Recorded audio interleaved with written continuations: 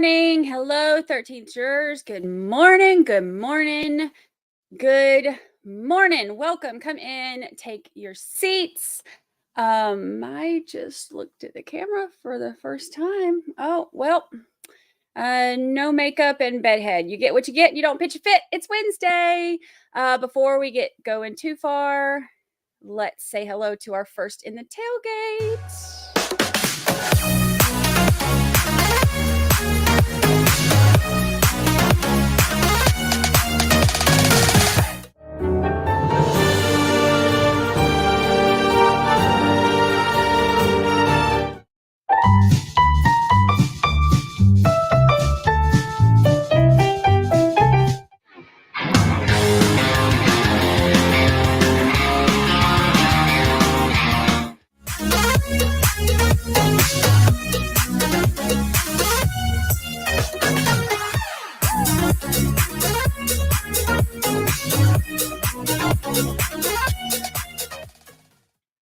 Yay, it didn't skip. I think I have finally figured out how to keep that from skipping and being unruly. So we'll see. We'll see how it goes. Today it worked and yesterday it worked. So maybe we're on to a whole new exciting situation where I have actually figured it out. So we'll see. Knock on wood, because every time I say something about that, then all of a sudden everything goes wrong again. So thank you for showing up early, getting the party going. It is good to see y'all this morning. I will tell you, there's a reason I'm looking rough this morning. I went down the rabbit hole last night, and it was like 2 a.m. before I even realized it. I have found a lot of stuff. Let me go ahead and put the screen on just in case if they get this crazy broad going, so we don't miss any of her weirdness. All right, get her up on the screen over here. I will tell you, I did a lot of digging. There is not a lot of personal stuff about Shad, the victim, and I tried to find some stuff on him because I wanted to share like some more personal stuff about him, kind of humanize him a little bit more than they've been doing in the trial at this point. So I was not able to find a whole lot of stuff about him. We did look yesterday and we saw his social media and that type of stuff. We could tell he loves music. But I found a few in the guest book on his obituary. I found a few people who had shared some kind words and thoughts. So I put those together on Twitter, and I put like a little thing just with some of those. Let me pull that up real quick.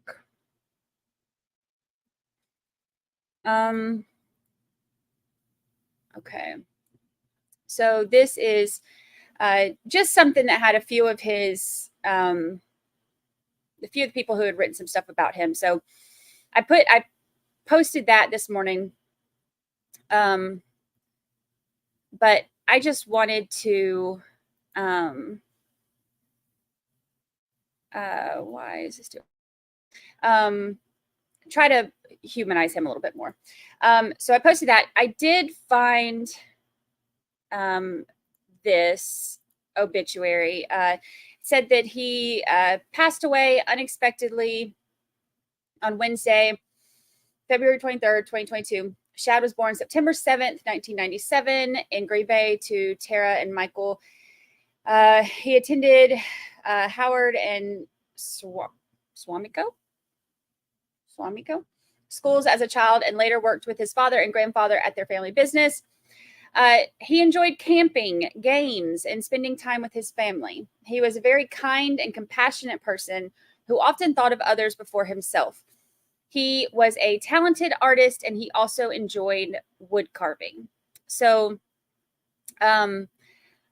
I wanted to, um, I wanted to pull up some stuff about him so that we can, you know, they mentioned yesterday a lot, that he, they would refer to him as, as parts, and as, and I don't, he was a person, and he had a life, and he had, people that he loved, and he had people that loved him, and, things that he loved to do, and hobbies. And so I wanted to take a second before we get started today, so that we can just take a look at that and remember that, because, as much as she has a crazy name, and she has, all kinds of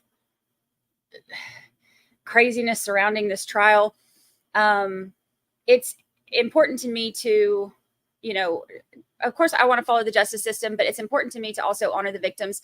So I wanted to just take a minute and, take a look at some of the stuff that about him, and things that he did, and things that he loved. So he is more than a head in a bucket. He is more than her science project. He was a person with, real, a real family, and real dreams, and stuff like that. So,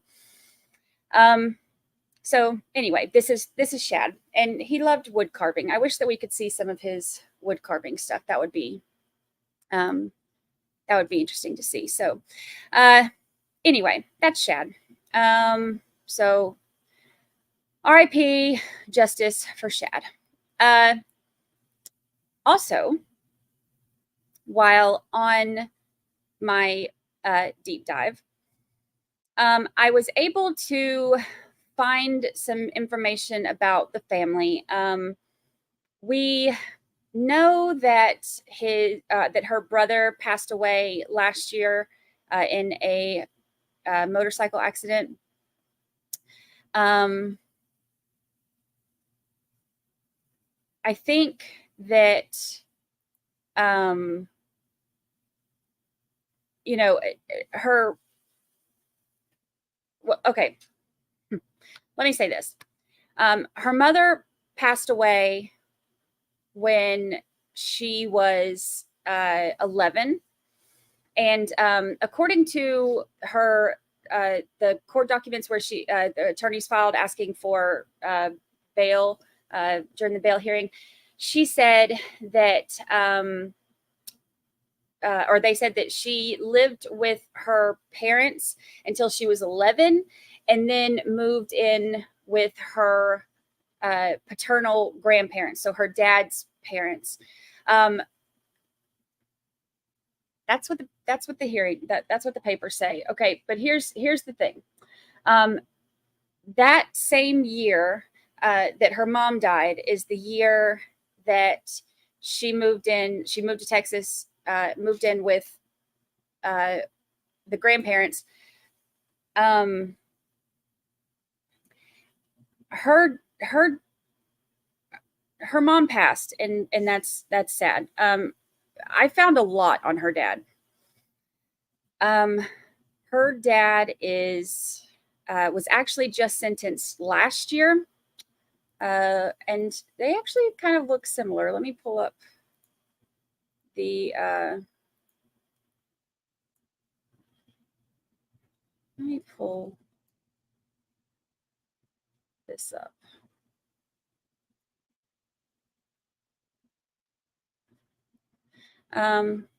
They kind of look similar, don't they? Like, you can see it, like the nose, the eyes, the hooded eyes, their lips, their expressions. This part through here, they kind of look alike, don't they?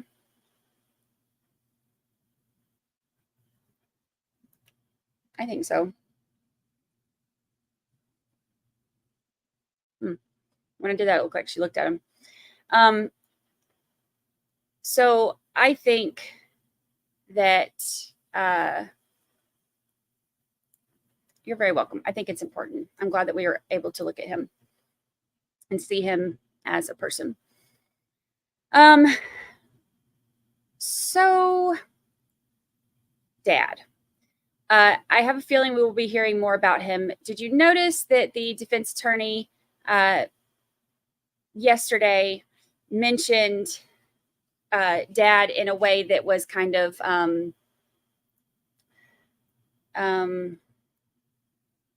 how do I say this? He made it a point to say for the one kid who had known her for so long, he made it a point to be like, oh, so were you around when he was, when she was growing up? So did you meet him? So I believe we're going to be hearing more from that. So here's the thing. Welcome, new member. Welcome, created by I don't even know my alphabet this morning. Created by EJF. Let me get my letters out.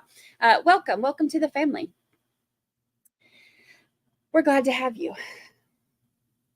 Okay, so Dad has a history, and I have a feeling we're going to be hearing more about this. As far as I can tell, he was still married to her mom when Mom passed. From what I can tell, that's what it looks like. Even on her obituary and stuff, people were giving him condolences. So it looks like they were still married. The history that I found of him is there was some stuff that actually mirrors hers a lot. Like I think he got some disorderly conduct and stuff like that. The one that he was sentenced last week for, now he was just sentenced last week. He was sentenced to 12 years in prison for second degree. Well, they dropped it to second. It was first degree was the original charge, but they dropped it to guilty due to no contest plea. But it was the original charge was first degree sexual assault, intercourse with person under 16 by use or threat of force or violence. They dropped that to a second degree sexual assault of a child charge and 2 counts. And he was sentenced last week to 12 years, I think is what I pulled up. He also has battery, domestic abuse, disorderly conduct, and domestic abuse. So I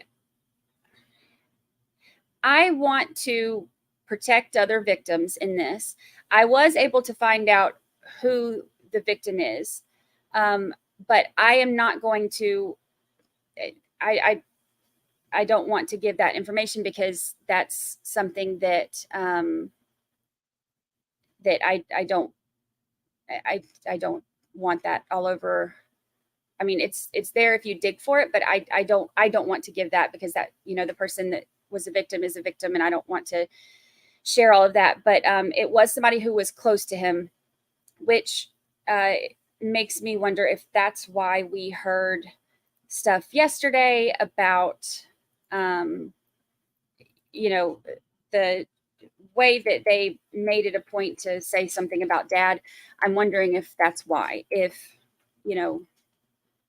we're going to hear more about her past with her dad. Johnson versus Taylor Schabusiness. The appearances are Thank the you, same. Shireen. I hope you feel better. Deputy District Attorney Saunders, District Attorney Lizzie for the state.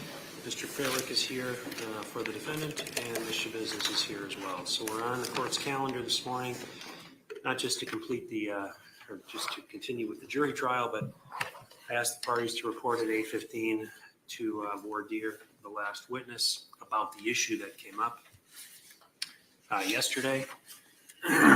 Is the witness here? That witness is here, Your Honor. In addition, Ms. Danelski is also here from Green Bay PD, who may have more information about technical issues if the court has concerns. But I can address this if you want to board your Lieutenant Daubert first. I would like to do that. So if you could come on up.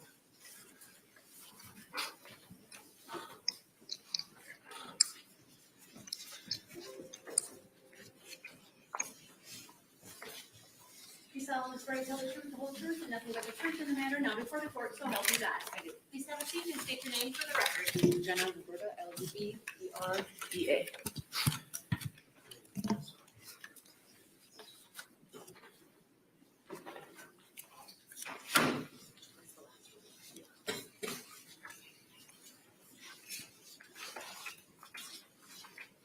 Okay, so we've got the witness from yesterday back on the stand.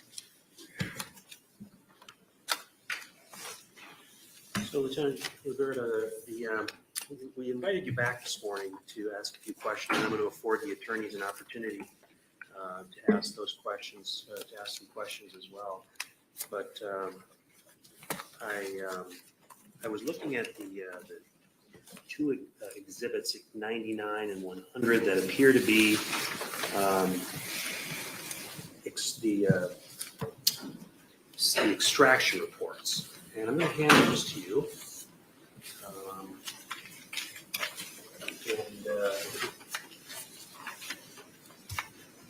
Actually, counsel, I don't have copies of those. So she's looking at the originals. Do you have a copy that I can look at while I ask some questions? And then I'm going to give each attorney an opportunity to ask some questions, but I have some specific questions I'm interested in.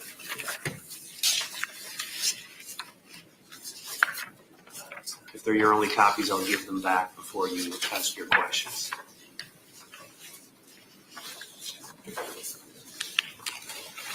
Okay, I'm looking at these reports, and the question that I had for the attorneys is if there's a way to identify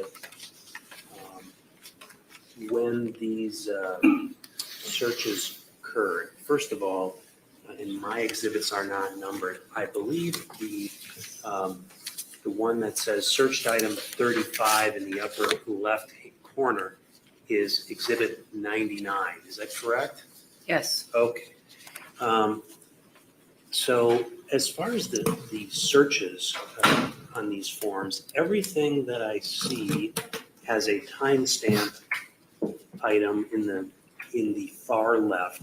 For example, item number 1, timestamp February 19, 2022. Does that tell me when this was searched? Yes.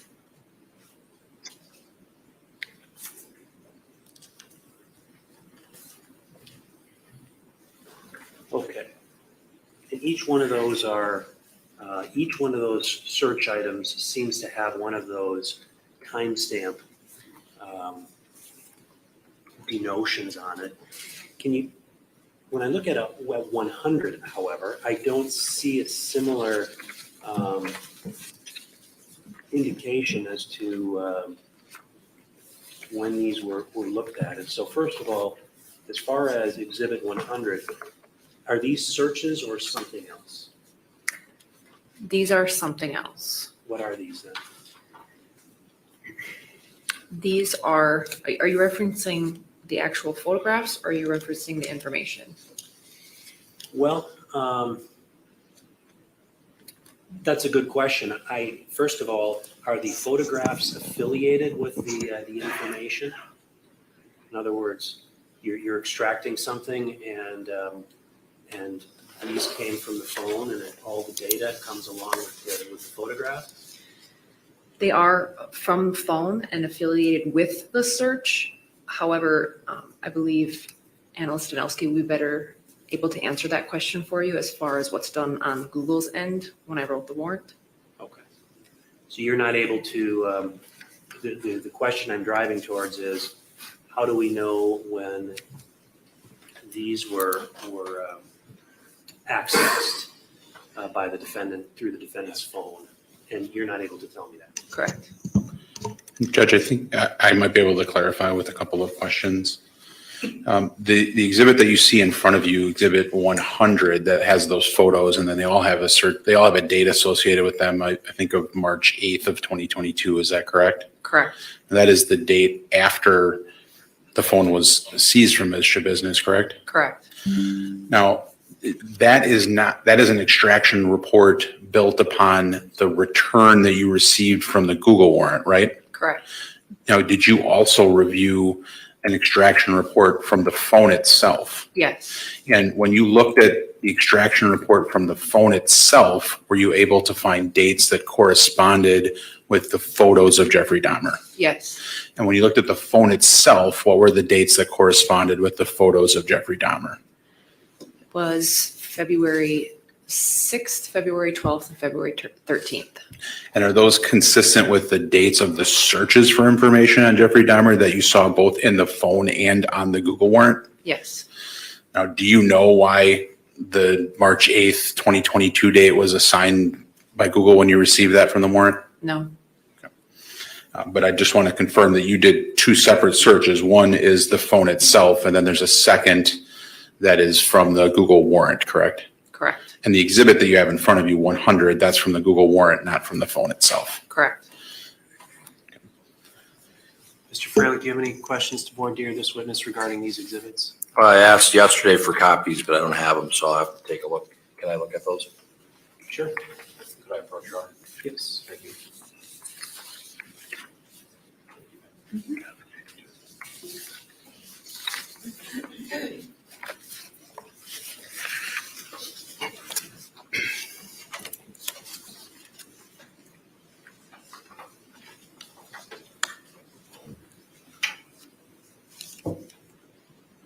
Should I call you Officer Liberta or Miss Liberta? Miss Luberta is fine. Thank you. Thank you.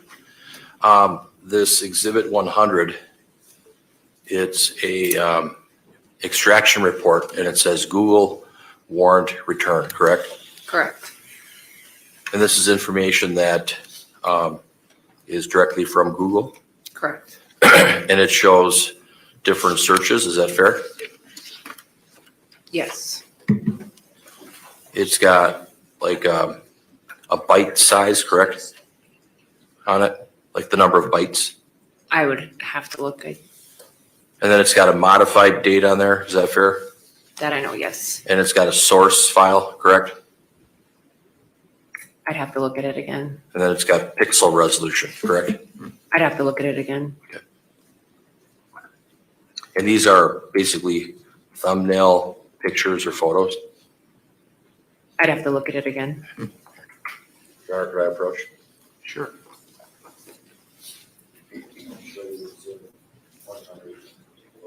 Thank you.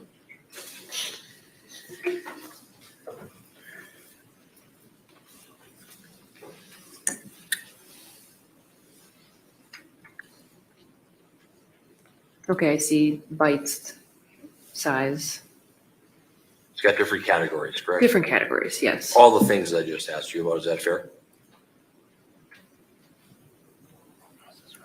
Yes. This, this March 8th, 2022 date, that is the date that the cell phone that is associated with these pictures was seized? What is the question? That March 8th, 2022 date, is that the date that's associated with when the phone was seized? No, Corresponds with those pictures? it is not the date that the phone was seized. Okay. What is that March 8th, 2022 date then? Do you know? It says it is a modified, and then it has the date. Okay. Do you know what that means, modified? No, I think you said these other dates, February 6th, February 12th, February 13th of 2022. What were those dates? those were the dates that searches for Jeffrey Dahmer or Jeffrey Dahmer in some way were done. Is that what's on that Exhibit 100? No. Okay. No other questions? Okay. Judge, I do have as an additional exhibit for the court, a report that was generated from the phone itself, which quite clearly shows the date stamp associated with some of these photos, and particularly the date stamp associated with Exhibit 101, which is the large picture that the state intended to addressed. So I can provide that to the court if it alleviates any concerns regarding the date of that particular photo.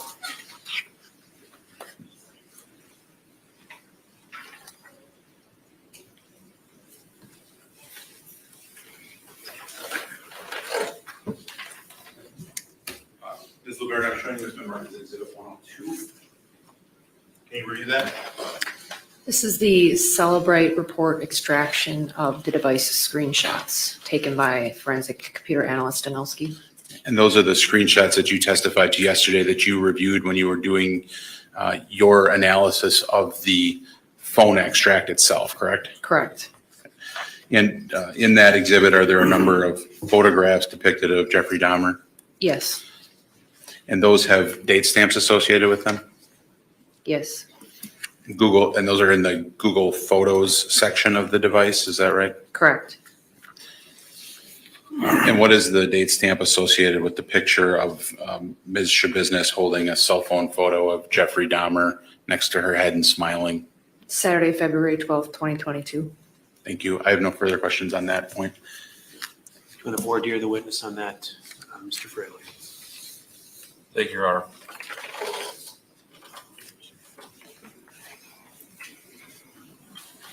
Ms. Liberta, does it indicate on this Exhibit 102 extraction report, created 3/2 of 22? Says that, right? On the bottom, correct. Okay. It says it on the bottom of page 1, page 2, and page 3. Is that fair? Yes. Okay, nothing further. Thank you. Just to clarify, that 3/2/22 date, is that the date that Analyst Danelski created these screenshots? Yes. Thank you. Okay, you can sit down.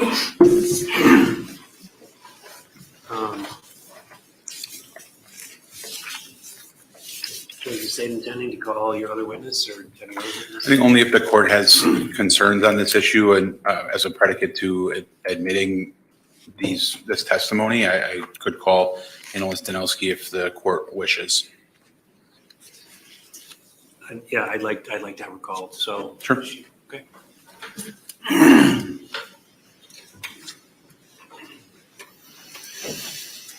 What's that? You can have that, yeah.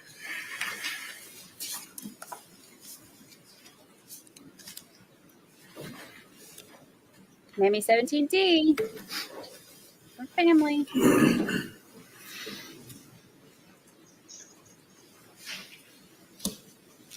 You solemnly swear to tell the truth, the whole truth, and nothing but the truth in the matter, now before the court, so help you God. I do. Please state your name for the record. Kendall Danelski. Okay, Ms. Danielski, if you have a seat. Thank you. I'm going to give you exhibits 99 and 100. And I just had a couple of questions Sure. for you. I'm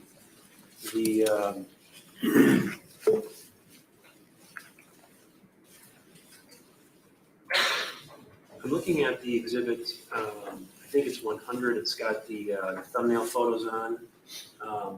And we've been talking a little bit about this exhibit, and it has a date listed by each image, and that date seems to be in the third column. So the first column is just the number. The second column is the file information. The third column is additional file information, and under that, there shows a date modified, March 8, 2022. Do you know what that date is? I believe that date is basically when Google received that preservation letter, when they grabbed that preservation and then said, okay, we're going to take a snapshot of this data here and save it. I believe that's when that data is created. I went back and looked at a couple other Google warrant returns that we've had in the past, and it was of similar correlation. So for instance, the preservation was sent and received by Google on the 25th. And then I saw the modified dates on all of the images to be the 29th. So it seems consistent that that would be the date that when Google receives that preservation letter, that's when they're saying, we're going to create a snapshot of all of this data. Okay. And this data on this exhibit, what is this data? It's not a search on a cell phone, or is it a search on a cell phone? Because I'm contrasting it with exhibit 99, which seems to, on the upper left-hand corner, it says search items 35. You see where it says that? Yes. Okay, this So- one over on the other exhibit doesn't say that. So what is this? So the one on the left, the search items, those are going to be Google search terms. And then the one on the right, data files, those would be images that would be under the Google Photos application. Both of these can be cloud-based, where data can be on the phone and in these applications as well. So if you were to log into a certain Google account, you could access these images from a computer as well. So The fact that it's showing up on this report, what is that telling us about this information? So this is telling you this is what was associated and within that Google account when Detective Liberta created that or sent that preservation letter. And the Google account can be accessed via the phone. A lot of times the data from the phone will be automatically backed up and synced to these applications. So if you're on Google and you're searching, where's Starbucks, that could go onto the cloud and translate to that as well. So this report then does affiliate with something that was searched. Yes. Okay. So why does one report indicate that it's searched items? That's exhibit 99, but 100 doesn't indicate that it's searched items. So it's just different types of data. So the searched items would be like Googling where is Starbucks on the Google application, the Google search application, where the data files would be something like if you were to be searching on Google and save a file or download a file or take a picture on your phone, and then that's backed up and synced to the Google Photos application. Okay, so it's something else going on the phone other than searching. Yes. And would there be any way to determine when that activity occurred by looking at exhibit 100? So if I look at item 1, is there any way to determine when the phone performed a function that registered this piece of data in it? It can, yes. So if you were to look at the photos, the regular photos gallery on the phone, under the images from the phone extraction, so not the Facebook or the Google warrant return, it would show a lot of these images as well, because a lot of images saved in the phone's gallery that comes installed with the device get backed up and synced to this Google Photos application. So a lot of these thumbnails and photos you're seeing here would also be in the regular gallery on the phone, which you could see going through the phone extraction. Okay. Is there any way for me to tell from this phone whether this data was collected by this phone, say, in 2022 or in 2015? Yes, some should have associated dates and times with them. I was looking, and some of the pictures of similar nature did have some download dates and times associated with them, which I believe were from February of 2022, which would be consistent with some of these search dates and times on the exhibit 99. Sure. Let me be more direct. This exhibit that the state is offering me, I want to make sure, if I receive it, that there's some correlation in time between the events in this case and the events on this sheet. And by looking at this sheet, I can't figure that out. Can you tell me whether looking at this sheet, I should be able to figure that out or not? Not usually by looking at the sheet. We'd have to look at the original phone extraction and find some of these duplicate or similar images, and then compare them and see the dates and times in the original phone extraction. I can't speak to Google and their servers and data after that preservation has been sent to them. So I can't say with 100% certainty what that modified time is on this form. That would be for them to speak to. I can say that the zip file we received from Google, the dates and times from that zip file are matched and were correctly parsed by my program. So it wasn't my program that edited and added in these dates and times. This is what Google sent us. So the best way to decide the dates and times for these images would be to either look at the captured screenshots that I took from the original phone extraction, or to go through the images from the original phone extraction. Not so concerned necessarily with the March 8 date, because that was after the phone was seized. That was after the events that occurred in this case. and every single item on this form has that same date. It would seem as a result that that was some kind of recording date that was done when you received these. My concern is whether or not there's any way to pinpoint when this information was collected by this phone. And you're telling me, looking at this exhibit 100, there's absolutely no way you can tell that. Correct. We would have to look at the phone extraction and compare the pictures with dates and times. Okay, I'm going to let the other attorneys ask some questions. Mr. Lizette.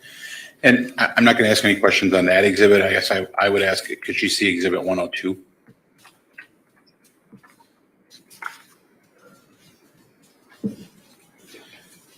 And Ms. Danowski, after you've reviewed 102, I would ask if you could identify what that is. This would be a report created from my device screenshots that I took from the original phone extraction. So whereas the previous exhibit 100 is from the Google warrant, this extraction is from, or this report is from the extraction of the device itself, correct? Yes, these were taken after the phone extraction completed successfully, and then I manually navigated the phone.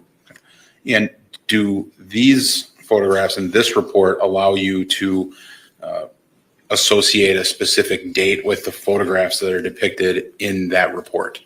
Yes. And what date is that based on your review of that report and your review of the extraction of the phone? This one is showing Saturday, February 12th, 2022, and that will correlate with the images below that date.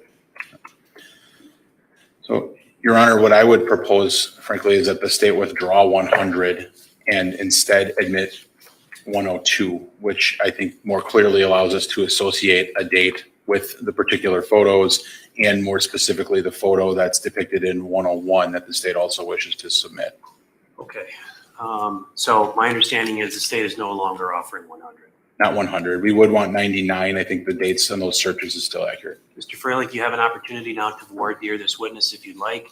She's not necessarily being recalled, which is a bit odd. She's already testified. Right. On the other hand, it might offer someone an idea that they want to call her at some point in rebuttal or in some other fashion. But when you voir dire the witness, I just want to indicate to you, you don't need to focus on 100 because they're not even offering it anymore. Okay? Yes. Very good. Thank you, Judge. Ms. Danowski, referring your attention to Exhibit 102, it's a 3-page extraction report, correct? It is, yes. And on each of the pages, it says created date, and that's 3/2 of 22. Is that fair? Yes, that would be when I captured the screenshots. And these are just basically shots off the internet. Is that fair? These are screenshots taken from the Google Photos application that was installed on the phone. Okay. There's a date, at least on the first page, that says Saturday, February 12th, 2022. Is that correct? Yes. And then on the last page, it says Saturday, December 18th, but it doesn't have a year. Is that fair? Yes. So are these different pictures from different time periods? So the date correlation would be, so the first one, Saturday, February 12th, 2022, you would start looking at everything underneath that belonging to that date and time. And I take screenshots in chronological order, and I always try to include the image above and below just to make sure there isn't any way to say that images were skipped or passed over. So you'd want to follow along chronologically, that any image that is after the one on page 1 that goes to page 2, which then goes to page 3, would all be under Saturday, February 12th, 2022. I'd have to see the screenshot below the December one to make a decision on that one, but from the ones I'm seeing, these would all be under the February 12th date. But the last page, you would agree, it does say Saturday, December 18th, correct? It does, yes. Okay. And these are pictures where? In the Google Photos of this phone, or where were these pictures found? These were located in the Google Photos application. Photos can be added to that application in many ways. A lot of times there's a regular gallery that's on a phone, and when you take pictures or you download pictures from the internet and save them to your gallery, they're later backed up and synced to the Google Photos application. So likely these photos at some point were on the gallery of the phone, or they could be added by logging into this account on a computer and then adding them that way, but they still would be synced with this phone. Is it possible that these pictures could have been downloaded and put into the Google Photos app on all different dates? Usually the Google Photos application is going to take the same date that that photo was captured. So that photo was likely captured Saturday, February 12th, 2022. It's just going to grab that date from the gallery and bring it right in with Google Photos. But you don't know 100% when these photos were downloaded. Is that fair? We would have to click on that photo and click information, and then it would give the exact date and time that photo was taken, or we could look in the original phone extraction under the regular images tab, which would be associated with the phone's gallery. But as you sit here today, these photos in Exhibit 102, you don't know what date these photos were downloaded and put into the Google app application, correct? Is that fair? I would say the pictures were taken on Saturday, February 12th, 2022, or saved at that date or time. How do you know that? Because that's how Google Photos associates dates and times with pictures and images. Can you say that 100%? Very certain, yes. In my experience when looking at this application, it's been very consistent.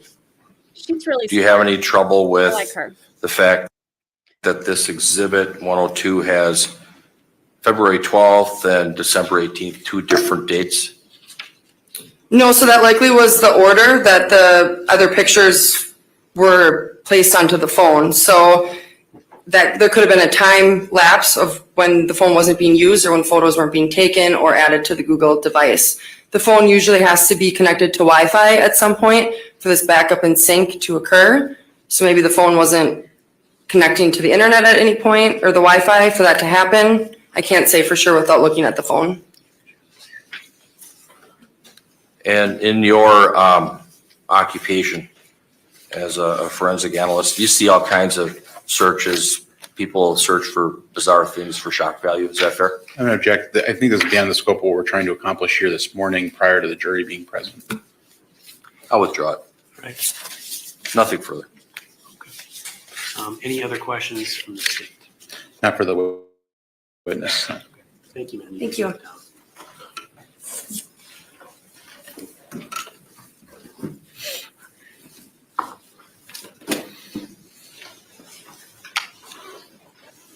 Anything else you wanted?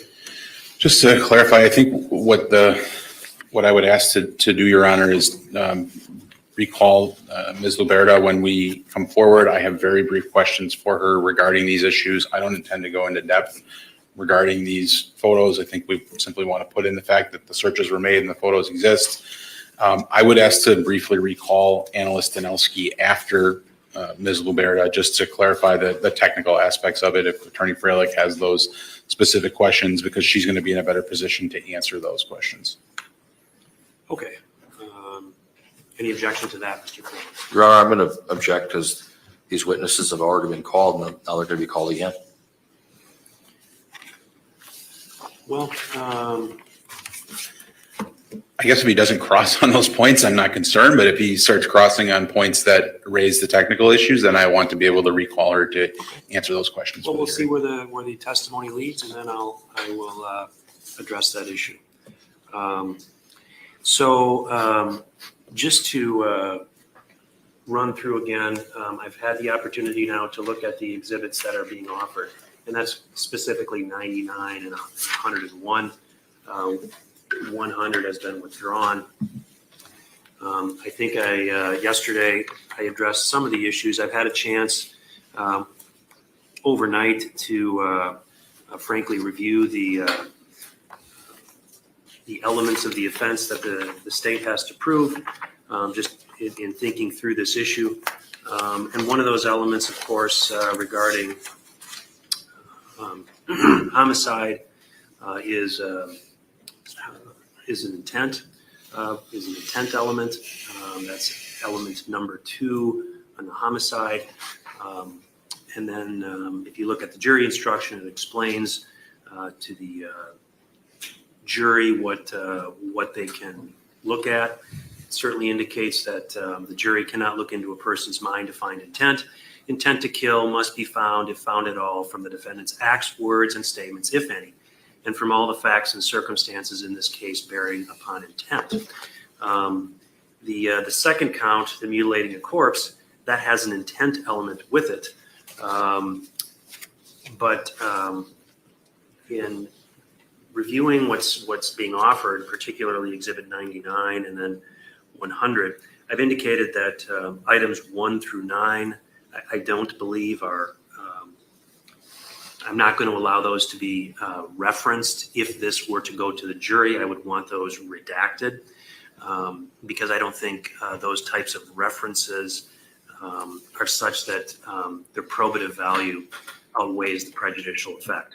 On the other hand, the items 10 through 35 relate to Jeffrey Dahmer, and the circumstances of the events of Jeffrey Dahmer's homicides are frankly conventional wisdom, not just in Wisconsin, although particularly here, but other places. And people are familiar with the nature of what occurred in that case. The events, now having listened to some of the events, particularly from the coroner, about the events of this case, there's similarities. And while the court has to be cognizant of issues relating to prior bad acts, that's not what this relates to. This relates to someone's demonstrating an interest in these, and there's numerous searches. So I'm looking at 10 through 35, and all of those relate to Jeffrey Dahmer, and I think that's relevant. Relevance, essentially, relevant evidence means evidence having a tendency to make the existence of any fact that is of consequence to the determination of the action more probable or less probable than it would be without the evidence.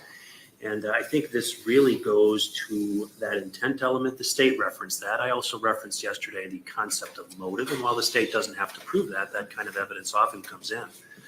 I'm satisfied for those reasons that this report is relevant to the extent that I haven't redacted it.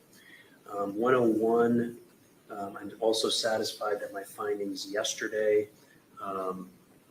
as well as the additional findings I've made today, It looks like the remain same one, I'm doesn't going it? to allow that to be admitted. We've now voir dired these two witnesses, and I think the status of the case is such that we would bring the jury out and have Lieutenant Daubert come back to the witness stand because that's where she was when they left. Anything before we bring the jury in? Mr. Saunders? No. Mr. Freilich? No, Your Honor. Okay. Then we'll bring the jury in. I really like this judge. Every time I hit this happens. I really like him. He is very no nonsense. He runs his courtroom and he makes sense with the things that he says. I really like him.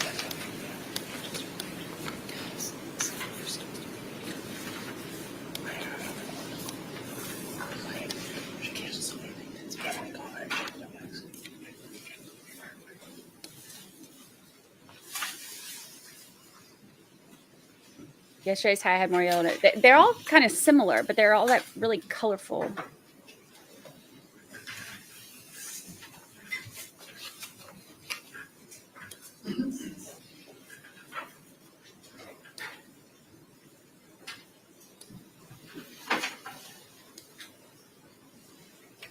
Okay, be seated. Ladies and gentlemen, welcome back. I hope you had a pleasant evening. We are ready for day 3 of the trial. I think the last witness that was on the stand, Ms. Liberta, if you could step forward, please. We'll get underway where we left off.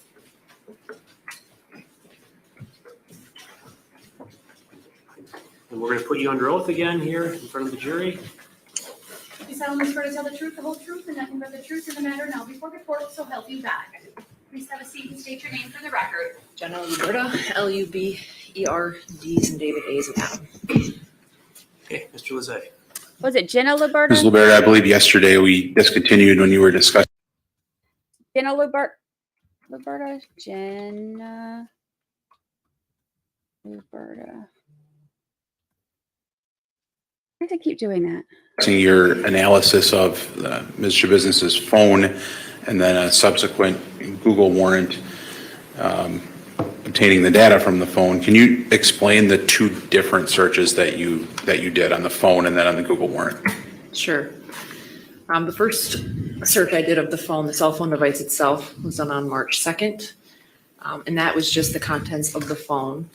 And then in discussing it with computer forensic analyst Danowski, she suggested that an additional warrant could be done for further information regarding the email addresses, the Gmail addresses that were connected to the phone. And that would have been a whole separate warrant and a separate search.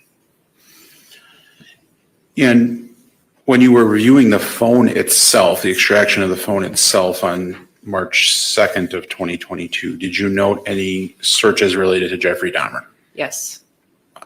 Was there one? Was there more than one? How many? 24 total. Whoa.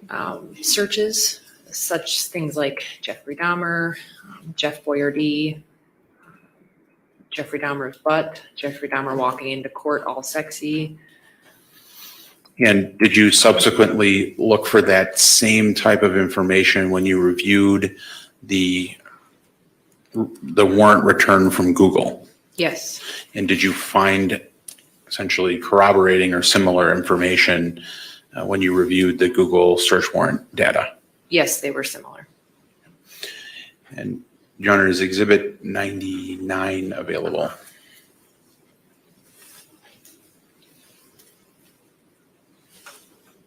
$24 is a lot.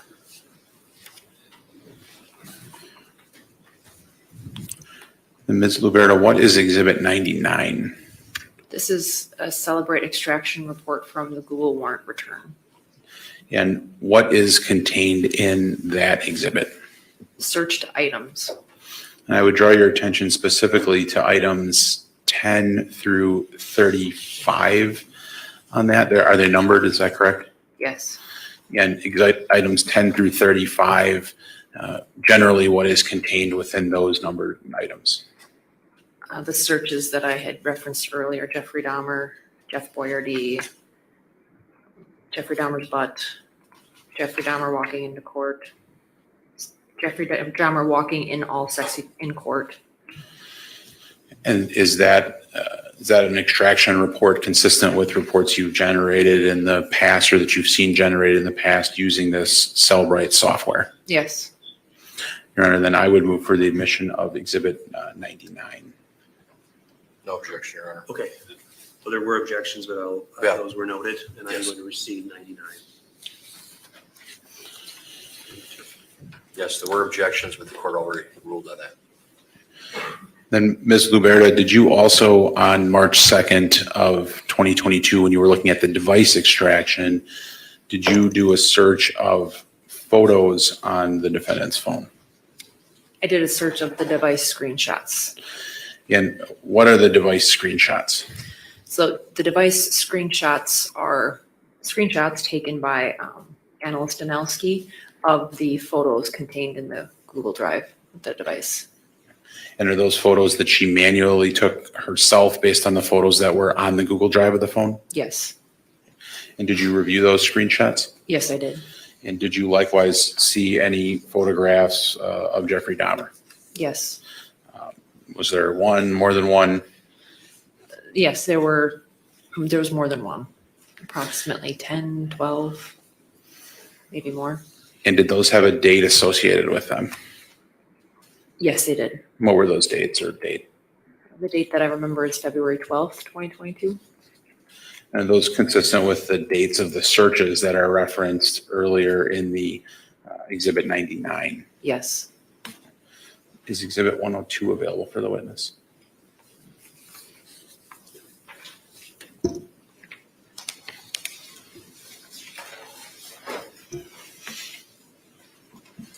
Ms. Luberta, what is Exhibit 102?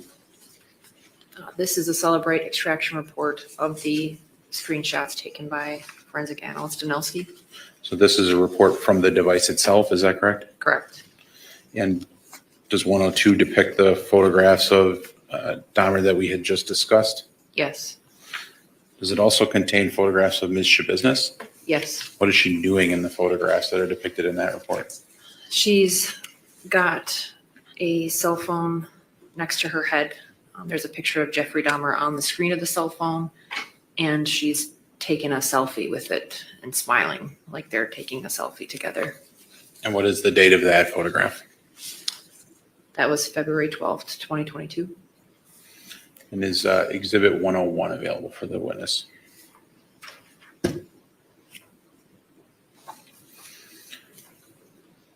Ms. Luberta, what is depicted in Exhibit 101? The photograph I just described. Your Honor, I would move for admission of 101 and 102, and I would ask for permission to publish 101. Same objections as before, Your Honor. Okay, I'm going to receive 101, 102, and you can publish to the jury.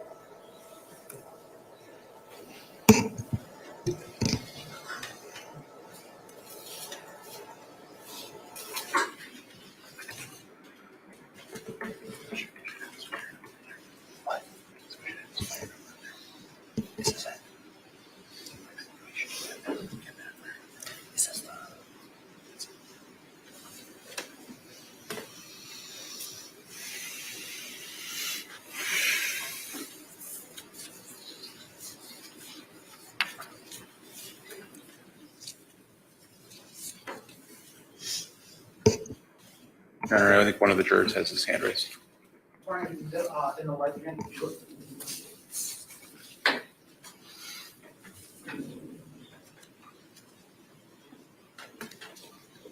Then, Ms. Luberta, is the screen now depicting Exhibit 101? Yes. And that's the photograph from Ms. Schabusiness's Google Photos from February 12th of 2022. Correct. Thank you. I have no further questions of the witness. Okay, cross-examination, Mr. Freilich. Ms. Luberta, you had talked to Taylor Schabusiness, correct? Did you talk to her? No. You found out that Detective Graf had spoken to her, correct? Correct. And did you find that, did you find out that Ms. Schabusiness said that she was only able to I'm utilize going to her? object, Your Honor. He's asking for hearsay information. He's not allowed to admit statements of the defendant through a witness. Only the state can elicit those things. And this witness also did not speak with Ms. Schabusiness herself. I'll withdraw that, Your Honor. Okay, questions withdrawn. Did you find that a large portion of the data from this cell phone from Ms. Schabusiness was stored on the cloud? No. Did you put that in your report? I don't recall.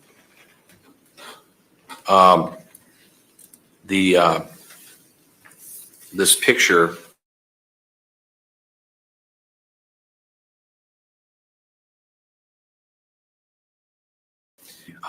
various image photos on all kinds of people's phones, correct? Correct. People search and look at odd, bizarre things, correct? Correct. And based on your training and experience, people look at things for shock value sometimes. Is that fair? I don't know if I can answer that question. Maybe. This photograph in Exhibit 102 is basically a close-up picture of Ms. Schabusiness with a phone right by her, correct? Correct. You don't see any knives, you don't see any weapons, you don't see anything, correct?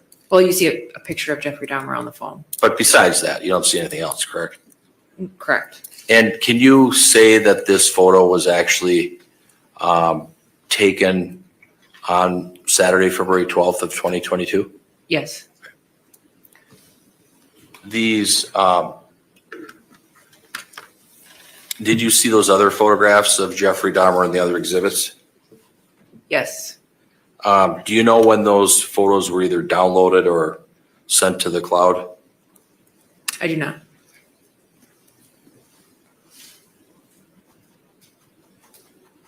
Okay, I have nothing further.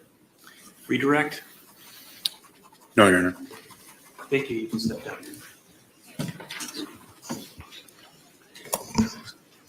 State's next witness. Judge, the next witness would be a statutory crime victim, just for the media. Okay, I just indicate to the media, and they're acknowledging that the victim will not be shown on live stream. State And calls, and I just want to clarify, the other media needs to be notified too. It's not just live streaming, any other method of showing them anywhere is prohibited. Go ahead. thank you. The state calls Michael Thyrion.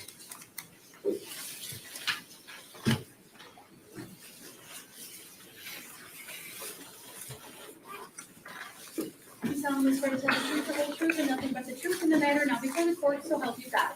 Please have a seat and state your name for the record. Michael B. Thyrion, Okay, the witness is yours, Mr. Saunders. Mr. Thyrion, how old are you? 60. And do you live in the Green Bay area? Yes, I do. Did you have a son named Shad? Yes, And is he now passed? yes. How old was Shad when he passed? 24, 25. Okay. Mike, I want to ask you about Monday, February 21st of 2022. Do you remember the day I'm talking about? Yes, On that date, was Shad at your residence? yes, he was. Was that a residence that is in Green Bay? Yes, And at some point, did Shad get picked up by his mother? I believe somebody came and picked him up. Okay. And then I guess he left your home. Yes, Later in the evening, did Shad return? yes. Was anyone with him? Taylor, And do you know who Taylor is? yes. How do you know Taylor? She's been at my place on half a dozen occasions. And I guess what was Taylor's relationship with Shad, to your knowledge? They were friends from middle school and high school. So there have been previous, I'm sorry. That was my understanding. They were friends from. And you mentioned there were previous times she was at your home, Yes, and you've had the occasion to speak with her? yes. About what time of night did Shad and Taylor get to your home? 9 o'clock, 9 p.m. or so. Was anyone else with them? Yes. Do you know who that was? AJ? So the three of them arrived. Did you see how they arrived to your home? No, I didn't. How long were they there? Short time, and then they left. Short time. Are you able to approximate how long? 15 minutes, and then they left, and Shad and just Taylor came back. So they came back for a little bit of time, Yes, and then did they leave again at some point? yes. And they said they were going over to Terrace. So when was that second time that Taylor and Shad came back? It wasn't long after they left. I'm going to say within 45 minutes. During that second time that Taylor came to your home on February 21st, did you also have the chance to interact with her during that time period? Small talk. What was the nature of that small talk? They were just they were looking for something. They were on some mission. I don't know. I was preoccupied with other things, and I don't even really remember with the small talk. Just asking. Did you have the chance to kind of see Taylor's demeanor and how she was acting? Yes. Could you describe what you observed? Nothing out of the ordinary. Just the way she was. She wasn't real speakative. Didn't talk a lot, but she was polite and respectful and always kind. Was that sort of consistent with the prior occasions that you had contact with her? Yes. And then after they left, I guess that second time, did you see Shad again after that point? No, I did not. Thank you, Mike. I have nothing further. Cross-examination, Mr. Freilich. Mr. Thyrion, you live in Green Bay, correct? Yes. And your son, Shad Thyrion, was living with you in February of 2022? Yes. He stayed primarily with you, but sometimes he would go over to his mother's house on Stony Brook Lane. Is that fair? That's correct. Your son knew Taylor Schabusiness. They were friends, correct? Yes, They went to middle school together. yes, They went to high school together at Bayport. yes. On this particular date, Monday, February 21st of 2022, your son was at home Yes, initially, correct? yes, Okay. And at some point, someone came to pick him up, correct? yes. Do you know what time that was, sir? Like morning, afternoon? I don't, I thought he left with, Taylor and, AJ. And so they all three of them they left together? Yes. And then, how long were they gone before they came back to your house? Wasn't long, half hour, 45 minutes, something like that. Okay. I don't know, it wasn't long enough. I don't really recall, it's been a while. Okay, that's fair. They did come back, just Taylor and Shad. Okay. When they came back, did they get something to eat? Did they watch TV? Do you remember? No, they said they were going back. They said they were going by Tara's house. And do you know what time they left your house to go over there? I want to say 10:30, maybe not even that. I'm not sure. Are you talking AM or PM? PM. And then at some point, is it your testimony that they came back again? Yeah, that's when they left again. You know, they left at they were there at 9, and then they left for a little while, and then they came back, and then they left over to Tara's, and it was just her, and Shad, and Taylor. Okay. When you saw Taylor Schabusiness on either occasion, did you talk with her about anything? Just small talk. Did she appear to be acting odd or bizarre? No, How about Shad? no. You said they were on a mission. Do you know, what do you mean by that? I don't know. They just seemed like they were talking about, you know, going somewhere or doing something, and I'm not really sure what was going on. I was preoccupied, and you know, and then they left shortly. You know. Okay, nothing further. Thank you. Any redirect? No, Your Honor, thank you. Okay, thank you. You can step down.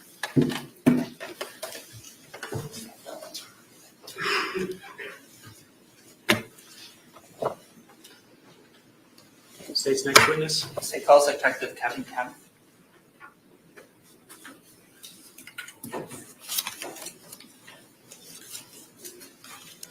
I know he has to ask questions, but I wish he would have just let the dad go. There was nothing that he said that added anything. It was all just the same stuff.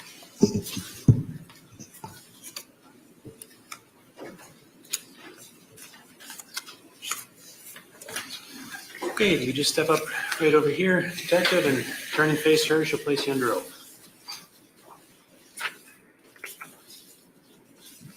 You solemnly swear to tell the truth, the whole truth, and nothing but the truth in the matter now before the court, so help you God. I do. Please have a seat and state your name for the record. Kevin Kempf, Kevin, Kempf as in Frank. Okay, Mr. Saunders, the witness is yours.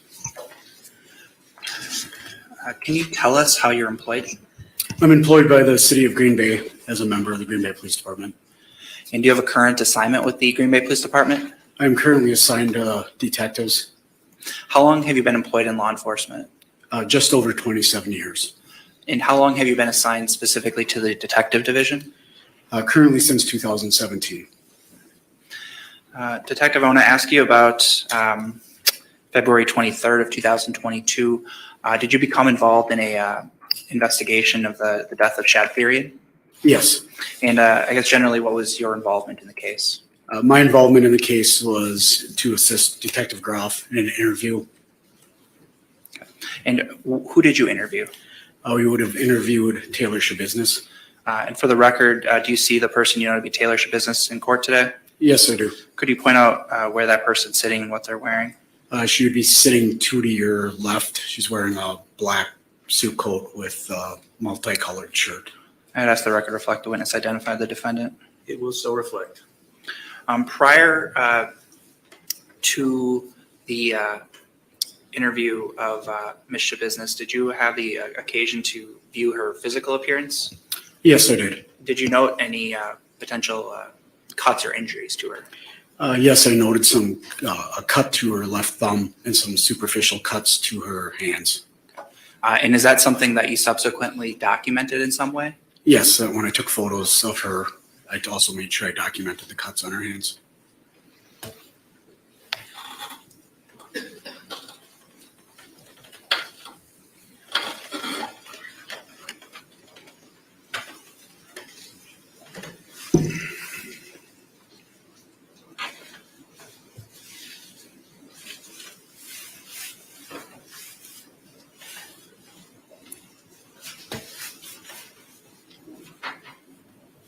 I think we're all just like ready to see the interview.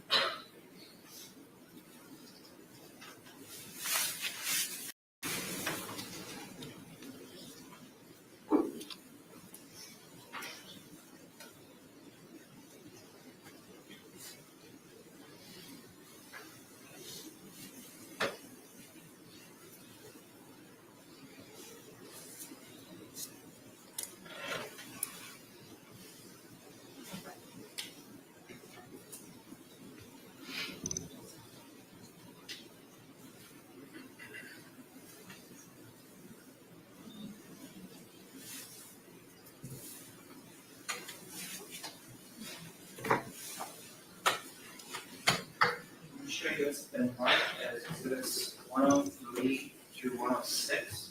I'll ask if you recognize those exhibits.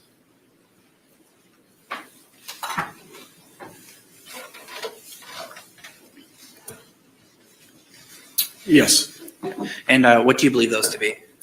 These would be photographs that I took of Ms. Schabusiness's hands. And those appear to depict Ms. Schabusiness's hands as you observed them in the interview room on February 23rd? Yes. And when, on February 23rd, would this contact have occurred? When did you begin the interview? I believe I took the photos at approximately 6 a.m. and I think the interview started about 6:30 a.m. All right, so this was before the interview? Yes. All right. I'd move 103 through 107. Any objection? No. 103 Six. through 107 will be removed. Sorry, Judge, 106. 106. And then I'd ask permission to publish as well. Any objection, Mr. Freilich? No. You can publish 103 to 106. Okay, and then it'll be in front of you, but also behind you, whatever's easiest here. So are we observing photograph 103 at this point? Yes, you are. Okay, and what does this depict? This would be her left hand. There's a superficial cut in the palm below the thumb. And then you can see the cut on the thumb partially from a side view. And then exhibit 104, is that what we're looking at now? Yes, it would be. That would be her right hand and a superficial cut in the palm of her hand. And then 105. This would be the cut on her thumb, her left hand thumb. And then 106.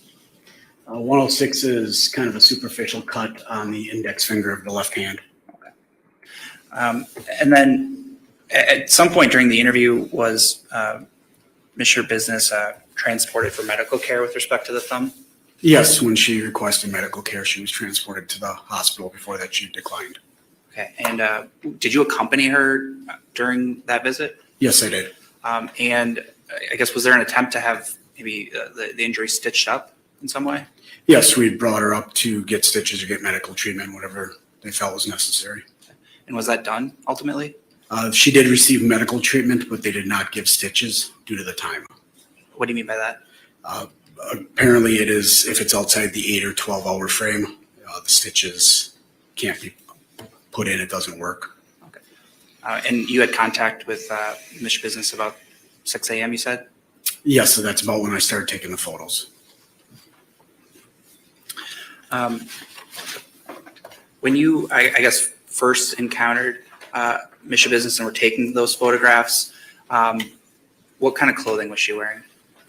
At that point, she had like a black spaghetti strap top, I believe, on, and some black leggings, more tighter spandex, I guess.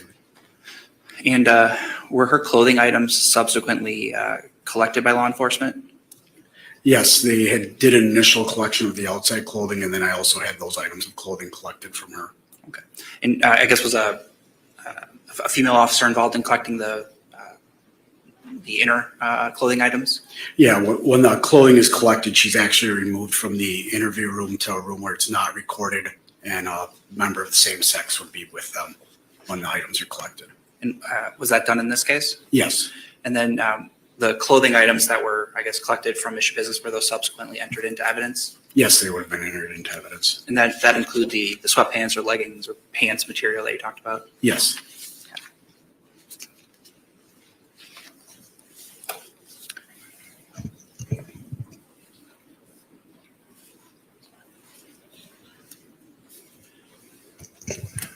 After those photographs of Mission Business, did you participate in the interview of Mission Business? Yes, I did. And which other officer was with you? Detective Graf. During the course of the interview, did both of you sort of interject at some points and ask questions? Yes. Have you had the chance to review that February 23rd interview of Mission Business? Yes, I have. Okay. And that appeared to be fairly and accurately and consistent with your interview, as you recall it, of the defendant? Yes. All right. Thank you. I have nothing further. Cross-examination. Thank you. Morning, Detective Kemp. Morning. So on February 23rd of 2022, you were contacted by the lieutenant at about 4:13 a.m. to come and assist. Is that true? Yes, that'd be approximate time.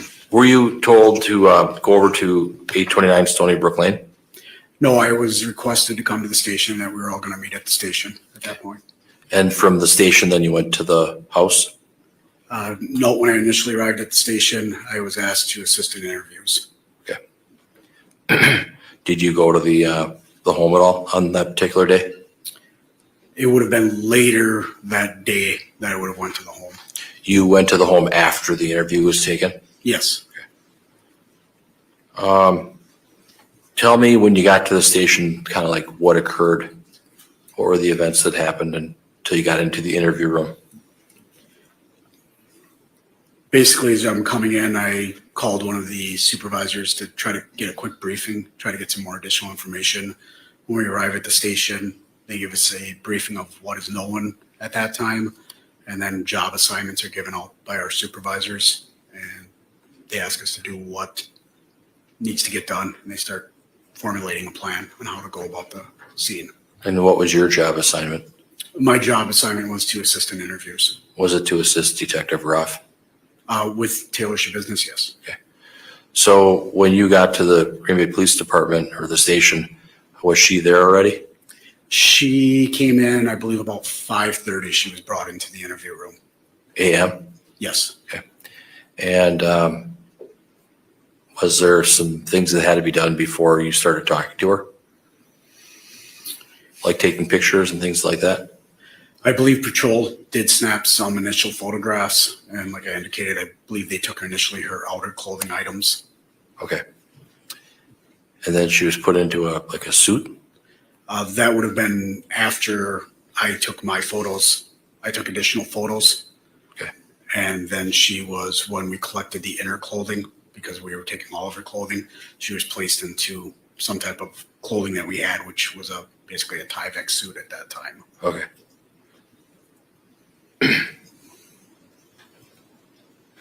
It was early in the morning. Did Taylor Schabusiness appear to be tired? She appeared to be no more tired than I was. I mean, she was able to talk, able to speak to me, understand. How about her eyes? Did they appear to be odd, like where she was having difficulty seeing? I wouldn't say that she had a hard time seeing. It didn't seem like that. Did she have any slurred speech? Not that I noticed. When she was talking, was she making sense? Yes, she was able to hold a conversation and answer questions and seemed to be coherent about what was being said and asked. Was she calm? Was she calm? Yes. Yes, So then at some point, Detective Graf took some swabs, correct? yes, we would have swabbed her hands shortly after the photos were taken because there was some discoloration on her hands that appeared as it could be blood, so we decided to swab the hands. And Mr. Saunders asked you about those exhibits 103 through 106. Ms. Schabusiness did have cuts on her hands, palms, and thumbs, correct? Yes, And the substance that was on her hand, you don't know where that came from, if it came from the cuts or something else, correct? I do not know, no. And then you and Detective Graf proceeded with your interview of Ms. Schabusiness, is that fair? Yes, At some point, you took a break, correct? there were several breaks taken during the interview. But then there was a break where you where you had her go to St. Vincent's Hospital in Green Bay for some medical treatment of these cuts, correct? Yes, I believe that was around 9:30 a.m. approximately. It was about 3 hours after the interview started, give or take a little bit. So 3 hours later, approximately?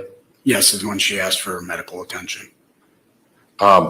Did you accompany her to the hospital, or how did that work? Yes, we had a MARC squad transport her up there. I rode up with her in the MARC squad, was in the room or just outside the room at points because I had to step out when they were changing her. And then when she was transported back, she was placed back in that MARC squad, and I rode back in that MARC squad with her. Was Detective Graf with you when you went over to the St. Vincent's Hospital? No, You took her by yourself? no, it would have been myself and another officer. Okay. What time did you arrive back at the Green Bay Police Department? I believe it was about an hour or 70 minutes later, off the top of my head. Maybe around 10:30 or so? 10:30, 10:40. And then you proceeded with further interview? There was additional interview done.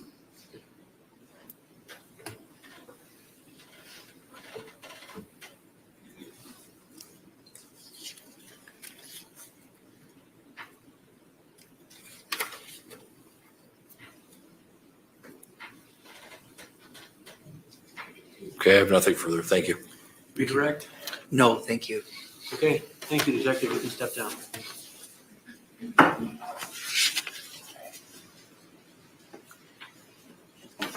State's next witness.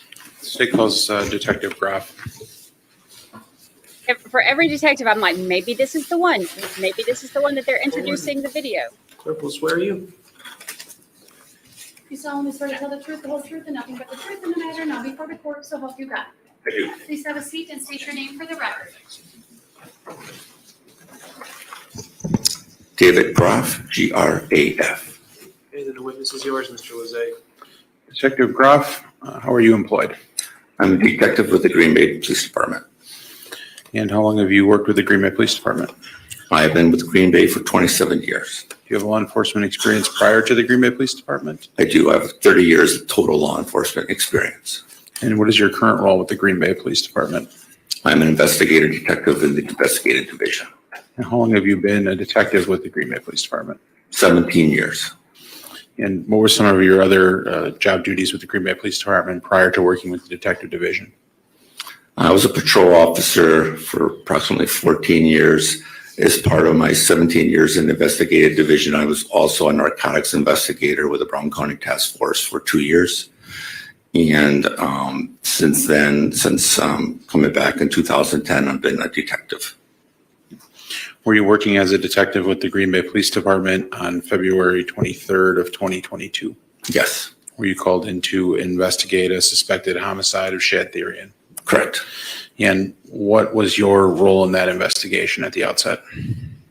My initial roles was to arrive at the police department and received a briefing of what was going on.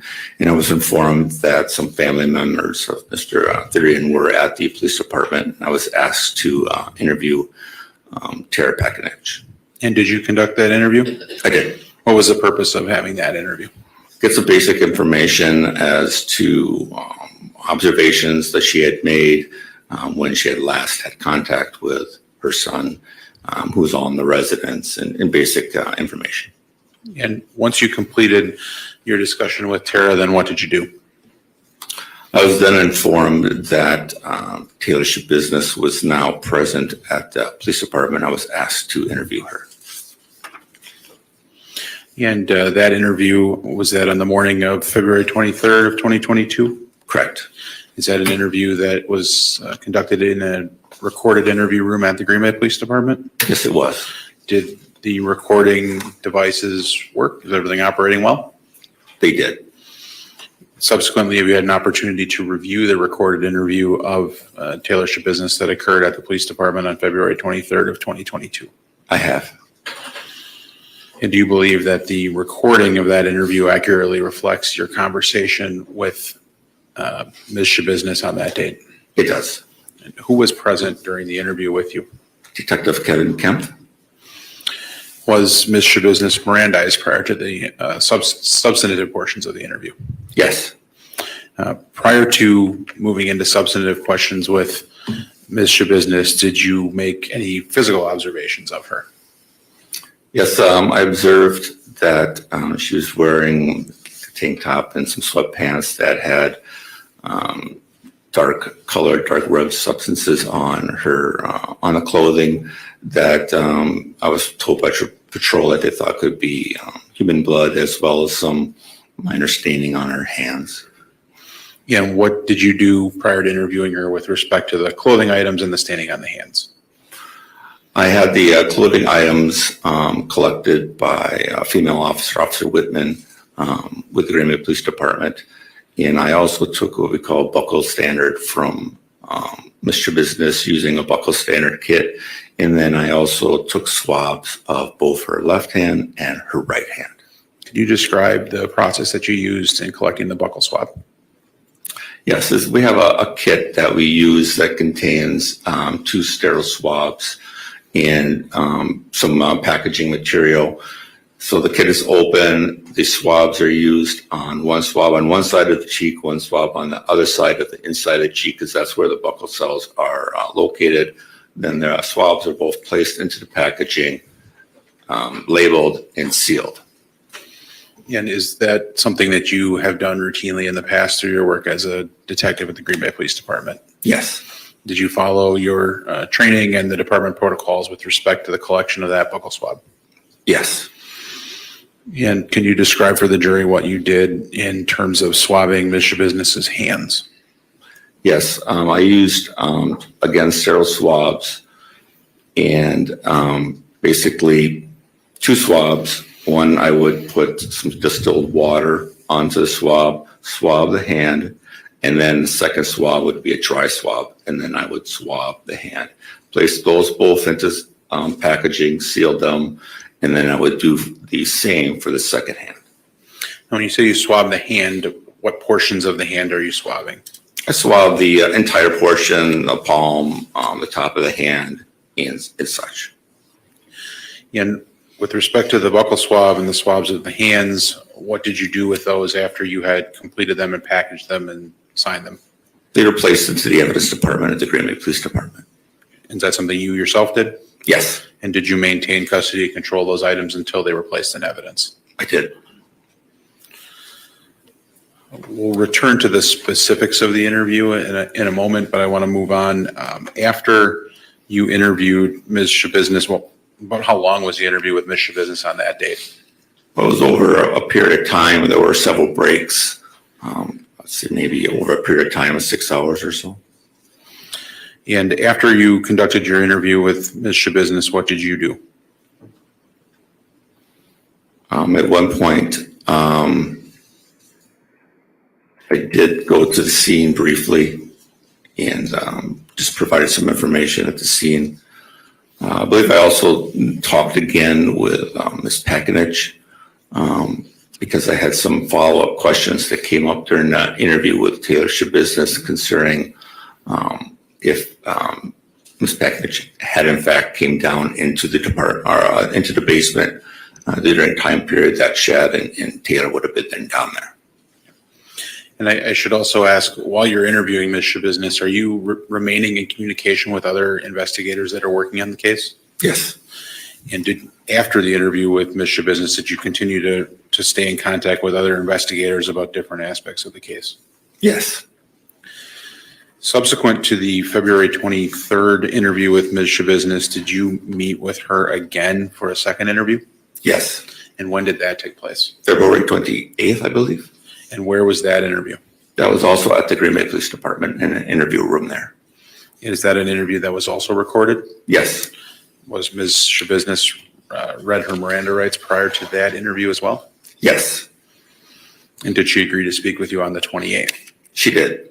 And who was present with you for that interview? Detective Phil Scanlon. Have you since had the opportunity to review the audio video recording of the February 28th interview with Ms. Schabusiness? I have. Does that recording accurately set forth what you recall from the interview itself? Yes. Is the quality of the audio the same in that one as it is in the 23rd? No, it's not. The quality of the audio in the second interview was a little less, and it was a little harder to hear. Is there a reason for that? The microphone in that particular room was not as sensitive as at other rooms. And again, we'll get into the specifics of that interview, but I want to move into subsequent aspects of the investigation prior to doing that. At some point in time after the interview, did you assist in this investigation in other ways? Yes. What was the next thing that you recall doing after meeting with Ms. Schabusiness on the 28th? Several things that I did was, one of the things that I did was I reviewed the evidence that was taken throughout the course of the investigation and chose several items that I wanted to send to the Wisconsin State Crime Lab for further analysis. Is that generally how the process works with your department and the State Crime Lab? Is it the detectives select the items that will be sent to the State Crime Lab? Yes. And when you're deciding to send items to the State Crime Lab, are you aware of submission guidelines that the Crime Lab has? I am. What generally are the submission guidelines with respect to serious crimes such as this? Thank you, Bite Me. In these types of crimes, they ask that the first submission of evidence be limited to 10 items. And did you send 10 items to the lab in this instance? I did. And when you were trying to select which items to send to the lab, what considerations did you have? I took several considerations. There was quite a bit of evidence taken in this case. However, I was aware that there was at least 2 different scenes where evidence was collected, one being on Stony Brook Lane, the other being at Eastman Avenue, in which I had been information that Taylor and Shad had been at both residences. Also, I was aware that several knives had been found in the basement on Stony Brook Lane that were covered in what appeared to be human matter. And my concern was that was Shad's blood and tissue. So I wanted to confirm that. So I took the one knife that I chose was the bread knife, so to speak, that she had used mainly to dismember the body, according to Ms. Schabusiness, and that had been found in, I believe, the Jimmy Choo bag in the basement. So I chose that knife as particular for testing. There were several other knives located in the same areas, but I just decided to take the one knife. I also decided to send swabs that I'd taken from her hands to see if that was, in fact, DNA from Shad on her hands and on hers blood. I also chose the swabbing from what was a res substance in the apartment and the bedroom of Taylor Schabusiness' apartment, to determine what that substance was, if it was blood, and also determine if it in fact did belong to Taylor or Shad, so if he could be linked again to that particular residence. And then do you recall the other items that you sent to the lab in this case? The other items that I had sent also was a the swab, the oral swab that was taken from Shad from the autopsy. And I had the penile swab that was taken during autopsy from Shad. And I also asked one of my forensic evidence techs to swab the dildo. And so I had the dildo swab, and I sent that also to determine again if any of their individuals whose DNA was on any of those items. And how about any of the clothing items that were taken from Ms. Schabusiness? Did you send those to the lab? Yes, I believe the sweatpants were specifically sent in. And did you also send the known control buckle sample from Taylor to the lab? Yes. In addition to making the decisions regarding what evidence would be sent to the lab, did you participate in any search warrants in this case? I did. 4 separate cell phones had been located during the course of the investigation, 2, I believe, at the Stony Brook in the basement, and 2 in the bedroom on Eastman Avenue. So I wrote a search warrant requesting that all 4 cell phones data be extracted. And did you have opportunity to review the extraction from any of the cell phone devices that were seized and searched with a search warrant? I did.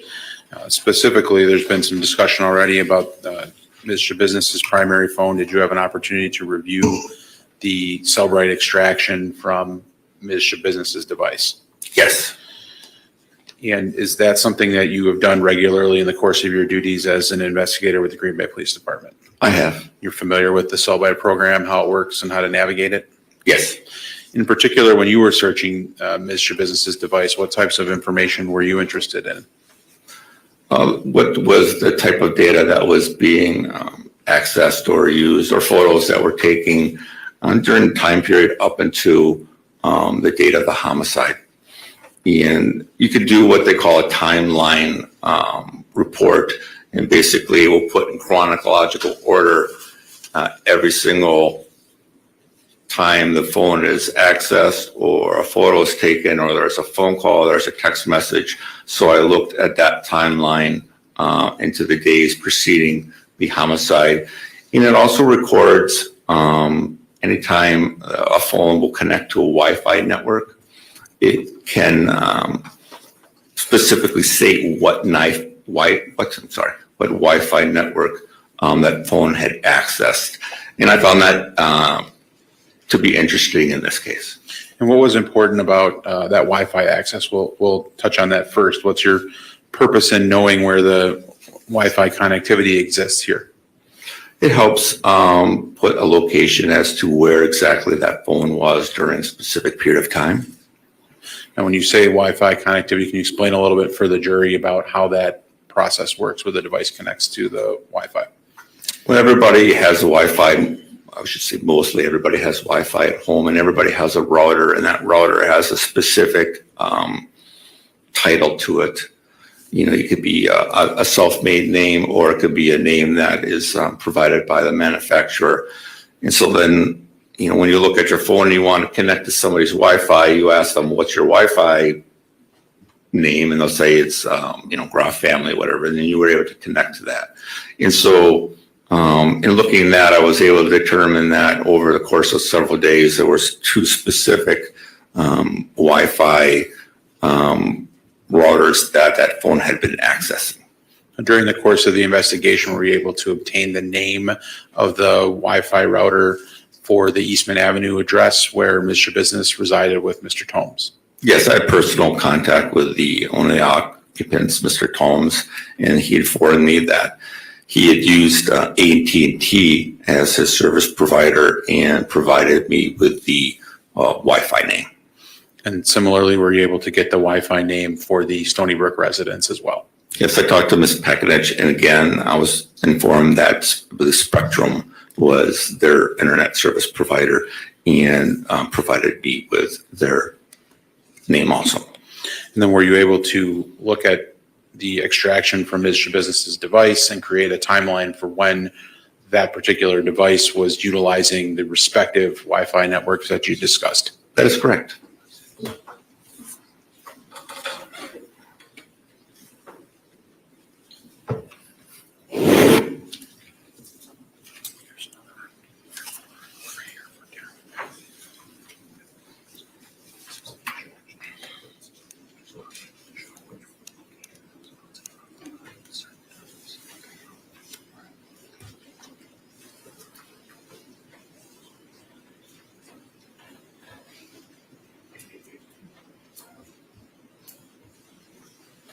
Detective Graf, I'm trying to work at Exhibit 107. I'll do that document for me. This is an extraction report that I completed from the data found in Taylor Schabusiness's cell phone. And what specifically is addressed in that particular extraction report? In this particular one, it is a timeline in terms of network usages, in terms of what Wi-Fi the phone was accessing, and it provides dates and times. And using that report, are you able to then determine at what times the device is utilizing which of the routers? Yes. And what is the significance, or what did you glean from that report then with respect to the dates and times? Well, I know that on February 22nd, 2022, starting at 12 a.m., it was utilizing the Wi-Fi from the Eastman Avenue address. And there's several entries over the course of time from midnight all the way up until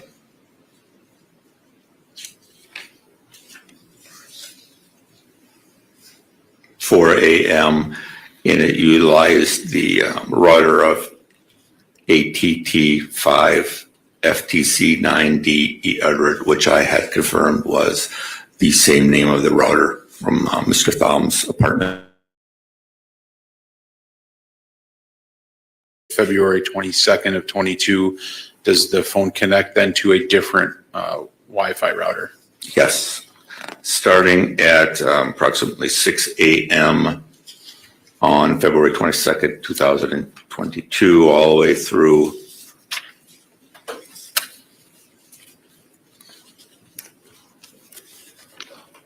10 a.m. or so. Oh, no, I'm sorry. Yes, well, 10 a.m. approximately. It was the My Spectrum Wi-Fi, which then again I had confirmed that was the Wi-Fi router at the Stone and Brook Lane address. Now, did those, in order to have the phone connect to the particular Wi-Fi device, does that mean that the user necessarily has to be utilizing the device to do something specific? I don't believe so, no. There are certain programs that simply run in the background that are searching for, trying to connect to the Wi-Fi? Yes. And that doesn't necessarily give you a specific time frame, but does give you general time frames for where Ms. Schabusiness might have been at, Ms. Schabusiness's device might have been at certain points in time. Yeah, I would say that is accurate. It's not specific, but it does give you general timelines, yes. I think you mentioned earlier you were also looking for photographs in the timeline right around the time of the homicide. Is that correct? That is correct. Were you able to note any photographs that were relevant to your investigation in this timeline? Yeah, I noticed that on February 22nd, 2022, approximately 12:56, 12:57 a.m., several photos had been taken of Shad Thyrion. And those photos were present on Ms. Schabusiness's device, is that correct? That is correct. And they have very specific date and timestamps? Yes.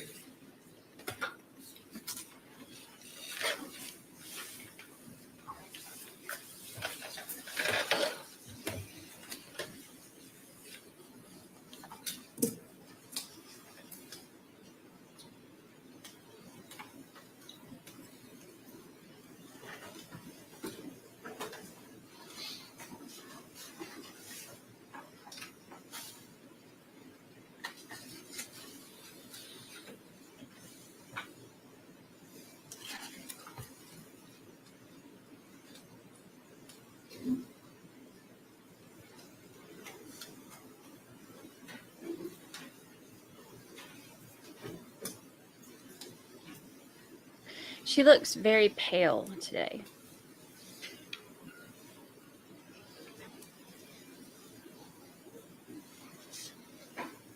The judge.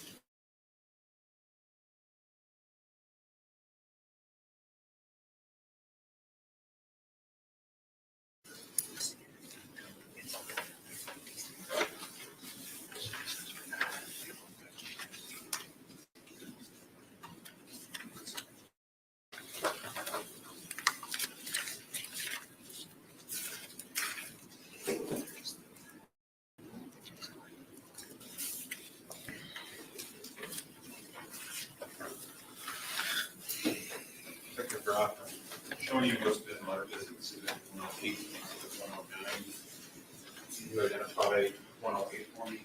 Your Honor, I'll object to 108, 109. They're similar, but some of the photos on one of the exhibits are more like thumbnail, and then the other one is the larger one. But we already have pictures of the alleged victims, so I would argue duplicity.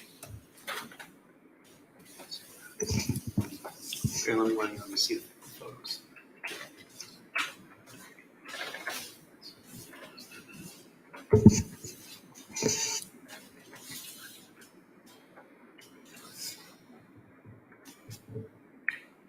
So your argument is duplicity? Yes. Well, I've taken a look at 108 and 109. They're different. Certainly there's thumbnails on 108, which are smaller. Those photos, actually each one of them are different slightly. And there's some other data on 108. So I'm satisfied that I'm going to overrule the objection, and you can proceed. And, what is exhibit 108 again, Detective? 108 is another extraction report documenting 5 photos that I had found in Taylor Schabusiness' cell phone. And what's depicted in those photographs? All photographs are of the head of Shad Thyrion. You say these are in-life photos of him, is that correct? I'm sorry? These are photos of him while he is still alive, correct? That is correct. And 109 depicts what? 109 is a full photo of one of those particular photographs described. And again, what is the date and time of the photographs in exhibit 108? February 22nd, 2022, one at 12:56 a.m., another at 12:56 and 57 seconds a.m., another at 12:57 a.m. That's like the most another important at distinction. 12:57 and 12 seconds a.m., and the fifth at 12:57 and 18 seconds a.m. Have you, as part of your investigation in this case, had an opportunity to review photographs of the 2 residences, the Eastman residence and the residence on Stony Brook? Yes. Based on your review of those photographs and then the review of exhibit 109, are you able to ascertain where that photograph was taken?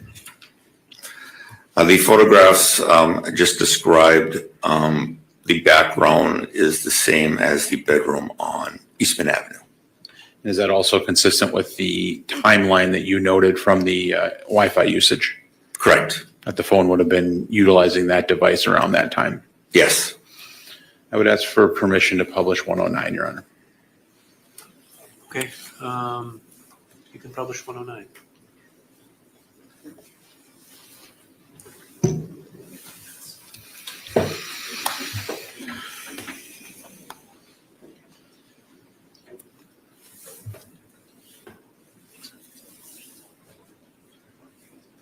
Is the screen now depicting exhibit 109? Yes, it is.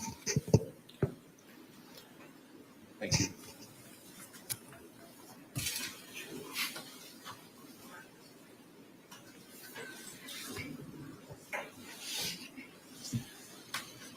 Detective, I now want to return to the interview and specific conversations about what Ms. Schabusiness told you on February 23rd of 2022.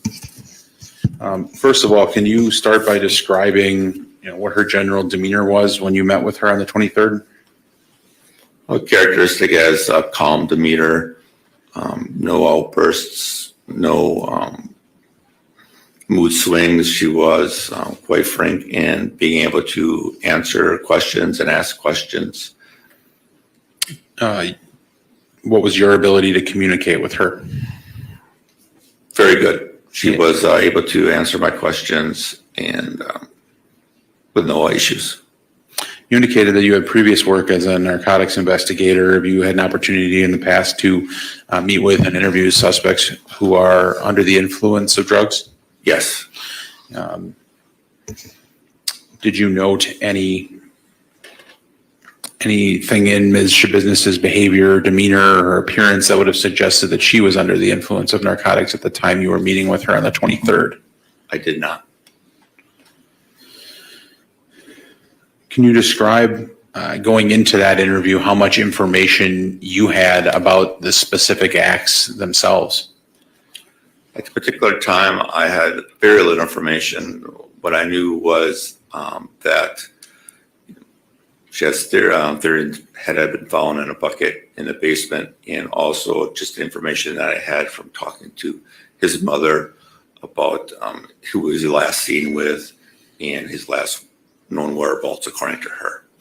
In terms of the specifics of what happened to Shad and where the rest of his body was, is that information that you knew prior to beginning the interview with Ms. Schabusiness? No. The information about Shad and what happened to him and where his body was, where did that information come from? Ms. Schabusiness. And to begin your interview, how did you begin asking her about the specific events? I basically stated to her that with the information that I had, and the information that I had at that point in time was that Shad's head had been found in a bucket in the basement, and that she had at one point had been with Shad. So I just asked her if she could tell me what happened. And was she able to describe to you what happened? Yes. What did she say with respect to how Shad was killed? How Shad was killed? Correct. She said that Shad had produced a chain, like a dog collar, and put it around his neck. Initially, it sounded like it might have been some sort of foreplay, but it got to the point that she started to strangle Mr. Thyrion and just continued to do so, according to her, for several minutes until he passed away. Did she, as it relates to the strangulation, did she make any statements about her observations of Shad as she was choking him with that chain? Yes, she stated that his head turned purple. He started to, I believe, blood coming out of his mouth. His tongue was protruded, I believe. Did you ask her whether she chose to stop at that juncture? I did. And what was her response? She stated that she wanted to continue to see what happened. And did you ask her whether or not Shad had struggled at all when she was choking him? She said that he did.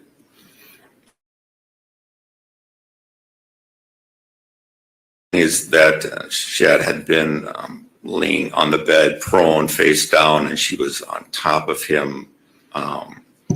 And so she was able to choke and control his body, so to speak, that even though he was struggling, she was able to still maintain control.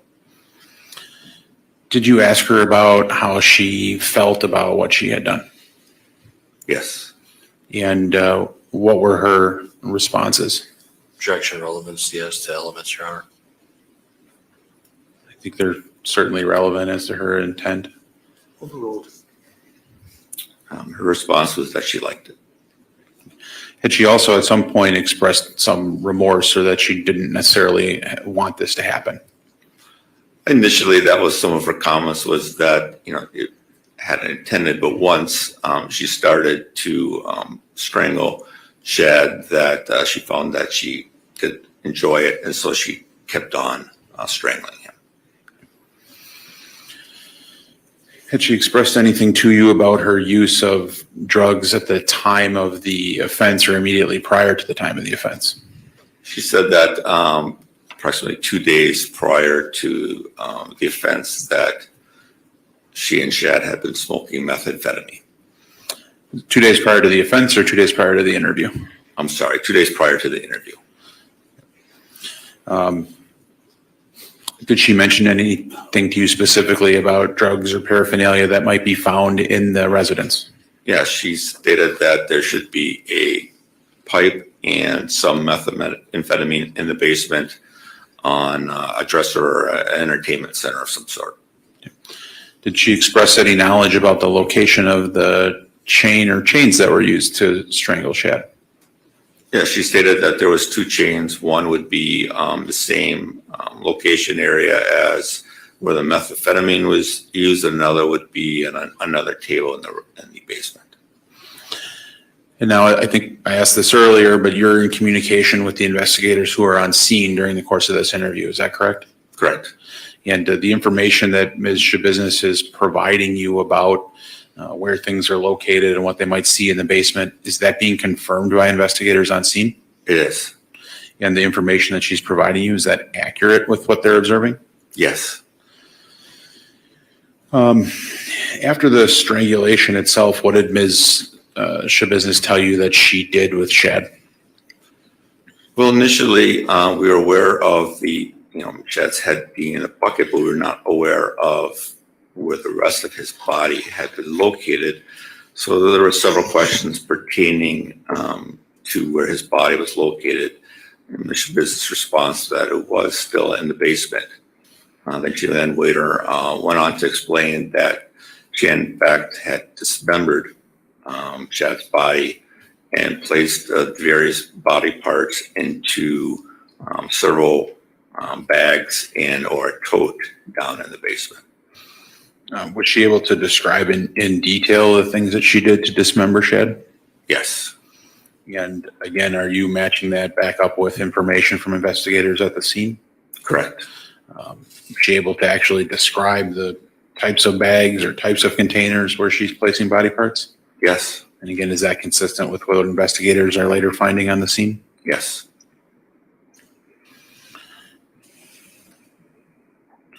Did she talk to you about how she dismembered or what she used to dismember Shad's body?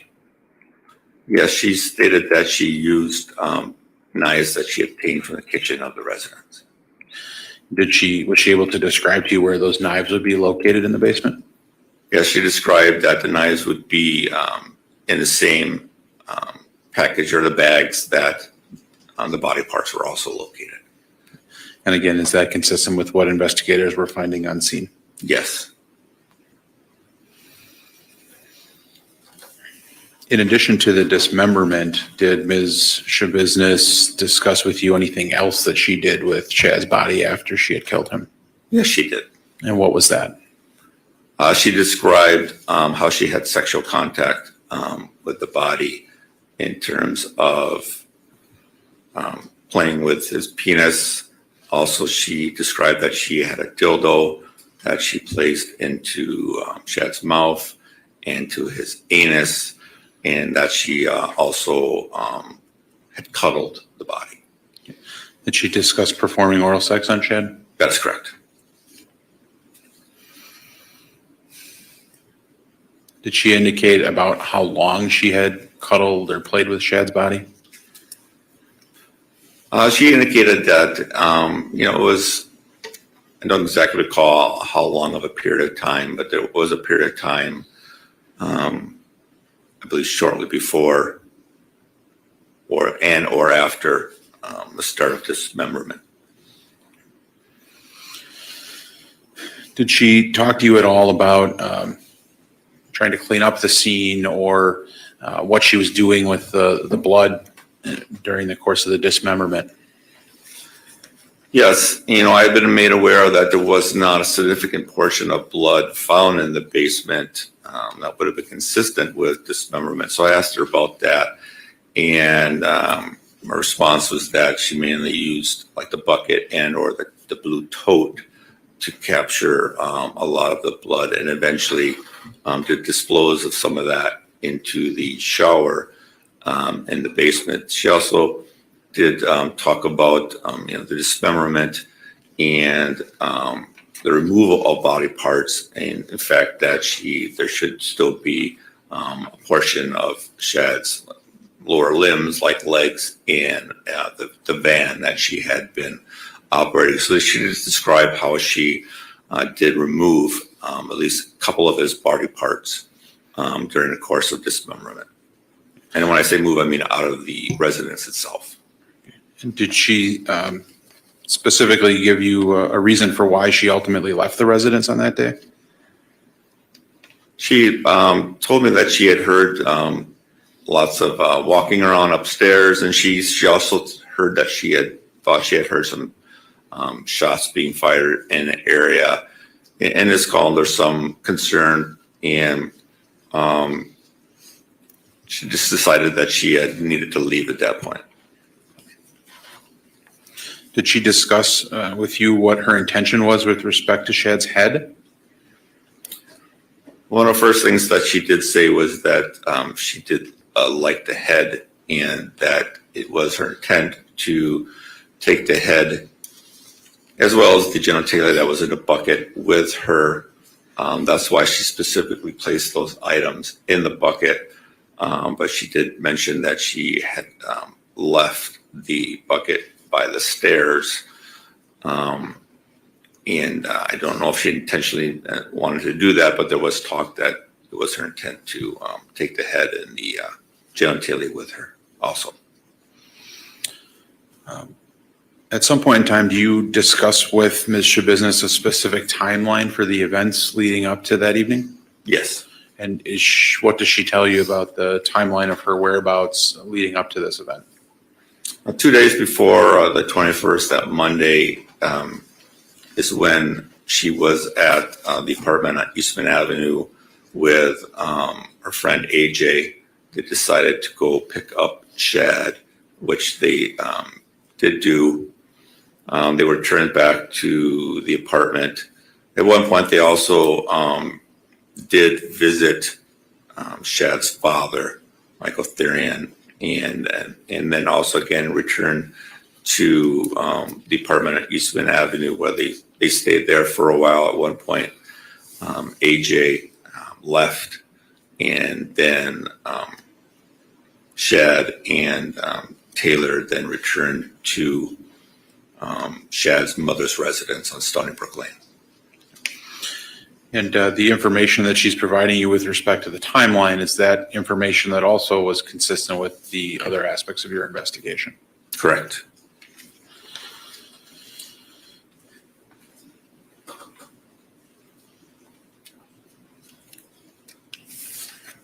Had she mentioned to you while you're discussing the timeline use of narcotics or controlled substances? While they were in the apartment on Eastman Avenue, they did use her and Shad smoked methamphetamine, and she also indicated that Shad and AJ smoked marijuana. Had she talked to you about what vehicles she was using to travel around to these locations? Yes, the entire time she was using her roommate, Mr. Dom's gold Chrysler minivan. Did you ask her whether Mr. Thomas had given her permission to use the vehicle? I don't know if I asked her specifically that question, no. But it was under impression that she was using it. At the time of the interview, I was not sure. I later found out that Mr. Thomas claimed that she has used it in the past, but not necessarily was supposed to use it that night. Did she tell you any information about whether Mr. Thomas was involved in this crime at all? He was just at the apartment the entire time, sitting in a chair basically, and according to her, he wasn't even aware of what they were doing because he was behind him or in the bedroom.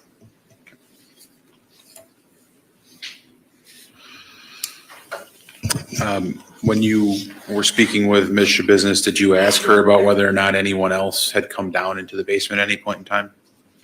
Yes. And what did she say? So then she stated that she believed that Shad's mother had come down with a cat. And did she discuss actually having any interaction with Shad's mother at that time? She said that she did not, and I asked Taylor if she thought that the mother had seen her, and she stated that she did not believe so. Asked her what she did, and Taylor just stated basically that she kept quiet and was off in the like the finished part of the basement.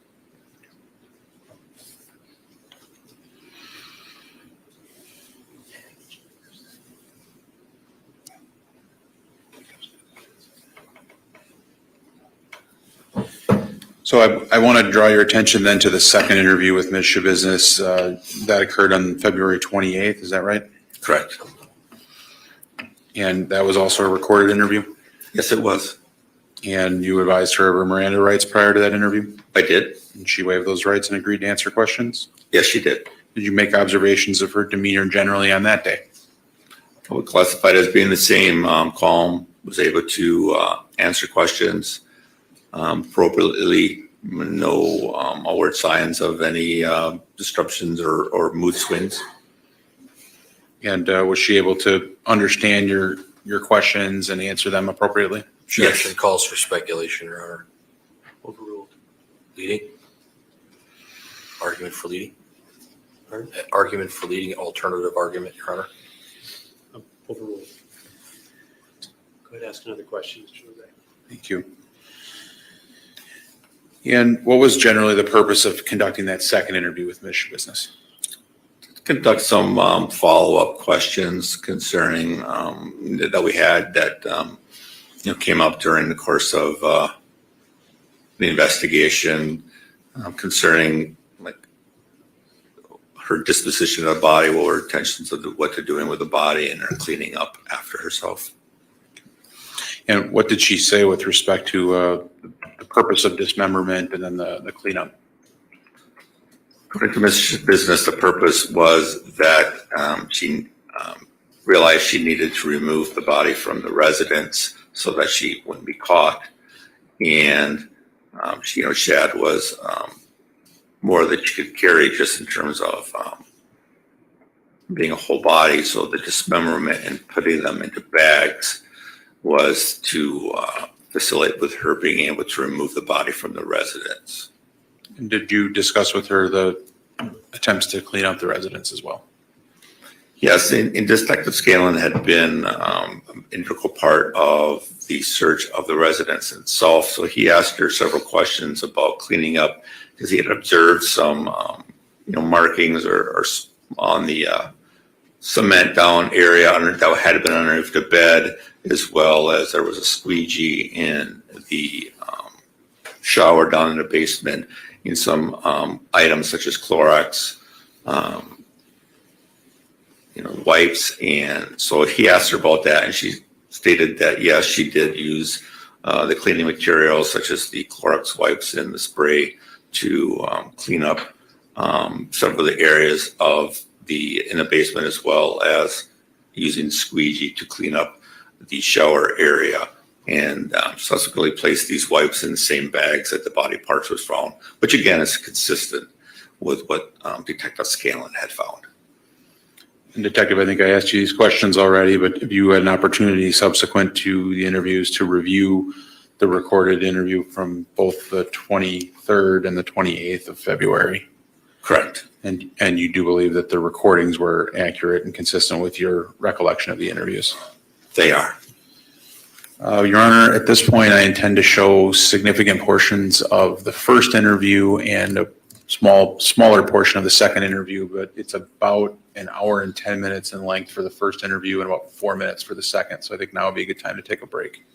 Okay, ladies and gentlemen, we started a little bit late, but nonetheless, we're going to be watching a video. So I think what we'll do is take a break until 10:20. It's now about 8 minutes after 10. And with that, all rise for the jury.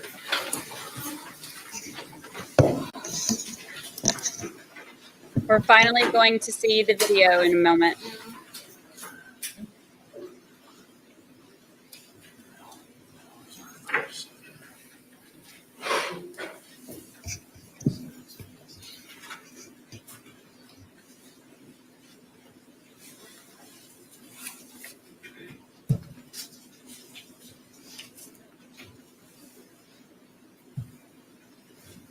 Anything to bring up before we break, Mr. Saunders? No. Mr. Fraley? No. I'm assuming there's been referenced it earlier, a stipulation as to what pieces of this video you're going to show. State's understanding, the specific times were provided, a copy of the excise video was provided to the defense. Your Honor, that's correct. We talked about this issue, so. Okay, very good. We'll take a break until 10:20. Thank you.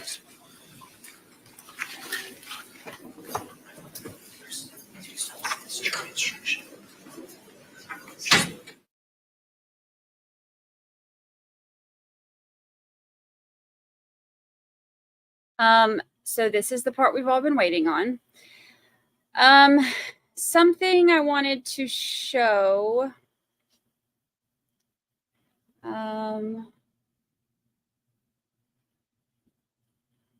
me see.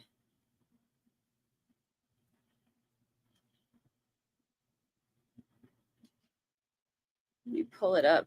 I tweeted this, but for those of y'all who don't follow me on Twitter, this comparison was sent to me yesterday.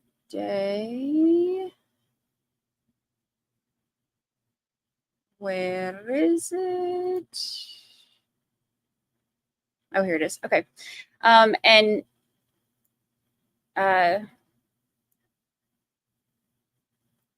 I tweeted it out, but look how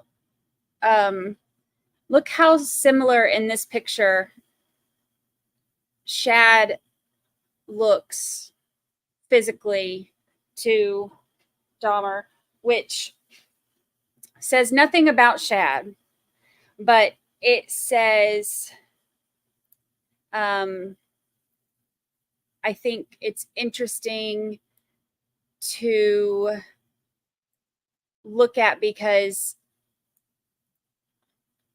it says a lot about her. I think that it is one of those things where,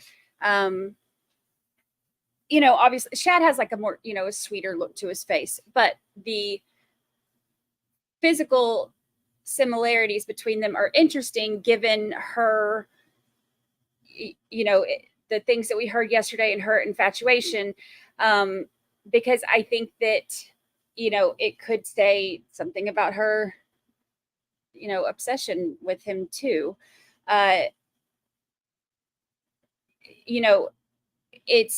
It's interesting from a psychological standpoint, the extent of the things that she had.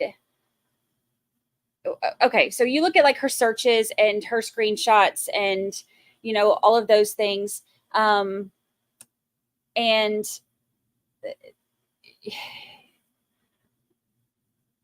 she has known him for, or had known him for a very long time. But at the same time, she's known a lot of people for a very long time. So I think that, it could be a possible glimpse into, another aspect of her potential infatuation and, mentally. Well, you're allowed to think I'm reaching on this one, but there's a lot of people that would disagree with you. And my degree's in psychology. I've looked at this stuff, forever. And I'm allowed to have my opinions and I give them.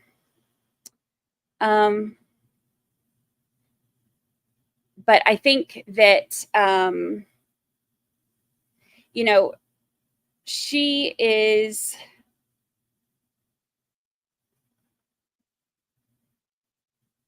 the glasses are photoshopped on. All right, Hope, since you do this every time we do something, let's get it pulled up. Go through this every time.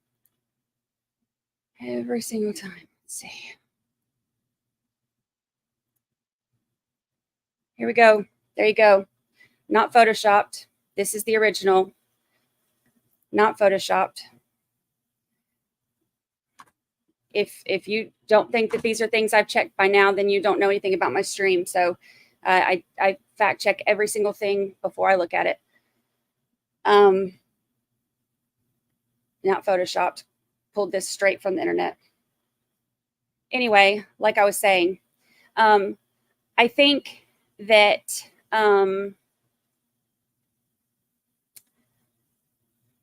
it's interesting to me just because from a psychological standpoint, looking at her frame of mind, different things that she has searched, different things that, she was obviously, interested in as it relates to her infatuation with him. And she's known him for a long time. So am I saying that like, oh, she went and found him off the street because she looked like him? No.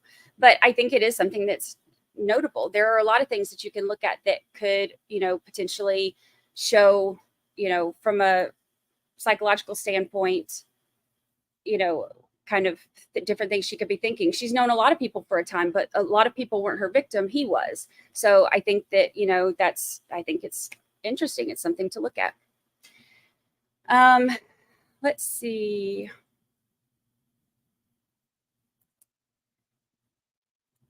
All righty.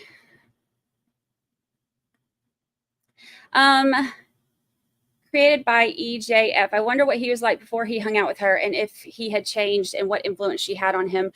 This is something I looked into a lot yesterday because, like I said this morning when we started the stream, I want to, humanize him as much as possible. And I want to, I don't want us to go into this thinking that, or thinking about him as, just a victim or just body parts or anything like that. Like, I want us to remember, or think about and honor him as a person. So, looking into some of the things like people were posting about him and like, things that they were saying about, their memories of him, like, obviously he was struggling with drug use. But there's a lot of people that I know who, have struggled with drug use before, like, and gone through that, phase. And sometimes it's been shorter and sometimes it's been longer, but, people do recover. It makes me sad that he never had the chance to, to get to the other side of that. But from everything that I read about him before all of this, it talked about what a caring person he was and how, he was like funny and kind and a talented artist. And, it would have been nice to have, for him to have the opportunity to grow up and see all of that through. Thank you, Debbie, for the super sticker. I appreciate it. Thank you, thank you, thank you. I appreciate the support. I appreciate it. Poor Shad.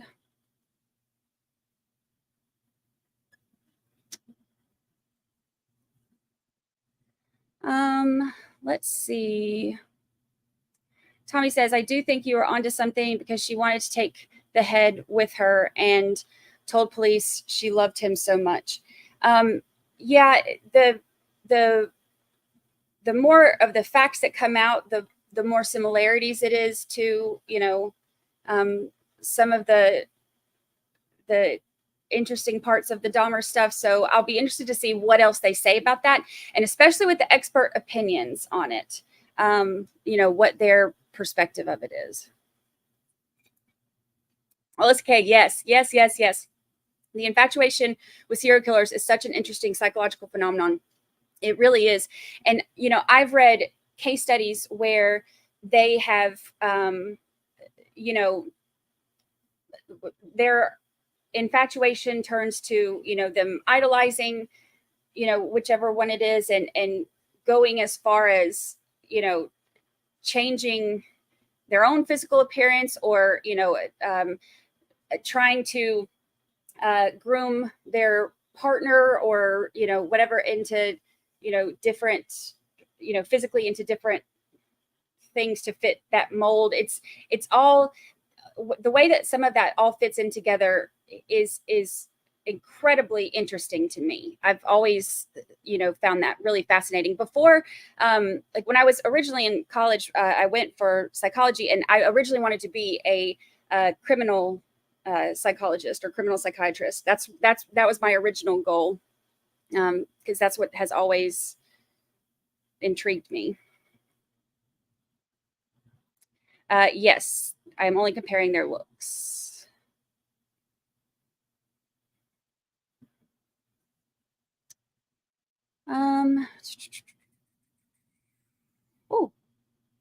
Oh, that's not something you want jumping on a screen right there, all big.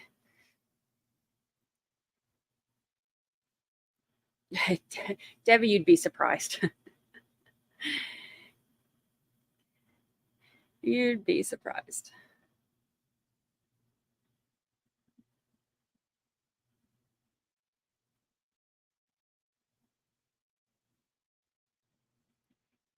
It's not photoshopped. I pulled that directly from. Y'all keep in mind, when you wear glasses, because he wears glasses, when you wear glasses, they take a picture with your glasses on and with them off.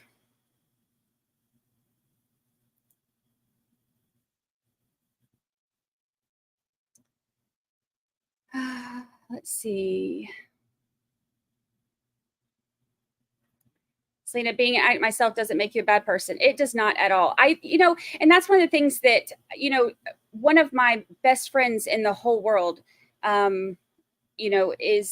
she is, thank God she's out of her addiction now, but she is one of the sweetest, kindest, most amazing people I've ever met in my life. And, and she went through some really dark days. So, I mean, it happens.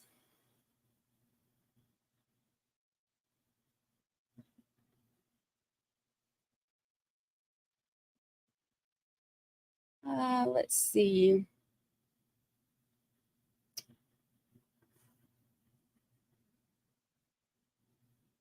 Her husband does not. Her husband does not look like him at all. We showed him the other day, his Facebook. Judy V, welcome to the family. Welcome, welcome, welcome. Oh, I think the parties would ask the court read a modified version of JI 158. I have it here. Yes. Counsel agrees. It just addresses some of the obvious edits that will be seen by the jury, just so there's no adverse inference to either party. You agree with that, Mr. Fairley? Yes, I do. I reviewed it. Okay. Then I will not read 158. I will read this version. Thank you. There's nothing else? No. We'll bring the jury in.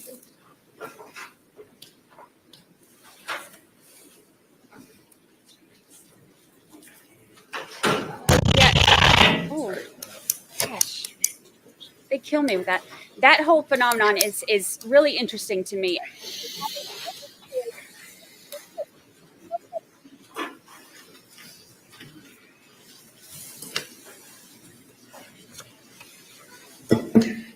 John Hanson, thank you, thank you, thank you, thank you, thank you.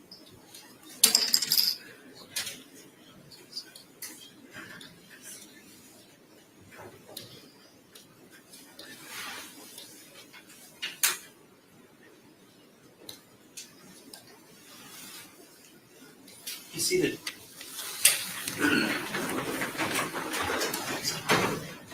Ladies and gentlemen of the jury, you are about to hear and view an audiovisual recording. The state, the defense, and the court have agreed on relevant portions of law enforcement's interview of Ms. Schabusiness that will be played at trial. Recordings are proper evidence, and you may consider them just as any other evidence. Listen carefully. Some parts may be hard to understand.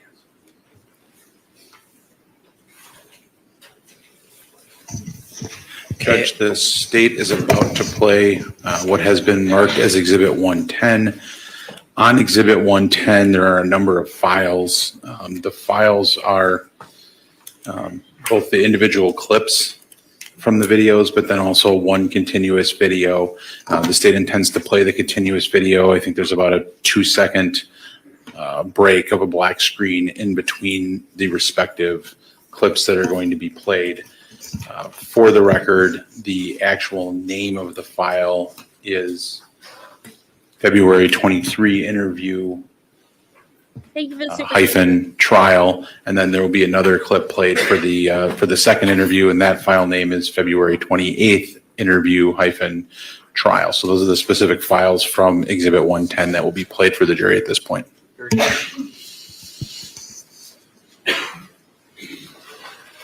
Thank you for the super sticker. Y'all, we're not going to be able to hear a lot of this, they said, but it's going to be graphic, just so you know. I got my little warning down there, but just so you know.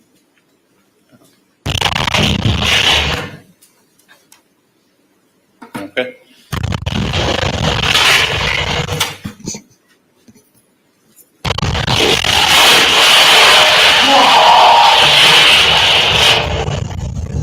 I hate this part now, but never in my life.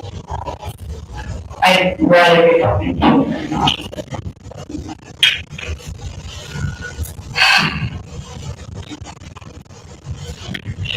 Please the fuck up. Or we don't.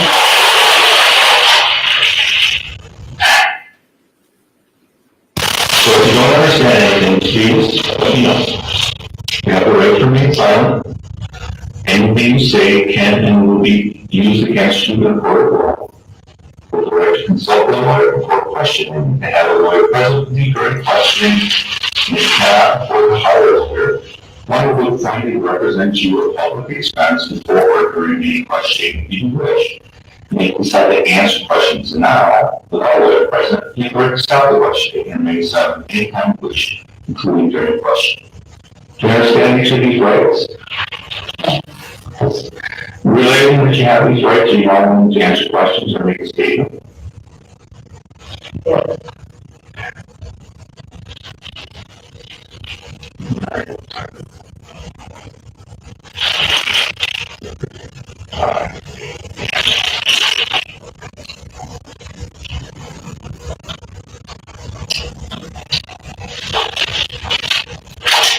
Well, a few hours ago, police was dispatched to address on Stone Report that the parents lost Shad Thyrion. Do you know Shad? And how do you know Shad?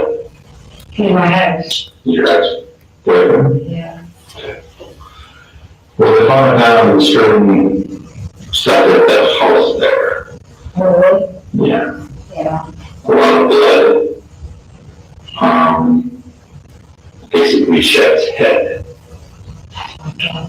Yeah, pretty fucked up. And then, so we know you were there at one point Yeah. with Shad. Yeah. But we also know you left. Now that man, is that your dad? No, that's my neighbors. And he was there. Where I was staying at. Okay, so where did you go? Which way were the police station? Was that Eastman? Is that correct? Yeah. Is that where you live? Yeah. I'm staying there. Okay, is that your apartment? No. No. Whose apartment is it? Yeah. Who is that?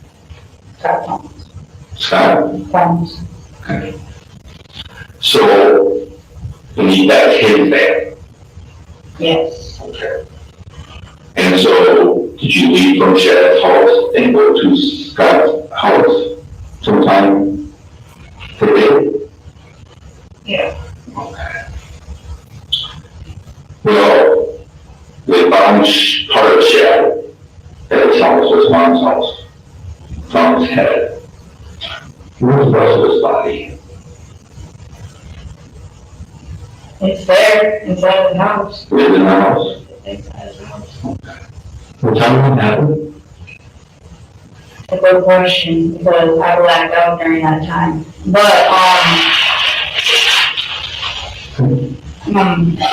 alright.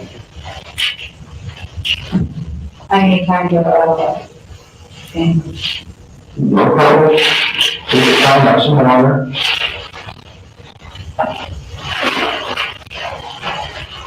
Do you think that was, Let's see, why not? Let's just up and down. Let you go.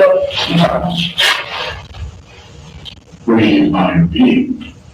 I was afraid right away. Yeah, I was cuddling inside. I was cuddling it right away. You cuddling that with Was it just you and Shad down in the basement? Yeah. Somebody else down there at any point in time? When do you think you went to Shad's house? Shit. I was like 2 days ago. Okay. Did you stay there the whole time? Mhm. Okay. You sure remember now what happened with Shad? Hold on, I can't deal with this. Let me see if I can get a different feed. See if there's any of them that sound any better, because this one is god awful. This is the moment we've been waiting on, and I don't want to.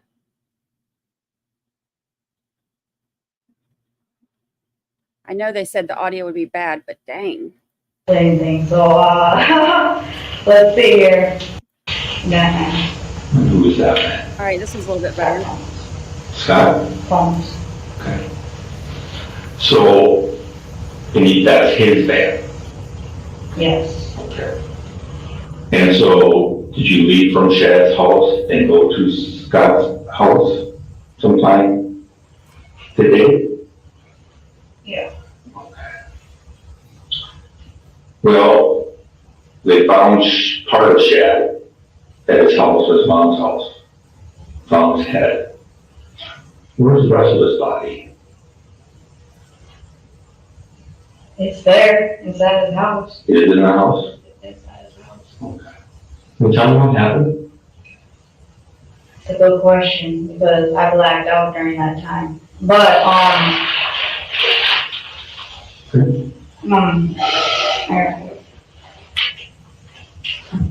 I need time to, think.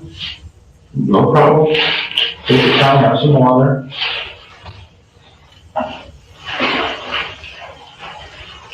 Do you think the body is still there? I don't see why not, unless it's just up and move, which it could have, you know. Where do you think mine would be? I was right there by the bed. By the bed, you think? Yeah, I was cuddling it by the bed. You were what? I was cuddling it by the bed. You were cuddling the body with it by then? Oh, okay. Was it just you and Shad down in the basement? Yeah. Was anybody else down there at any point in time? When do you think you went to Shad's house? Shit. What was it, like, 2 days ago? Okay. Did you stay there the whole time? Mhm. Okay. You start to remember now what happened with Shad?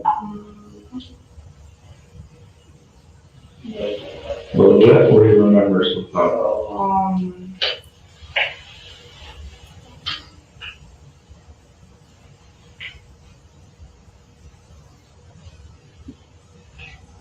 Shit, I don't know, there's this chain thing, right? And then, yeah, like I was playing around with it. Okay. And like we were smoking the bitch, right? Okay. And then, I'm terrible at explaining things, so, let's see here. And then, here comes the chain, right? And then he put it around his neck. Well, we were like playing around and shit, and then, I don't know, I was tugging on it, and then, I don't know. You say you're smoking a bitch, what would that be? Ice. Ice? Ice. Have you taken any other drugs tonight? No, this is still from 2 days ago. I know my eyes are fucking crazy. Were you smoking the ice? Yeah. And how, on a pipe or someplace else? The one that's on the counter, or on the table. I left the baggie there. Yeah. I did. Where? Green baggie, and it should be right on. Where exactly, Eastman or Story? At the left, that shed. At Shad's. And you say, where was this place? Where would it be? In the basement or on the first floor or second floor? Basement. The basement. And it was ice in it was a bath, basically a window bag, a little small plastic bag. Crushed up. Crushed up. And just you and Jack. Yeah. And so there was a chain. What kind of chain? It's the one that's on the same place as where the bitch and, would be on. And where would that be again, please? I think it's on a dresser. On a dresser? Is it, is it on a dresser? I don't know. I don't know either. I haven't been there. I mean, as best as you can remember. So you think that there could be a chain and the ice on a dresser down in the basement? It's just weird. I got like a weird flashback from it. Oh, what happened? Yeah, it's short. It was real short. But What did you see?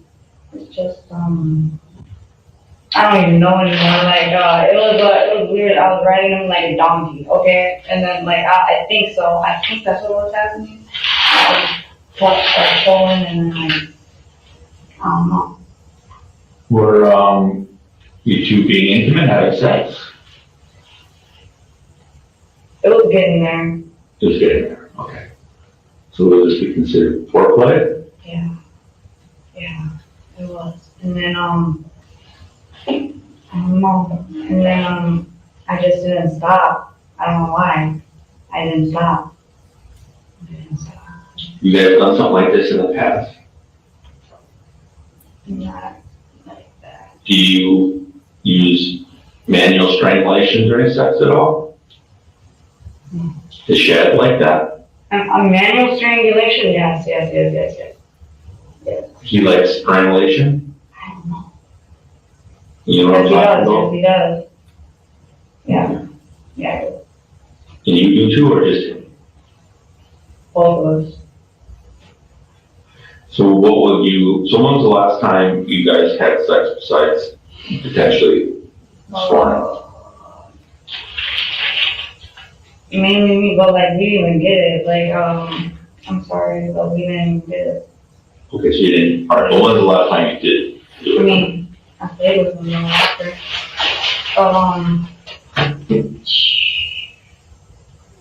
I have no idea, like August. And what would you guys like to do? Is there a certain role playing that you did with Shad?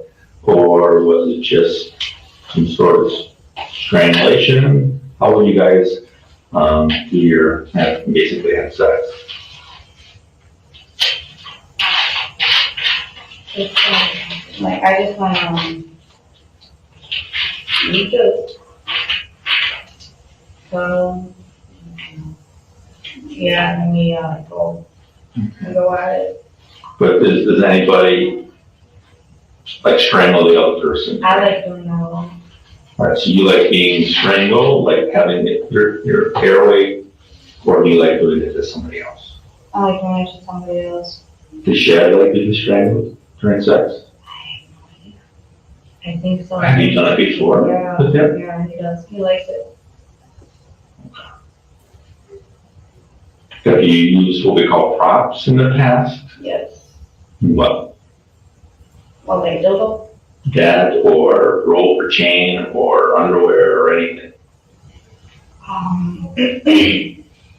Yeah. I shoved a dildo in his ass and mouth. In the past or just recently? When he was there, when he was on the bed. Yeah. So obviously you said you smoked some ice. Do you take any prescription medications? No. You have any mental health issues we should be aware of? I don't know. I don't know yet. I think Have you been diagnosed with anything officially? Because I know that Shad has some mental health issues. It's correct with his mother. Since high school? Yeah. Where do you guys go to school together? Before? Okay. Did you graduate the same class or? Yes. He didn't graduate. You graduated. Alright. So then you guys were boyfriend, girlfriend at one point? For how long? 1, 2, 3 years? 2 years? 2 years. 2 years? 2 years. And this is right after high school or No, during high school. during high school? And what year did you graduate? 16. 2016? Yeah. So you and Shad date after high school? We seen each other. Okay. We definitely seen each other. Seeing each other, but were you officially a couple, so to speak, or was it just, did you still have sex with him? I did it once. Just once, Yeah. after high school? Yeah. So when did you start seeing him again?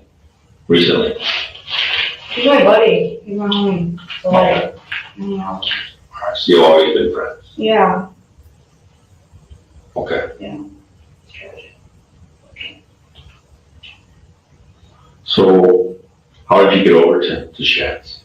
The minivan. The minivan? When do you think you went there? You remember? 2 days ago. 2 days ago?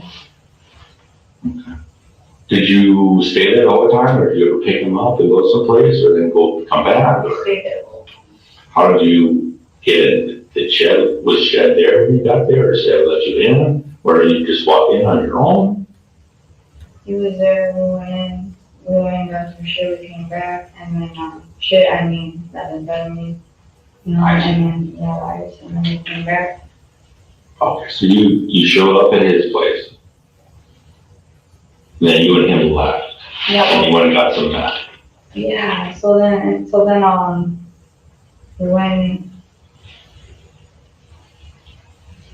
we went and, I picked him up, went and got some ice, and then after that, we went to, back to Scott's, we smoked, Okay, yeah, and then, I did his hair, but. you did Shad's hair Yeah, I did, a little bit. at Scott's? Yeah, and then after that, I, trimmed his face, Mhm. feeling good. We left, we went back to his mom. Okay. I was looking for some crack. I never got no crack. Yeah, right. Okay. So when you went back, it was just you and Shad going back to his mom's? Or did Steve come? Steve? Or Scott? Scott, yeah. I'm gonna do that occasionally, and I apologize if I do get names sometimes. All right, yeah. Did Scott, did come with you? Scott stayed at home the whole time at Eastman. That's his residence. Alright, so you and Shad, He is not involved at all. okay. So you and Shad went back to, Shad's mom's house. How'd you get in? Did you see, was anybody home? There wasn't one. We went. What time do you think this was? Was anybody home? Were you encountering anybody? I understand his mom lives there. Sarah? Sarah? I don't know. Is that the mom's name? Yes. Damn, the head. And then, Yeah, I can't believe I let the head go. where'd you do the body? The body's there. Yeah. It's, So we're gonna take the head somewhere? I like that. You liked it? Well, you're gonna have fun trying to look for all the organs, but, yeah, they're all dismembered. Yeah. So you dismembered the body too? Yeah. And what did you do with the body parts? They're in the house. Somewhere? They're like, Basement, upstairs, downstairs? absolutely in the basement. I was gonna bring them with them. And then, I know, I forgot the head. I wanted the head. Did you bring anything with you? Yeah, it's in the van. What? It's in the van. It's, what is it? A foot maybe. The what? I think it's a foot. A foot in the van? A leg maybe. I'm like, I'm gonna bring it all, and then I'm like, man, this is messy, so then I just left it. I got lazy, Okay. and that's what I did, so I'm like. Okay. So there's gonna be maybe a foot or a leg in the van. And then, Yeah, what did you do with the head? I forgot that was in the van, so, yeah. What did you do with the head? The head, I put it in that bucket, that black bucket, Black bucket? with the blanket on top. Okay. I should have it with me. And then where did you leave it? Leave the head? It's still in the bucket, it's right by the stairs. Upstairs? Okay.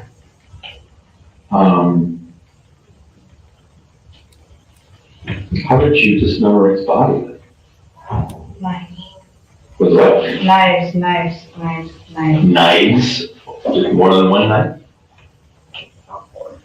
Where'd you get those from? Kitchen. Just not find mine, and I wasn't sharp enough. You weren't sharp? No, it was alright. Bread knife works good. bread knife? A bread knife works good, yeah. Really? I had to use one of these, so like, yeah. I got lazy last night, so Where would these knives be now? they're in with all the organs and all the body parts. And where was that? In the black bag, it's in the black bag of, In the basement? it's in the basement, they're all in the basement, I never left the basement, I just went up the stairs. They get so all the body parts and knives will be in a black bag. What kind of bag? Black zipper bag next to a pink and black Under Armour backpack, that Shad gave me, so I left it there. Is it a big bag? Me, What kind of stuff would you normally put in this bag? put anything in the bag. Well, I mean, is it a trash bag or is it a garbage bag or is it, you know, any kind of bag? Backpack, No, the bag that has the body parts. I have the backpack. That's a backpack? Is it a big one? Yeah, the other one's like a little duffel, black duffel. Okay.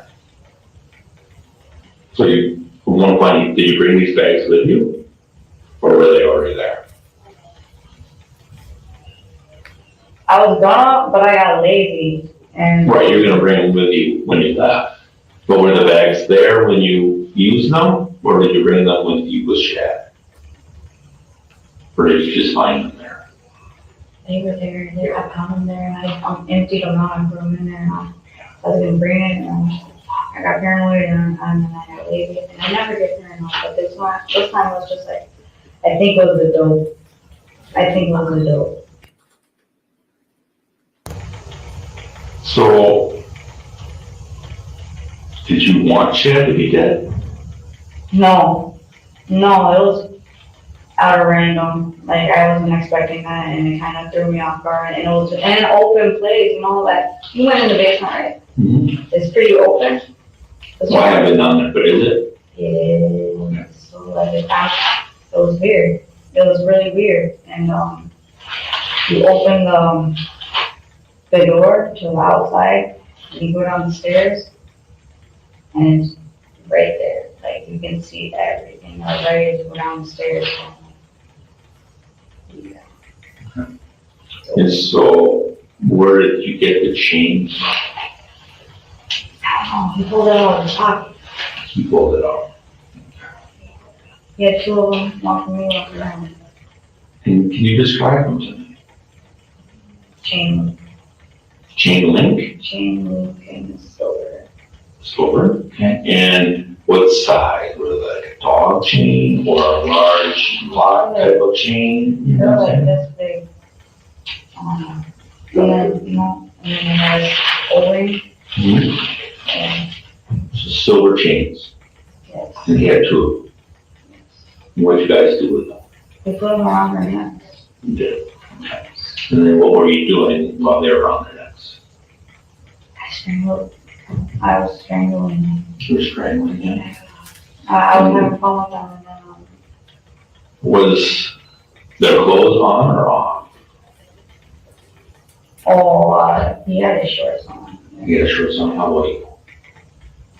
I don't know, I didn't really care at the time, but, Did he ever put the chain around you? Put the chain ever around your neck? I put it on my. Do you have any marks or anything? He didn't get the chance to strangle him. Can I just see? You didn't get a chance to strangle you? Was that, he was going to though? Or was that part of the? Yeah, I thought that was the thing, and then like, I don't know, I just went a little crazy.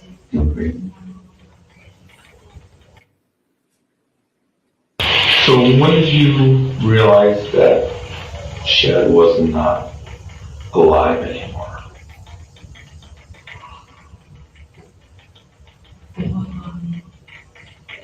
You know, his face turned purple. He was coughing up blood, and he was pissing. He was pissing himself. His face was all purple. I still didn't stop him, I was not on it, I'm like, what the fuck, and then So the blood was coming out of his Because I'm mouth? feeling his heartbeat. Hearing his heartbeat. I'm sorry? Hearing his heartbeat, but Okay. Did you hear it stop? no, maybe, no. Okay. So I've been trying to do that. did you figure he was dead then? Yeah, And what did you do? play with him a little bit. Did you try to call his mom or dad or anybody else in the house? You tried to call an ambulance? Why not? It's happened before. So, yeah. So did you want him? You want him to die or you did? I'm trying to understand. I didn't want him to die, actually. You did. He's my buddy, but like it happened. Happen again, but then did you feel a need to try to help him? Not choking him or get an ambulance? You didn't feel a need to do that? I don't know why, I just, it happened so fast. So then after you realized he was no longer, he was dead, his face was purple, he said his blood was going out of his mouth. What'd you do? Clean him up a little bit. And then, I just play with him like everyone. You said play with him, what do you need? Play with his dick. Okay. Like I put him up over the bed, and then, suck with it.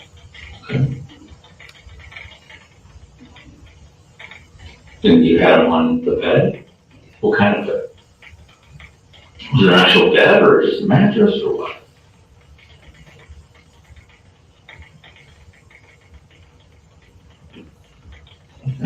So then you had sex with him? Yes. And I had a dildo, and I took it off. Okay. I played with him too. What'd you do with the And dildo? then I just cuddled him and I hugged him. What did you do with the dildo?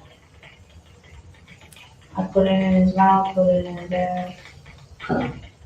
Put it back. Put it back. Where was this at? Where'd you put it back? Yeah.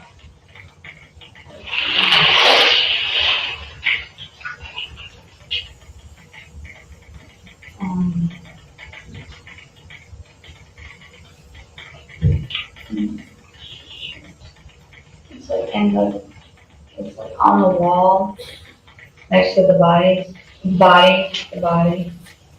And then,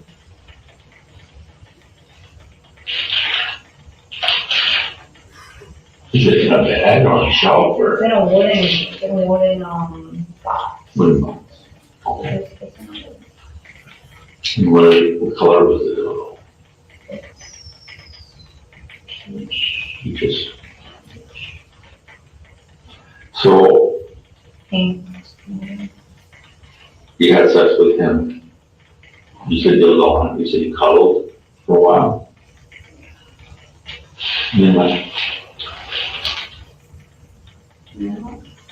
You cuddled him. Where were you, on the bed with him? Yeah. So you cuddled his body. And then what did you decide to do?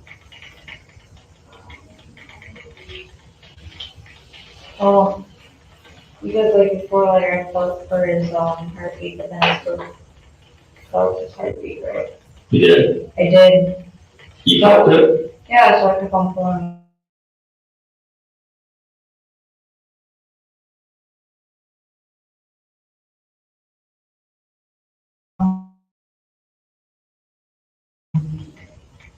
Before you had sex? As well. While you had sex with him? We never had sex, but when we were getting there, I was just choking him. I understand that. You said that you played with his penis Yeah. after he was dead. Oh, yeah. Was it erect? It was half. It was half. Did you, Even what did you do with his after. penis? I put it all. Did you ever place it in your vagina or any of your body parts? No, I just. You didn't use it as a dildo or anything? Okay. So you're saying then you're like choking on stuff, and was he struggling at all? He has big neck muscles, so. He was good. Were you trying to fight you? Sometimes people have a flight or fight, you know what I mean? The reaction that something happens, so they try to grab. Yeah, he did. And then, He didn't, or no, he did. did you get hurt at all? I see, you know, you had that cut on your thumb. How do you think you got that? Oh, that was dismemberment. That was just not. That was a lot, yeah, I got lazy in that process right now, so. Did you,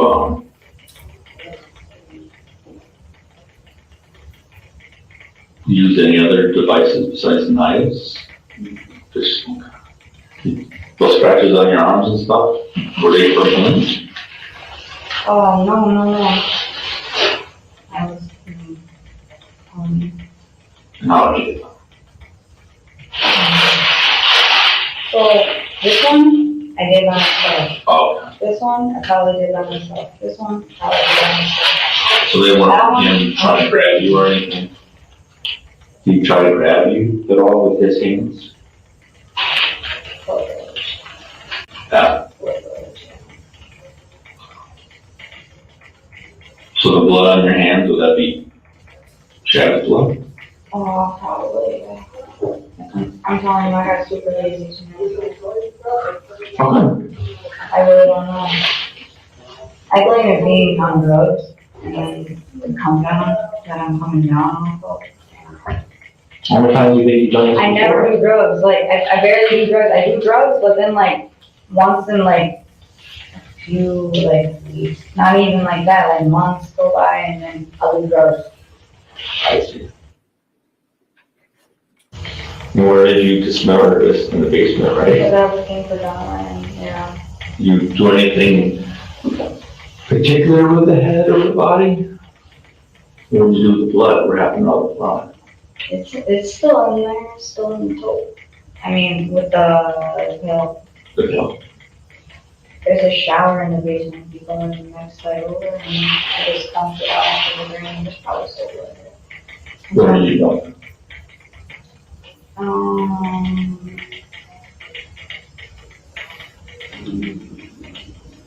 The bucket? Well, I drained his head. Well, like, after I sweated his blood, I put it in the bucket, but then there's still blood in this bucket because it's coming out of the head. Should've took the brains out, but I didn't do that. And then So you cleaned his head in the shower and then dumped the bucket? I should've cleaned his head in the shower, I should've polished it up, but, yeah. Okay. I like that. And what do you use to smell that? About having The knives. the knives? Yeah. Well, you said one was a butter knife. What kind of knives were they then? Big knives or knives? Butcher knives? They were the kitchen knives, everybody just. Butcher block? There was two like little knives there. And then, they were like probably 4 inches. And then, the other ones, they were probably like 6-inch knives. Where were they in the One was kitchen? a steak knife, one was a bread knife. When you say bread knife, is that I like a serrated edge on it, or is it a flat edge on the bread knife? You know what I mean by serrated? And where were these knives in the kitchen? They're in,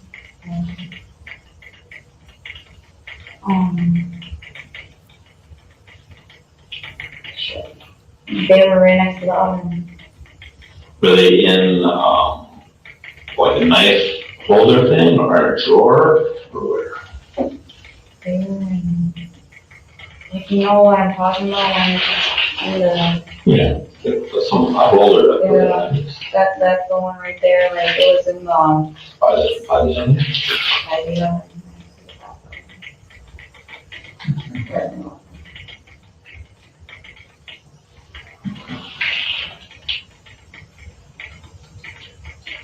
I really like that as well. What can we agree on? That's how messed up my head was. Like, I was really messed up. Like, I don't know what was going on. I was just going crazy. And then, I don't know what was going on at all because this, I think it was the open area. I wasn't in a room by myself. There was no door. It's an open area.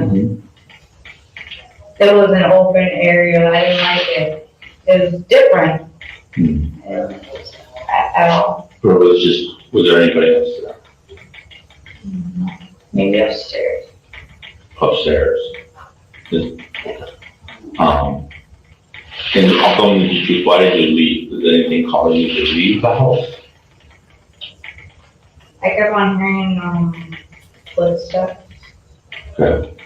Gunshots. So, What else? I'm sorry. gunshots. Gunshots? Why did you think you heard those? I had no idea. Do you have a gun with you? No, I did not. Did you hear a gun in the house? No, I think it was outside. Okay. Yeah, and then, You afraid someone was coming it there? was weird. I'm never paranoid, but then out of nowhere, like, I got a Yeah, where? first, like, for a couple of seconds, and then I go away, and then like, boom, I come back. It was weird. It was really, it was a weird night. Like, Yeah, I would I don't imagine. even know. Like, this one was weird. I didn't like the openness. Yeah. I didn't. Too much room. Yeah.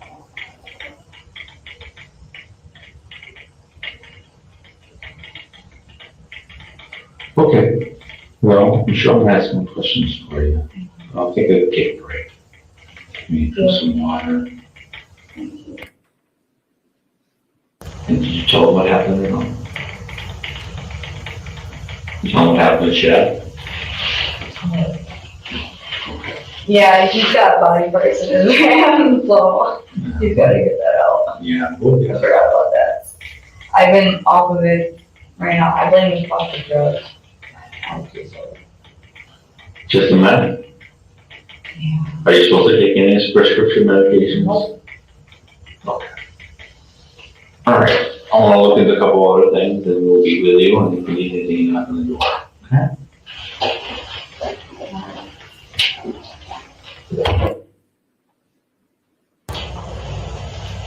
How you doing?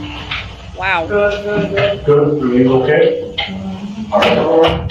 How's it, That's great. I need stitches. you gonna need some I'm stitches? gonna need stitches. The thing is, yeah, I don't know how soon you need to get there before. Usually you're good, they would say, I think it's stitches, you got 24 hours. You cut yourself over 24 hours ago? Oh, yeah, I just did it like, 4 hours ago. You did it 4 hours ago? All right. Yeah. All right. Well, that's actually one of the things that we want to kind of do is what we call a timeline, just to kind of get an idea of what you were doing since you first had contact with Shad.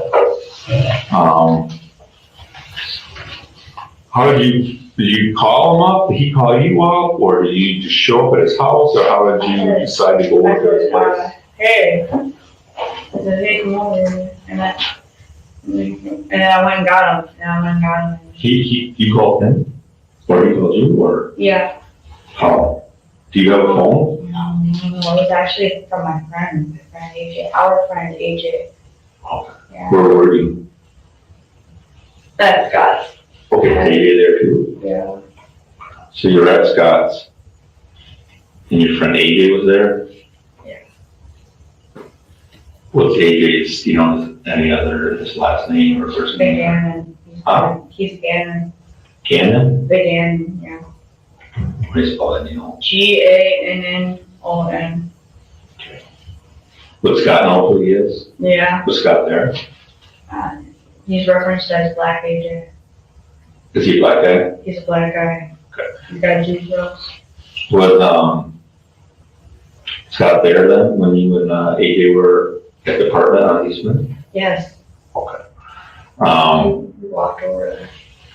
So you called Shad using AJ's phone? AJ Okay. talked to Shad. AJ talked to Shad. Yeah. And he just like, hey man, come over over to Scott. And then Shad was like, I might have gone a ride, but can you come get me? And so then Did you text him? yeah. So then he's like, wait, never mind, I'm gonna ride. So then we went and got him. Okay. And then who went on? We didn't, I took him in. Did you go by yourself or somebody else? I grabbed him, I took AJ and I put him in the seat.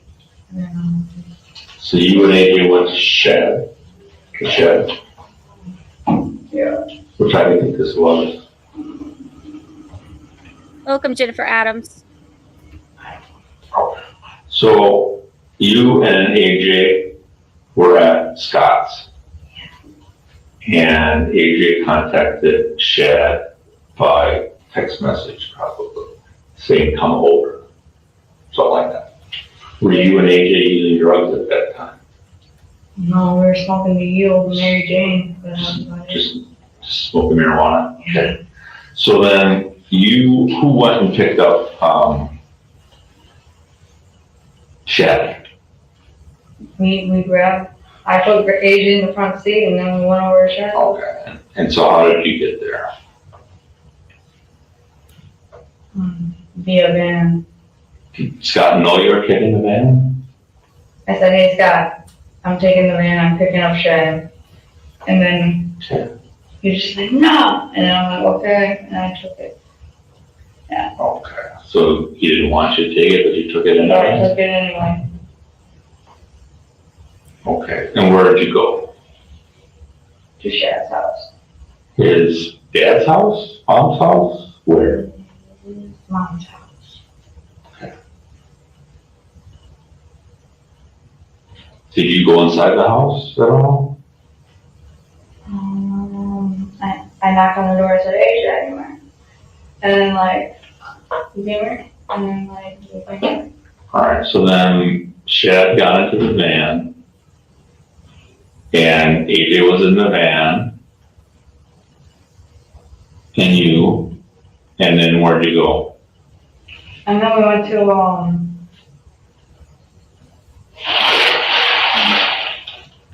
so me and AJ and Shad, we went to his dad's house, right? Who's house?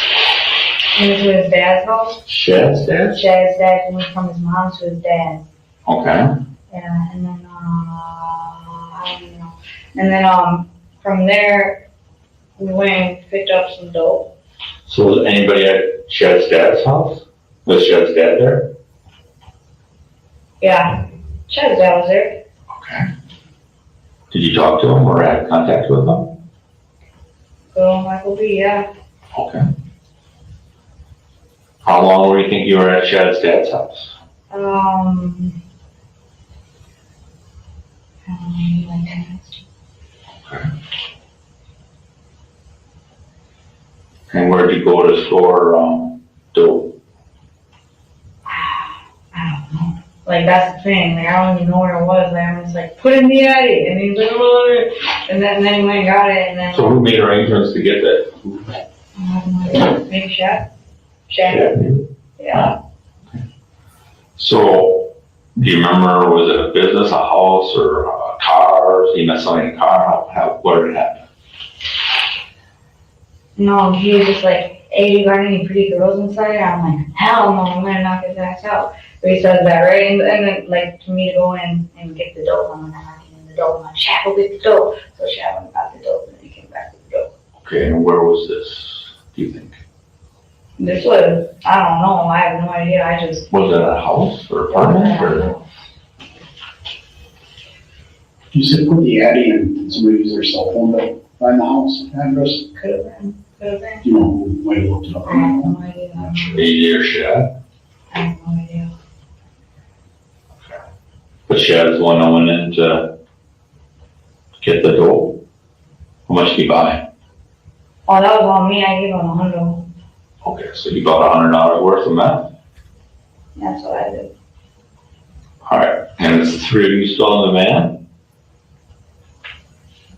Oh, yeah, when he got back in, And where'd you guys go? we went back to Scott. All right, went back to Scott's. Who's all there then? Scott, AJ, Shad, and me. And what'd you guys do?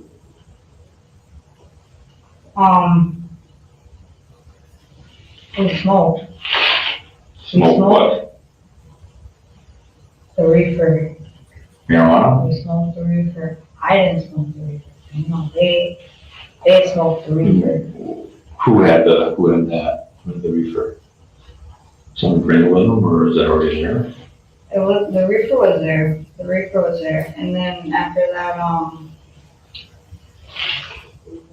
me and Shad, we were talking on the bench. And then after that, So you and Shad smoked some meth at Scott's? had to smoke some. So where were you guys located? That would be Eastman. Right, were you in an apartment, but were you in a bedroom, in a living room, in the kitchen?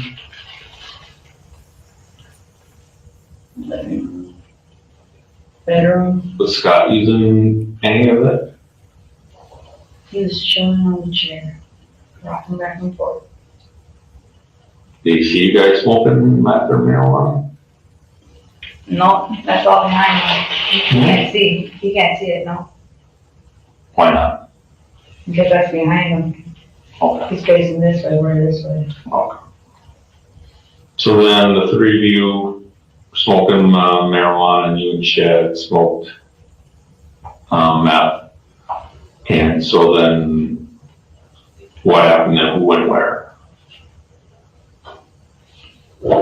I started cutting Shad's hair. That's right, you said you gave him a haircut. Give him a good haircut and everything, and then right after that, AJ was just like, no, I'm gonna go. So then I'm like, all right, see ya. You should left on his own? Yeah. Okay. And then he tried it on foot.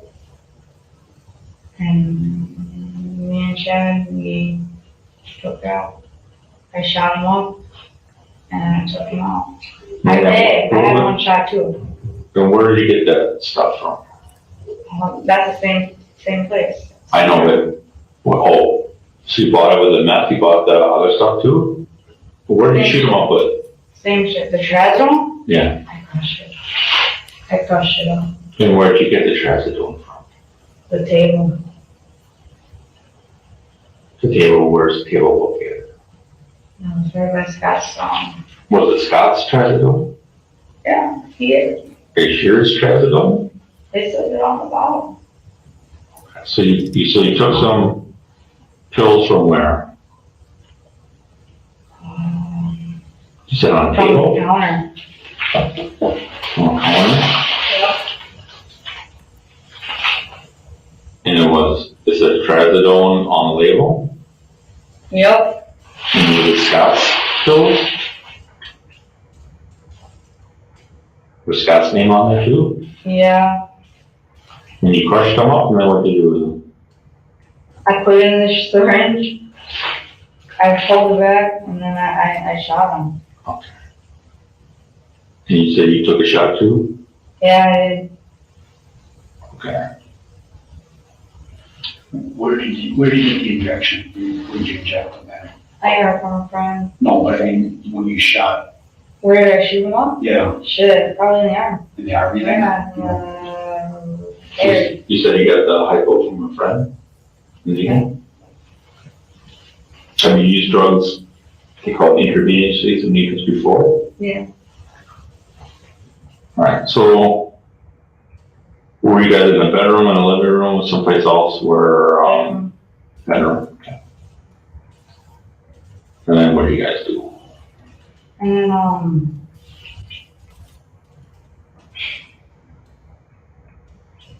we just took off, cause,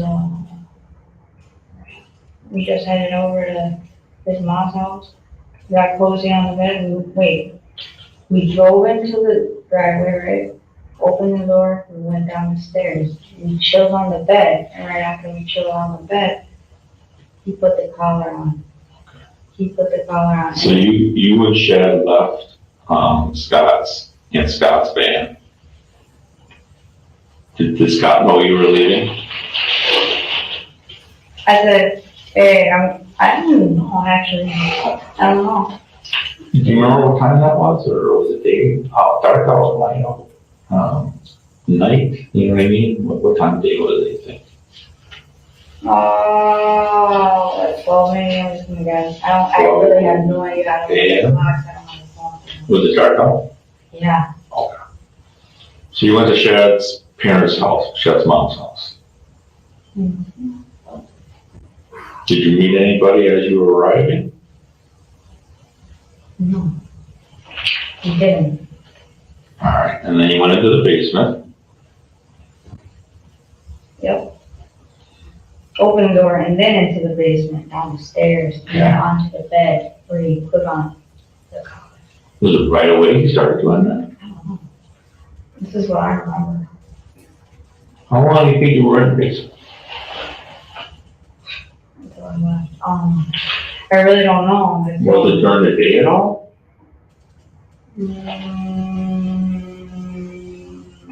I really don't know. Did you sleep at all? I mean, I was playing with him all night, so Because you're playing with him all night? yeah.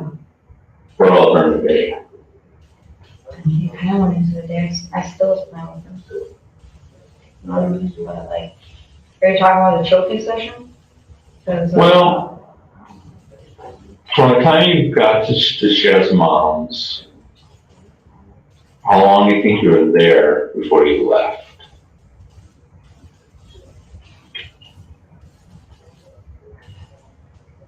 like, until he like died, or like No, until you actually left. until I And went left? back east then. Yeah, so by the time you first got there to the time you actually left, I don't know. I don't do times. Like, I really don't do it. was it overnight? Yeah. So I'm asking because it was the time that the boyfriend see. Did at some point the boyfriend have to let you and, Shad, into the house? who don't lock the door Did he unlock the door and open it? and opened it for you guys? He did. Okay, so when you guys got there after shooting up the first time and coming back from Eastman, he did open the door for you guys? Yeah. Okay. So then, from then till the time you left, how long do you think it was? A whole day? An hour? You know what I mean? It was shit. I don't even know. Like, he was So you got there and Shad's mom's boyfriend let you in. Mhm. And you went to the basement. Did you start getting together right away, or did you sleep for a while, or what do you think you remember he did? We went there. 5 minutes in, I was already choking him. All right, so it happened pretty quick. Yeah. You talk about you're playing with him. My husband was victim with his corpse. Was it light out at some point? Was the sun out? When I looked out the little window, I seen it. You could see I light? could see the So light. you were playing with him when it was light out? Yep. All right, so particularly within, you said within 5 minutes of getting there, you guys started, he pulled off the chains, I guess you were saying? And he put it on his neck. Yeah, Did you put one on, you never put one around yours, or did you put one I on? did. You I did. did. It was tiny. I finally got it around and I put it on my neck and I took it off. After he was on, but like, So you started choking him, and when you were choking him, what did he do? What were you guys doing, I guess, is to try to explain it as best as you can. he was coughing up the blood, right, and I was just waiting for him to die, and then, like, I was looking at his purple face, Well, did he expect to have sex with you? because I felt like it was fucked up. I'm like, damn, I'm already this far, so then I just like, yeah. I understand, but why would he put the chain around his neck? Because he's a kinky mother, yeah. So was he expecting to have sex with you then? Kinky sex? I would assume so. But you said that he just started joking.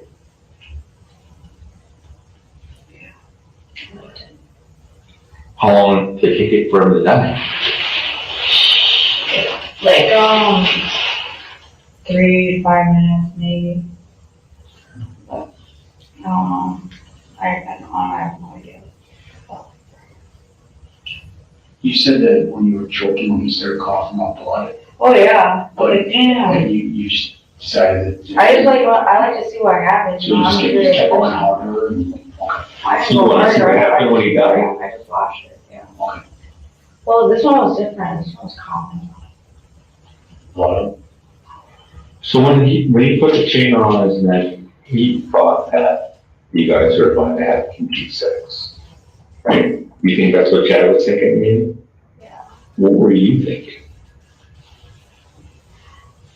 I was gonna do the same thing. You know, I was going in, and I did. And I went in. But then he was like, choke me. But he didn't really say it, so I'm like, he put it on his neck. I already know I'm gonna choke him. And I did. So. All right, so before that, was there any foreplay? We launched onto the bed. We went from the stairs to the bed, and then, yeah. Were clothes on or off? Yeah, now good. But before you chain went around his neck, were you and Chad like kissing or any foreplay or anything? No, we were chilling at home. You just chilling. So all of a sudden, the chain went around his neck? Yeah. How come? I'm just trying to get it. He likes it. Alright. I was gonna walk him like a dog. And he wanted that? I have no idea. What am I gonna do it anyway? Okay. And you claim it was his idea? Put the chain on? Obviously not. Hmm? No, it was his idea. It was all him. Right, so you're on the bed,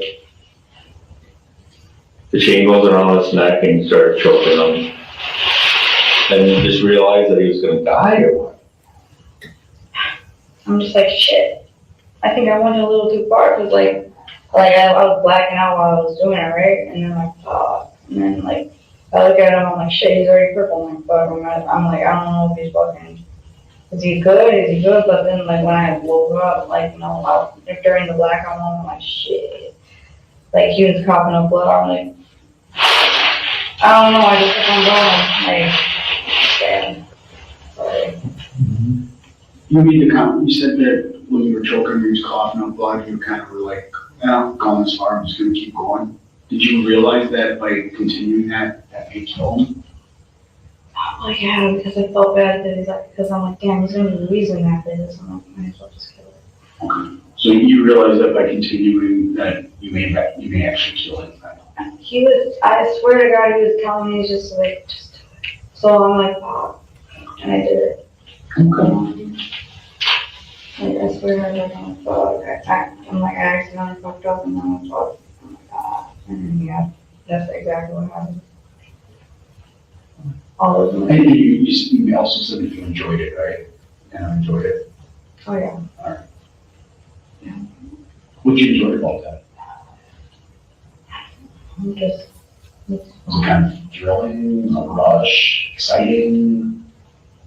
What was the feeling that you got out of it? that's all it is. Okay. I'm just trying to understand what you were feeling. You're saying that it's kind of joy. You know, did it make you happy? Was it just kind of exciting? Like opening Christmas presents Like, or? I don't know. Like, this is the thing that I have, like, I've always had, you know, like, you ever love something so much that you kill it? Like, it happens to me. That's the feeling that I have. I love something so much that I kill it. Like, I love it so much, and then I kill it. That's what happens to me. So, All right, so he dies, he's dead. And then you just kept playing with his body? Okay. And, when did you decide to, how long did you play with his body, you think? Is that when you thought it was looked outside and it might have been light out too? I don't know, it's so dark. Still dark? Yeah. Oh, it's gotta be like,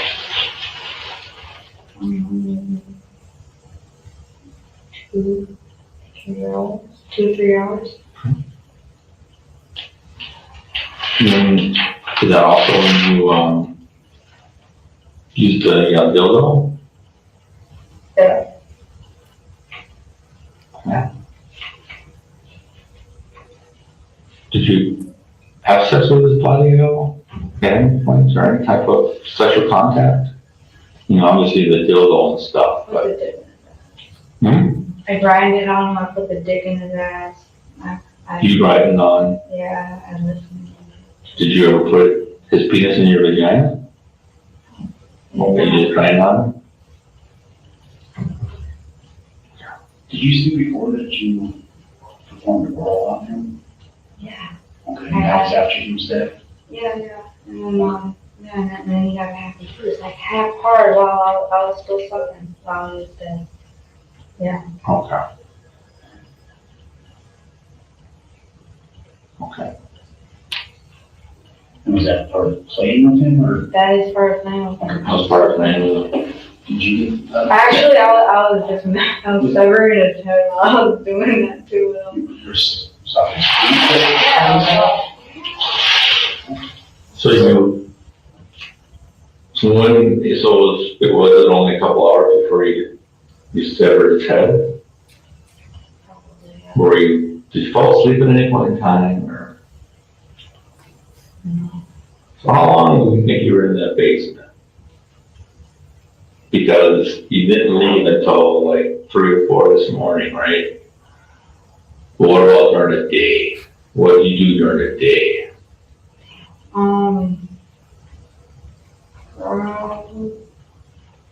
I don't know, like I was kind of like dozing off, like nodding out. He was dead already? Was his head still on? No, I took that off. That was the first thing I took off.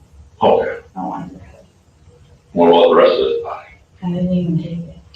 And then the rest of his body, it's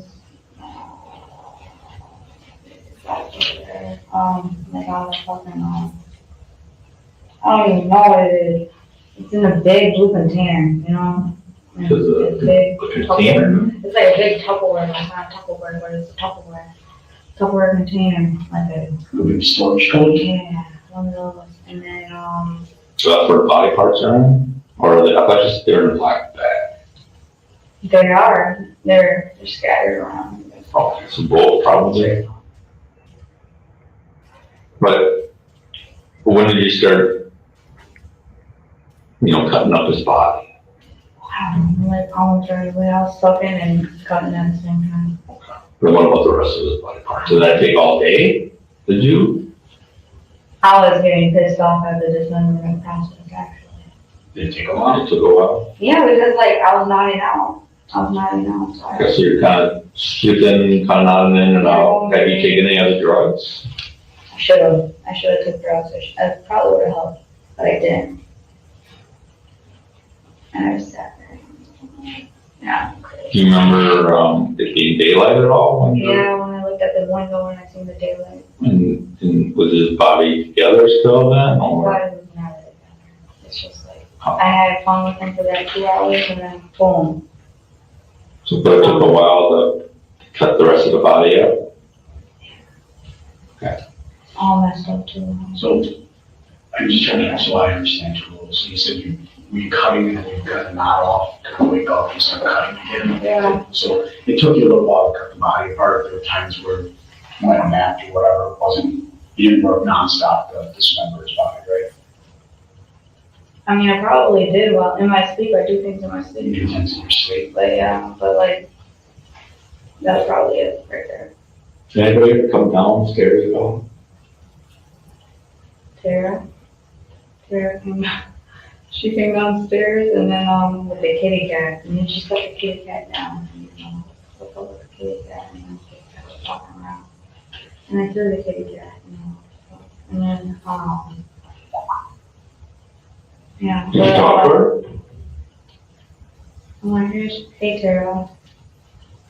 I don't know, it's just weird. Cause like it was an open space, you know, like there was no closed door and I'm like, it was weird. Did she saw anything? I have no idea. I have to ask. Especially. So you think she came down at one point and tried to get off downstairs in the basement?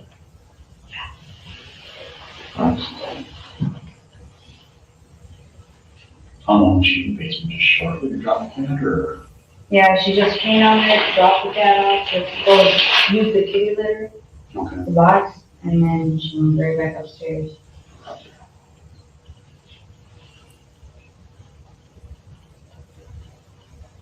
Yeah, and then,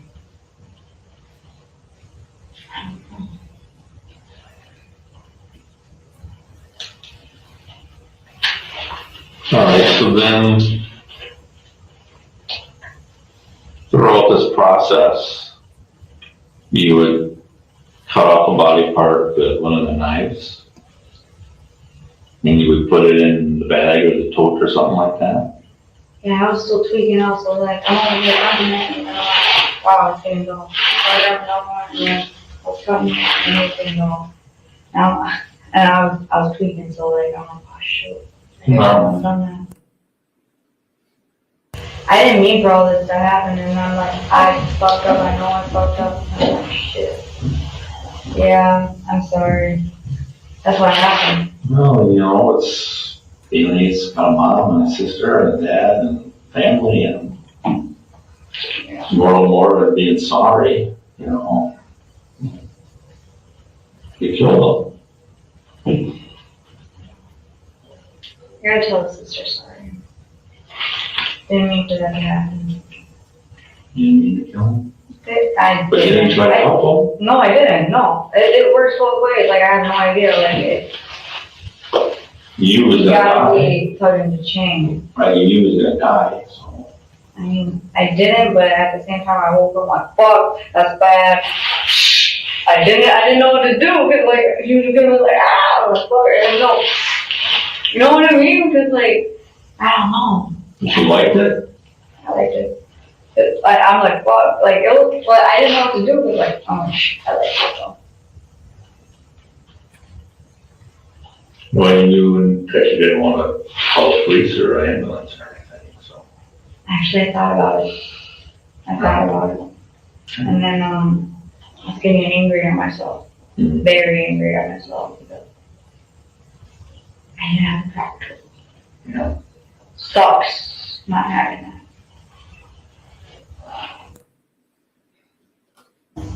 Was it sexual side to you when you were choking, Shad? Oh, yeah. Very. Was it exciting when you were sucking on his penis after he was dead? It was very exciting. Everything was we should check on my panties. Boom. Hey, can you see us? I'm gonna ask you a question. I just want to kind of clarify something this quick.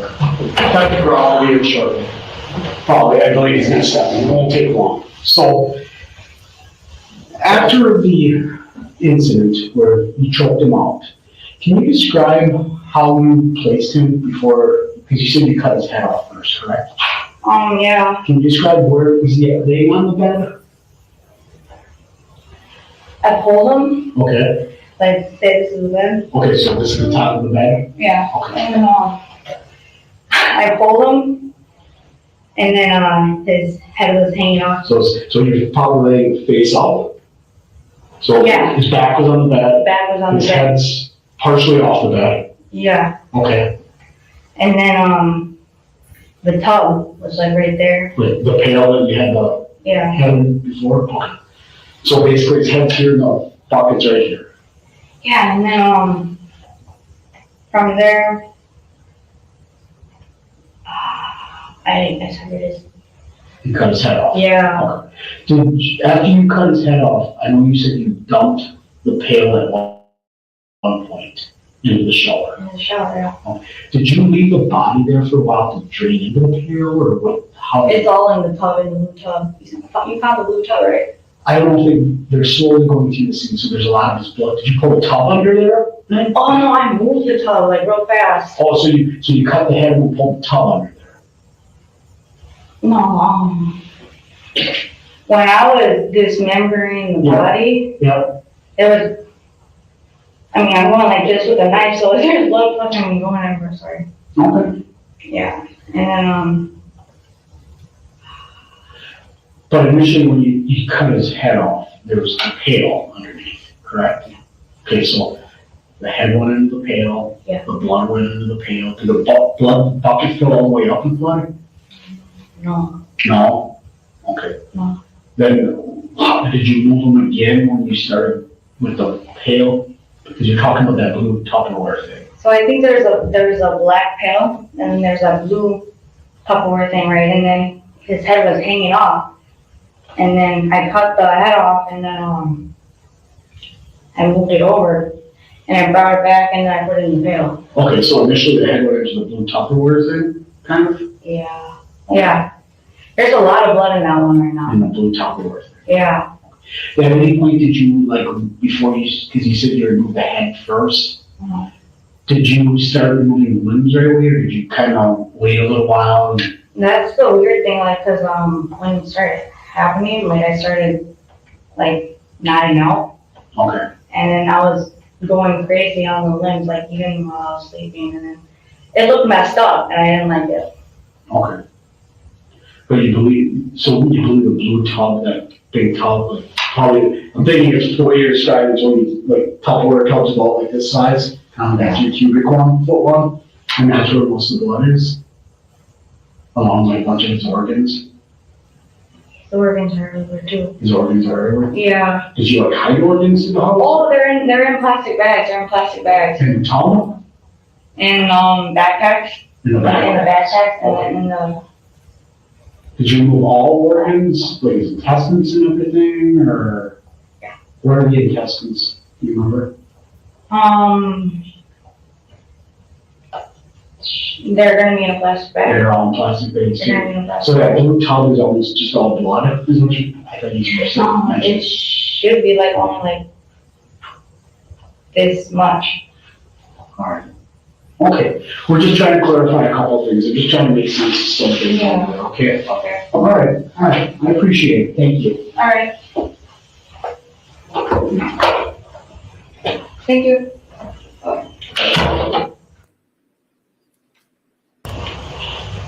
Hey, how you doing?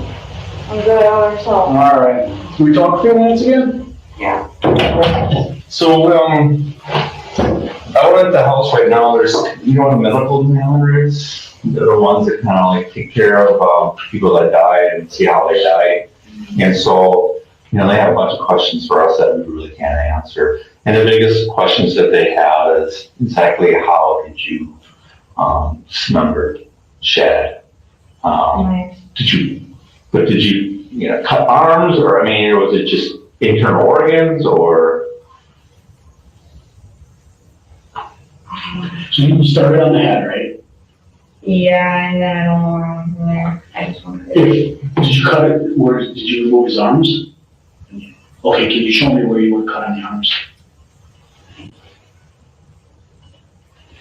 Right there. Right at the elbows, was this part of the arm left on? You gotta go in that blue bed. Okay, look, Yeah. but you know that you cut off at the elbows? Okay, you cut both arms off at the elbows? I would hope so. Because like, I was saying that dismemberment process I did was like really messed up because like I was nodding out. And then I was like sawing it off. Did his legs use? Just a knife? Just the knife, so like, yeah. Did you remove any part of his, did you dismember his legs at all? Where would you have done the legs? I think there's one leg that's actually intact. Okay. And then, maybe. Where is it? I have no idea. And where was his body located when you did this dismembering? Was it in one spot, or? Yeah. It was all in the same spot. And where's that again? Blue tub. So the body was in the blue tub as you were cutting it up? Okay, then did you empty the tub at points, or, you know what I mean? Was there a bed down there or just a mattress or? There was a mattress that was laid down, there should be blood on the sheets. Like a lot of blood, but, I tried to get it out. But,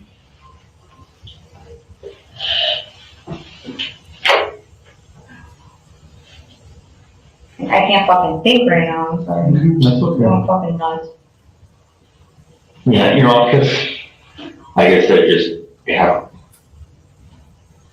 And they'll probably figure it out eventually, but, they just had some questions about, like where blood might have went or most of it went. I mean, you said a That was bucket or, yeah, that was drained or that. But it was, when you took off his head, was he lying on a mattress? Or was he someplace else? I had his head hanging off, The mattress? and then I was lying. But was a bucket underneath his head? Yeah. So it was high enough? I don't know, it just dropped in there. What's that? It just dropped in there after I got going. But it was high enough that it could stand up underneath the body, you know what I mean? So let's say the body sits in the bed, the bucket was able to fit underneath there. Was that bed was high enough for a bucket to fit there? Or would it have to be on its side or something, bucket? No, the book was just fine where it's at, on the edge of the bed, On the floor or on the bed itself? on the floor. So there's a box screen and then there's a mattress.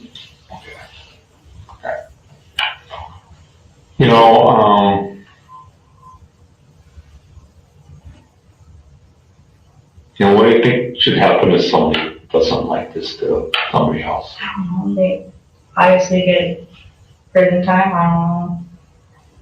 Whole lot, like, I don't know, this was out of random.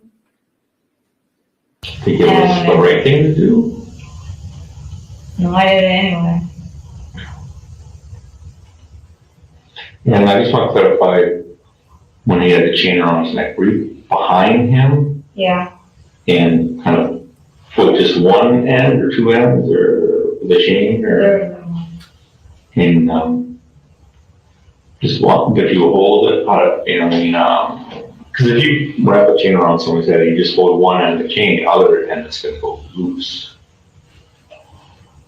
no, so if you've seen, there was a ring, and there's two rings, and then like you can pull the chain from under the ring and then pull it back. All right, so then a loop at the end of the chain that could go around, kind of like a dog choke collar. Yeah, exactly. Okay, do you think it was a dog choke collar? Could have been, very much so. Was it that size? It was that size, very large dog. All right, and so then you would have been, was he laying on the bed? Or kneeling or something else?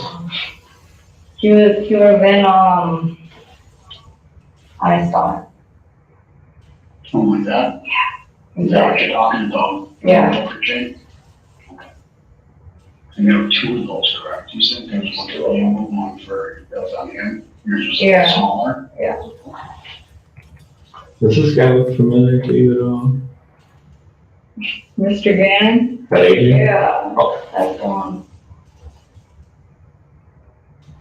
So he was lying face down on the bed? Or was he just on his hands and knees? He was Or, lying face down on the bed. okay, you're on top of him. On his back, Down, I was on his back. pulling the chain back. Okay. Alright. Hopefully that, hope that, you know, Did you guys find all the parts here? so Yeah. going through the process of looking. So, did you remove any other, you said you had the heart and the liver, how about the lungs? Did you remove all that from the chest cavity? Or did you leave them in there, or It could be in there. do you remember, or They're all in plastic bags. separate bags, or one big bag? They're all in separate bags of Walmart bags. Oh. Feel fine. Long, should be low. Okay. How you doing? You doing all right? You need anything or hungry or anything? Or One thing, what? just one thing. Well, you're right. I mean, you don't need any food or you got water, obviously. So if you need anything or use the restroom, knock on the door, and then you realize you're probably going to jail after this when we're done. So I didn't know that. I'm just, tell them what it is, and don't like to screw around with anybody. So Alright. Yeah, you've been forthcoming with us, so we're going to be forthcoming with you. thank you. And we appreciate it. I mean, like Dave said, if somebody kills somebody and dismembers them, do you not think that person probably should go to jail? Oh, fuck yeah. Yeah, this shit was fucked up, so, like, I don't even know, like, I'm like, goddamn. Yeah. So, Yeah. see where we're coming from and what we got going. Nothing personal. Yeah. Sucks. All right. You need something to not important. Thank you.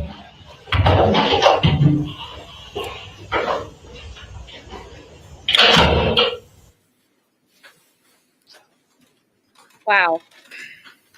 Detective Graf, the video that we all just watched, is that video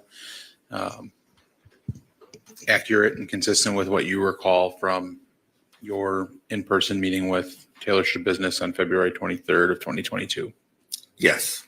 Just want to address one thing. At the beginning of the video, she's wearing a yellow outfit. Toward the end, she's wearing a blue outfit. Can you explain that for the jury?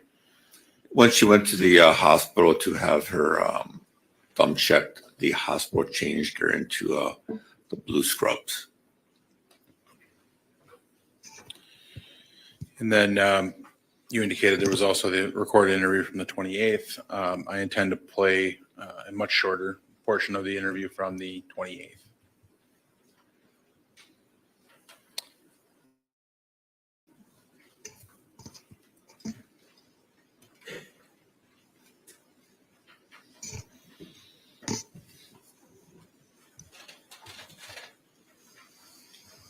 So you took the ring finger, is that why you hit Shad's head? And you kept mentioning that you liked it. I was gonna take it and then I just left it. I was staring at it, I was looking at it right as I was gonna go up the stairs and I just left it there. Like I was gonna come back, I was gonna come back and I left it there and I don't know, I had his foot. Yeah. But you were gonna eventually take all the parts, you think, did you? Yeah, I really don't know. Did something spooky? Oh, I kept on hearing like footsteps up and down the stairs, Can I ask you a question? What did you do? Do you remember wiping up the concrete floor and then you remember wiping up the? No, before I squeaked, they were right there. Okay. And then you put those in the bags, remember that? What did you do with those swaps? Did you put them in? I think, yeah, I had no idea. Okay, would you use those to wipe up the blood? Yes, Did you do that? yes, I did. To cover that up? Yes. Okay. And you remember, thinking like all the stand-up showers and then there's part of the basement? There's that shower. Do you clean that area up too? Obviously, that's my ability. Like with water or And that squeak. you used to speak, that's right, we're just speaking. And stuff like that, you know, you saw.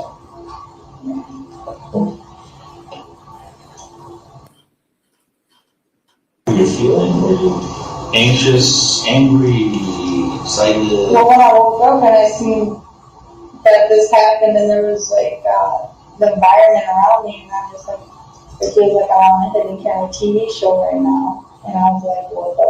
Yeah, I was going crazy. So,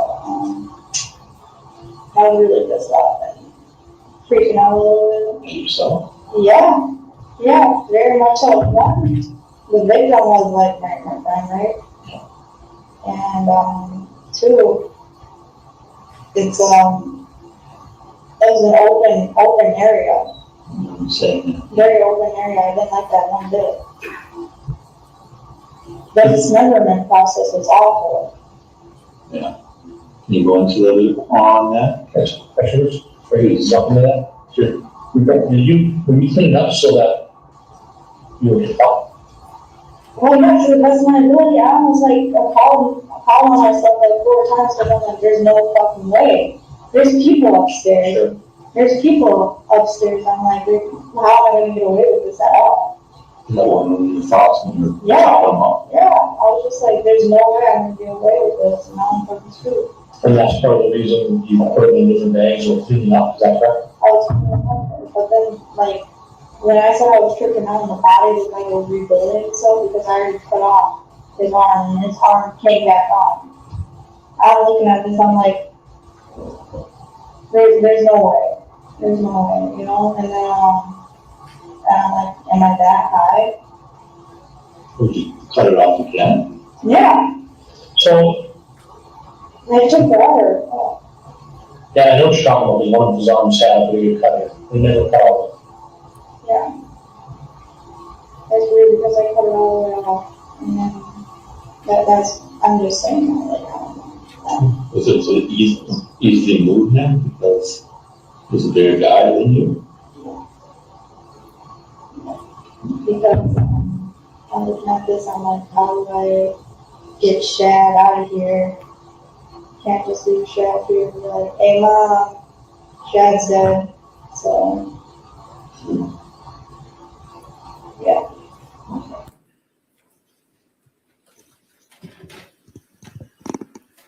Holy crap. Detective Graf, the portion of the video that we just watched from the February 28th, 2022 interview, does that accurately reflect a portion of your interview with Ms. Schabusiness on that date, February 28th?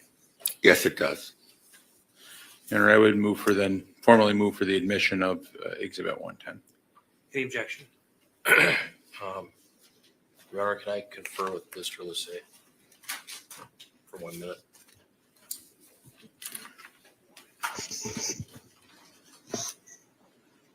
That one key phrase that she just said was the most telling part of all of it for me. Her saying people were upstairs, so she was like, dang, I'm not going to be able to get away with this. Your Honor, no objection.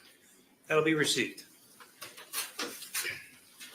Detective Graf is not in the portion of the video that was recorded, but do you recall in the February 28th, 2022 interview, whether Ms. Schabusiness mentioned having any contact with Stephen Hendricks during this incident? I recall that, if I recall correctly, I think at first she didn't mention that, but then later on she did. And the contact relative to the eyeglasses? Oh, yes. She did mention that at one point she did go up into the kitchen and had contact with Mr. Hendricks and borrowed some glasses. Yes.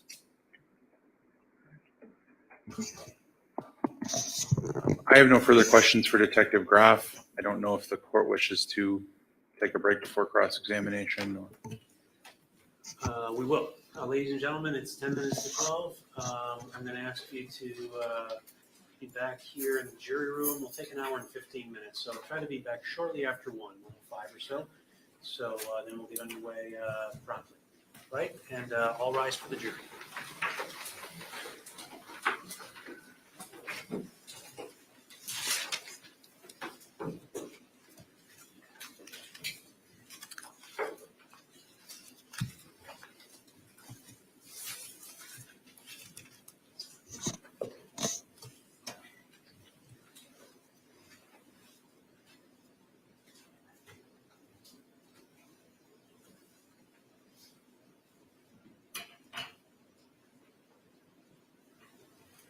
Anything to bring up before we recess for lunch, Mr. Saunders? No.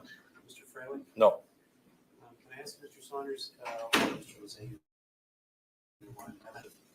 how many more witnesses do you have? Or is this the last witness? This is Yes, it's our last witness. Okay. Then probably what I'm going to do is distribute a draft of proposed jury instructions so that you can start taking a look at that. My judicial assistant is out, but I'll try to have those on your desks by the time you return. Okay? Very good. Then we are in recess until 1 o'clock. Your Honor, there is one other issue. The defense then would have Scott Tomes as a witness, but apparently he's unavailable. And I have him under subpoena.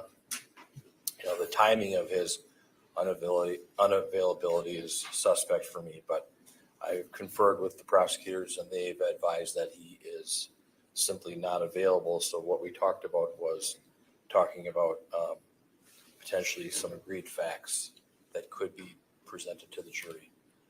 It's an unusual situation for me to be in, but you know, as a lawyer, when you issue a subpoena, people are expected to appear. So I'm caught in a difficult spot. Okay. Well, you can address it to me when you come back at 1 o'clock, okay? Okay, thank you. Very good. We're in recess. Thank you.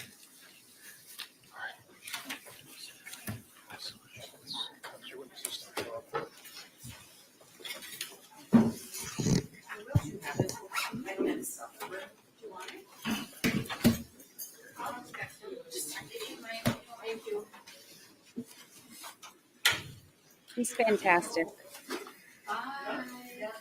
The judge is fantastic.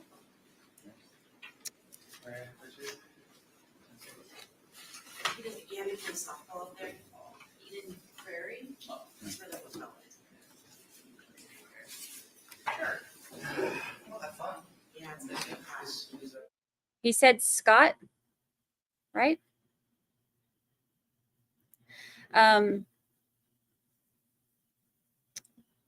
So that's the roommate.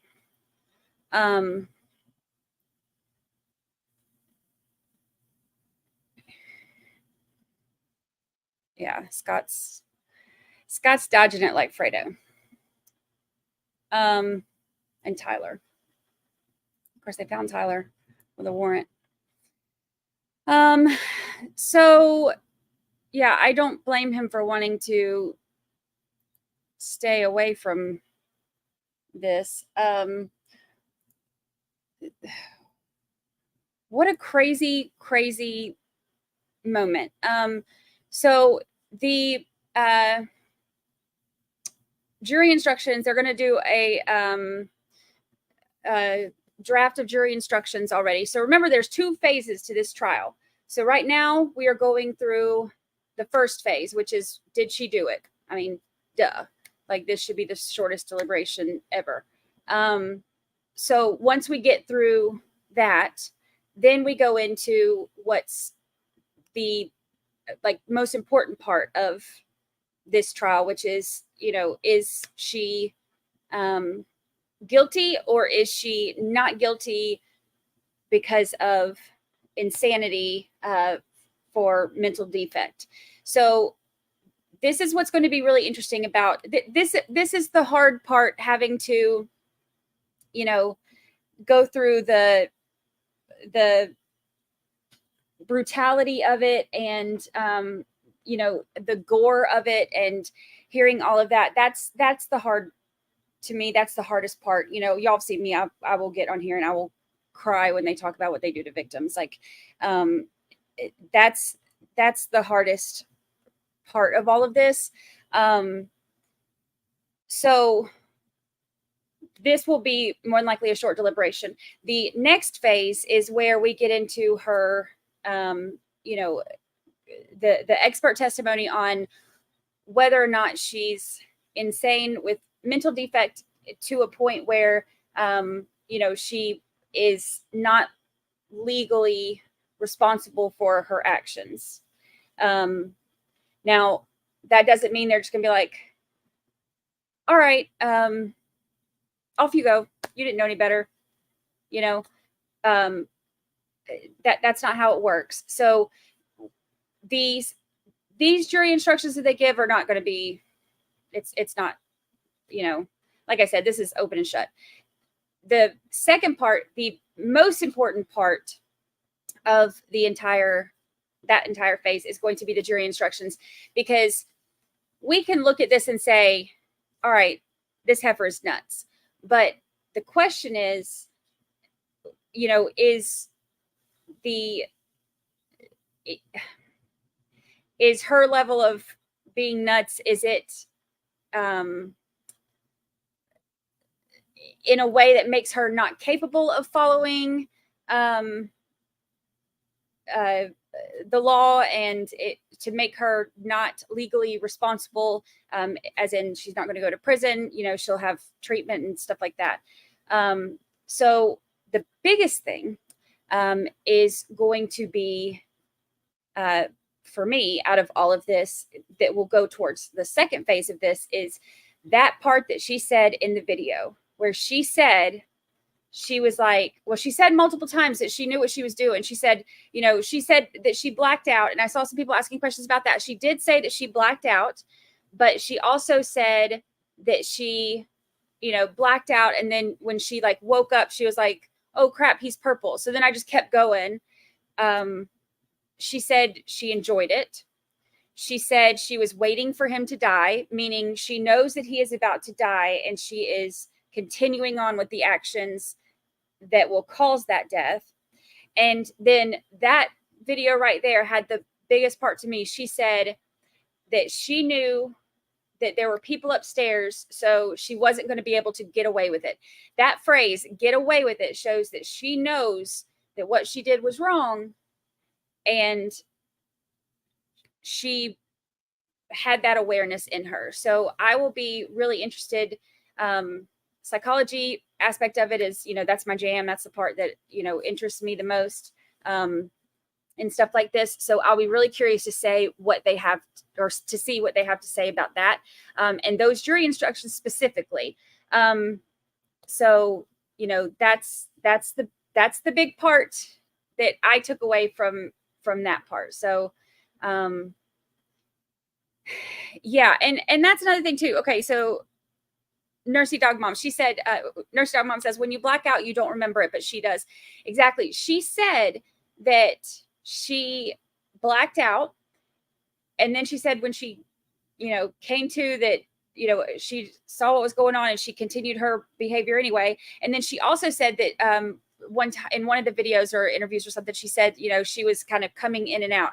So regardless, she said that there were blackout times, but she also said twice, at least twice, that there were other times that she was not blacked out, that she knew what she was doing. She was making that, you know, conscious decision, and she continued on not only with the actions, but with all of the behavior after. And it was probably one of the creepiest things that I saw on that video when she said, when, you know, well, one of the things is when she was saying that she, she's like, oh crap, I forgot the head. I can't believe I forgot the head.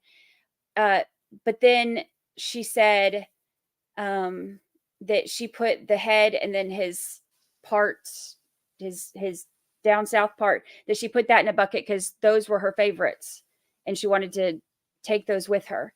So that stuff, you know, is all those are all things that if I was a juror, that would stand out to me when it comes to looking at, you know, did she know better or whatever. So it's going to be interesting. All right, so let's do this. I'm going to take Lucy out real quick. And then when we come back, I'll pull the, I was going to, are you making fun of me? I say undercarriage all the time. That's like the way that I say it. I try to find the ladylike words to say these things. What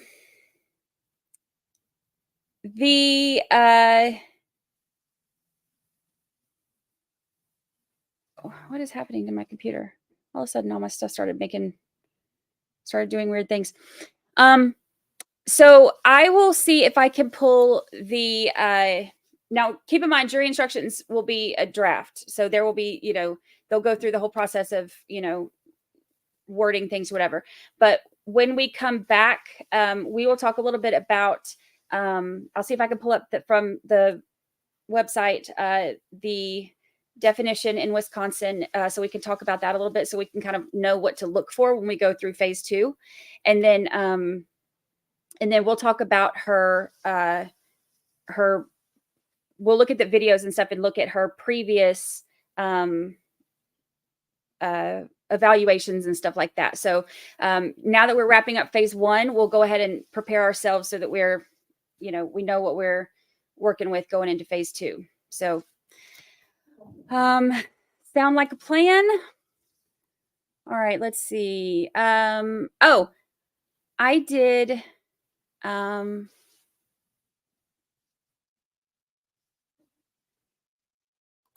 didn't think so either, Ed. I don't think that they will try to do much in the way of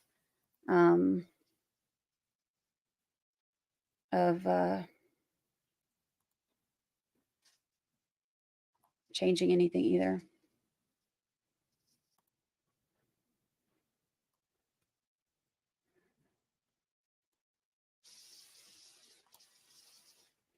All right, let's see.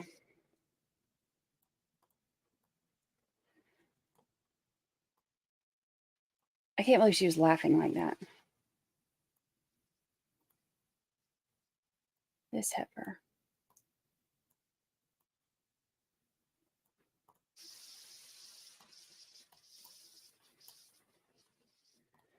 All right, let's see. Shit. Oops. Shoot, I mean.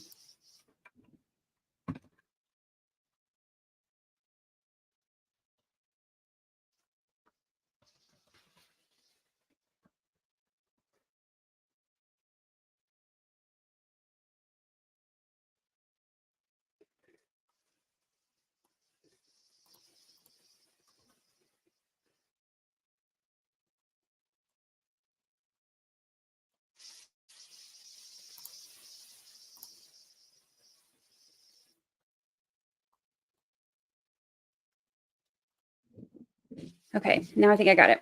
All right, and then also, how did I say it? Let me say it like them. Wisconsin. I hear their little accents when they get up there, and it's adorable. So I'll be back in just a few minutes, and we're going to look at all of the psychological stuff as we're going forward. Also, my little poll that I did, thank you for the, Wisconsin. I'm gonna practice while I'm walking Lucy. But the poll that I have up was Ed's suggestion. Thank you, Ed. I know we all forget to hit the like button, so I put that up as a reminder so that we can try to remember. So thank you for the suggestion, Ed. I will be right back. Oh yeah, I know this thing. She has the cutest little booties, but I take her on the little grassy area out front, and it's shaded. So I only take her out on the beach and stuff in the mornings before the sun rises because the sand's not hot yet. All right, y'all. I will be right back.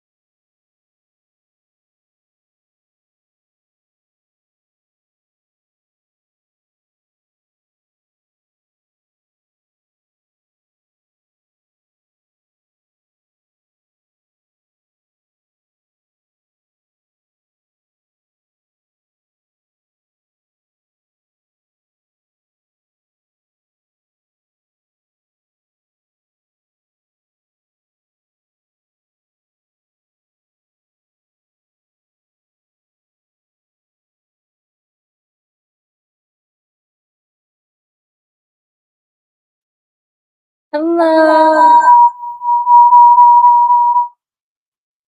What is that?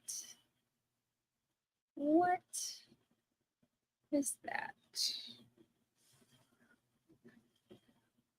I have echo. Why do I have echo?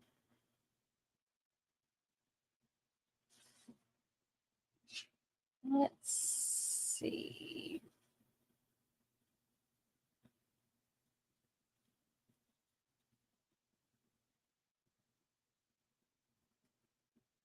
Hmm.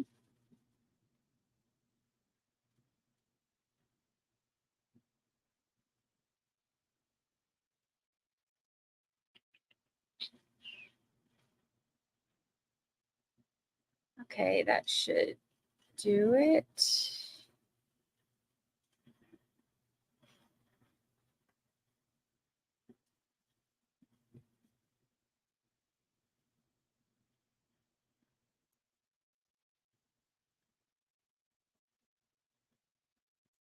Okay, now I don't have echo. Hello.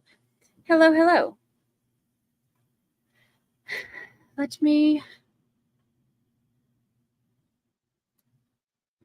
get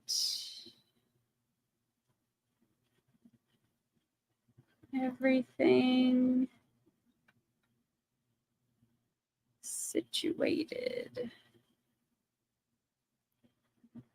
Okay. It took me a little bit longer than I was expecting because I ran into my sweet neighbor.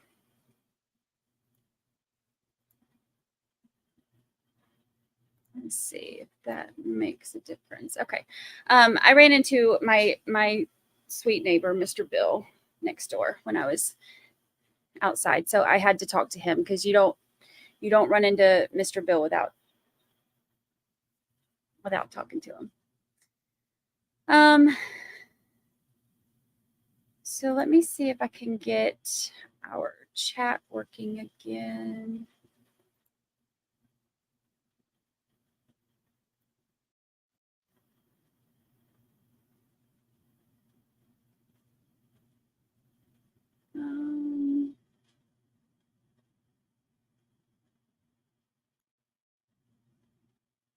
That one.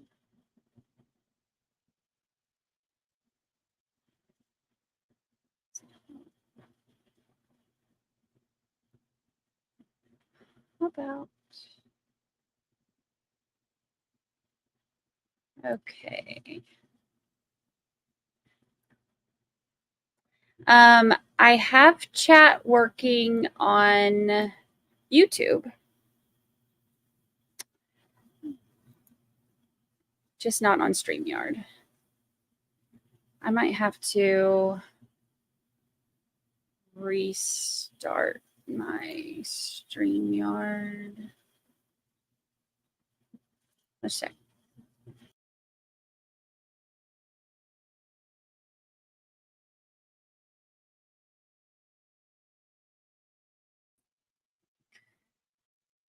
There it goes. Now I got it.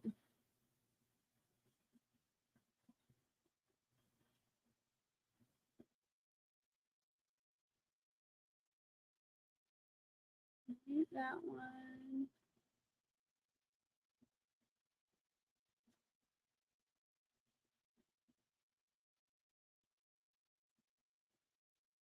Okay.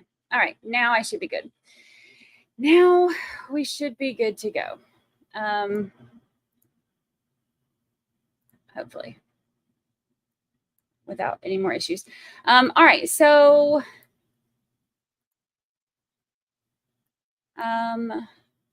let's get Wisconsin pulled up. Wisconsin sanity defense. Oh, gosh.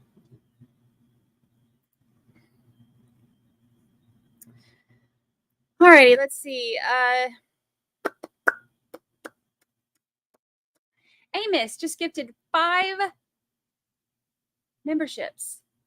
Amos, you're the best. Thank you. It goes to Angie Burr, Peter Steele, Julie F., Frenchie Mom, and Hannah Fullwood. Y'all have all been gifted memberships by our very own Amos. Thank you, Amos. I appreciate that. You're the best. Welcome to our new members. We are glad to have you. I need to check one thing real quick while they're doing this.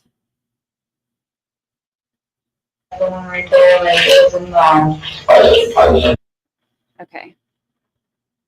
Oops.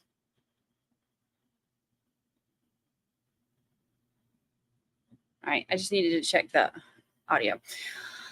All right. Amos says, love this community. Amos, we love you too. Oh, let me see. Okay, so here's the cha-ching thing. I turned it, because the audio was so low on this, I had to go in because I wanted to make sure that I didn't blow out everybody's ears. Let me just double check that the sound was still down, because I don't want to blow everyone's eardrums.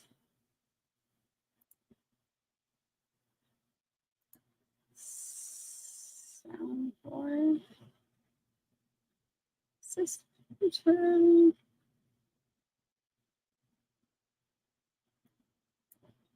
Where is it? Hannah Fullwood has been a member for 2 whole months. Congratulations, Hannah Fullwood. Getting the gifts, Hannah Fullwood. That's amazing. Okay, let's see. I want to make sure that I have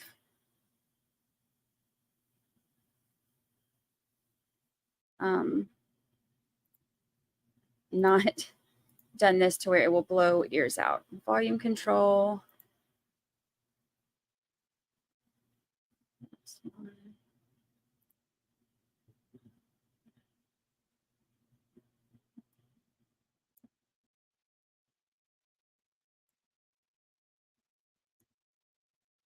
Why isn't voice mod running? Voice mod is running.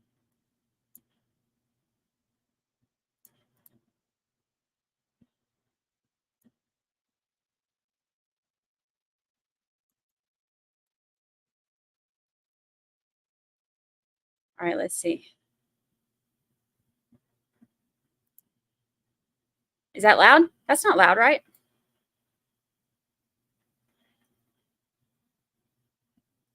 Y'all have to tell me, because I can't hear on this if it's too loud. I can only hear on playback, so y'all have to tell me if things are too loud. Maury Bailey has been a member with us for 2 whole months. She says, here's the 13th juror keeping me company while I work. No, not loud, but y'all can hear it.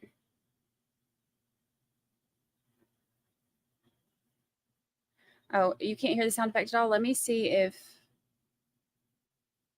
maybe I turned it down too far. We had to turn this other stuff up. So I was scared to blow people's ears out.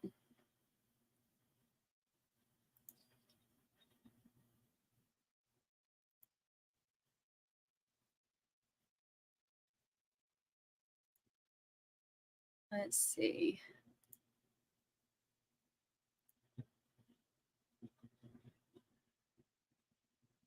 Let's see why we're not working.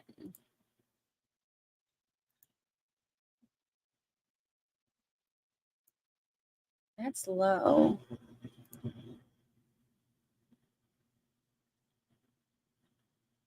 Oh, duh. I know why. I'm crazy. I didn't share my audio. Okay.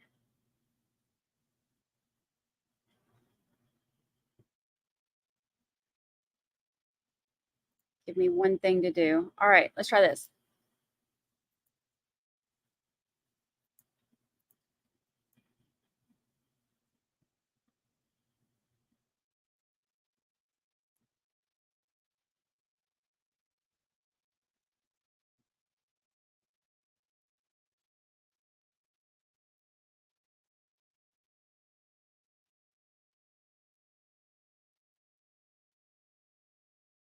Did that one work?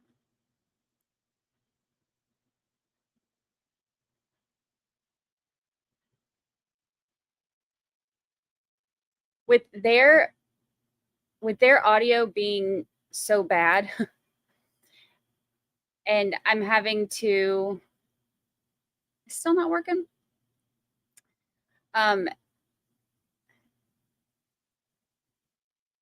With their audio being so bad, I'm trying to adjust my levels because it's a pain in the butt, man. When I have to turn everything way up because of the audio there, and then all of a sudden, like, their audio, somebody will get right up on a mic and it'll kick it up and then it'll blow my ears out. So I try to adjust all of my stuff. Here, let me move this to this screen.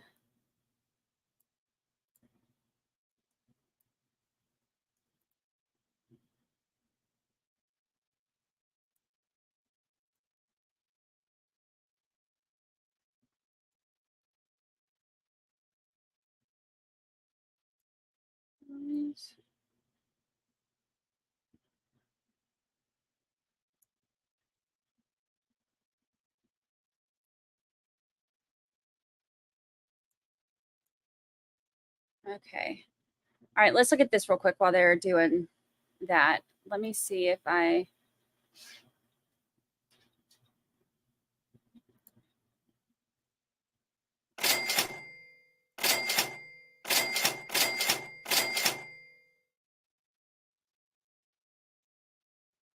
I have to watch these back and see how loud they are compared to their stuff. Okay, let's minimize this.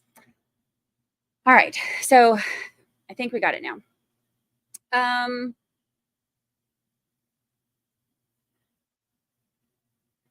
All right, that wasn't too loud, right? I think I adjusted it good enough, hopefully. Oh, they've got her.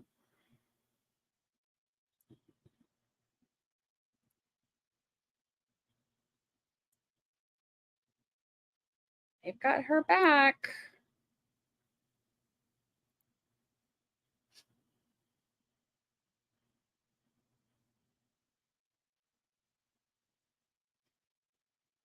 All right, let me get out of this.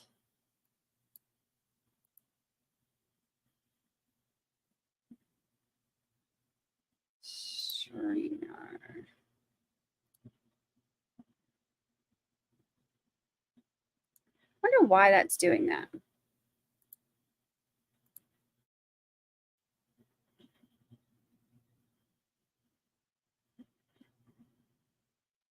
My speed test is crazy fast, but I get that little thing occasionally.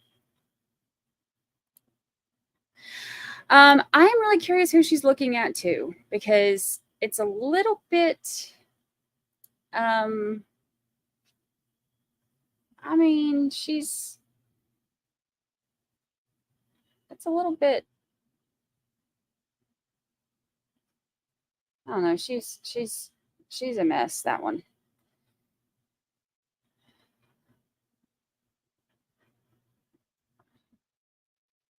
All right, let me get the,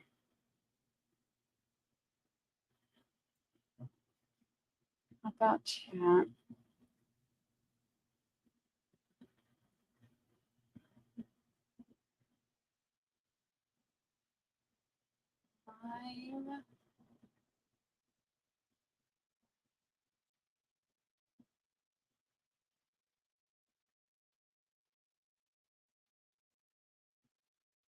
Especially yesterday when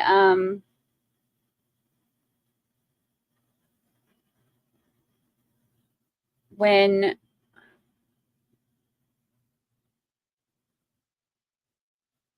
make sure I have the volume on.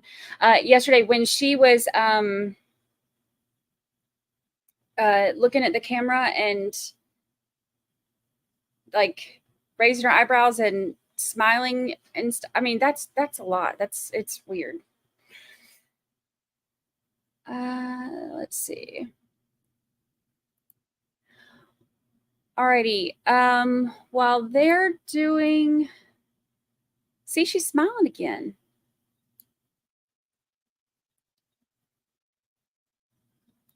All right. I don't want to make this too big because I don't want to miss any of her craziness. All right. Mental responsibility of defendant. Okay. A person is not responsible for criminal conduct if at the time of such conduct, as a result of mental disease or defect, the person lacked substantial capacity either to appreciate the wrongfulness of his or her conduct or conform his or her conduct to the requirements of law.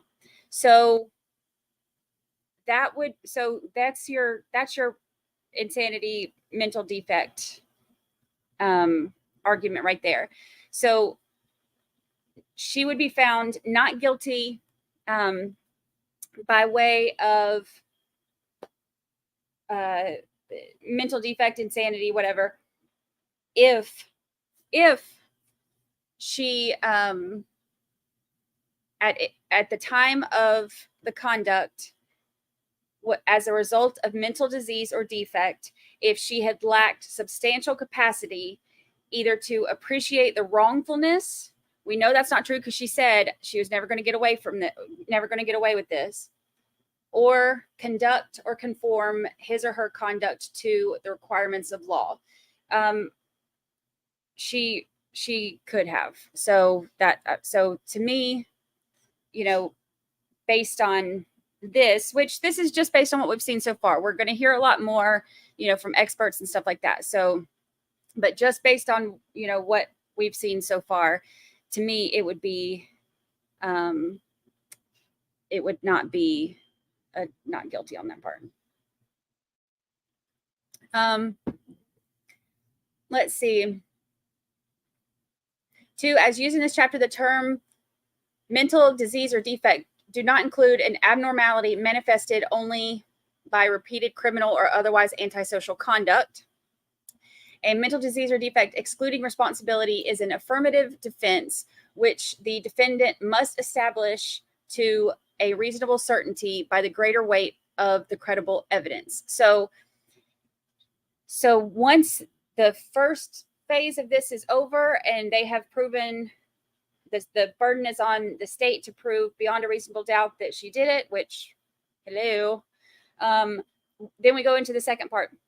Second part is the burden is not on the state to, prove one way or the other. The burden then shifts to defense to prove beyond a reasonable certainty that these things are true. So there you have it. And then, of course, obviously it goes into, you see all these words. There's a ton of words. You see all that. So obviously there's a lot more words. It's a lot wordier, but that gives us an idea of what we're looking at going into this. So it's not a temporary insanity plea. It's a mental defect is what she's going for.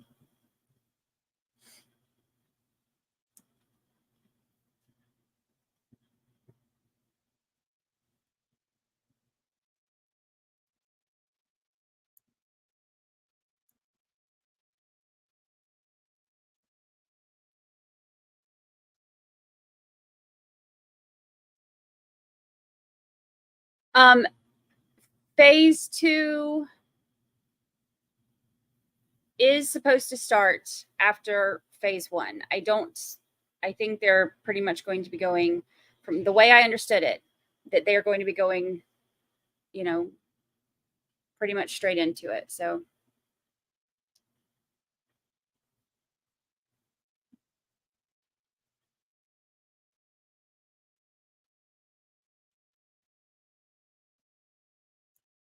Yeah, I was looking this up because I saw I follow Kay on Twitter. We follow each other, so when you follow each other, you get each other, like you get the notifications. For whatever reason, I only get notifications now from most of the time from that, for whatever reason, the algorithm. So I was going to look,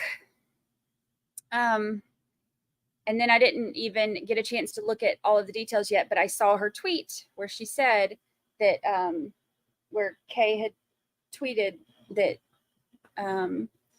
the judge overruled all of that. The sentencing is Monday, and the Vallow trial was the first one that the very first trial I streamed. So I am going to stream the sentencing. So we will play it by ear depending on what's going on with this one. But I want to see her get sentenced for what she did to those kids.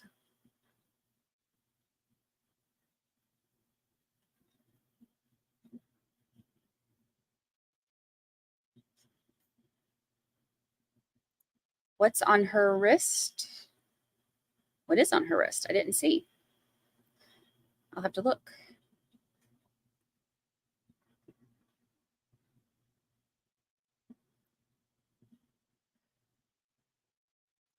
I don't think I remember seeing any that were right around her. The guards that were right around Letitia. I don't think I remember seeing any that were right around her, but the camera angles in that courtroom were not great either.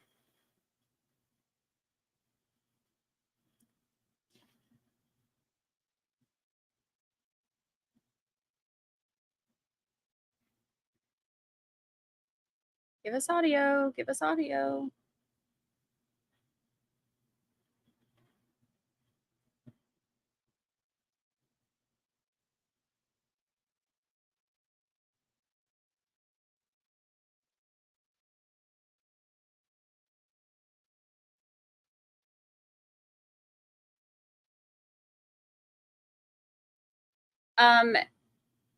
Prego says, The bailiff is she wearing a shock device? Supposed to be in the room right now. I don't see her, but she'll be here shortly. Yes. Well, I need her to be brought in here. I indicated I needed her in here right away.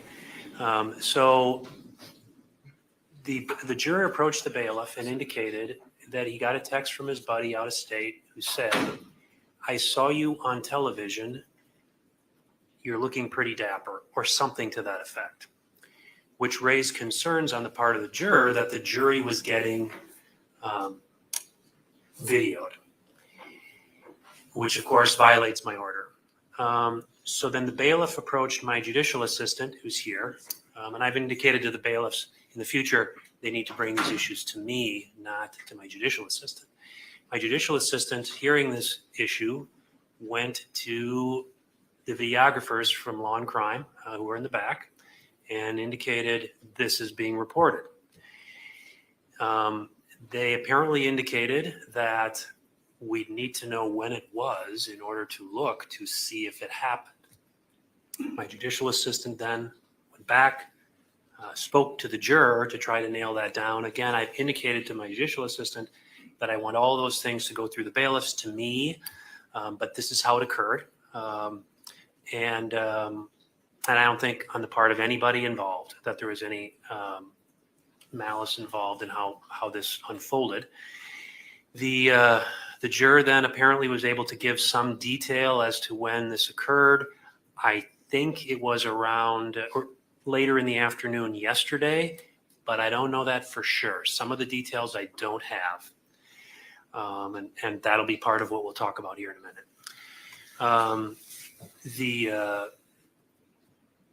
Then my understanding is that the video has been completely scanned, and there has been no occasion when the jury has been shown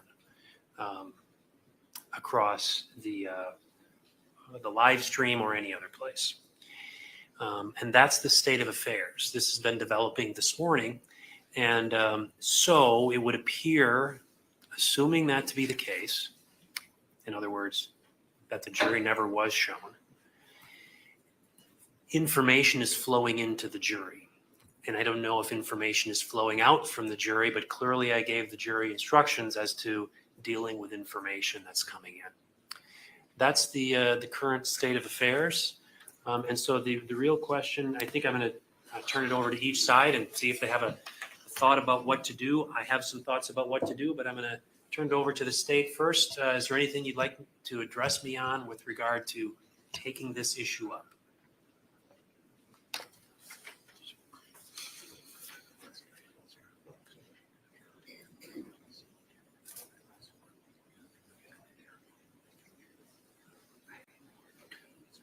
Yeah, they have 4 alternates.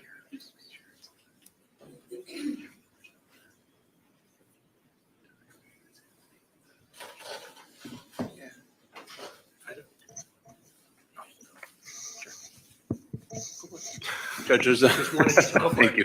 Judge, a couple of concerns I think come to mind. First, I'd be interested in knowing, I understand that there's the live stream, but I understand there may also be other sources of media that are here or potentially other individuals who may have done some filming or photography within the courtroom, which I think would violate the court's order, but I don't know that that's not happened. I think it would be helpful to voir dire that particular juror to understand better who informed him of this information. Is that person potentially have other people who could be, other people know that he has jury duty and they might be in the courtroom and then texting him? So for example, there are a number of just citizen members in the gallery. Maybe someone in the gallery also knows this juror and then sent a message to a friend of theirs or something like that. So voir diring, I think, the individual juror to know what was shared, how it was shared, by whom it was shared, might give us a better idea of how the information is coming in and going out from the jury. Sure. Before I turn to Mr. Freilich, there's a few, your comments have raised a few other pieces of information. First of all, my understanding is in the conversation that occurred between my judicial assistant and the juror, there were other jurors nearby and they heard that that might be happening. And so I think there may need to be some kind of a statement made to the jury as a whole. To some of your other points, we also considered the fact that it could have been a member of the public who's using their cell phone. I've asked security to look at the security cameras to see if they can track down if that's the case. I don't have any feedback from that search yet. But what I can tell you is my understanding is that the juror indicated the feed came across YouTube. Anything can come across YouTube, but the feed is, my order is very specific. There are 3 cameras in this courtroom and there's to be no other cameras. So unless YouTube picked up on a video that was illicitly obtained and then posted it, I doubt that that's the source of the concern. The concern, of course, then is potentially false information coming into the jury. In any event, the state is suggesting that I voir dire or we voir dire that juror. I'm going to turn to you, Mr. Freilich. Thank you, Your Honor. All of this raises a question, I believe, of whether my client, Taylor Schabusiness, can get a fair and impartial jury with the jurors that we have. It's concerning. I know that my client has some concerns about this. I'd ask the court to consider a motion for mistrial. Well, what I can tell you is I anticipated this kind of an argument. In other words, I know I denied a motion for change of venue or to bring in an outside jury. I'm absolutely convinced that there's nothing about this event that couldn't occur in any other jury situation, including had I brought in a jury from the opposite side of the state and sequestered them the entire time. So that is, everyone has cell phones that they have. Everyone gets text messages. And I expect the jurors are going to follow my instruction, which is if someone tries to talk to you about this case, despite your telling them not to, you should report that to me.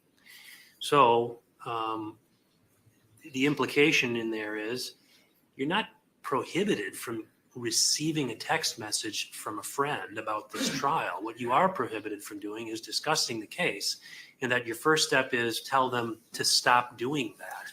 And if they continue to do that, they're to report that to me. So I'm not going to grant your motion for mistrial because quite honestly, the issue is the same. We need a fair and impartial jury. All these jurors during voir dire have indicated we can do that. This is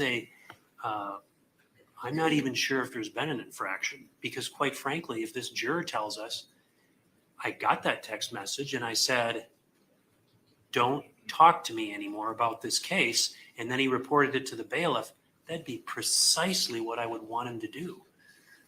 The problem is it spun a little bit, and it was, frankly, it was investigated. So we actually have more information than we did before. But I'm going to deny the motion for mistrial because I frankly don't see the basis for it at this point. But I think I'm going to avail myself of the opportunity to bring the juror in.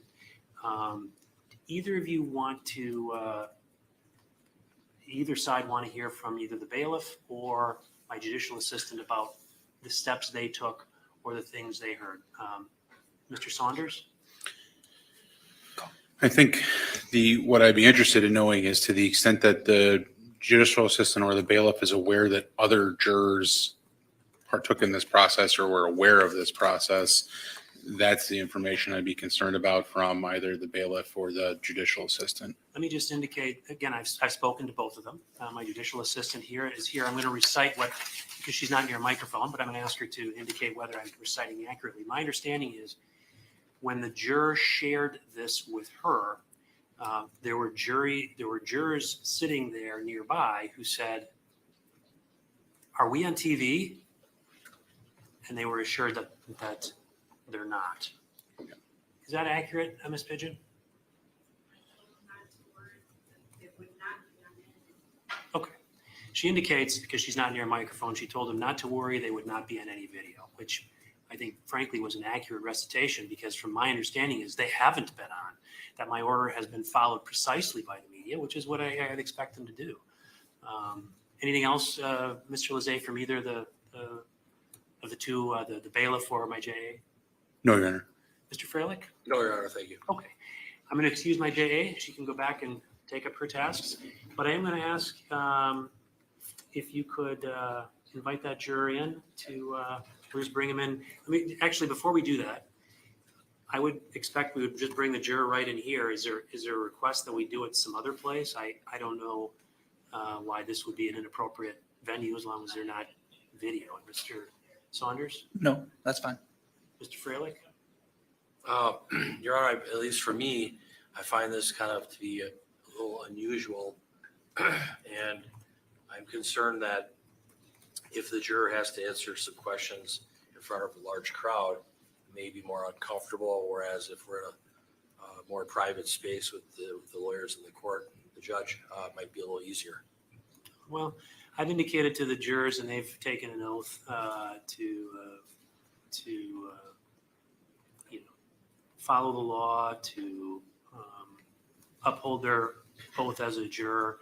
I don't think I've noticed anybody on that jury who seems disinterested or unconcerned or upset in any way about what they're doing. They all seem very intent and very interested in serving in their role. So I'm satisfied that if I brought him in here, they'd answer this individual would answer questions appropriately. And then once, so I'm going to bring the juror in here. After the juror is done, then we'll need to talk briefly about whether or not, and I'm inclined to indicate to all the jurors the circumstance, but we can also determine once we've questioned this juror, the extent of the issue involved. So we're going to bring the juror in now, right here. All rise for the juror.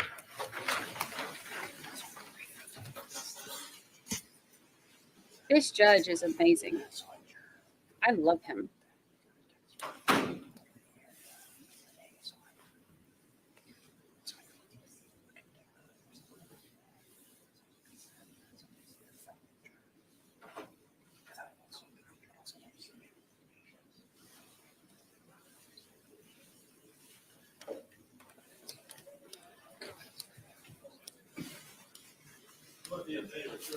No.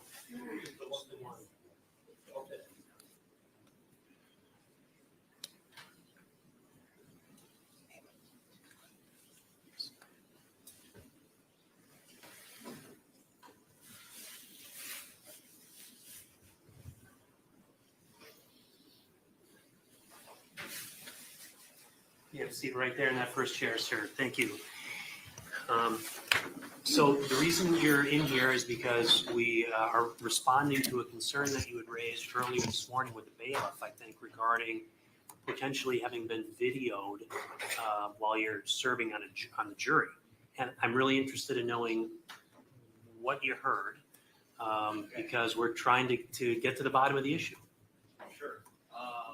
And it was a conversation I wasn't concerned, but so yesterday afternoon, a coworker of mine who works in Indiana, we work remotely, texted me that he had seen me at this trial, and I thought that was unusual.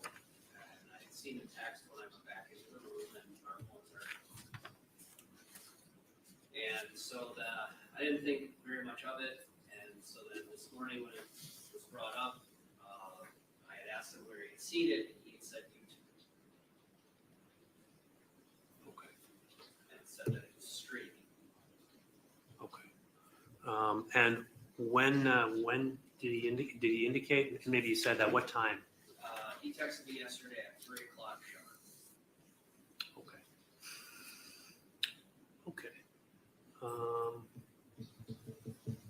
Questions from the state? Just curious whether he texted you a screenshot or a link, or was it just a text? Mr. Freilich, any questions? Did you save the text? It's on my phone. So it's on your phone? Yes. Did you respond back? I did. Okay. Thank you. Thank you. Yeah. All right. Anything else that you feel you want to tell me about that event or issue? No, other than you're free to look at my phone. I'm happy to show it to you. I'm happy to inquire further with him. I consider him a friend as well as a coworker. Whatever would please the court. Okay. I am going to just indicate to you that perhaps, going forward, if you receive any messages from coworkers or friends, that you advise them you can't speak about this case at all until it's concluded. Sure. Okay? Certainly. My response was, thank you. That's what I said. I can show you. Okay. Very good. Okay. I think I'm going to excuse you then. Thank you. All rise.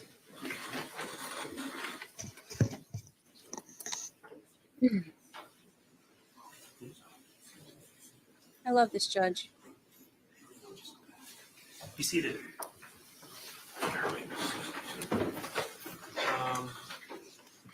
Mr. Lizette. Your Honor, I guess I don't have any concerns about how this impacts the integrity of the jury in any way. It seems like a very limited conversation. I think it is probably a good idea for the court to reiterate to the jury that you have given instructions that they aren't being filmed, just to potentially alleviate any concerns that they might have, and that you're confident that those orders are going to be followed. Mr. Freilich? Your Honor, I inquire, how is it possible that a juror in a case like this or any case is seen on TV? And that's concerning to me. I believe that, this juror, even by responding back, which he shouldn't have done, causes an issue for the defense, at least for the integrity of the jury. My client and I are concerned about, this jury, can it be fair and impartial? So I, again, based on what's been discussed here, make a motion for mistrial.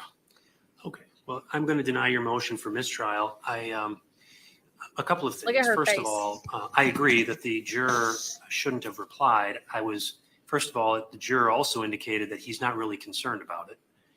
And I think one of the main reasons that we enter orders that jurors are not to be videoed is so that there's, for juror security.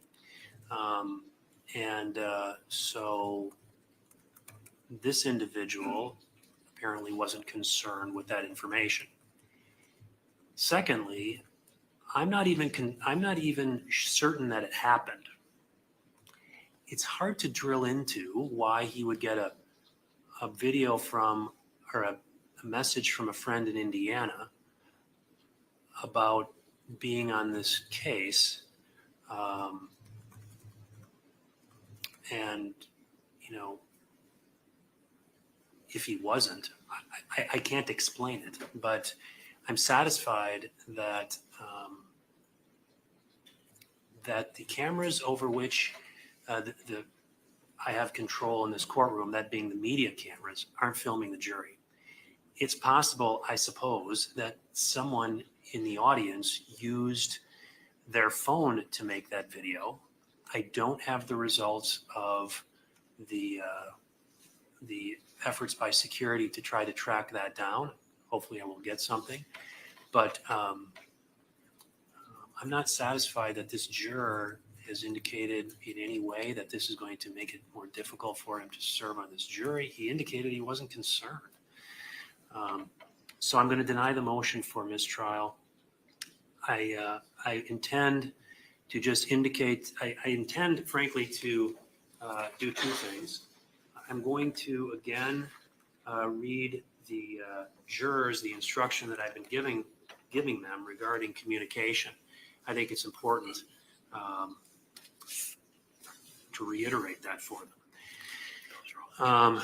I'm also going to advise them that I've made a specific order that they're not to be videoed, and that from my investigation as a result of this issue, that they haven't been videoed. As part of that, I think I'm going to need to relate to them that a concern has been raised, only because beyond that, they'll wonder, why are you telling us all this? But that's what I intend to relate to them. Mr. Lezay, any objection to that? No. Mr. Freilich? No, Your Honor, but I have a concern. Okay. So would the court consider striking that particular juror? Because we have alternates. The other thing I'm worried about is there going to be discussion about, well, why did the court want to talk to you, to this male juror? I have some concerns about that as well. So would the court, consider maybe striking this juror? We've got several alternates. Sure. Well, first of all, regarding a conversation the jury might have about why did the court want to talk to you, that's why I indicated I would tell them that a concern has been raised. And they'll get it, oh, it was the guy you brought out here. So, and I don't think the jury will in any way look on him disfavorably, because he was simply reporting to the court something that occurred, which is what I want people to do. So that's that. But let me turn to the state. Mr. Freilich has asked that I strike that juror. And I don't think there's a basis to do that at this time based on the nature of the voir dire with that juror.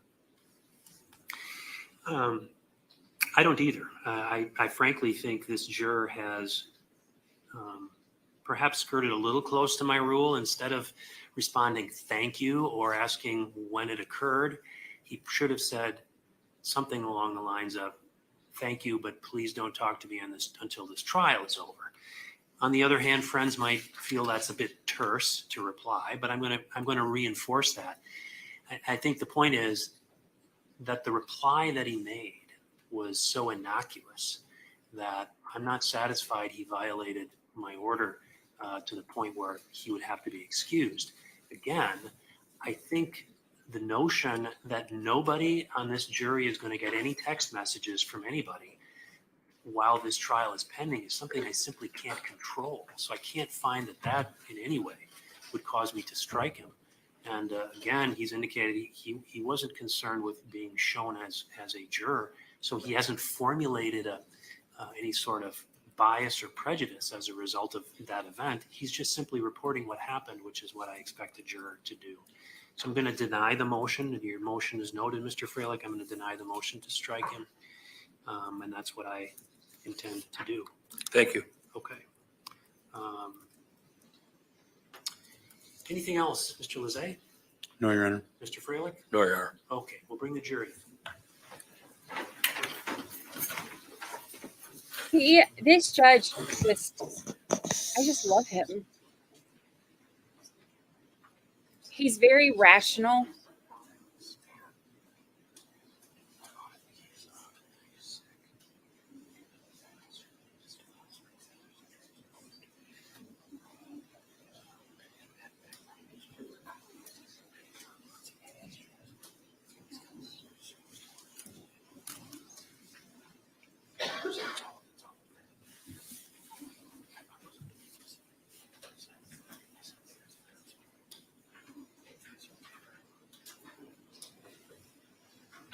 Trying so hard to hear what they're saying. Be seated. Welcome back, ladies and gentlemen of the jury. And I need to take up an issue with you before we get started. A concern has been raised by one of your number that perhaps at some point in time, perhaps yesterday, that the jury may have been videotaped and put out on a live stream. And a couple of things I want to advise you about that situation. First of all, I appreciate the fact that that it was reported right to the bailiff, and that's what I need you to do. As a result of the report, the matter has been looked into by scouring the videos that have been taken of this trial, and at no point in the videos that I have authorized to be taken have you been videoed. Just to give you a little more detail about that. In this trial, I've allowed 3 cameras to be utilized. Those cameras are situated in such a location that you're not being videoed by them. When I need to, I look at the media room and I can stop the video feed at any particular time for a particular witness. Perhaps you've seen me do that and heard me do that. I've entered an order that no one in the audience is allowed to use a cell phone to take photos or videos. At this time, security is scouring the videos of this entire trial to see if anybody in the audience has been doing that. I can tell you that I can see everything from up here and I haven't noticed it. And in case you wonder, this courtroom is also being monitored in various different locations. So we're being watched while we're being watched, okay? The people that are videoing it are being watched by the people that are sitting in the security office downstairs. So I want to assure you that order was entered by me. I'm endeavoring to great lengths to make sure it's abided by. And as far as I know, right up until have been followed to a T. It doesn't mean I'll stop looking into it. And I would encourage any of you, if you have a concern about that, as we go forward, report it to the bailiff. There's one other thing I want to do because it's important. I'm going to again give you this instruction. You've heard it before and you'll hear it again. Do not communicate with anyone about this trial or your experience as a juror while you are serving on this jury. Do not use computer, cell phone, or other electronic device with communication capabilities to share any information about this case. For example, do not communicate by blog, email, text message, Twitter, or in any other way on or off the computer. Do not permit anyone to communicate with you about this case. And if anyone does so despite your telling them not to, you should report that to me. I appreciate that it is tempting when you go home in the evening to discuss this case with another member of your household, but you may not do so. This case must be decided by you, the jurors, based upon the evidence presented in the courtroom. People not serving on this jury have not heard the evidence, and it is improper for them to influence your deliberations and decisions in this case. After this trial is completed, you are free to communicate with anyone in any manner. That's all I'm going to have to say about that for right now. I believe the case is still with the state. Actually, we're at cross-examination, however. Detective, I think you were on the witness stand. I'll have you come back. And I will just remind you, Detective, you're still under oath. I love that you know this about yourself, Ms. Kim, MS I'm Kim. also going to remind everyone to please use their microphone. As you can see, we've switched court reporters. We are now using the Daubert system, which is an excellent electronic system, but I want to make sure everybody's using their microphones. Having said that, Mr. Freilich, you've gotten a few complaints, so try to tend to your microphone, but I'm probably the worst offender. So go ahead. Yes. Thank you, Your Honor. Detective Graf, good afternoon. Good afternoon. So on February 23rd of 2022, were you called down to the police department? Yes. What time did you get there? I probably arrived about 4:45 in the morning, I think. Okay. Is that kind of a normal shift for you, sir? No, What's a normal shift? 7 a.m. to 3:30 p.m. And why were you contacted to get down there at 4:45 a.m.? As far as my duties as a detective, we can get called after hours for major crimes. And in this case, I was called by a supervisor to ask if I would assist in a homicide investigation. And were you told that there was a minivan that was found parked at the Eastman Avenue apartment complex? Initially, my initial phone call, no. Okay. At some point then you were told that there was a minivan that was of interest, correct? Yes. And that was parked over at the Eastman Avenue apartments? Yes. You interviewed several people, correct? Yes. One being Tara Pakinich, correct? Correct. And did you also talk to Stephen Hendricks? No. Okay. Did you talk to Taylor Schabusiness as well? Yes. You talked to Ms. Pakinich and Ms. Schabusiness on the same day, fair? Yes. Did you talk to Ms. Pakinich first? Yes. Okay. And was it such that they were down at the police department when you arrived? No. Okay. You got there first? I don't recall if I got there first or if Ms. Pakinich was there first, but Ms. Schabusiness was not there when I first arrived. Okay. So you took Tara Pakinich into a room, correct? Yes. And what did you talk about? The fact that she found something in a bucket in the basement of her house? Yes, of course. Okay. And you followed up with further questions with regards to that? Yes, I did some preliminary questions, yes. Okay. And did she indicate to you that Taylor Schabusiness and her son were friends? Yes. That they went to school together? Yes. Went to high school together at Bayport? Yes. And did she indicate to you that how she came upon the bucket in the basement? Judge, I'm not concerned any of this is particularly prejudicial, but it is all hearsay. Ms. Pakinich testified, and he can and did ask these questions to Ms. Pakinich. The statement that the detective took from a witness who is not a party is hearsay information.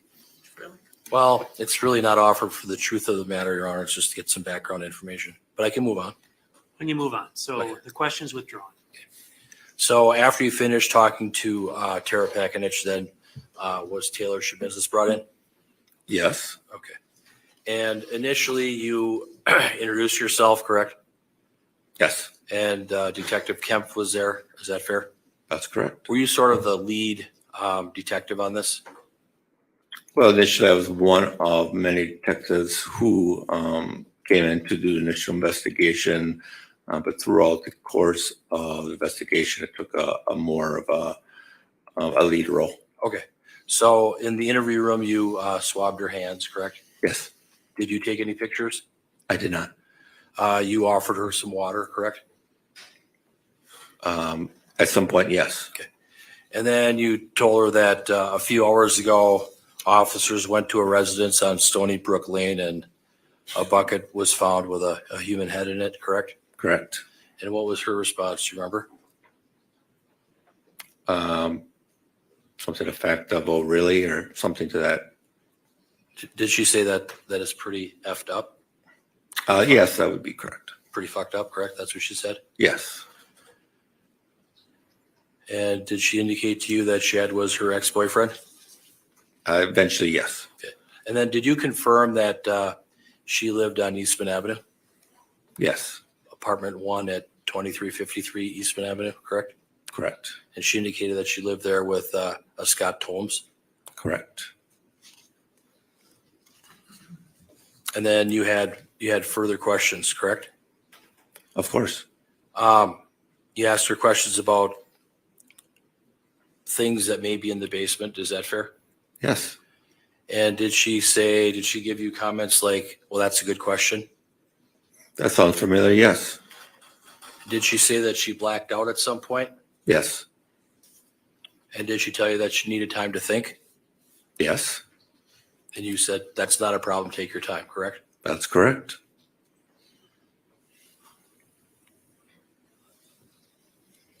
When you were talking to her, was she smiling inappropriately? I did not observe that, no. Did you hear her laugh sometimes during the interview? I believe so.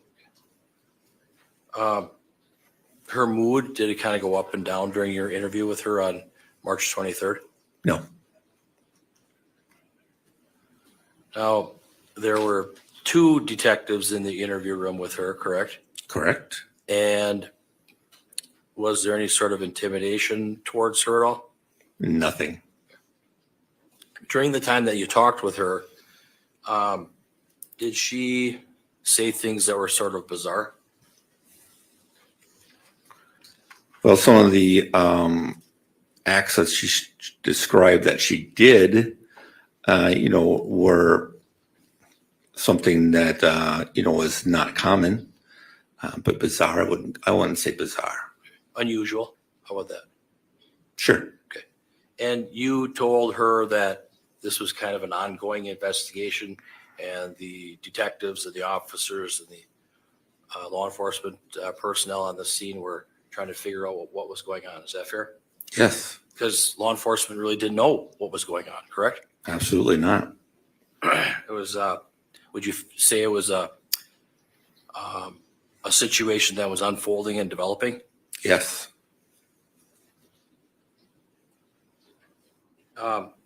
She did indicate to you that did she exhibit responses that were kind of short and snippy? Thank you, Regina. No. Did she say that she did not know what was going on? Well, she did make a comment that at one point she had blacked out. And again, I assured her that she could take her time and she had plenty of time to remember what she did. Now, you've been on the force you've been an officer for 27 years, correct? You've got a lot of experience. Is that fair? 37 years. 37 years. Oh, sorry. I'm sorry, 30 years, then yes. 30 years. Okay. So, and you've been a detective for 17, yes? Yes, You've worked with people that have used meth, correct? I have. Meth is a very powerful drug, isn't it? It can be, yes. It can cause people to act and react in an unusual way. Is that fair? Yes.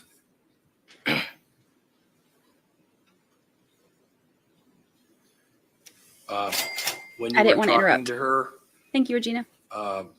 she had some problems answering questions, correct?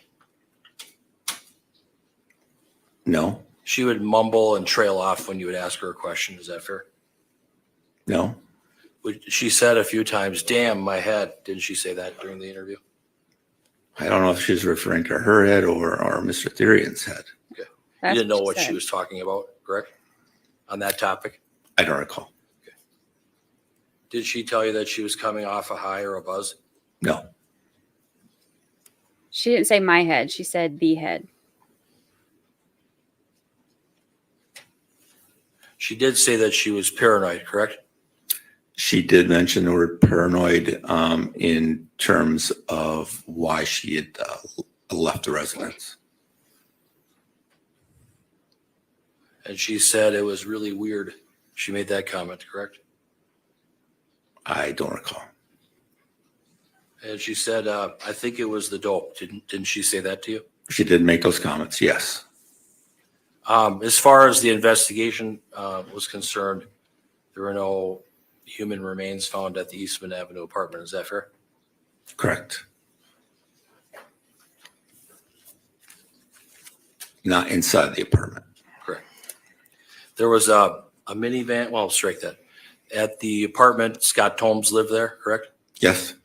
And he also owned a gold colored Town and Country minivan, correct? Correct.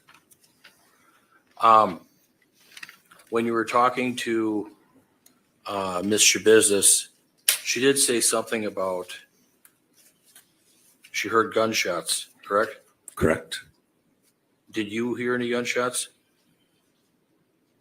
When? When you were either at Stony Brook or at Eastman Avenue? I was never at Eastman, but when I was at Stony Brook very briefly, which was much later in the day, and I did not hear any gunshots. You reviewed a lot of different reports and talked to a lot of different detectives, including Detective Scanlon, Detective Kemp, Lieutenant Buckman, a lot of the other officers involved, correct? Yes. Did any of the officers provide any details or reports about any gunshots being fired at either Stony Brook or Eastman Avenue on or about February 23rd of 2022? I don't recall who said, but I do recall that during the time that officers were called to the Stony Brook residence, that there was another call that officers were on that might have involved gunshots. At some other location though, correct? I'm sorry? At some other location, not Stony Brook or Eastman Avenue, correct? Correct.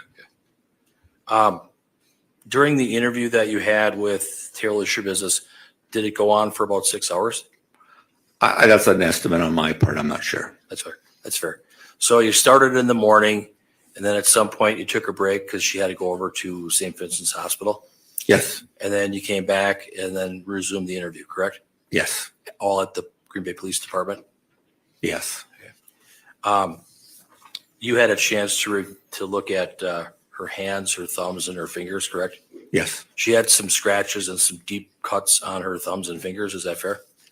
She had a cut on her thumb and some scratches, yes. And she got medical treatment for that? Yes.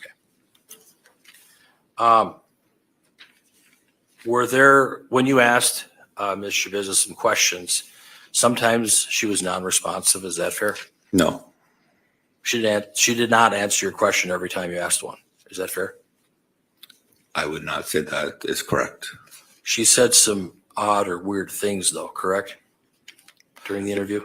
Specifically, well, the arm or something like that would rebuild into muscle. But yes, she made several comments of, when she was strangling Mr. Thyrion that, his muscle would rebuild, and made several comments about, that she forgot to leave, she forgot to leave the head behind in the bucket in the basement. Those types of comments in terms of describing her actions and what she was doing. But in terms of those being bizarre, I did not find that to be in any way, shape, or form. You found it to be odd, though, especially when she laughed about it, correct? Well, I did not feel that way. Okay.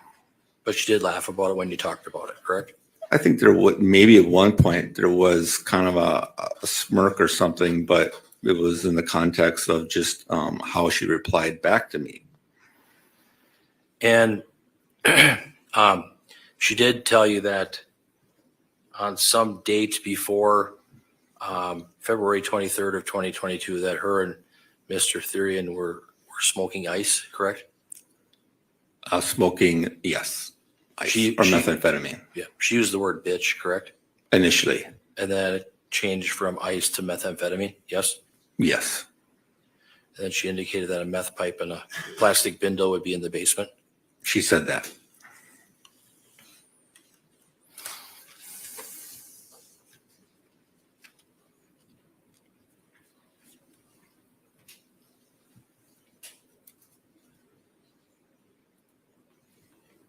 She told you that it was a weird night.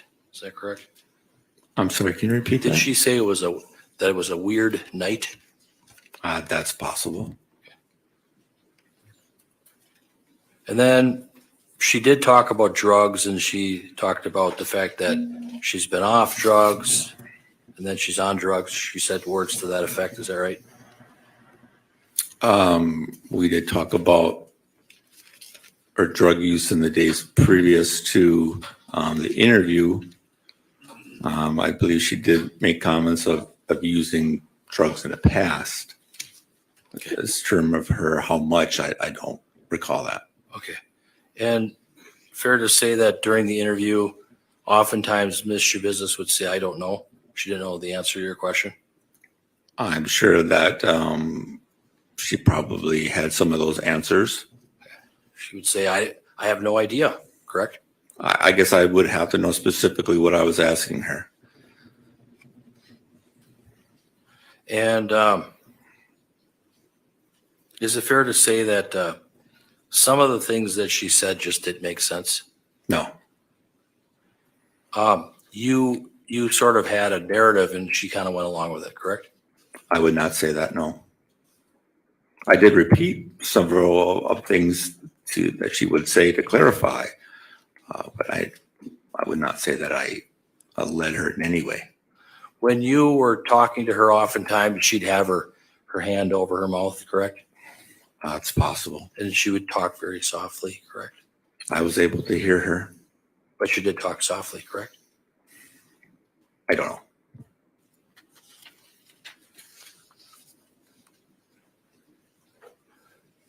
She said something about that she was tweaking out or that she was tweaking. Do you know what she meant by that? I do not recall those specific words. I would know what she would mean by tweaking out, though, yes. And I don't recall as to what time period she was talking about either. Okay. Is it fair to say that the first part of your interview was about 3 hours and then you went to the hospital? That's fair. You came back and then the second part, was that about 3 hours or how long was it? I'm not sure. Not sure. A couple hours though? Sure. Yeah. Took a while to ask questions and try to figure out what was going on. Fair? Right. As I was interviewing her, there are investigators who were at the house. And so it was an ongoing and continuing investigation to determine what happened. Right. During the interview that you had with her, she said, I didn't mean for all this to happen. I'm sorry. Is that fair? I think that she did make a comment as to initially that she did not mean to kill Mr. Schabusiness. I'm sorry, Mr. Thyrion.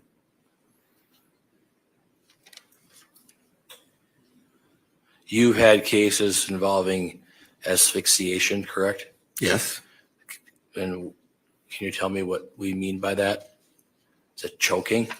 Asphyxiation? Yes. Choking is another word. Is when someone's windpipe or has been blocked and breathing has been obstructed. Okay. Is it a situation where people that maybe are into this kind of thing choke each other to get some euphoria or pleasure out of it? I have heard of that practice. Okay. With regards to this case, law enforcement did find 2 dog collars or 2 chains. Is that fair? Yes. During the interview, Ms. Schabusiness said something about, I can't think right now. Remember that? No. She said, I'm fucking nuts. Remember that? No.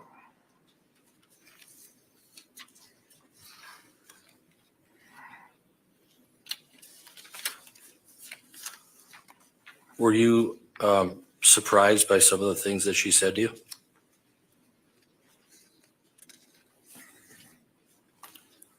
Overall, in the context of what we were discussing and the information that had been provided to me? Yes.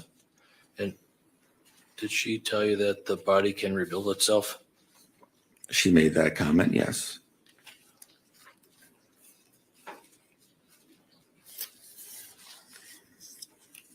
like a lizard tail? Like, what do you mean it can rebuild itself?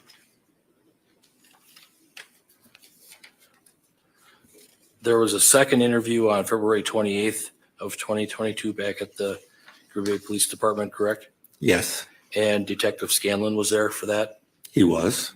Did he kind of ask most of the questions for that interview? I think it was 50-50 in both our parts.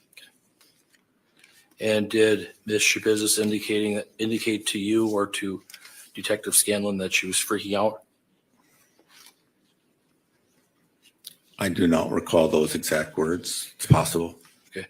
Do you recall though that she talked about having a lot of issues with open areas? Remember that?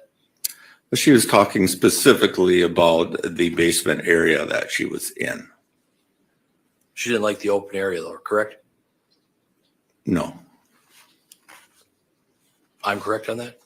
I'm sorry? I'm correct that she did not like the open area. Is that right? She did not like the open area of the basement at Stony Brook Okay. in Green Bay.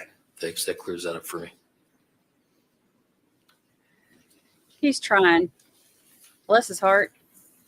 He ain't got nothing to work with. Her emotions came out during the interview. Is that correct?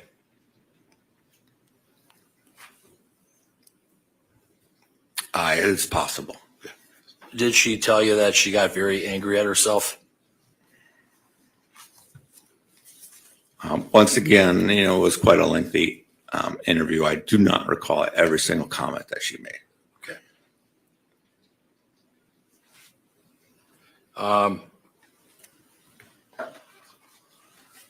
She did say during the interview that there were some times where she nodded out, correct?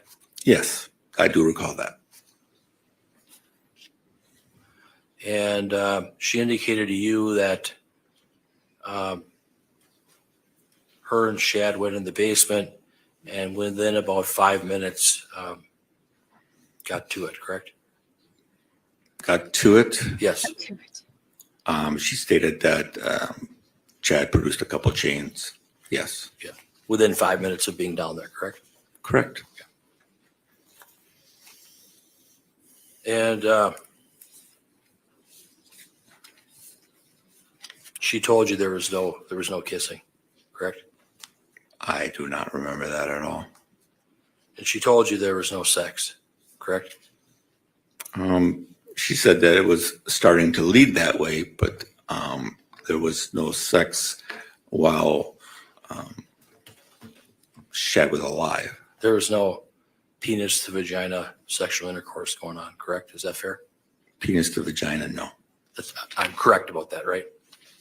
She never stated that that occurred. Okay.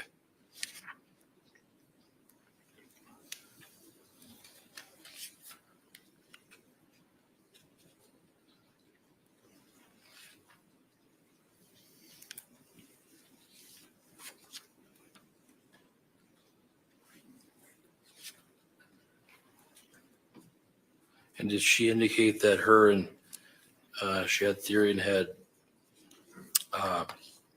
took a toke off of some meth at the Eastman Avenue apartment in the bedroom? Yes.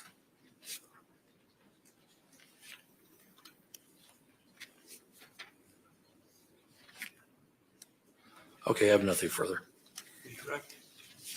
Just very briefly, you were asked about a couple of terms, nodding out and tweaking. Are those terms that you have encountered in your experience as a detective or as a narcotics investigator? Yes. What do those terms mean to you, starting with nodding out?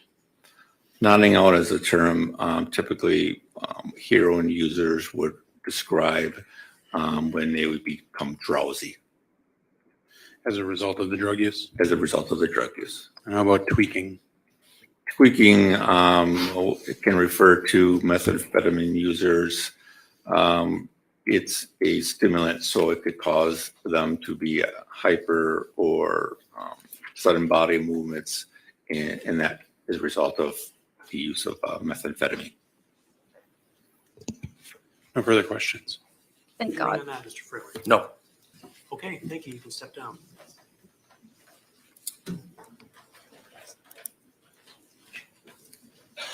Oh, Does the state have any other witnesses? No, Your Honor, at this time, the state rests.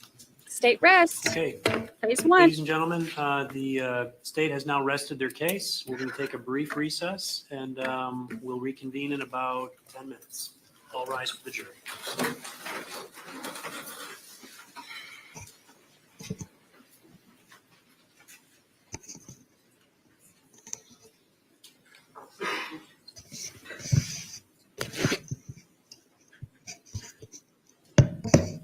She is. Say hi, big girl.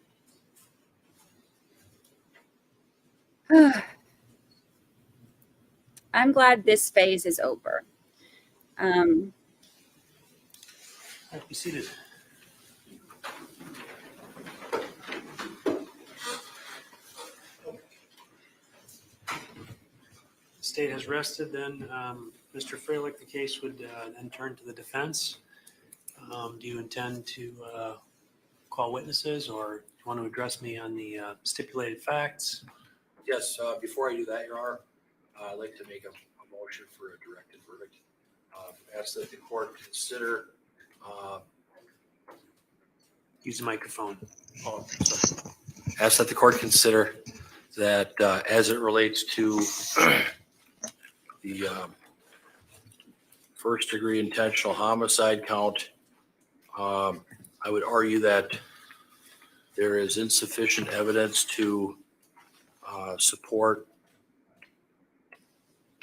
that particular charge. There's insufficient evidence to show that my client, Taylor Denise Schabusiness, had any intent to kill St. Shad Thyrion. What we have here is some testimony from a number of law enforcement officers. We also have some video footage from an interview between my client and Detective Graf and Detective Kempf. It's clear that my client likely did consume and ingest methamphetamine with Mr. Thyrion prior to his death. My client provided commentary and answered questions from Detective Graf. I would submit that what she indicated that was that she had no intent to kill. The question is, did my client do it or not? That's another question. There are a lot of different issues here going on, but based on what she said to the detective, I'd ask that the court consider dismissal of the first degree intentional homicide charge on the grounds that there was no intent to kill. Also, there are really no eyewitnesses to whatever went on in the basement at 829 Stony Brook Lane in Green Bay. When Tara Pakinich and Stephen Hendricks went downstairs, they didn't find anybody down there. They found body parts, unfortunately, but they did not find my client there. My client was at 2353 Eastman Avenue, and that's where she was arrested. And there were no body parts over there. There were body parts in a van that was owned by Scott Tomes. That's not my client's minivan. That gold Town and Country Chrysler minivan belonged to Mr. Tomes. So there are a lot of issues here. As to the third degree sexual assault charge, the state's got to prove that my client had sexual intercourse with Shad Thyrion. I believe based on this record, in the video, there's no evidence to show that my client had any kind of penis to vagina contact with Mr. Thyrion. We have testimony from the DNA expert that indicated it was uninformative as to the dildo. And I know that my client claimed that the dildo was used on Mr. Thyrion, but there's no DNA evidence on that. And so I would ask that the court consider dismissal of the third degree sexual assault charge as well for those reasons. Thank you. Finally, as to the mutilating a corpse, count 2, again, there are no eyewitnesses to observe what really happened in the basement on the dating question. So For all these reasons, I'd ask that the court consider the motion for a directed verdict and dismiss these charges. Mr. Saunders. A reasonable juror viewing the evidence in the light most favorable to the state could convict. The state's met its burden. His motion should be denied. Okay, well, these motions are fairly common in cases like this, and the court does have to, in these circumstances, look at the evidence in the light most favorable to the non-moving party. This is by no way the court making a decision about what the ultimate verdict in the case will be. That's up to the jury, not up to me. But the court's task at this point is to take a look at the four corners of the record, the evidence, to see whether the state has satisfied their burden of proof, at least to this point, such that the matter can move forward and be given to a jury. Each of these counts has two elements. The homicide count has two elements. The mutilating a corpse count has two elements, and the third-degree sexual assault count also has two elements. And the court is satisfied when considering the entire record in this case that a reasonable jury could conclude that the state has met its burden and convict based upon the evidence that has been offered thus far. Again, I'm to look at the evidence in the light most favorable to the non-moving party. That isn't necessarily how a jury will look at it in their deliberations, but that's what I'm to do at this particular point. And in doing so, I'm satisfied that these motions for directed verdict should be denied, and that's what the court does at this time. So those motions are denied. And so I'm going to turn back to you, Mr. Freilich. My understanding is, as a result of Mr. Tomes not being here due to some health issues, that there's been a set of stipulated facts. Yes, Your Honor. But before I do that, I know that my investigator had made attempts to contact Scott Tomes as part of the defense investigation in this case, and my investigator was not successful in making contact. But we did get a subpoena out, and the Brown County Sheriff's Department, I believe, subpoenaed Scott Tomes for court as a defense witness. The prosecutors did inform me promptly that he is not going to be available. Maybe he's got health problems or hospitalized, but they told me that he is not available. I've advised my client of this. I find that, and I'm not blaming the state, but I'm blaming him, that the timing of this seems suspect to me, that he's not available. I haven't seen any report, doctor's note, anything like that. So before I answer the court's question, I'd ask that the court consider a motion for mistrial because this witness is not here, has been properly subpoenaed, and I really have no recourse to call him and question him about the issues in this case. So I'd ask that you consider that motion. Well, before I turn to the state and ask for their response, Mr. Freilich, what can you tell me? What was your expectation of what he was going to testify to? Well, I have some highlighted sections from his statement that the state and I agreed on as to what his testimony would be about. But, when you call a witness, there may be other things that come up, but I'm working off a statement. I've highlighted the yellow parts that would be told to the jury if the court felt that was appropriate. But I felt the need, because I'm at this kind of crossroads with this kind of problem, that I would make this motion first. Okay, sure. But I don't think you have my question, because the question is, you've asked for a mistrial based upon the unavailability of this witness. So the question is, what was he going to testify to so that I can assess the gravity of his not being here? I understand. Okay. Thank you. I believe that he would testify that on that Monday night, I believe that would have been February 21st of 2022, that that Mr. Thyrion and Ms. Schabusiness came over, that he did not know Shad's last name, but he saw him before, and that he believed that they hooked up to get some meth or do meth. That would have been about 9 p.m. on Monday night. And that he had this gold Chrysler Town and Country minivan, and his keys were on a lanyard, which hangs on a hook by his front door.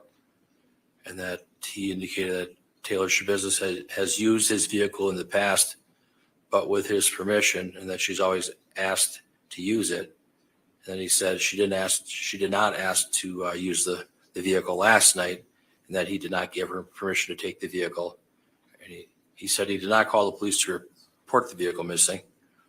And then he indicated that he was drinking some whiskey and cranberry juice, and that he sometimes gets drunk, but not inebriated. He indicated around midnight, Ms. Schabusiness returned home with his vehicle, and she went basically directly to her bedroom, that he had a suspicion she may be high on drugs, and that he believed the police arrived 15 or 20 minutes after Ms. Schabusiness got home.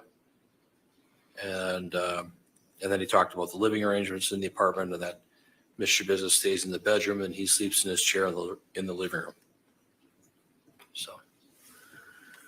Okay, so the first thing I want to take up is Mr. Freilich's motion for a mistrial based upon the unavailability of Mr. Tomes. I think the motion should be denied. Essentially, everything counsel stated, the state is willing and has prepared a stipulation to that effect.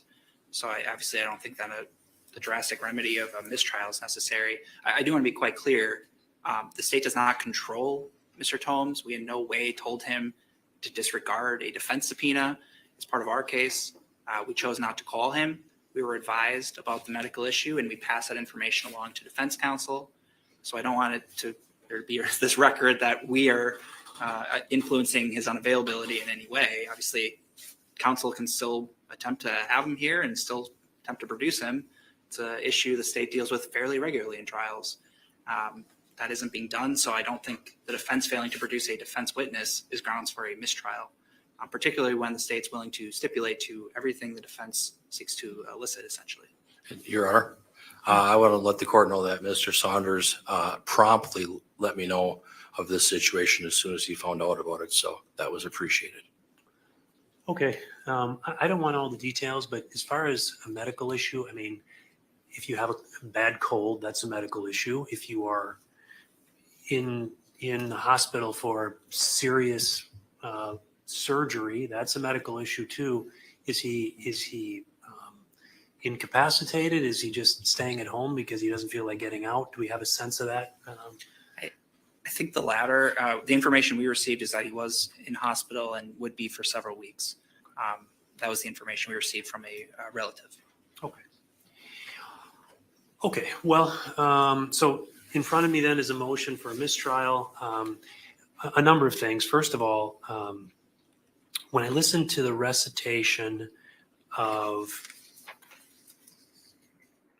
the information that Mr. Tomes was going to testify to, first of all, I'm satisfied that a lot of that information has already been testified to by other witnesses, particularly the individual, the mutual friend of Mr. Thyrion's and Ms. Schabusiness's, who was here yesterday, testified to some of the events that occurred at Mr. Tomes' apartment. Frankly, some of the other information that Mr. Tomes was going to be testifying to that was referenced by Mr. Freilich, I think was brought in through some other of the witnesses.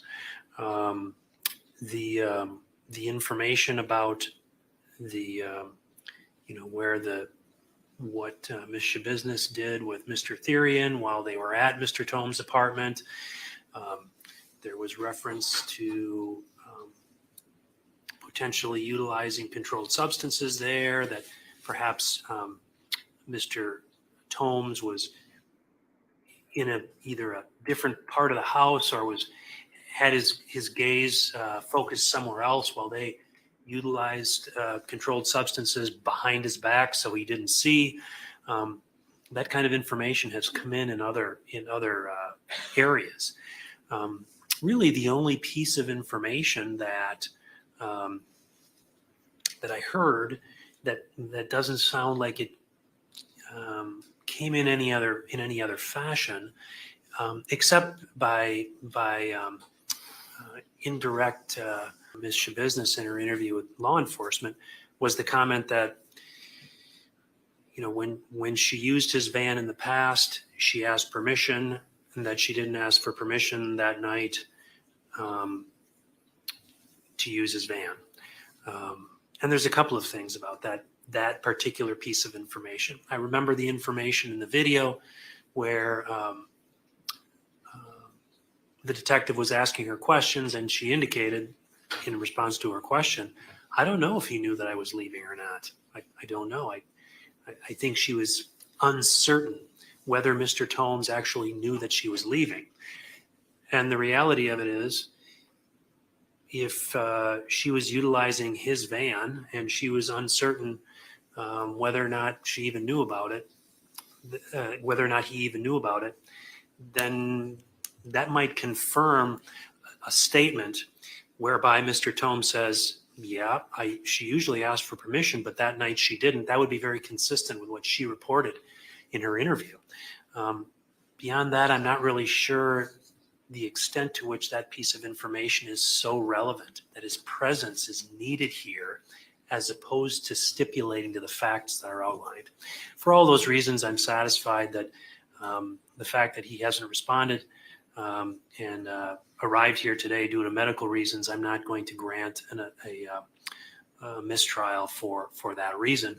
I am then going to turn to the parties to determine if there's anything else that needs to be recited regarding that stipulated set of facts, or whether, Mr. Freilich, you've actually gone through and recited it there. Is that what you would intend to have recited?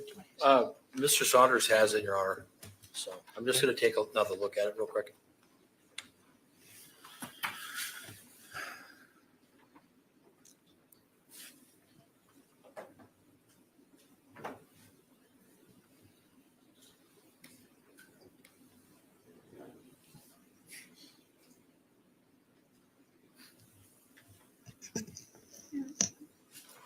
And what I did was highlighted in yellow the relevant sections from the statement he gave to police, and then Mr. Saunders' office had it typed out, so it's in proper order.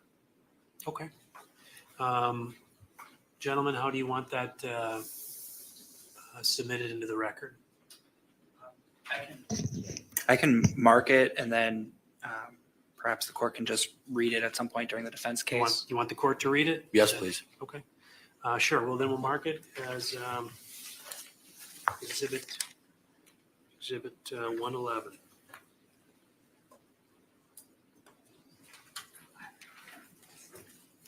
Thank you.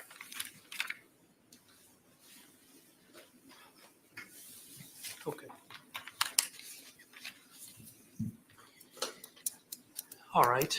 So then, just for my own edification, Mr. Freilich, I would intend to read this to the jury as soon as they're brought back in. Okay.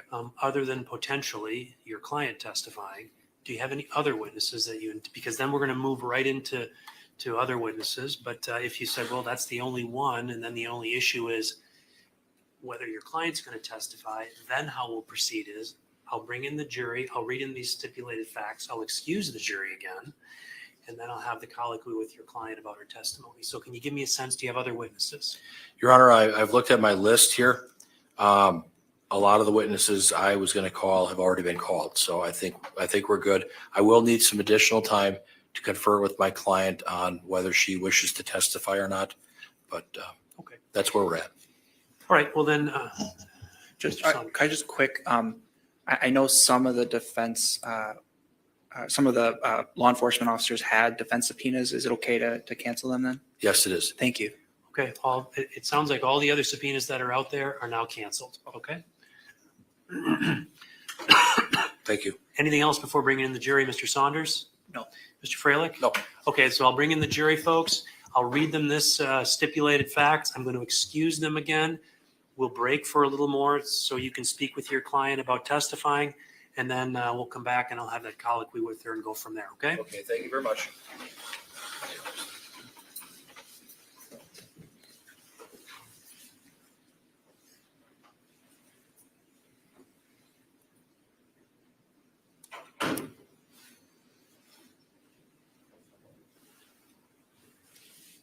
Oh.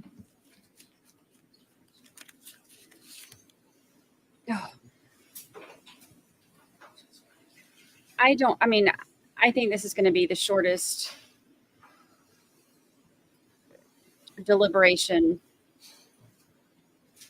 ever. We could do a poll on if she's going to testify.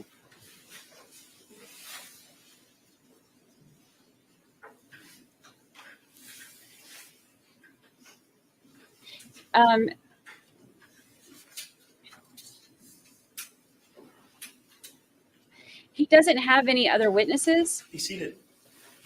so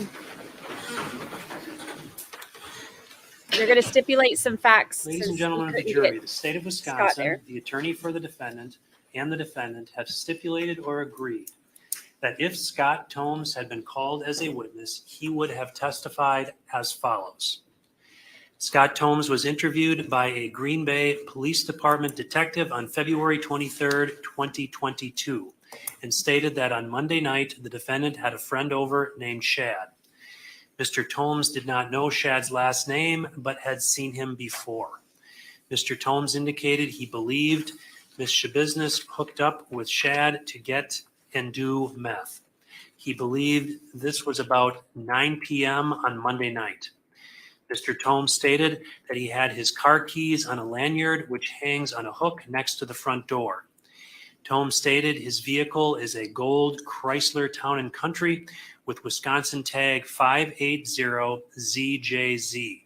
Mr. Tomes stated Taylor has used his vehicle in the past, but with his permission, and that she always asked him to use it. She stated Ms. Schabusiness did not ask him to use his car last night and that he did not give her permission to take his vehicle. He did not report the vehicle missing. Mr. Tomes stated he was drinking last night and indicated he gets drunk but not inebriated. He indicated that around midnight, Taylor returned home with his vehicle. He stated she basically went directly into her bedroom. Mr. Tomes suspected Taylor was high on drugs. Mr. Tomes believed the police arrived 15 to 20 minutes after Taylor got home. Mr. Tomes was also asked about the living arrangements in his apartment and stated that Taylor stays in the bedroom and he sleeps in his chair in the living room. Mr. Tomes was later interviewed by a Green Bay Police Department detective on March 9, 2022. Mr. Tomes stated that A.J. Gannon and Taylor Schabusiness were at the Eastman Avenue apartment on Monday, February 21, 2022, before they left and came back with Shad Thyrion. Mr. Tomes stated that Gannon did leave on his own, leaving Taylor and Shad still at the residence. You will consider that testimony in the same manner as if it had been given under oath here in court. I have marked that as Exhibit 111, and that's being offered, Mr. Freilich. Yes, it is, Your Honor. Exhibit 111 will be received. Your Honor, could that be published to the jury? Probably not necessary, I guess. I'm I'll not going to withdraw that. publish it to the jury because that would involve either putting it up on the screen or passing it through there. And I'm not going to have them read it, but it is Exhibit 111. Thank you. And then, ladies and gentlemen, I'm going to excuse you briefly again, so I'll rise for the jury. I mean, I don't see it taking more than an hour. I don't even see it taking an hour. I mean, literally, they could just vote sitting in the jury box. I don't think that there's going to be one of them that's like, you know what? She might not have done it.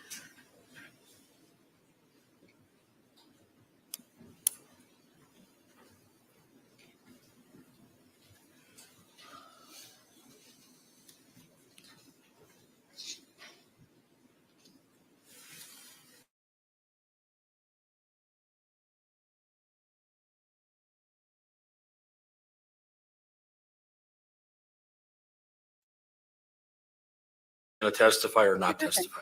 My understanding is you can do that right back there to the side door. So we'll be in recess then.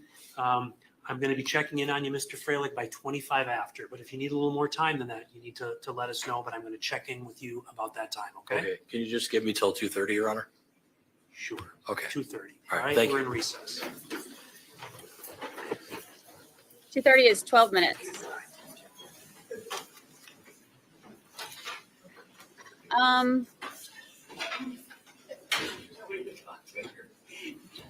what I'm thinking. I'm thinking less than an hour.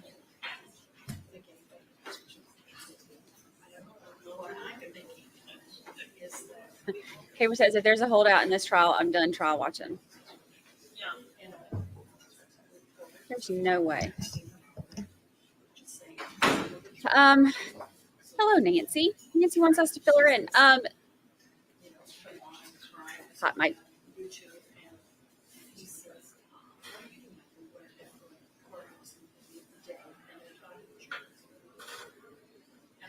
Anybody here on anything, and maybe they should have had some doorway for the jurors to leave. I'm trying to I mean, I saw hear, but there's not really anything. Yeah, long enough to fill out forms.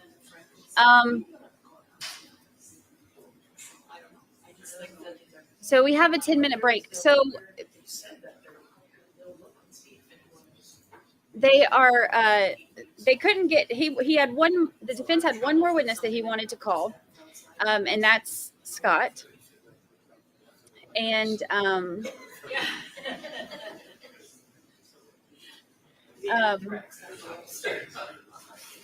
and he couldn't come. So they basically they stipulated to what he would have said if he came. So that's what they just told the jury. So like, if he'd have come, this is what he said. And both sides agreed on it. I don't think that the state cared. There's nothing he could have said that would have made her look innocent. But, I can also understand, like, he probably don't want to have any part of this.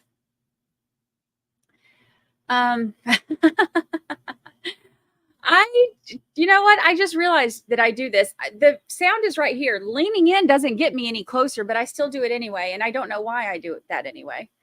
And kind of like in the Travis Rudolph trial, when the camera angle was like this, so we would all lean trying to look. It didn't do anything, but for some reason I still do it anyway. I have no idea why.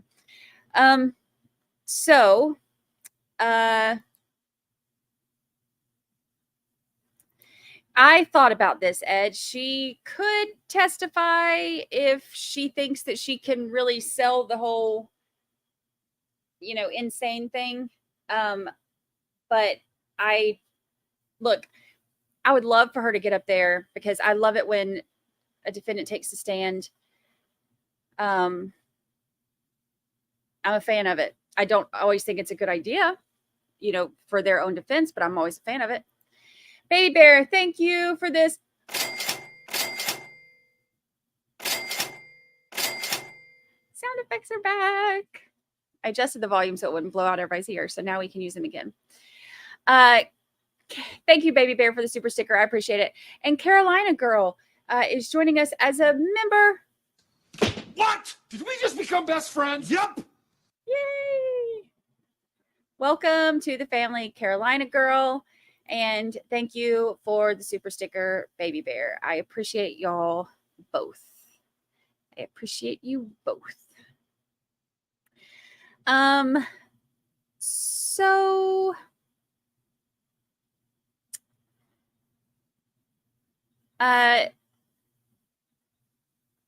there's no way to defend that interrogation. The thing is, the heifer's nuts, but it just comes down to, the legal definition for sanity. She is deranged for sure. But, yikes. It's basically just coming down to, where they're sending her. She ain't going home regardless. So it just comes down to where they're sending her. Lisa Dempsey. Hello, Lisa Dempsey. Hello, Lisa Dempsey. Hello, Lisa Dempsey. Aren't they deliberating her mental capacity though? Not whether she did it or not. So this is phase 1. The way that they are doing it is they have 2 different phases. So we are at the end of phase 1. So the state has rested. So phase 1 is just, they have to go through it. So it's just to show, you know, whether or not she did it. And that's, you know, it'll be the shortest deliberation ever. Like, you know, she literally had Shad's leg in her car or in her van. She mentioned it. She described it. She told them details about it. I mean, this is not a whodunit, but they have to go through this phase just to, you know, for legal, like, I mean, it's just part of it. So once this is over, then that's when the actual part, you know, starts for the insanity plea. So they'll go over all of the stuff about how each expert views her and sees, you know, her competence and her, you know, psychological past and history and all of that good stuff. So that's when the interesting stuff starts coming out. And that part will be less brutal on the family. So I'm happy about that. John Henson, I want to hear the cash register. Yay! Thank you so much. I appreciate it. I'm so glad to have my little sound effects back. I love them. It's the little things in life. Oh, it's the little things in life. I appreciate that, John Hanson. Thank you so much. I appreciate y'all's support. Let's see. Peter Steele says, do you think the second phase will be longer? Probably, just because it's going to be a lot more wordy. I have a feeling there will be more objections. But you know, the second phase is going to be the part where it's a lot more in detail. This is going over events, and having to give, you know, what happened and go through the brutality of it.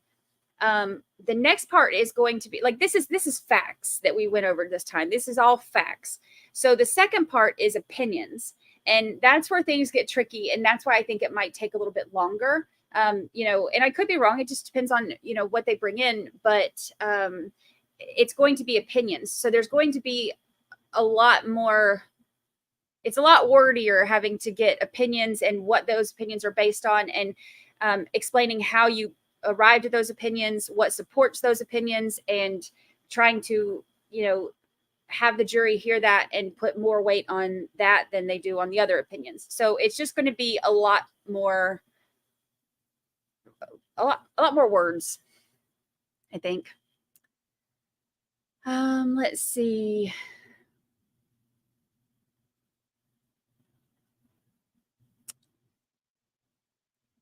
I'm not sure what people mean by phases. There are several phases, and that includes pretrial motions. In this situation, I just mean phases, like they do two actual trial phases, not like the pre-trial stuff, but just the actual phases. Like they have two verdicts that they have to come to. One is guilty or not guilty, like did she do it? And then the second one is the insanity. Shireen, I want to hear the okay. Thank you, Shireen. What? Did we just become best friends? Yep. Yay! I love that one. What? Did we just become best friends? Yep. I have this one for the Melly trial. It's been 84 years. In this one. The lie detector determined that was a lie. Maybe I made that one too quiet. You could barely hear that one. Thank you, Shireen. I appreciate it. Thank you, thank you, thank you. Shell Lady Karma says, I'll give it to defense. He tried everything under the sun for his client. He did, and I got to give it to him, because if I was in his position, I mean, I feel bad for him. And you can tell he doesn't even believe the stuff he's saying, but he has to do it. Or maybe I say you can tell he doesn't believe it just because I mean, who could? But he gave it his all. I feel bad for him. But he did, I mean, he did what he could. Let's see. Yes, that is going to be the second part. Less gore, more argument. Are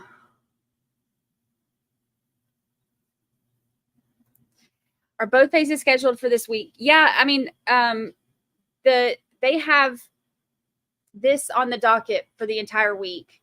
Right now, well, as of I think yesterday was the last time I pulled it up. They didn't have any other days like next week or anything. So if, depending on the speed of things, how it goes, they may add more, but it will go, the phase 2 will start right after phase 1. Ooh. We're back.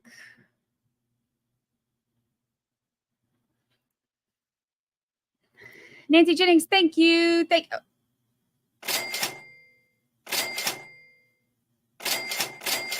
you, Nancy. Remember, she told detective, I heard people upstairs and knew I couldn't get away with it. Yeah, to me, like that's one of the things that I, pointed out specifically because if she didn't know right from wrong, she would not have used the words get away with it. So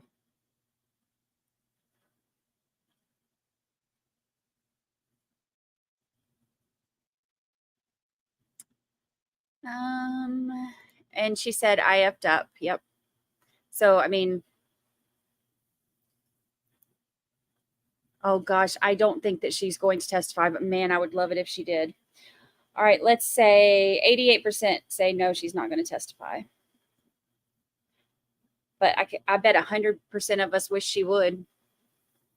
I think the only one I didn't really want to see testify was Letitia, and that's because Lord knows, that's before I was streaming. That was when I was just doing the recap videos, and having to go through and listen to all those recap videos again and summarize them. I was like, I've heard enough of her voice for one lifetime. I do not want to hear any more yada, yada, yada. But I think she's the only one who I didn't want to hear. And that's just because she rambles on and on and on and on and on and on and on and on.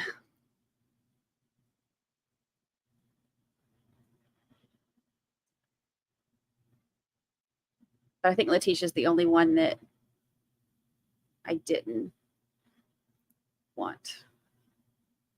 Lisa Dempsey says, I would have loved to hear Letitia testify. I think that if I had not done the recap videos where I had to go back and listen to them a second time, then maybe, but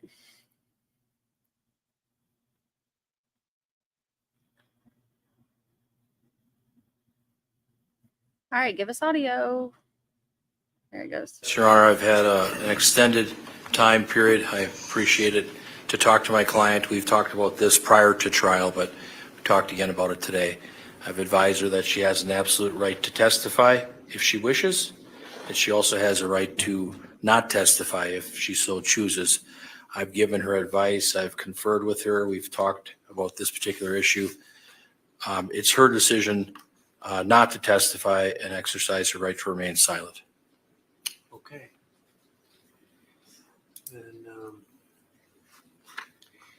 Then I'll engage her in a colloquy about that in just a minute. But Mr. Freilich, then would it be my understanding that that you have no more witnesses, what you indicated before, and that you'd be, when the jury comes back in, you'll be resting? That's correct. Okay. Okay, then Mr. Business, I need to address you personally. So your attorney told me that he just spoke with you about some of your constitutional rights that are coming up right now. And those rights are that you have an absolute right to testify and you have an absolute right not to testify. Do you understand that? Yes. Okay. Mr. Freilich, the microphone. Not yours, hers. Sorry about that. So, Mr. Business, those rights belong to you. They don't belong to Mr. Freilich. They don't belong to the state. They don't belong to me. Those rights belong to you and you alone. Do you understand that? Yes. Okay. My understanding from listening to Mr. Freilich is that you've decided that you would like to exercise your right not to testify. Is that correct? That is. Okay. Now, I know you've spoken with your attorney. Do you feel you need any more time to talk to your attorney about that decision? No, I do not. Has anybody made any threats or promises to you to get you to make that decision here today? No. Okay. Any further inquiry you'd like me to make, Mr. Lizet or Mr. Saunders? No. Mr. Freilich, any further inquiry you'd like me to make of your client regarding that decision? Just inquire if there's been any pressure on her. Okay. Mr. Business, has anybody placed any kind of pressure on you to make that decision? No. Okay.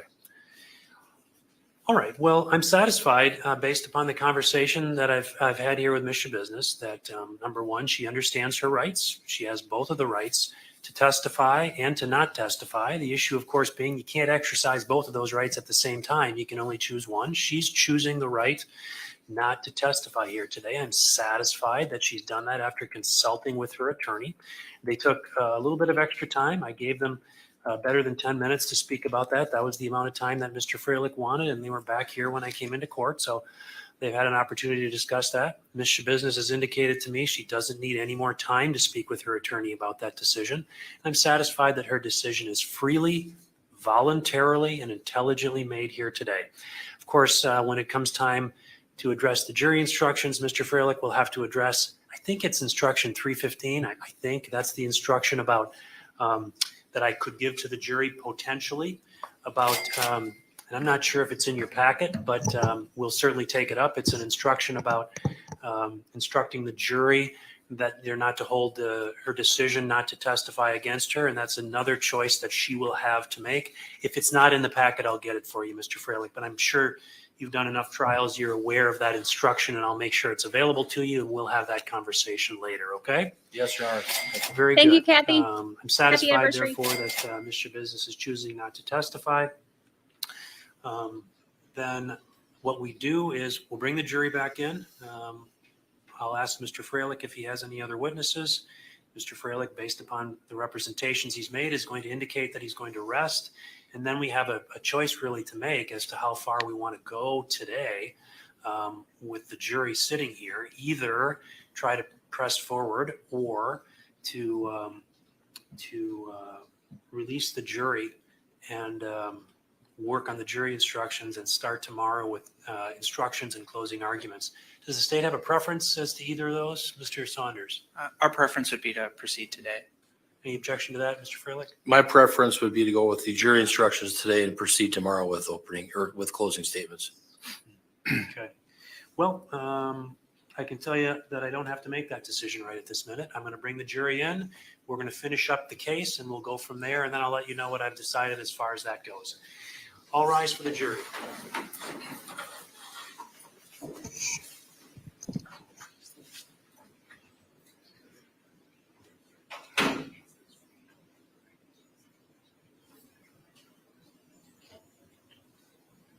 I do too. And I love how he listens to them and then he's like, okay, I'm going to take it in consideration and then I'll let you know. And then he has reasons for it. I really like this judge.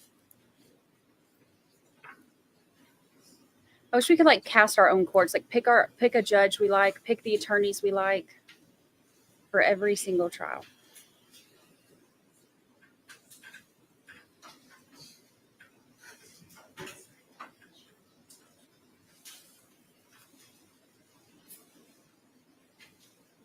Okay, be seated.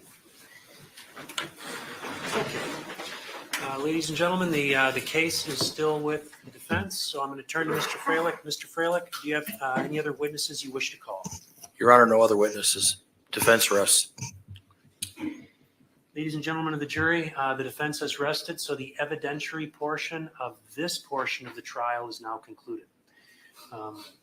Just to give you a little bit of a roadmap as to what occurs now, the attorneys and I need to work a little bit on finalizing the instructions that I need to give you regarding the law.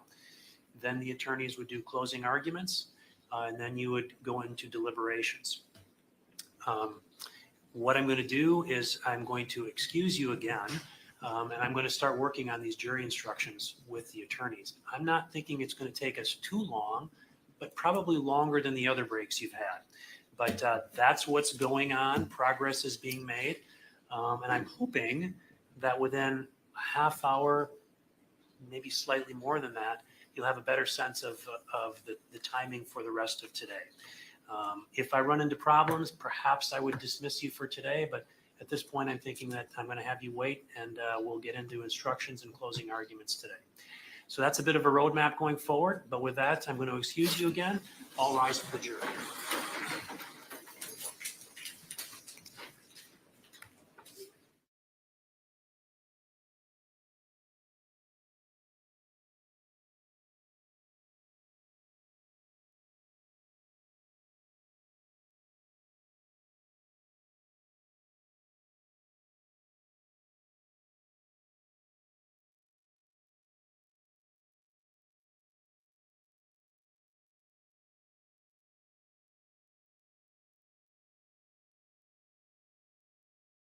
Whether to move forward today or break, send the jury home early, and then come back tomorrow.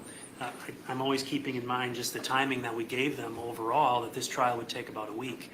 I'm concerned, I don't know the duration of the next phase of this trial. I'm concerned that if we come back and finish this piece tomorrow, I don't know how long deliberations will go on the first phase, and then we have the second phase. So I'm not inclined to stop at this point. I'm inclined to push forward. And having said that, then, I think my judicial assistant should have put on your tables copies of the proposed jury instructions and verdict forms. Mr. Saunders, did you get a copy of those? I did. Mr. Freilich? Yes. Okay. Then what I'd like to do is just go through with you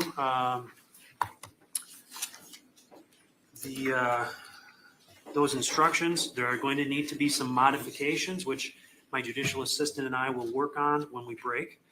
But starting out with, I would propose giving jury instruction 100. I will note that I'm going to jump way to the end after starting at the beginning, that instruction 602 is instruction after evidence has been received on issue of guilt, where a plea of not guilty has been joined with a plea of not guilty by reason of mental disease or defect. It's suggested that this portion, or that this piece, this instruction, be inserted to instruction 100 or given following the instruction on the offense charged. My inclination is to put it right at the end of 100 because in my mind, that's where it makes most sense. Any objection to that, Mr. Saunders? No. Mr. Freilich? No. Okay. Then I would intend on giving 103 evidence to find. Then I would intend on giving also 115, one defendant, 3 counts. There's a couple of modifications that need to be made here. First of all, on the version that you have, I've used the initials SRT for Mr. Thyrion. And I think we already talked about that way back when we were picking the jury, that we were just going to insert Shad Thyrion, and that's what I would propose to do. In fact, I've already told my judicial assistant to make that change. Any objection to that, Mr. Saunders? No. Mr. Freilich? No, Your Honor. All right. The other thing that I'm not sure if it was corrected on your version, I think it was, and I'll raise this issue. The criminal complaint had the date here as February 22nd, whereas the information had February 23rd. The first draft that I looked at that I had my judicial assistant work on had February 22nd. We changed it to the 23rd. I just want to make sure, I think in your copy that you have, it should say the 23rd. I just want to make sure that that's the date we're looking at. Mine That's the says February information. 22nd. Yeah, It says the 22nd? Yes. Okay, so here's what happened. I made the changes in the version that she gave me. She didn't correct it in the version she gave you. But I'm aware of that issue. It's not something like, my God, I'm not expecting that we're getting all these typos. I knew about that issue. That's why I'm raising it. I fixed it in every other time I've read it to the jury. I had it as the 23rd because that's what the information says. But the first time that these proposed instructions were drafted for me to start reviewing was before we even selected a jury. I was working on these, and it said the 22nd. So I had her change it, but clearly that didn't happen in your version. It should be the 23rd, Mr. Saunders, am I correct? No. It should be the 22nd. Okay. Tuesday the 22nd. The draft we have says Wednesday, the 22nd. I think the information's right. The criminal complaint was in error, and that's the state filed an amended criminal complaint fixing that date. In any event, I think based on the testimony, it should be February 22nd.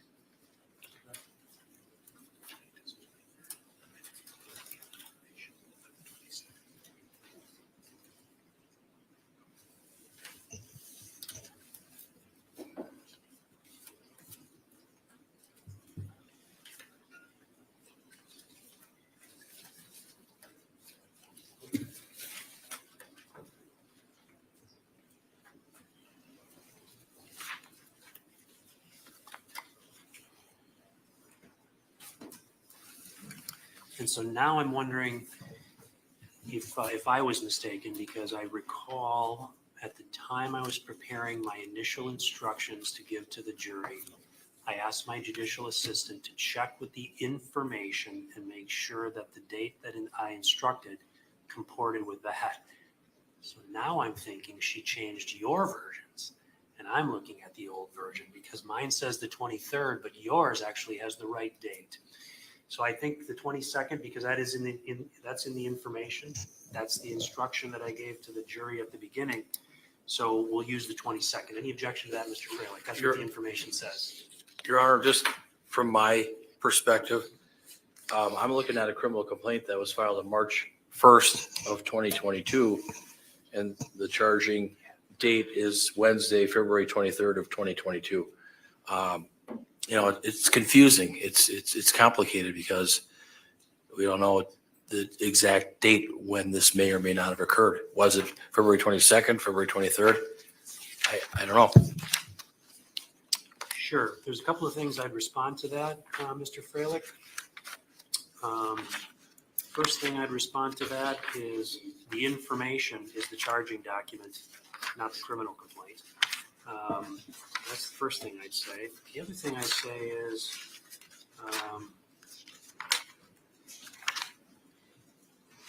instruction 255, which has been proposed to me, is the instruction stating state need not prove exact date of commission. We'll get to that in a minute, but I'm satisfied that the charging document is the one we need to follow because that's the official charging document as opposed to the criminal complaint. So I don't know what was heard at the preliminary hearing in this case or what the waiver was to, but that's what the charging document says. Your Honor, the court probably already knows this. I just want to make a record. The criminal complaint does have February 23rd of 2022 as the charging date, filed on March 1st of 2022, Brown County, Wisconsin. And then the information, which is the charging document, that has a different date, February 22nd of 2022, and that was filed June 2nd of 2022. For me, it's a little bit different because I wasn't the lawyer at that time. It was Attorney Jolly, but I'm just noting that all for the record. What, and to what end? Are you asking me for something? Well, I mean, if the state thought it was on the 23rd and then they changed it to the 22nd, would appear to me that it's not clear what date this allegedly happened. Okay. Well, what I'm indicating to you is that the charging document is the one that's going to be accurately reflected in the instructions. And I'm also noting 255, which we'll get to in a minute, addresses this very issue. So I'm going to change. I'm not sure if that's an official objection, Mr. Freilich, and I'm not sure what you're suggesting, but the instruction 115 is going to have Tuesday, February 22nd, 2022 in the city of Green Bay, Brown County, Wisconsin. And then where it indicates SRT, it's going to say Shad Thyrion.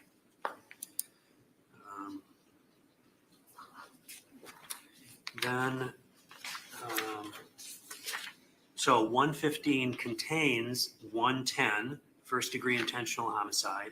It contains 1193, mutilating a corpse. And in that particular instruction, we need to look at the element piece. And it would seem to me that the word that has been utilized in this case is dismembered, but we have to make a alternative selection. Mr. Saunders? Yeah, I have no objection to that.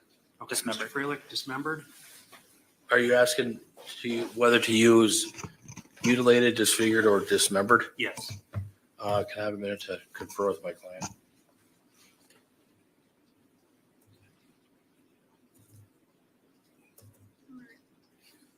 Yes, we would agree with dismembered. Okay. That, Your Honor, that last comment was an objection, just to let you know. Then the other selection we need to make there is in the very next sentence. This requires that the defendant acted with the purpose to conceal a crime or avoid apprehension, prosecution, or conviction of a crime. So, Mr. Saunders, does the state have a specific request? I think conceal a crime fits the facts best. So, Mr. Freilich? Agreed. Okay. Conceal a crime will be the alternative we'll select in instruction 1193.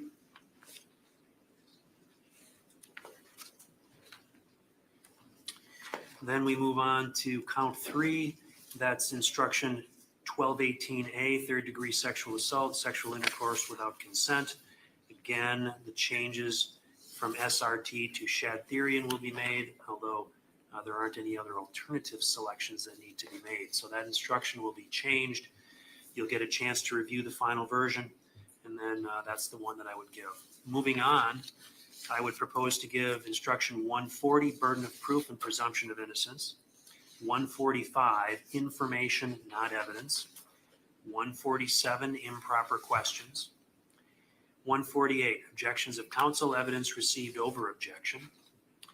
150, stricken testimony. There was very little stricken testimony, but I think on only one occasion did I strike any testimony, but I'm going to give 150 because I think it's appropriate. 155, exhibits I will give. 157, remarks of counsel I'll give.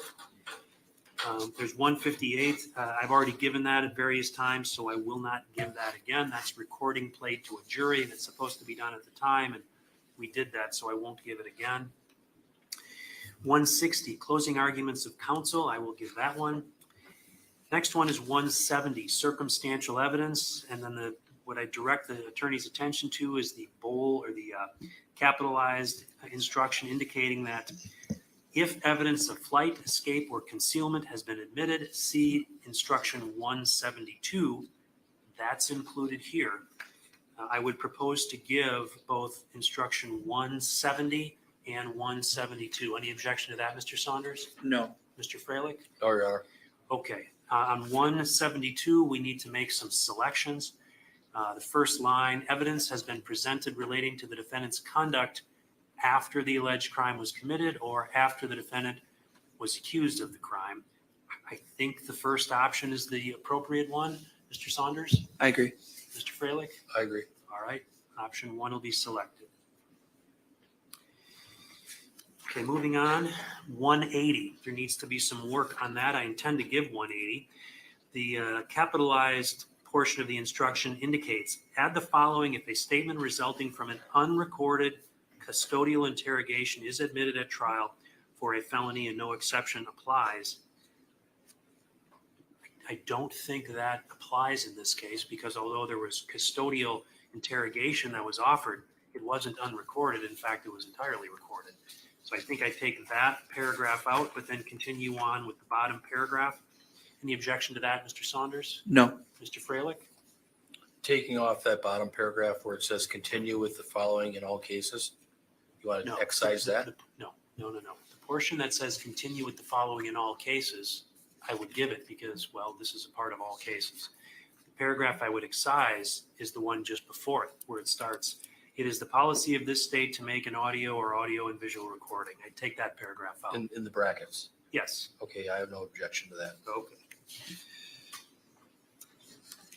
Then I'll move on. I'll give 190, weight of evidence. 195, jurors' knowledge. I would give 200, expert testimony, general. So there's some selections that need to be made there, or at least addressed. It says continue with the following if experts have given conflicting testimony. I don't think that's the case, so I would propose to delete that portion. Any objection, Mr. Saunders? No. Mr. Freilich? And the bottom bracket as well, the two brackets.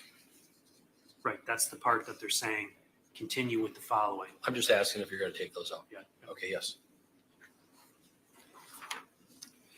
Okay, 255, this is the one, state need not prove exact date of commission, specific date alleged. That essentially says if you find that the offense charge was committed by the defendant, it is not necessary for the state to prove that the offense was committed on the precise date alleged in the information. If the evidence shows beyond a reasonable doubt that the offense was committed on a date near the date alleged, that is sufficient.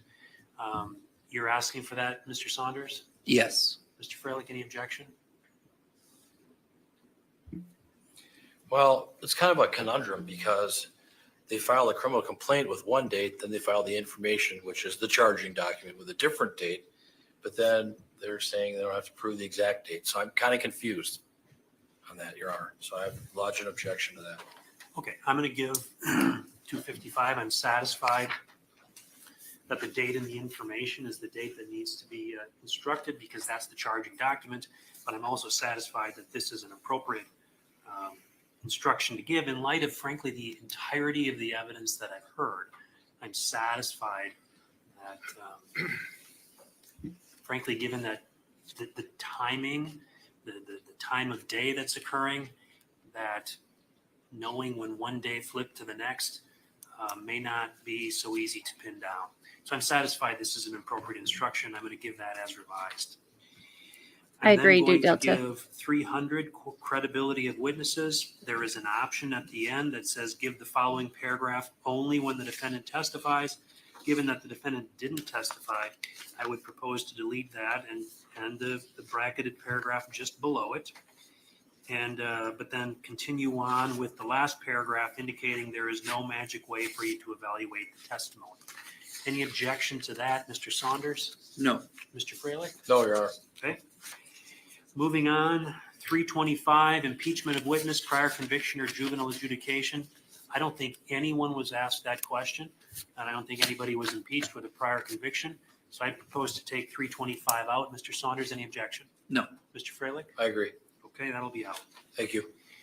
327, impeachment of defendant as witness, prior conviction or a juvenile adjudication. The defendant didn't testify. I propose to take that out. Any objection, Mr. Saunders? No. Mr. Freilich? No, Your Honor. That'll be out. 460, closing instruction. I would propose to give that. Then I would propose 484, verdict submitted for one defendant, 3 counts, separate verdict on each count required. I would propose to give 515, unanimous verdict and selection of presiding juror. And that's it.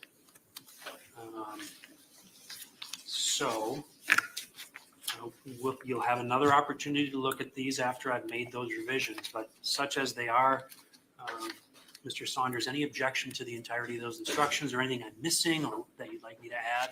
Yeah, 2 additions that I'd propose. Madam Clerk, you have the copies. Okay, I have one for the courts and council. The first is based on some testimony that we heard. It'd be our request to make clear that voluntary intoxication is not a defense in the case. There's not a pattern jury instruction that really says that. There's a part of 755A that does have that sentence, and the state would ask that just that sentence be read, given the state of the law and the state of the voluntary intoxication defense. So you're saying this is coming out of 755A? Correct. It's not directly applicable, but as modified, I believe it's accurate. Let's take a look at it.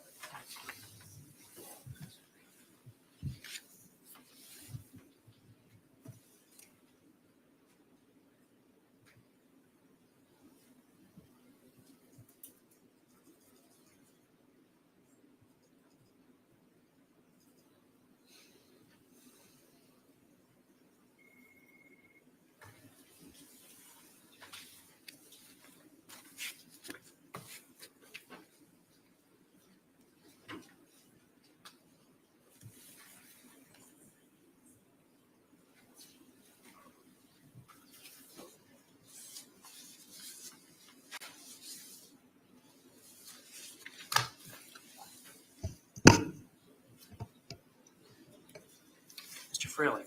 Yes. Any response to their request for 755A. Just so you know, Mr. Freilich, and I know you don't have the benefit of having your computer sitting right in front of you regarding 755A. 755A is an instruction that is titled as follows: involuntary intoxication or drug condition. So it looks as if Mr. Saunders has utilized that pattern instruction. Mr. Saunders, if I'm correct, you've utilized that pattern instruction to craft this, and he's proposing that this be given.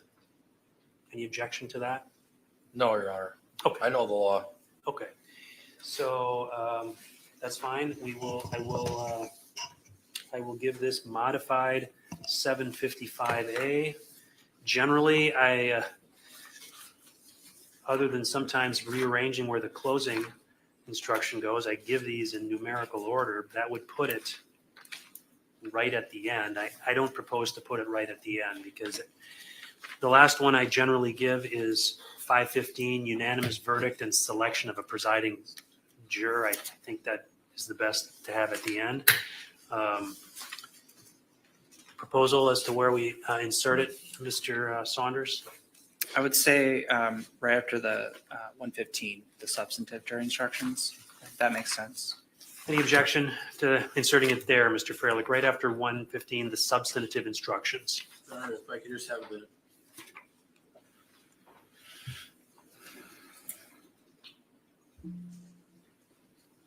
He said, I know the law.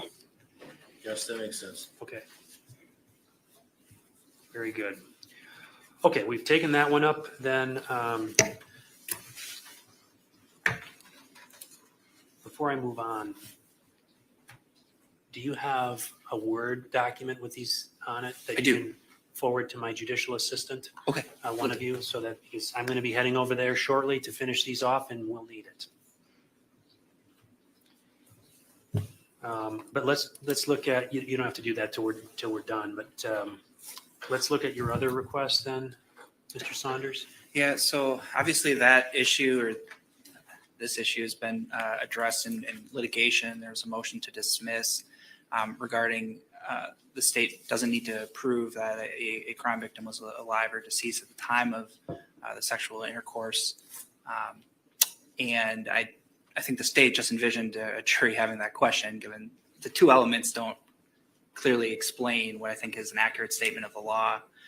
So our request would be to add something to address that issue, because obviously it's the facts and circumstances that the state's alleging in this case. Okay. Well, let me just, before I turn to Mr. Freilich to take a look at his position on this, I'm just going to pull up the statute. Because we did have this issue that was raised as at the motion hearing on June 13th. This was heard by the court. And I know at that point I denied a motion to dismiss that count. And the assertion in that motion was that had been filed by the defense, that really the charge should be dismissed because at the time the alleged victim was deceased. And then we looked at the statute. JT gifted 5 memberships. Thank you, JT.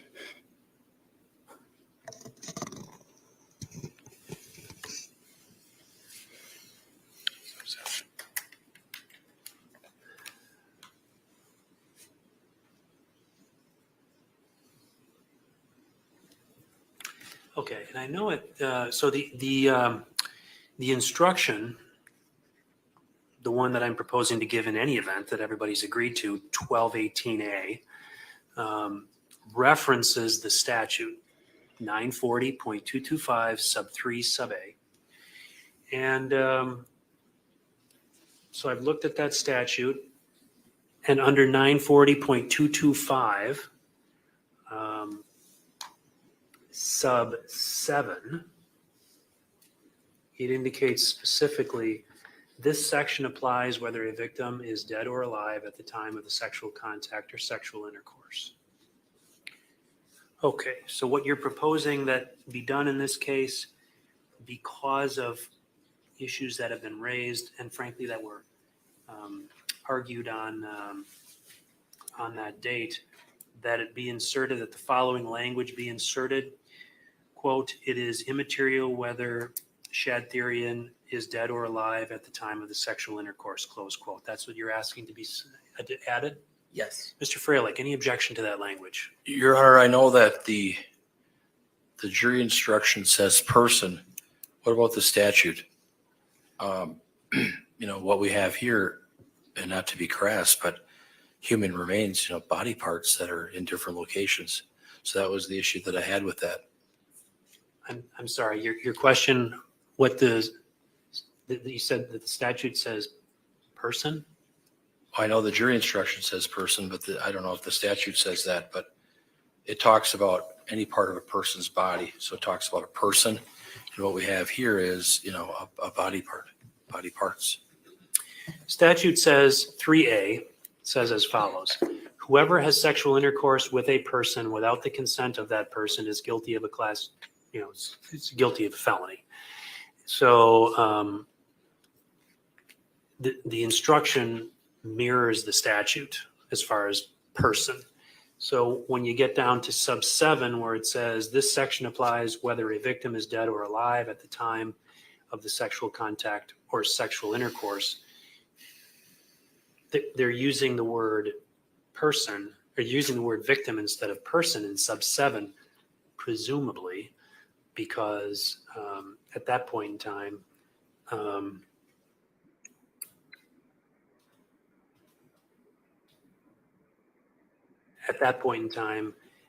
using the word person could get confusing as to whether you're talking about a victim or a perpetrator. If you just said the section applies whether a person is dead or alive, can you perpetrate? I don't want to get into all the machinations, but it would seem as if the word victim is used in sub 7, perhaps for that reason. So the question, of course, is whether there's an objection to insertion of the language, it is immaterial whether Shad Thyrion is dead or alive at the time of the sexual intercourse. Any objection to that? I know that's in the statute, but is that in the pattern jury instruction that we have, Your Honor? It is not. It's not. He's asking for it to be added in. Yeah, he wants to add something, correct? Yes. I'm going to object to that. Okay. I'm satisfied that, first of all, adding that language in is a correct statement of the law. It is.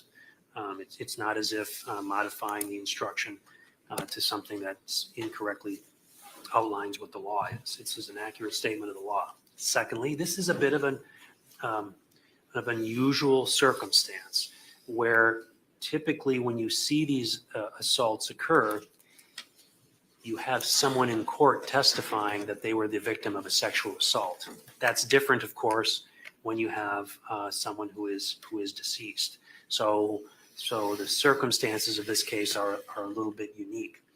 It's already been put into this case. It was argued, and I'm satisfied that it's an appropriate addition in this particular case. These pattern jury instructions are not by any means mandated by law to be used. They're guides, and while we usually follow them, it's certainly permissible for courts to look at them and modify them as needed, and I think this is an appropriate addition. So I'm going to grant that request. And so that will be added to instruction 115, the subpart under 1218A. Anything else, Mr. Saunders? No, thank you. Right, Mr. Freilich, again, you're going to get a final opportunity to review these, but any additions or changes that you're looking for besides what we've already discussed? No, Your Honor. Thank you very much. Okay. Let me just ask you then about the proposed verdict forms. Obviously, there are 3 counts. There will be 6 verdict forms, 1 for guilty and 1 for not guilty for each count.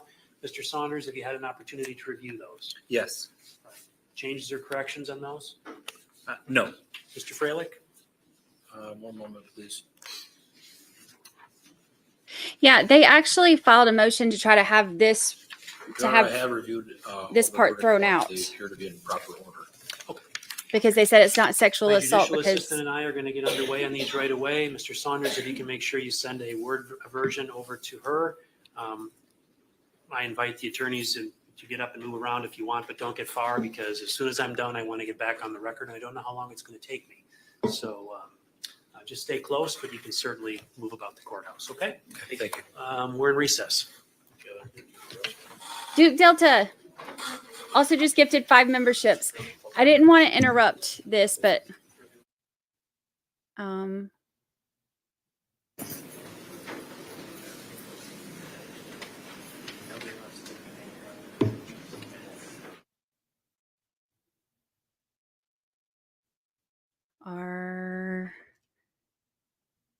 do we have a hot mic? Nope.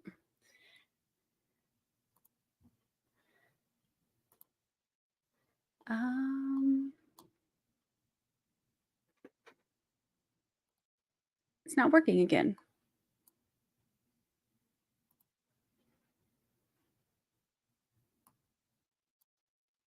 Why does it keep turning off? Oh, that scared me.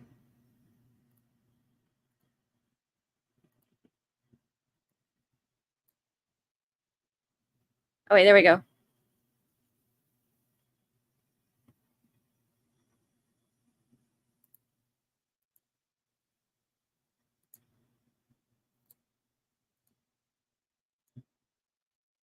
Why?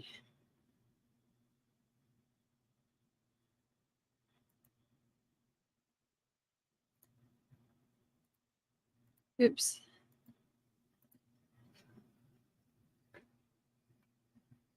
My button's not working. Did I overuse it? Voice lab.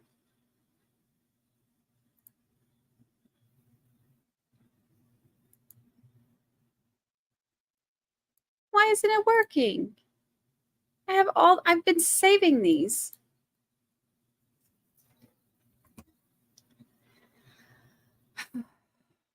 What is happening? Okay, wait, we're going to try again. Because half the fun of this is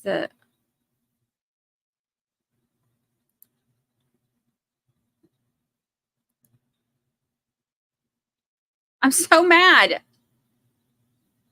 I've been like, I didn't want to interrupt him, and I've been sitting here waiting, and I've been so excited because we had the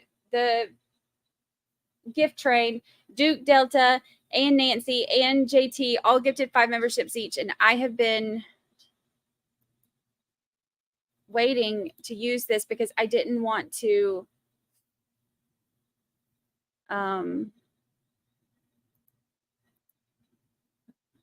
interrupt.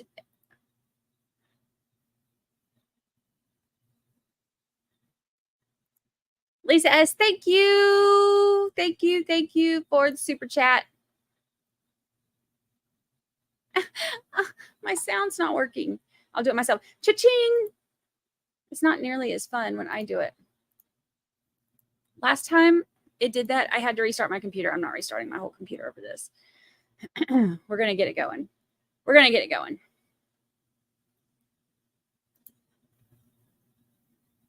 Here we go. I have faith. It still didn't work. I need a cowbell. More cowbell. It's like one of my absolute favorite TV moments is more cowbell. I took my kid to New York City and for his birthday one year. And we did a tour of NBC Studios. And it was awesome because they had a shirt that said, more cowbell. I need more cowbell. And I was like, well, I can't leave New York City without this shirt. It was the best.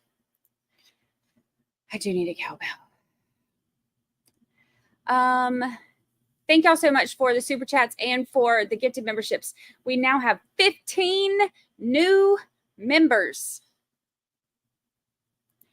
Maybe I did mute something.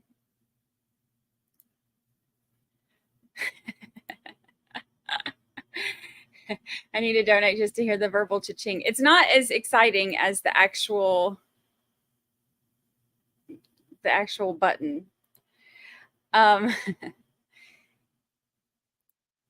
My expression is like a kid who didn't get the present they wanted for Christmas. I get so excited, and then when it doesn't work, I'm like, what the heck?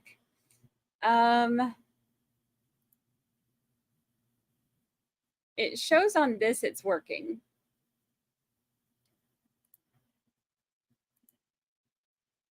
But then when I do this, it's not. I don't know. I don't know.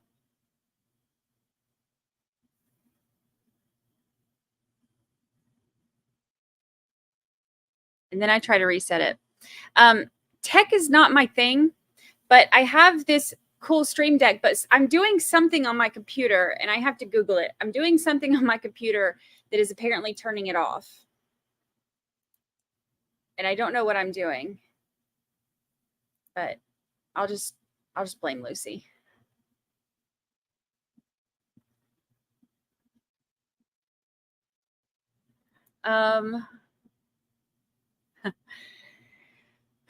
Let's see. Oh wait, hold on.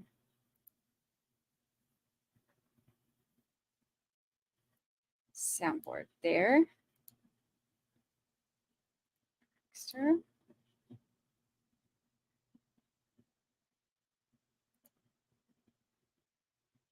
Sure. It's not working. Oh well. Oh well. I'll have to restart. I guess I have to restart my computer because last time I did that, I had to restart it, but I'm not going to restart it during stream. I don't know why it's doing it. I'll have to figure out what I'm doing wrong.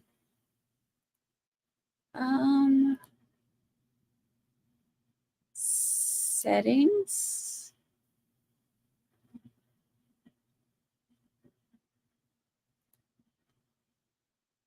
Soundboard.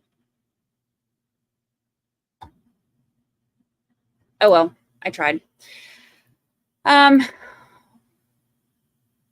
We'll have them back tomorrow, I guess, when I restart.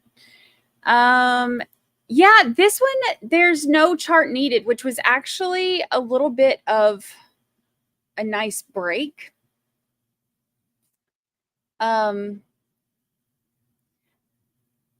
Especially after all the charts required for the last one, for the Melly trial. So it was kind of a nice break to not have to do any of the charts. There are, oh my God, I'll be so red. I would be, I was telling my friends about this, about how I was like, I get so embarrassed. I turn bright red. And they're like, you do this all the time. And I was like, no, it's not like the murdery stuff that's making me turn red. It's the bedroom stuff that makes me turn red. And they thought that was hilarious because I'm like that. And, when we're just out and about too, like I don't, if we're around people I don't know and stuff, I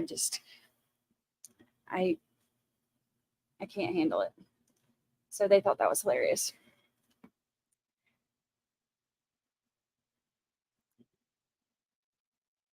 Is it freezing? Is my stuff freezing?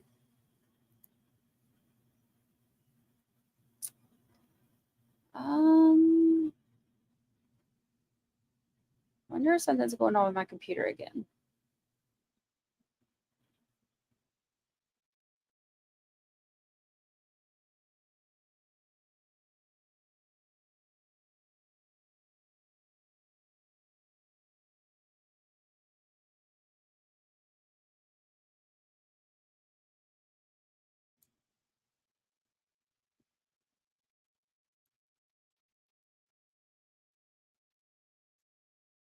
I've seen that. It's done that to me like twice today. It's like all of a sudden made me go black and then it comes right back up. I don't know why. Like Lisa didn't see, thank you. I wish my cash register worked so I could do my cha-ching. There we go. Cha-ching. Charge for this would be interesting, and so would custom emojis.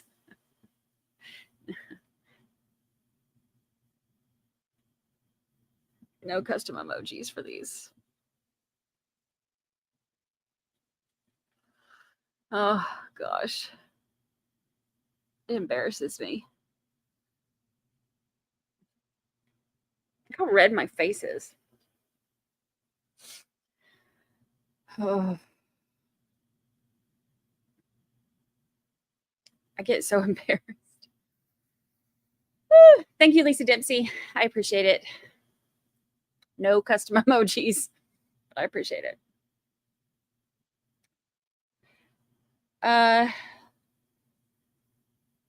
Cha-ching. I just do it myself. Yeah, I can blame my red cheeks on the sun. Although I'm starting to lose some of my Caribbean tan. Like I'm going to try to get out there this weekend. I need to get some sun.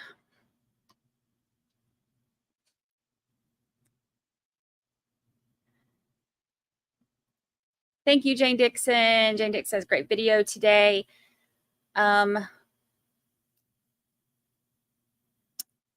It has been a doozy. It has been a doozy. Look, Sylvia, don't make fun of my manual cash sound. Cha-ching. Or I could do the other one, the wah, wah, wah. I have that one too. But none of them are working. It's all right.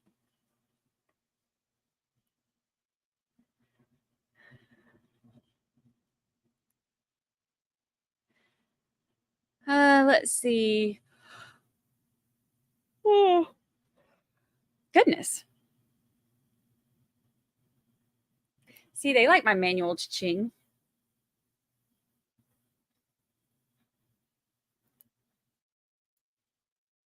What if I just started doing all the manual stuff, like even like our intro and stuff? If I just came on and I was like hiding, I was like and just did everything myself, I could do that. It would be scare some people away. I could do that. And I could do the other one. Do we just become best friends? Yep. Every time there's a new member that joins.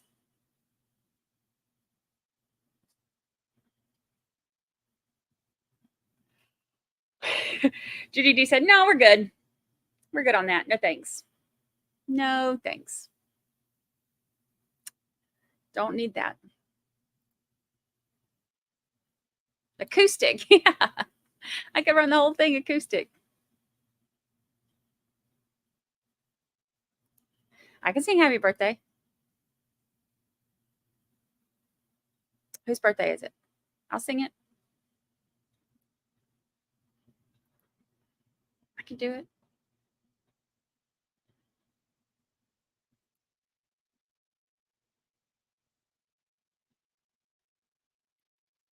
Y'all, when I was little, I wanted to be an opera singer. And my mama does not like opera. My daddy did not like opera. So they would have supported me anyway, but they were both thoroughly thrilled that I did not pursue an opera career. Well, because they don't like opera and also because I can't sing a lick. So there's also that. We have a new member, Perfectly Popsicle. Welcome to the family. Okay, wait, I got it. We'll try it one more time. Nope, still not working. Do we just become best friends? Yep. See? Brandi unplugged. Still works. Still works. Welcome to the family.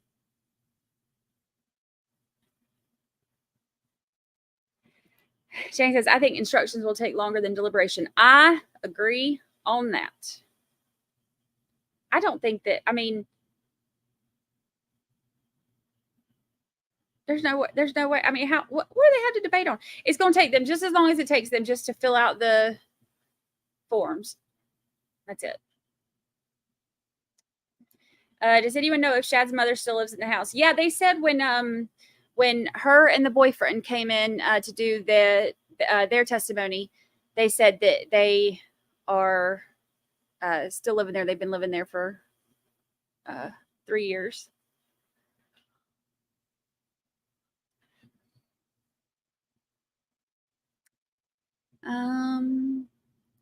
Lindsay Henry says, I like the Southern twang version of that anyway.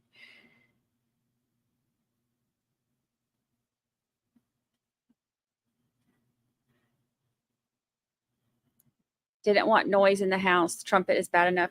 I had the trumpet. I wonder why it's not working.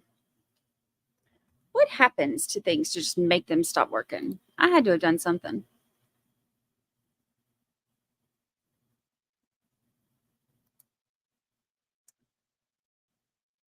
Soundboard.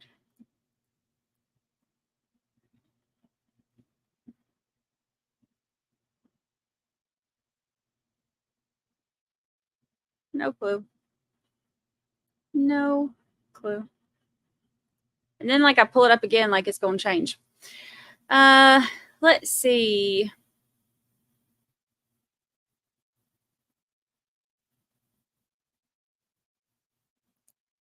What did you do with the money? What money? Which money?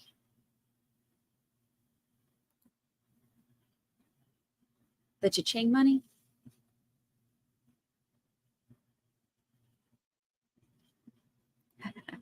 Rose Renee says, don't waste a set of eyebrows. If they get this one wrong, society's just over. I think I'm going to save my eyebrows for phase 1 of this. Maybe we'll save them for phase 2. I'm already down 1, remember, because I messed that one up. So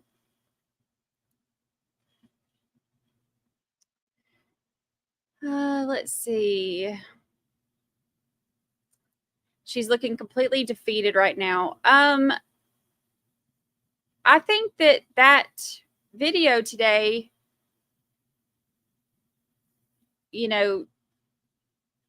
might just have, even though she was laughing during some of it, maybe she's starting to realize.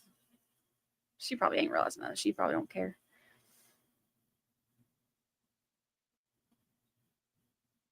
Yeah, I said they could just vote in the jury box. Does anyone think Schabusiness is not guilty? I don't think so. I don't think so.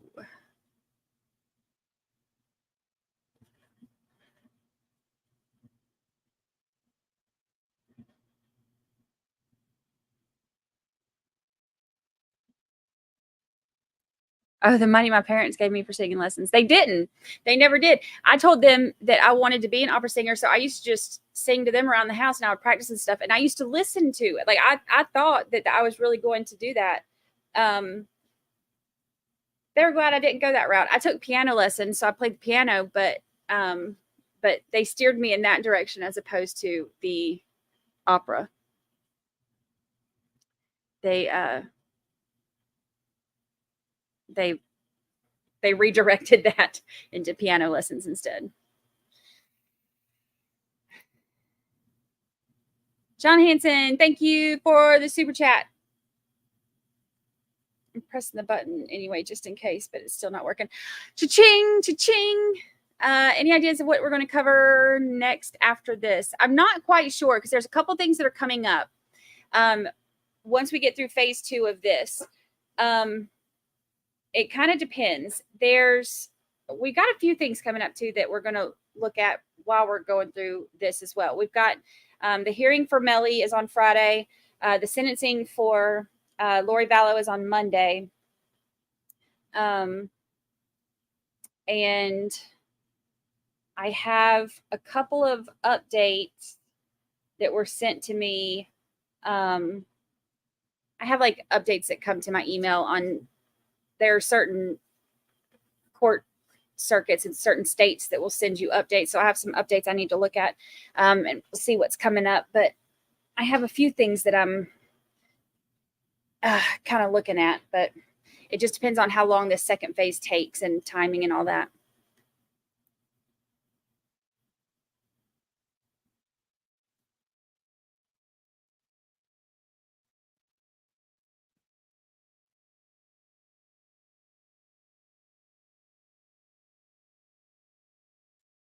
TV displayed the selfie with her and her idol, Jeff Boyardee.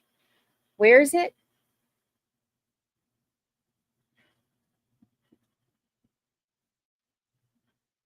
I want to see it.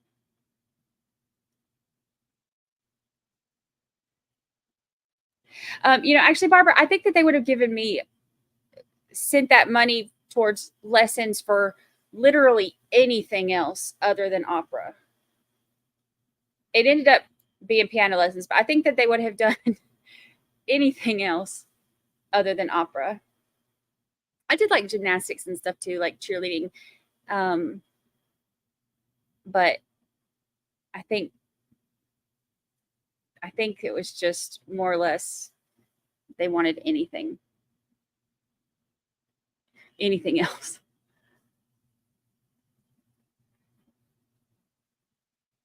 Oh my gosh, Lisa Dempsey. I watched Pretty Woman and wanted to be her. Good thing I made different life choices. So I did too. I loved that movie when I was growing up, and I did not realize what it was. I didn't understand. And I was at my nanny's house, me and my cousin. She was a couple years younger than me, and we always used to go over there and play dress up. And you know how they talk about like how, they hang out at the street. Well, I thought I didn't know what they were hanging out at the street for. I just thought that was just,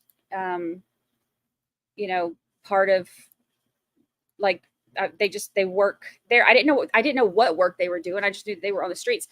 So, I got me and my little cousin all dressed up in the closest things I could find. And, this is in the 80s, like late 80s, early 90s. So I was finding like old tube tops and stuff, in chests from when my mama was, in high school in the 70s and stuff. I mean, we went all out. I dug and found everything I could, got us all gussied up and started to walk out the door. And now my nanny, we don't live in, there's no street. There's a road, but there's no there's no houses anywhere, but that's where she works. So that's where we were going.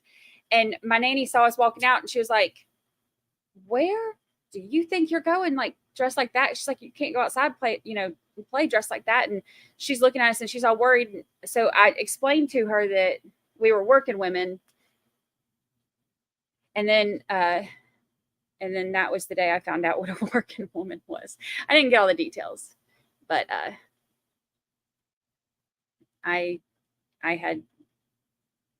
had no idea.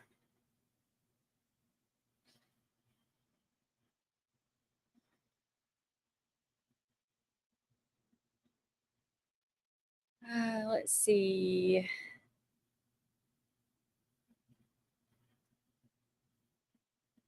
Oh, if they had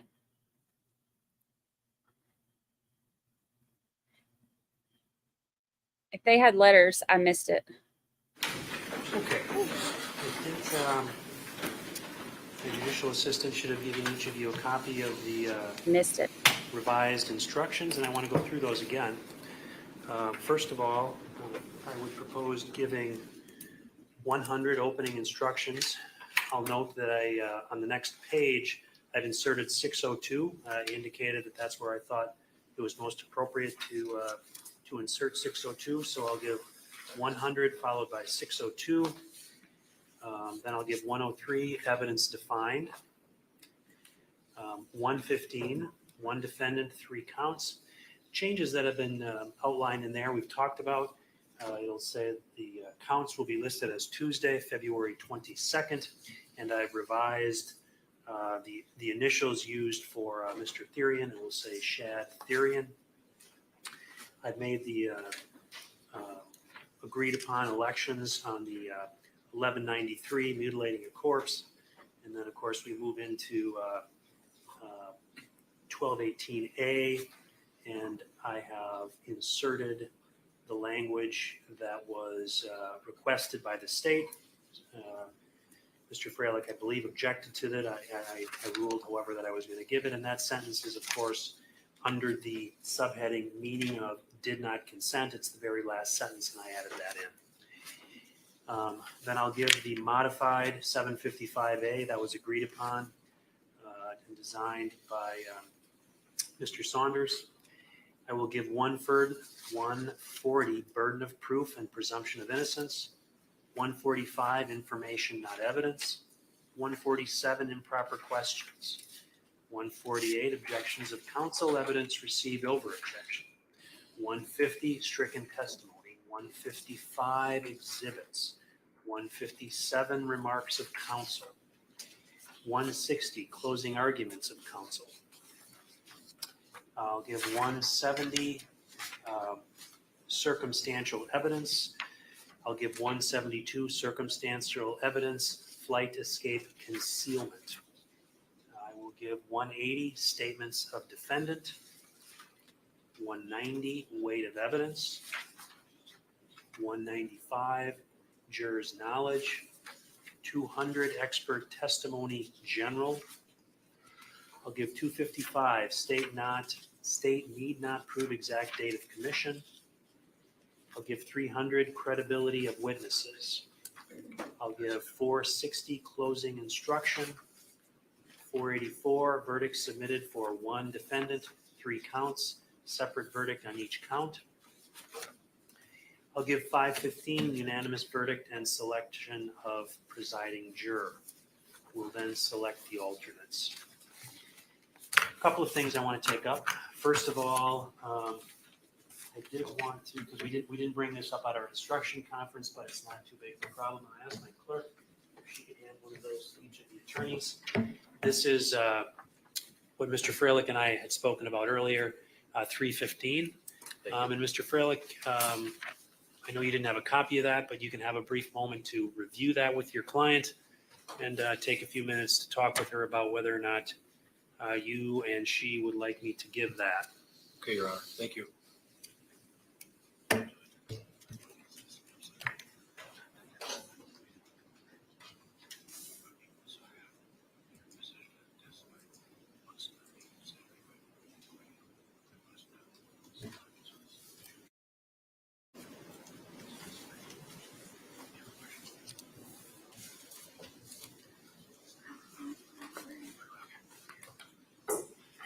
Your Honor, I have reviewed instruction 315.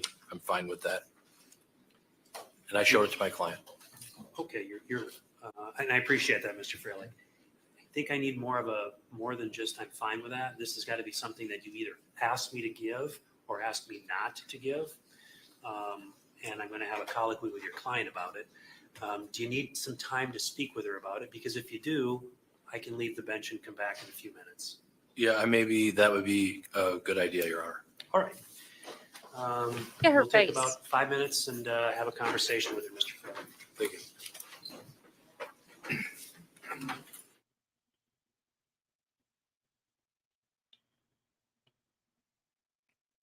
Oh, Lord of mercy. So this was the picture. It's lovely. Lovely. Just her and her boo thing. Laying down. Chilling on a Saturday night.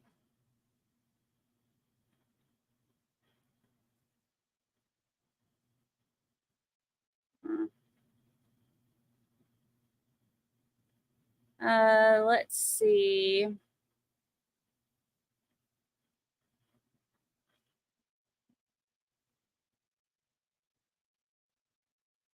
The judge is always looking out for both parties. He does a great job. You know, that's great on, you know, appeals issues too. If your whole husband is in jail,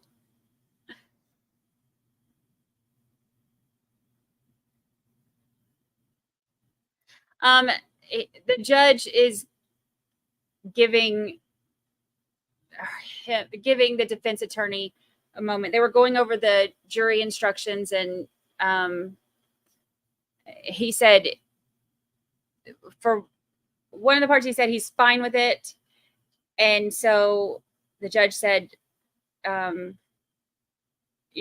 needs to be more than just, I'm fine with it. Do you need to talk to your client? I can step off the bench. And he said, yes. I don't think she knows that she wouldn't have been his type. I don't know that she knows.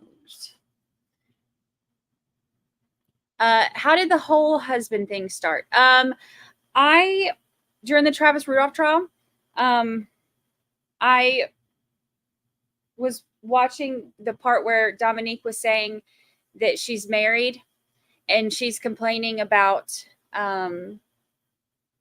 Travis talking to other women. And so I said, and then she said that she didn't tell him that she was married because it, wasn't her business to tell and all of that. So I was on stream, and when she was complaining about it, I got annoyed with her, and I was like, she has a whole husband at home, like a whole other life, but whole husband. And so now everybody has a whole husband or a whole wife.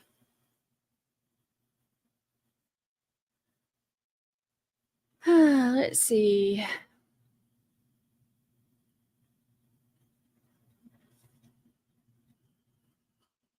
I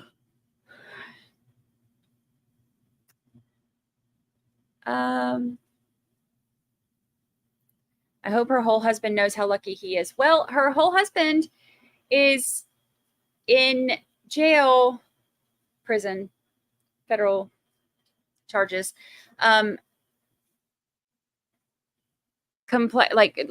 Completely standing behind her and saying she's just misunderstood, and that he victim blamed Shad and said Shad shouldn't have given her drugs.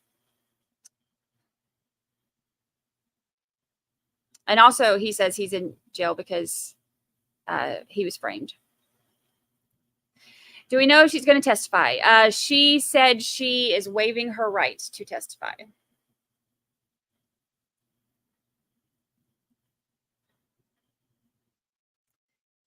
Today is baby Dominique's birthday. Happy birthday, baby Dominique.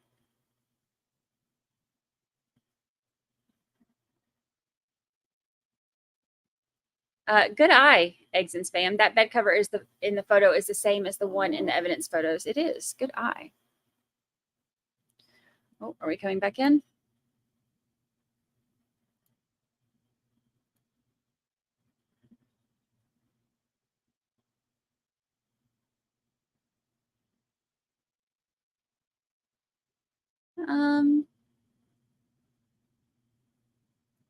Knowledgeable child.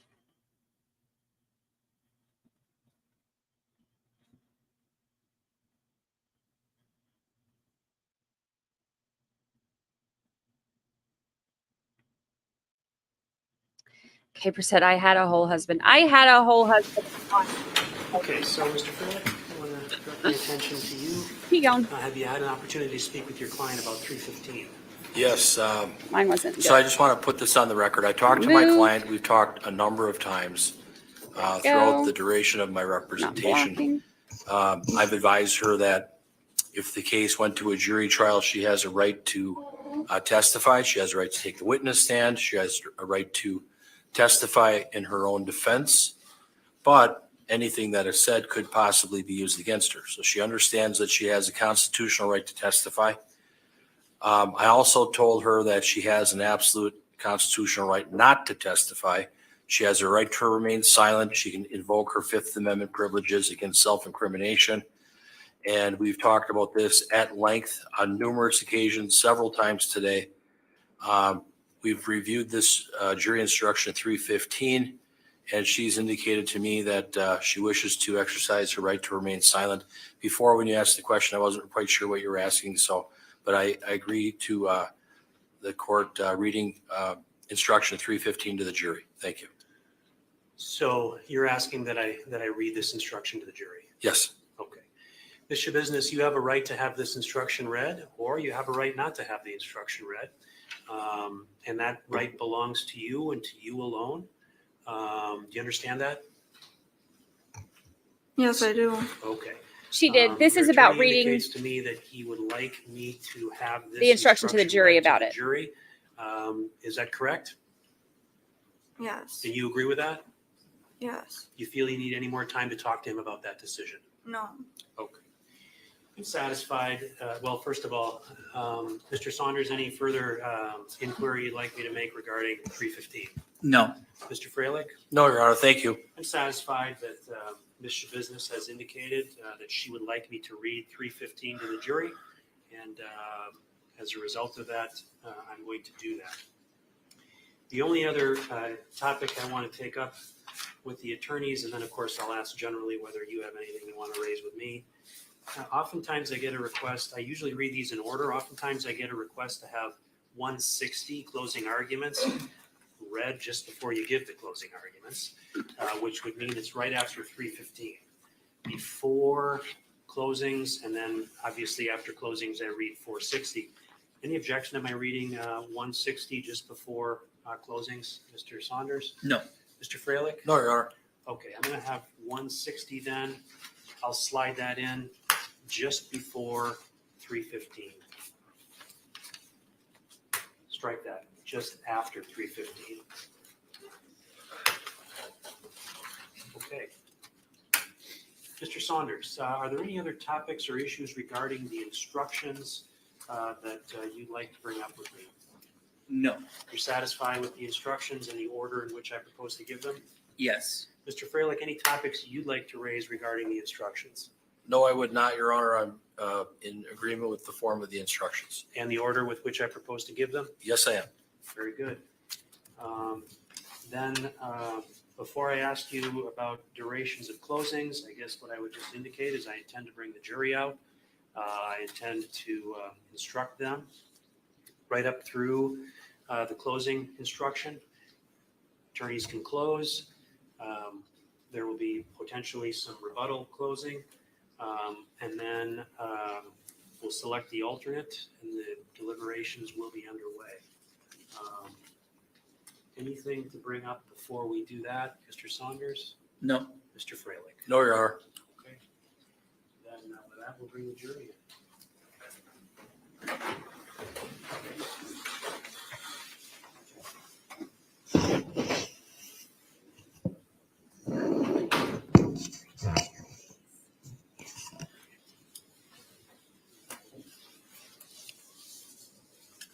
I don't think that the closings are going to be long. I mean, didn't they limit the opening statements to like 30 minutes each or something? I think that's how long it was.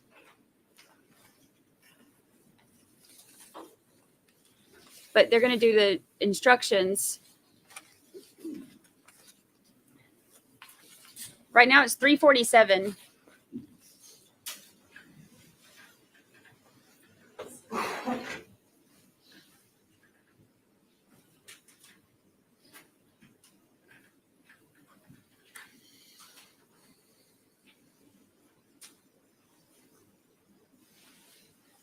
Okay, be seated.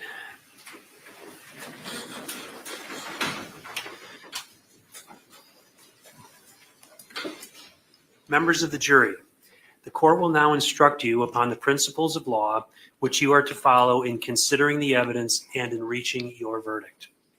It is your duty to follow all of these instructions.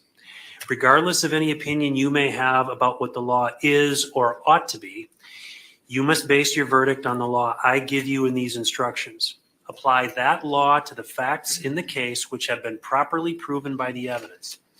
Consider only the evidence received during this trial and the law as given to you by these instructions, and from these alone, guided by your soundest reason and best judgment, reach your verdict. If any member of the jury has an impression of my opinion as to whether the defendant is guilty or not guilty, disregard that impression entirely and decide the issues of fact solely as you view the evidence. You, the jury, are the sole judges of the facts, and the court is the judge of the law only. In this first phase of the trial, you have heard evidence that dealt solely with the defendant's conduct during the alleged incident. You are to determine only whether the defendant is guilty of the charges of first-degree intentional homicide, mutilating a corpse, and third-degree sexual assault. If you find the defendant not guilty, the trial will be over. If you find the defendant guilty, the trial will proceed to the second phase, where you will determine whether the defendant was not responsible by reason of mental disease or defect. Evidence is, first, the sworn testimony of witnesses, both on direct and cross-examination, regardless of who called the witness. Second, the exhibits the court has received, whether or not an exhibit goes to the jury room. Third, any facts to which the lawyers have agreed or stipulated, or which the court has directed you to find. Anything you may have seen or heard outside the courtroom is not evidence. You are to decide the case solely on the evidence offered and received at trial. The first count of the information in this case charges that, count 1, the above-named defendant on or about Tuesday, February 22nd, 2022, in the city of Green Bay, Brown County, Wisconsin, did cause the death of Shad Thyrion with the intent to kill that person, contrary to sections 940.01 sub 1 sub A, 939.62 sub 1 sub C Wisconsin statutes. To this charge, the defendant has entered a plea of not guilty, which means the state must prove every element of the offense charged beyond a reasonable doubt. First-degree intentional homicide, as defined in section 940.01 of the Criminal Code of Wisconsin, is committed by one who causes the death of another human being with the intent to kill that person or another. Before you may find the defendant guilty of first-degree intentional homicide, the state must prove by evidence which satisfies you beyond a reasonable doubt that the following two elements were present. First, the defendant caused the death of Shad Thyrion. Cause means that the defendant's act was a substantial factor in producing the death. Second, that the defendant acted with the intent to kill Shad Thyrion. Intent to kill means that the defendant had the mental purpose to take the life of another human being or was aware that her conduct was practically certain to cause the death of another human being. While the law requires that the defendant acted with the intent to kill, it does not require that the intent exist for any particular length of time before the act is committed. The act need not be brooded over, considered, or reflected upon for a week, a day, an hour, or even for a minute. There need not be any appreciable time between the formation of the intent and the act. The intent to kill may be formed at any time before the act, including the instant before the act, and must continue to exist at the time of the act. You cannot look into a person's mind to find intent. Intent to kill must be found, if found at all, from the defendant's acts, words, and statements, if any, and from the facts and circumstances in this case bearing upon intent. Intent should not be confused with motive. While proof of intent is necessary to a conviction, proof of motive is not. Motive refers to a person's reason for doing something. While motive may be shown as a circumstance to aid in establishing the guilt of a defendant, the state is not required to prove motive on the part of a defendant in order to convict. Evidence of motive does not by itself establish guilt. You should give it the weight you believe it deserves under all the circumstances. If you are satisfied beyond a reasonable doubt that the defendant caused the death of Shad Thyrion with the intent to kill, you should find the defendant guilty of first-degree intentional homicide. If you are not so satisfied, you must find the defendant not guilty.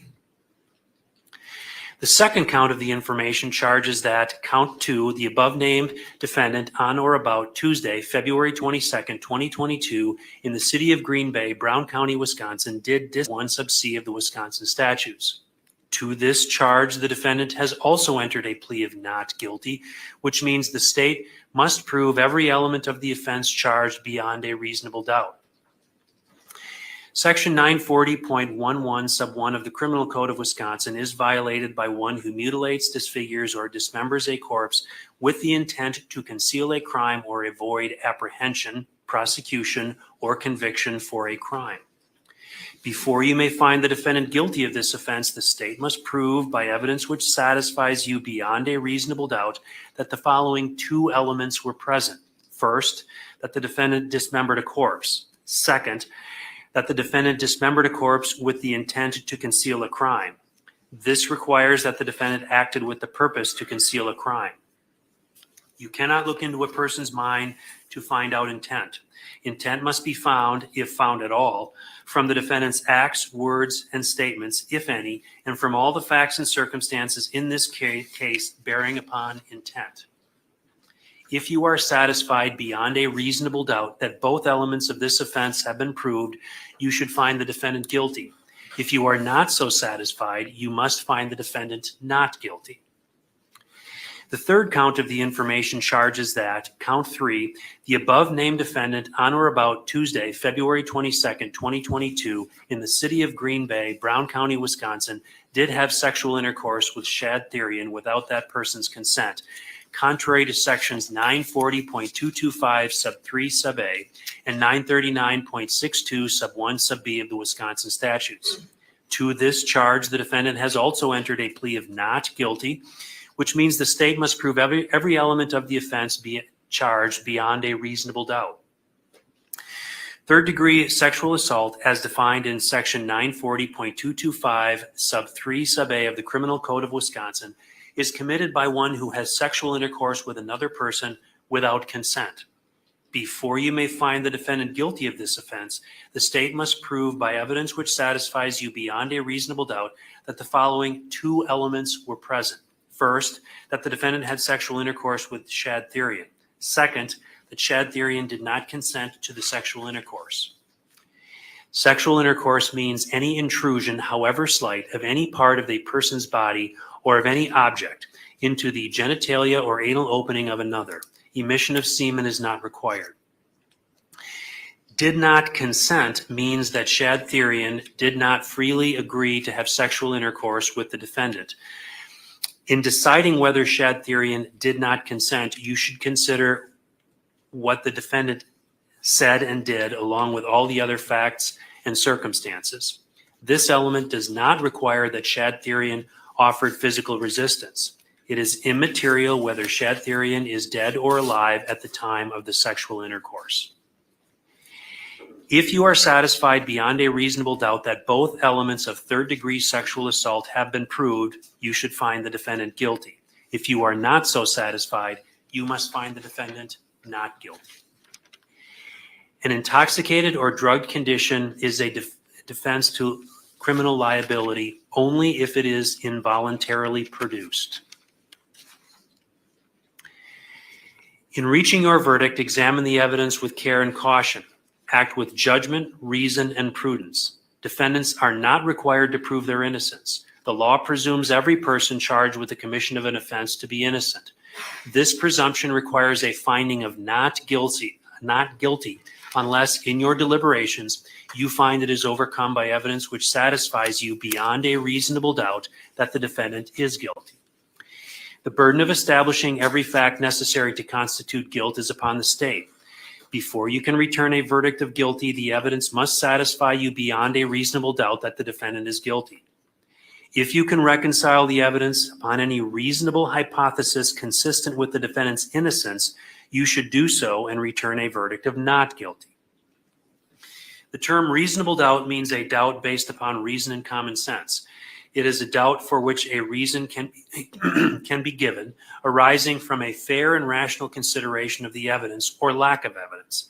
It means such a doubt as would cause a person of ordinary prudence to pause or hesitate when called upon to act in the most important affairs of life. A reasonable doubt is not a doubt which is based on mere guesswork or speculation. A doubt which arises merely from sympathy or from fear to return a verdict of guilt is not a reasonable doubt. A reasonable doubt is not a doubt such as may be used to escape the responsibility of a decision. While it is your duty to give the defendant the benefit of every reasonable doubt, You are not to search for doubt. You are to search for the truth.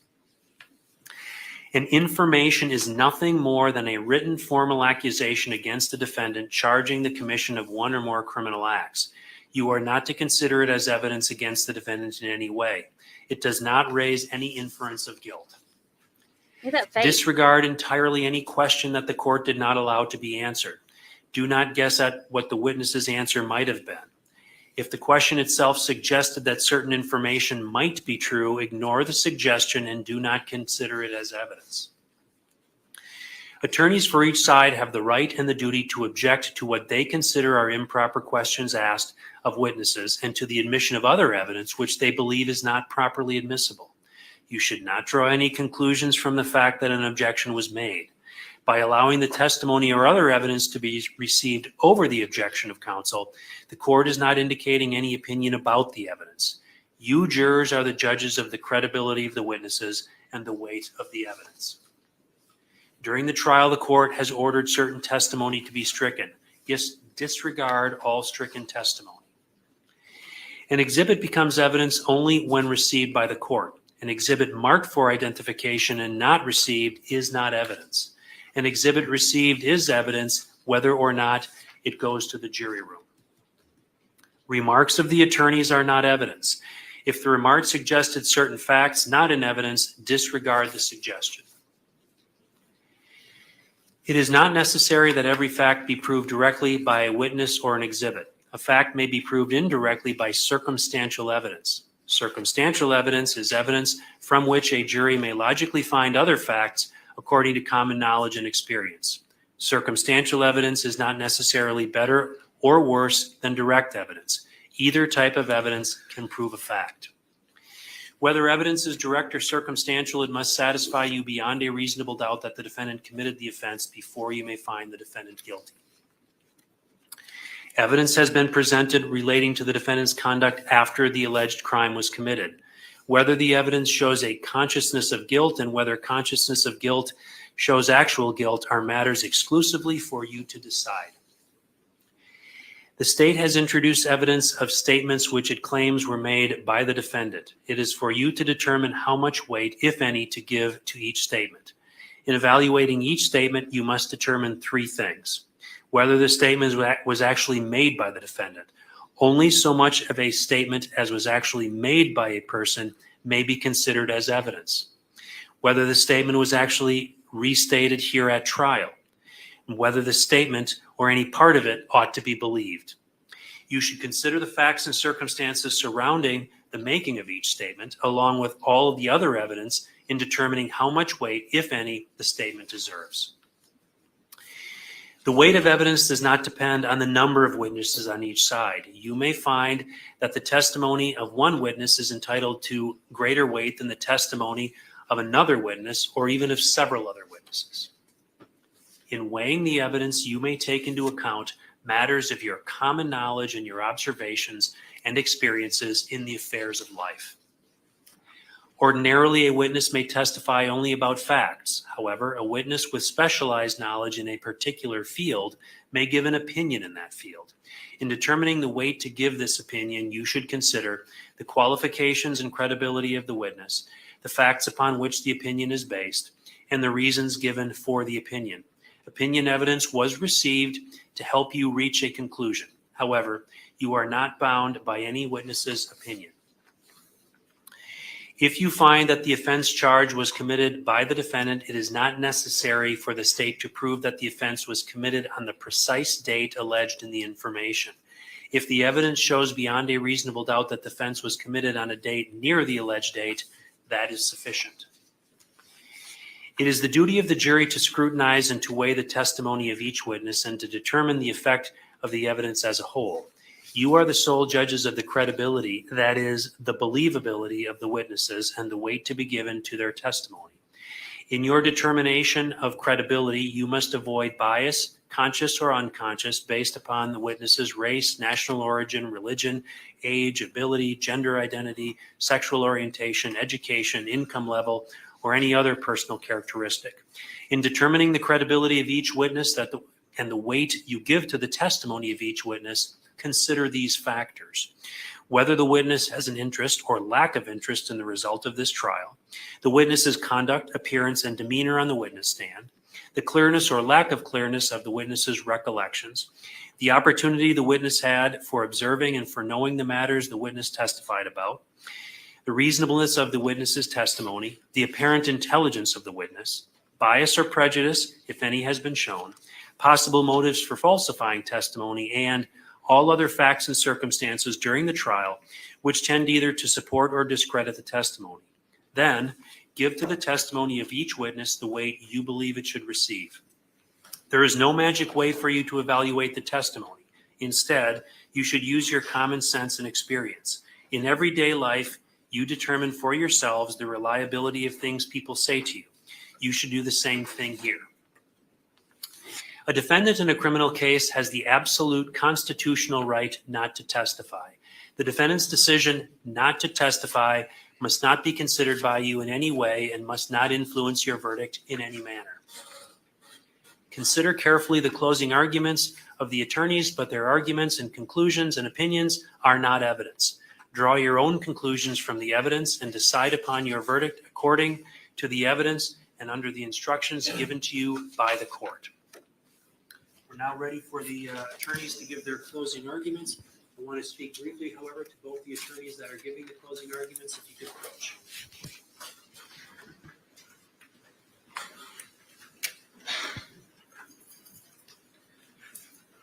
Here we go.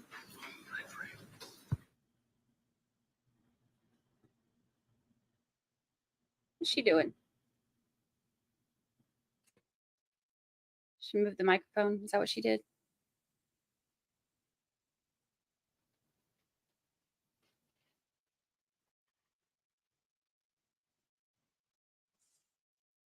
She looks like she's going to be sick.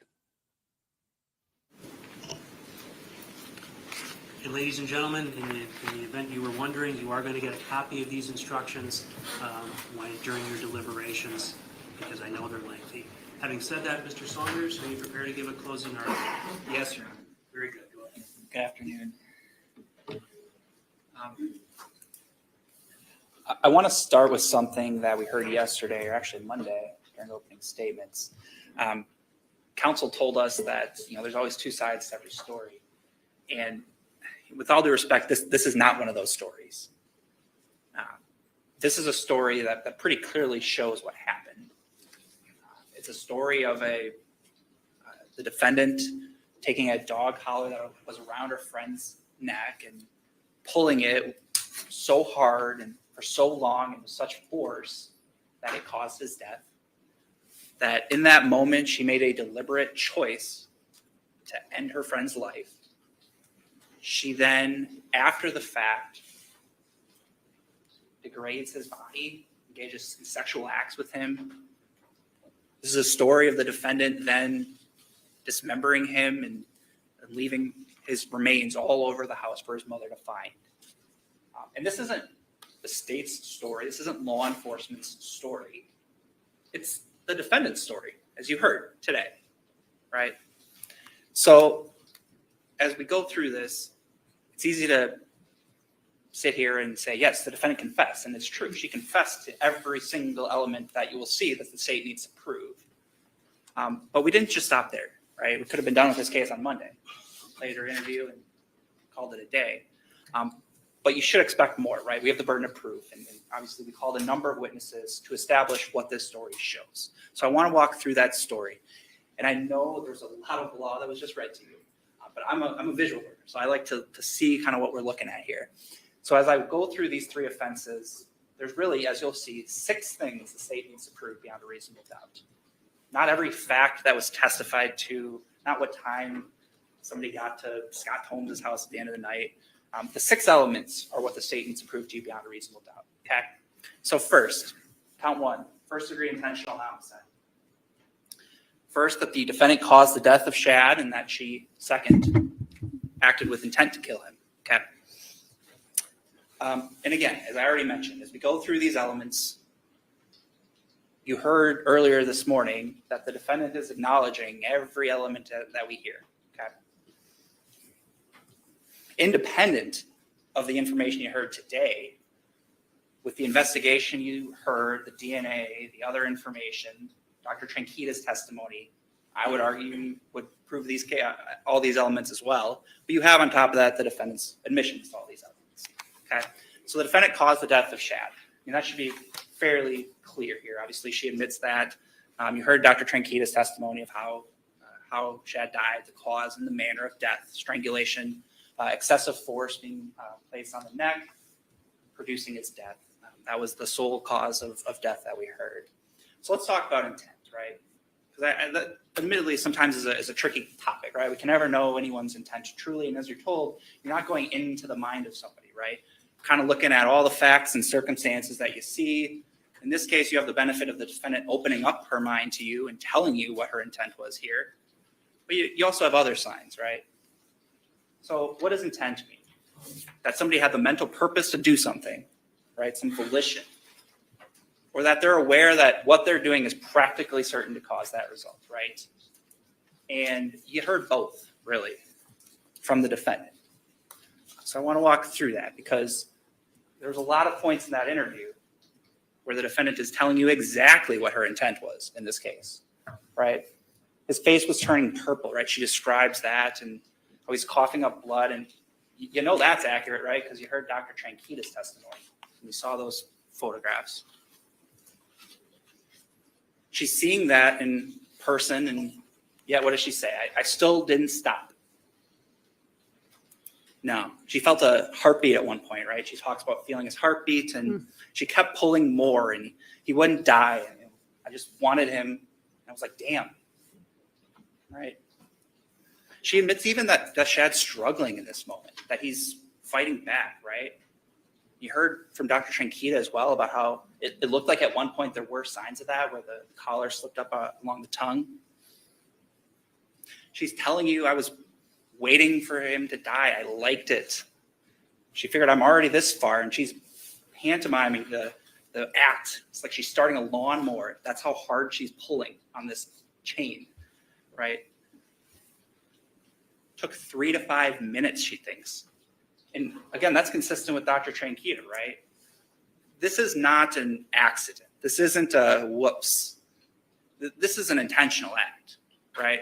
I don't need to prove that she went to that house with this intent, right? We talked about that in voir dire. And we kind of talked through that concept of how, as you're instructed, intent can be formed in the instant before an act, the instant before the pull of a trigger, the instant in this case, before Ms. Schabusiness decides, I'm going to go further and pull on this chain so hard that it causes the result that we saw in Shad, right? So we have the mental purpose, right, from the defendant's own mouth, and that's consistent with everything else we're seeing in the case. But you also have Detective Kemp asking her, I mean, in that moment, did you kind of realize if you kept pulling on that chain that he would die? She's like, probably, yeah. Yeah, she was aware of that. Right, so that goes to this kind of the second either or part of intent, right?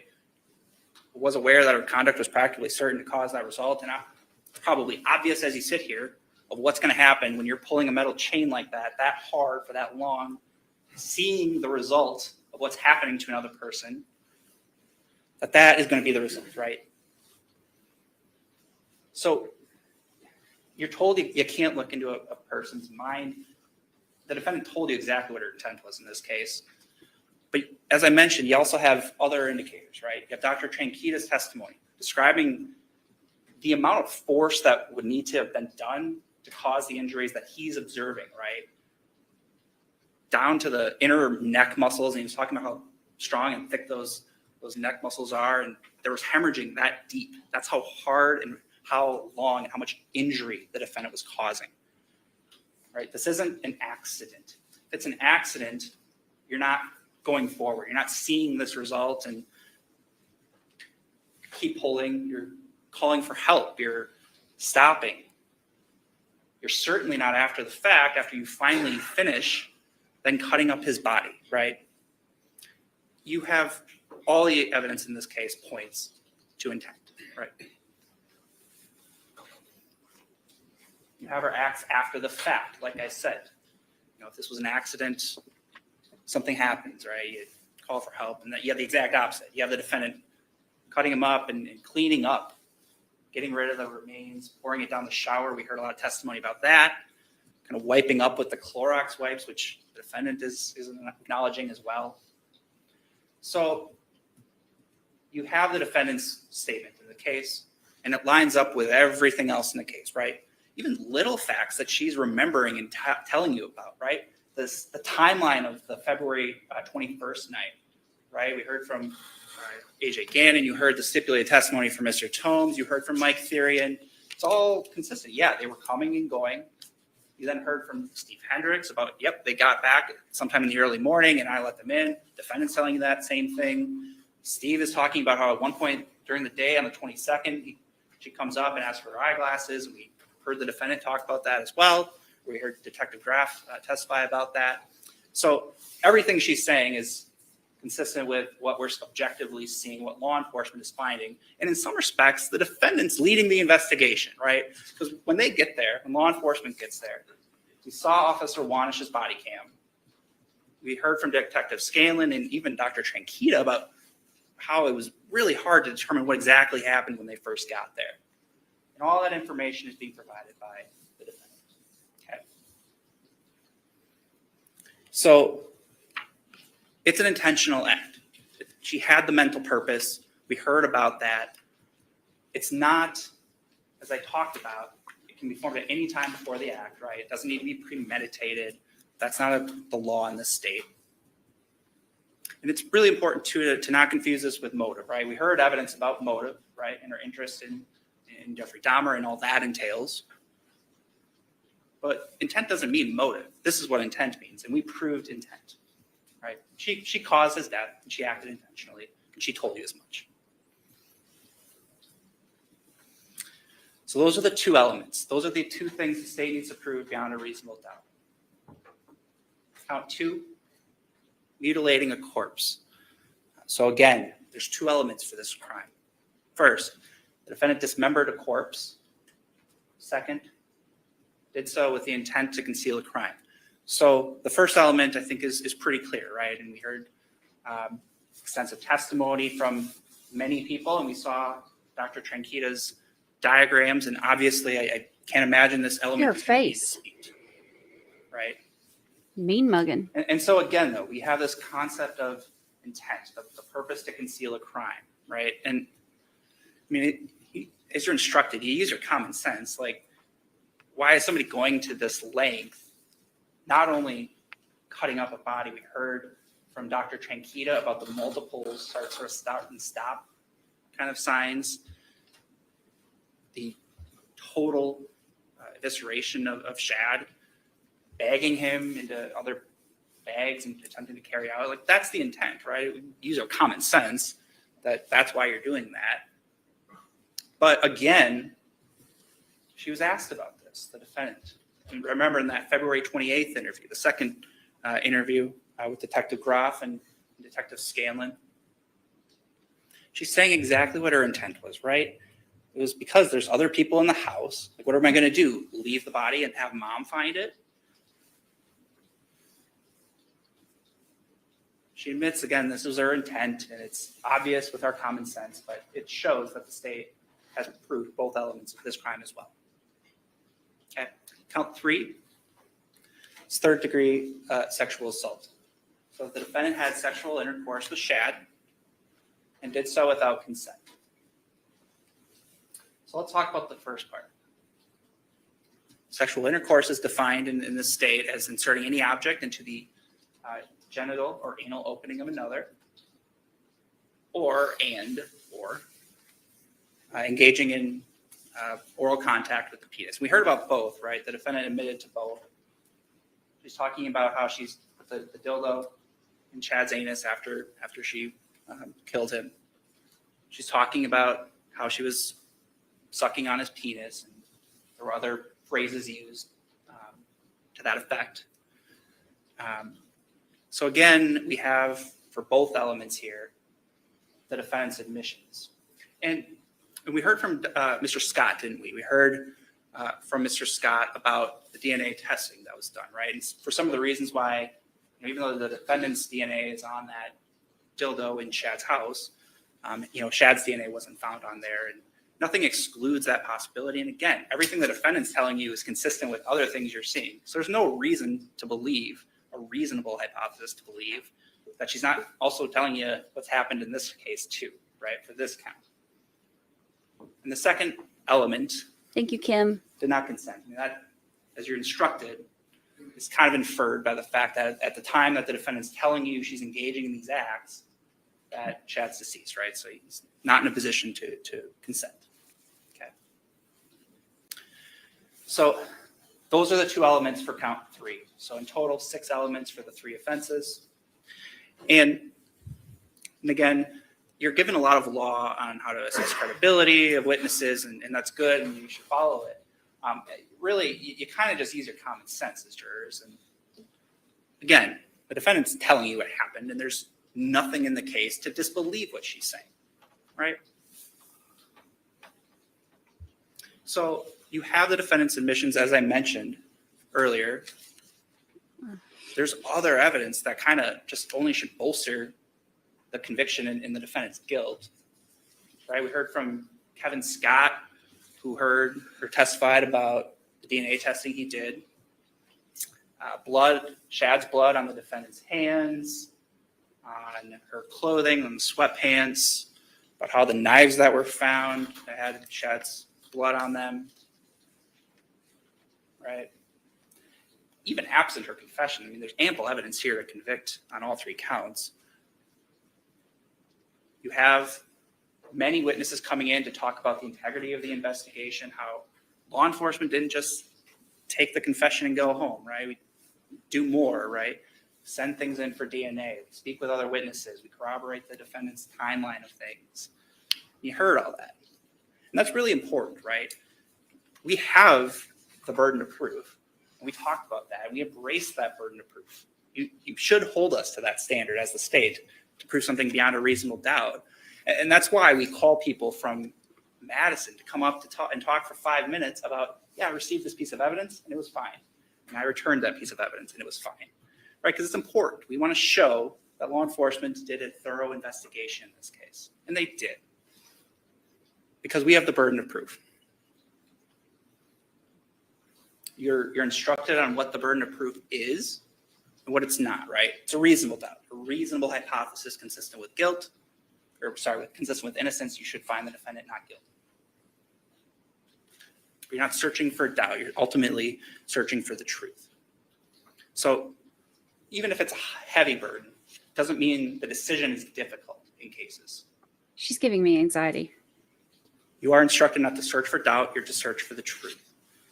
And there's not a reasonable hypothesis in this case consistent with the defendant's innocence. There just isn't, right?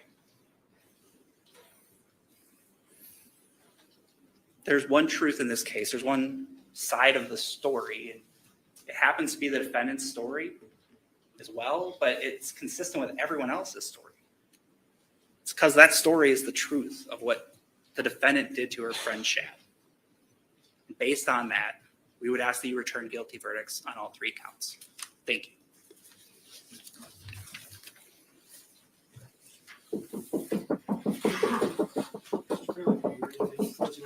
Yes, I am, Your Honor. Thank you.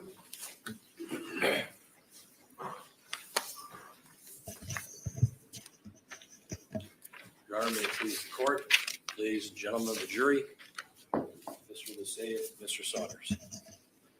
Well, as the attorney for the defendant, Taylor Denise Schabusiness, I'd like to share with you that I believe this case is a puzzling, unclear, confusing, and bizarre set of facts. It is unknown what really happened between February 22nd of 2022 and February 23rd of 2022. What we do know in this case is that numerous law enforcement officers testified. We had detectives, we had police officers, we had Dr. Trankita, and DNA experts forensic specialists, lots of different people, some citizen witnesses. I'd ask that you consider setting aside your emotions and decide this case based on the facts that have been presented. You've sat here for the last 3 days. You've been here in court. I know that you've listened very closely, but don't assume anything. When you deliberate about all of the facts. What we do know is that law enforcement officers on February 23rd of 2022 went to 829 Stony Brook Lane in Green Bay, this small Cape Cod home, and made contact with the occupants, Tara Pakinich, Stephen Hendricks, and Ava Wheelock was woken up, but they were all sitting at the kitchen table, and officers came in to see what was going on. There was a concern, obviously, that there was a bucket down at the end of the stairs. And we heard from Detective Graf that this was an ongoing investigation, law enforcement. They were trying to piece this together. It was an unusual situation. So they were trying to find out what happened. Unfortunately, I believe it was Officer Plonky and Officer Wanish, they testified, they came here and indicated that they went down to check out what was in the basement, and there was it was the head of Shad Thyrion in that black fleet farm bucket. And the investigation continued on. But what I submit to you, ladies and gentlemen, is that there really are no eyewitnesses as to what really happened down in the basement. There is no Taylor Schabusiness there, no other people there. And so that'll be something that you'll have to consider and think about. Then law enforcement realized that there was a secondary scene, and that was at 2353 Eastman Avenue, apartment 1 of that parking lot. And you saw the video. The officers, I think it was Officer Russell, and a couple of other ones, they were walked up. Thank you.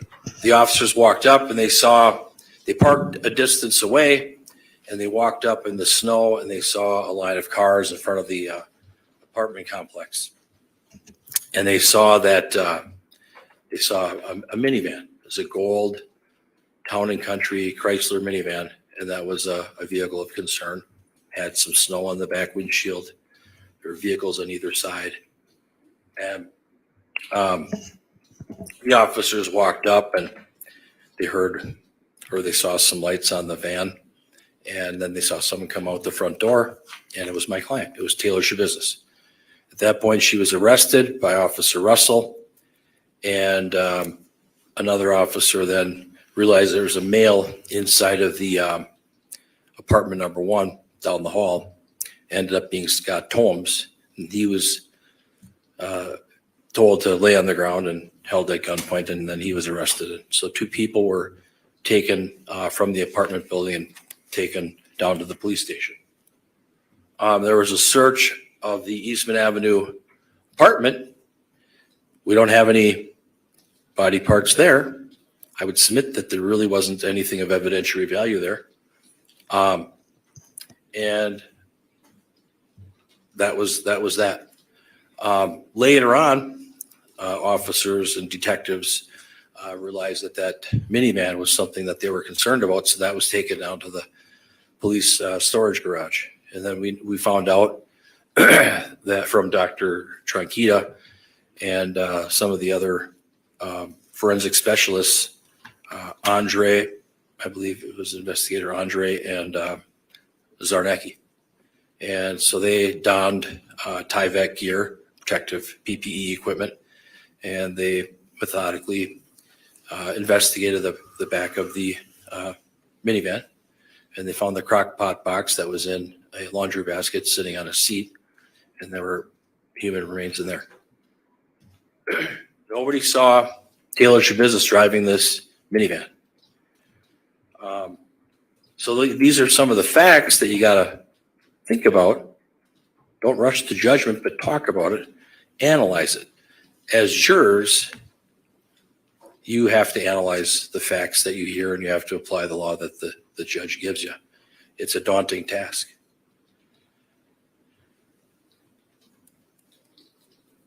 He's trying. So then we hear, you saw the video, the interview between Detective Graf and my client, Taylor Schabusiness. She was taken down to the Green Bay Police Department. Photographs were taken of her, and clothes were taken, and she was put in a yellow suit and then later a blue suit, but she was asked questions. And you got to remember what she said and what questions were being asked. She did say during the interview, I can't think right now. I'm effing nuts. She said that she was up all night, that the body would rebuild itself. She said weird, odd things. Consider her credibility. Consider what she says. Consider what she said to Detective Graf or Detective Scanlon. She said stuff, I would submit that she said things that didn't make sense. She says, I have no idea to some of the questions that the detectives asked her. You remember seeing the video on the screen. I'd ask that you recall that she had inappropriate laughs, inappropriate smiling, odd responses. I would submit that she indicated that she did not have sex. She did not have penis to vagina intercourse with Shad Thyrion. She indicated that she came to the residence and they went downstairs and within 5 minutes they got to it, whatever that means. She talked about during the interview with Detective Graf rebuilding muscle or rebuilding into muscle. Sometimes she wasn't responsive. She talked about hearing gunshots, but I believe Detective Graf said that there were no gunshots in the area of Stony Brook, Eastman Avenue, or some other place. She said she was paranoid. She said weird things like, I don't like open spaces. I don't like open spaces. Look at her face. No clothes came off. No kissing. She said that she allegedly put the dildo into Mr. Thyrion's backside, his butt area, his anal area. There's no DNA.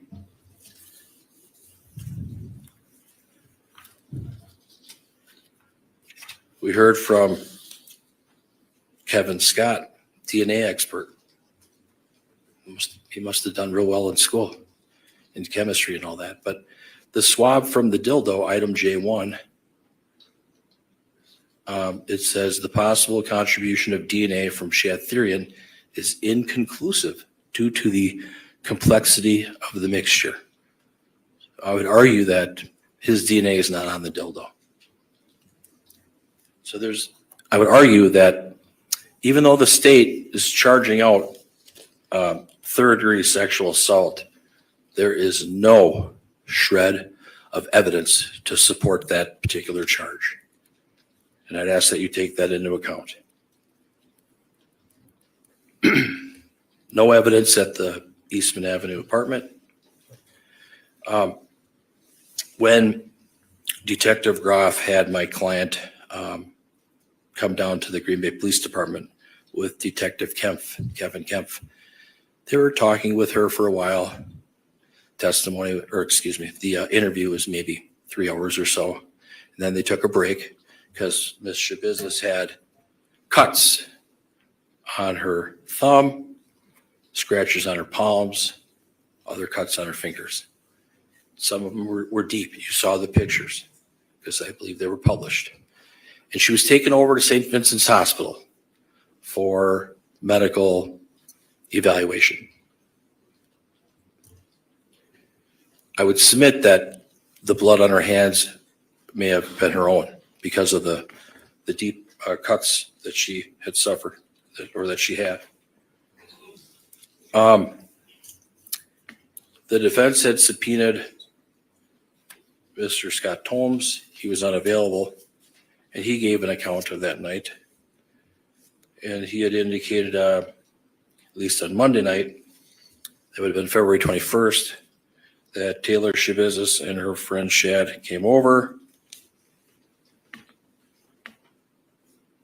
He had seen Shad before, but didn't know his name. And then he thought that they hooked up to do meth. And then he talked about his vehicle. And he talked about that Taylor Schabusiness had used his vehicle in the past, then didn't get permission on that particular night. Then he indicated that he was drinking. And then he indicated that Taylor Schabusiness returned to his house around midnight with his vehicle, went to her bedroom, and he had a suspicion that she may have been high on drugs. And then he had indicated that Taylor had the bedroom and that he would sleep in his chair. So that's, something else that you have to think about. We heard from Lieutenant Buckman. He was a veteran on the Green Bay Police Department, and that he was doing some investigating, and he wasn't sure if Taylor Schabusiness was a suspect or a victim because it was an ongoing new investigation. So that's something you have to take into account as well.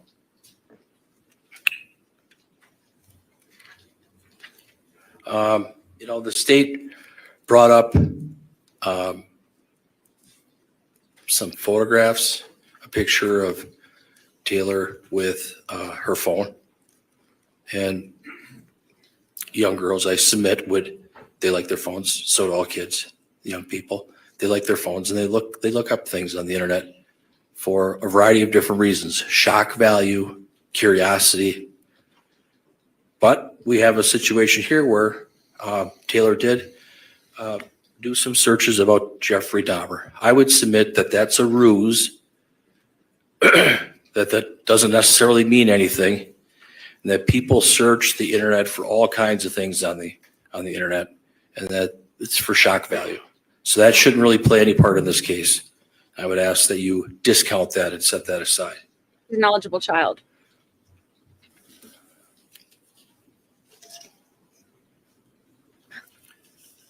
Now, I would argue that I would argue that it's not a clear case here.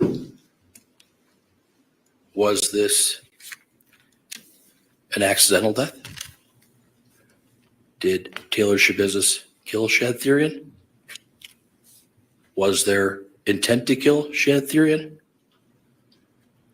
Did Taylor Schabusiness have the mental purpose to kill Shad Thyrion?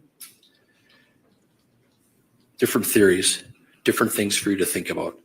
You are all like analysts. You have to assess and decipher the facts. The facts here are very complicated, confusing, unclear. 2 different locations, no eyewitnesses. Taylor Schabusiness, we learned that she went to school with Shad Thyrion, middle school, Bayport High School. They were friends. They hung out. You heard from AJ Gannon. He hung out with them as well. Can you trust what someone says when they're hopped up on meth, on drugs? The state wants you to look into Taylor Schabusiness's mind to find out what her intent was. And that's a difficult task. Did she have a clear mind on February 22nd of 2022 as to what was really going on?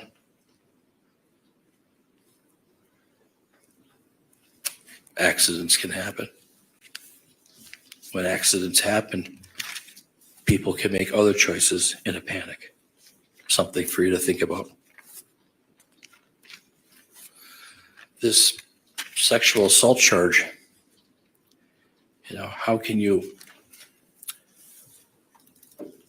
have sexual intercourse with the facts that have been laid out and presented to you? It's mind-boggling. How can you have sex when genitals are in one place and Oh, the body's in a Jesus. different place? It's foggy. It's cloudy. It's hard to imagine. Almost impossible to try and figure out what did or didn't happen. I would submit to you that no sexual assault occurred. I'd ask that you find her not guilty of third-degree sexual assault. You can't rely on everything Taylor Schabusiness says. Think about that, please. She chose not to testify under our Constitution of the United States of America. She doesn't have to testify. It's what the law provides. You don't have to take the witness stand. You have a right to remain silent, and you can't use that fact alone against her. I would argue that based on all of the evidence and the testimony in this case, that you find my client not guilty of all the charges. Thank you very much for your time.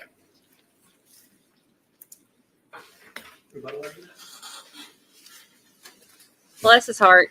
He tried. I'm so glad that's over.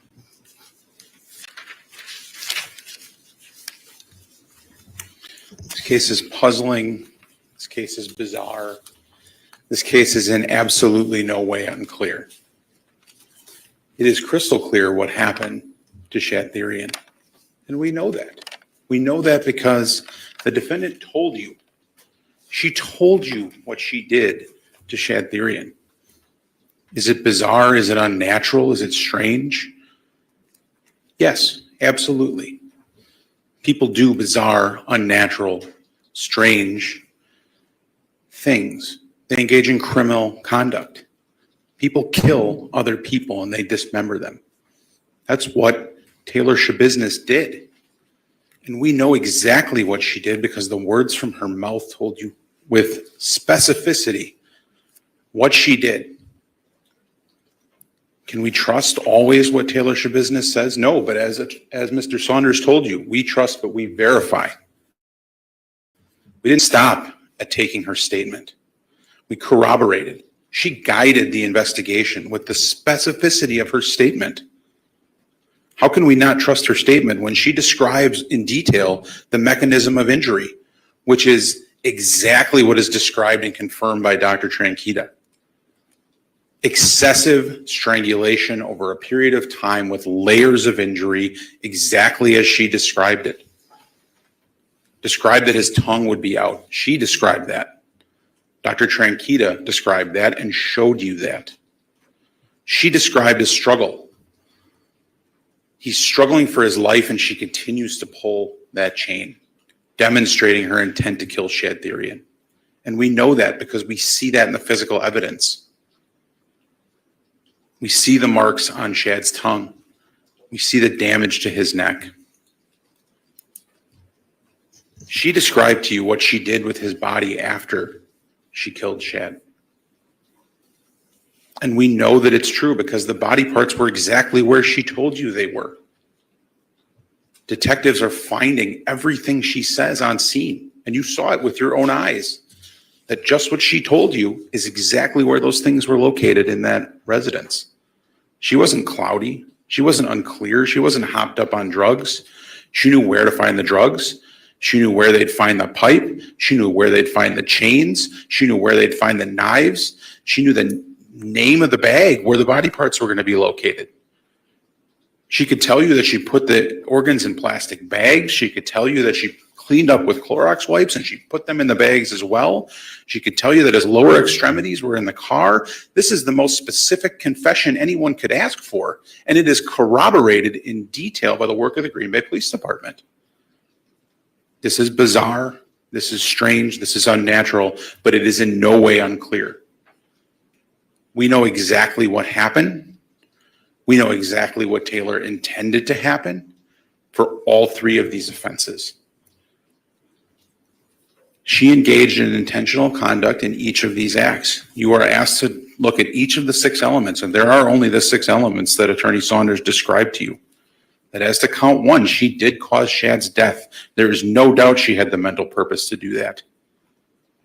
and that she knew that her conduct was practically certain to cause it. She described to you how she visualized him struggling, blood coming out of his mouth, but she did not stop. He's turning purple, but she did not stop. He's coughing up blood. He's pissing himself, in her words, but she did not stop. This was a deliberate choice on her part to kill Shad Thyrion, and she knew that her actions were going to cause that. And in fact, she was asked whether or not she liked it, and she confirmed that she liked it. She was asked whether she was sexually aroused by killing him, and she said she was. Her mental purpose was clear. As to the mutilating the corpse, again, there's no doubt that she intentionally did that. She described the detail. She described her frustration as she's mutilating this corpse, and she described her purpose in doing so. How else am I going to get the body out of the house? How else am I going to get away with this if I don't cut this body up? And she didn't just cut it up and leave it there. She cut it up, she packaged it, she cleaned up after herself. Her purpose in dismembering Shad was clear. She wanted to attempt to get away with this crime. A crime that she intentionally committed, a crime that was not accidental, that was not a surprise to her, that she didn't wake up from this nightmare and then call the police and call Shad's mom. No, she made the second deliberate choice. After deliberately choosing to kill him, she deliberately chooses to dismember him and attempt to cover up her crimes. And likewise, the sexual assault is equally clear. There's no doubt that she had sexual intercourse, and for counsel to say that we can't merely accept the word of the defendant, you're asked routinely in sexual assault cases, juries are asked routinely to take the word of a crime victim with no physical evidence. We don't have to take the word of the crime victim. We have the word of the defendant who confesses to this crime and tells you exactly what she did, again, with specificity, and tells you, you know what, I did this and I did it with that dildo. And here's where you can find the dildo. It's in the wall, it's in the box, I put it away. And what happened? They found it in the box, put away exactly where she described that it would be. And she clearly was sexually aroused by this whole incident, and she described that to you herself. So clearly it follows, it makes sense, it's logical, it is reasonable that she did exactly what she told you she did. There is absolutely no reasonable hypothesis consistent with her innocence.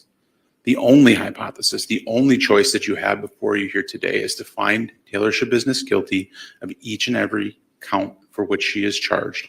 All of those elements have been proven beyond a reasonable doubt, and I ask that you return a verdict of guilty. Thank you.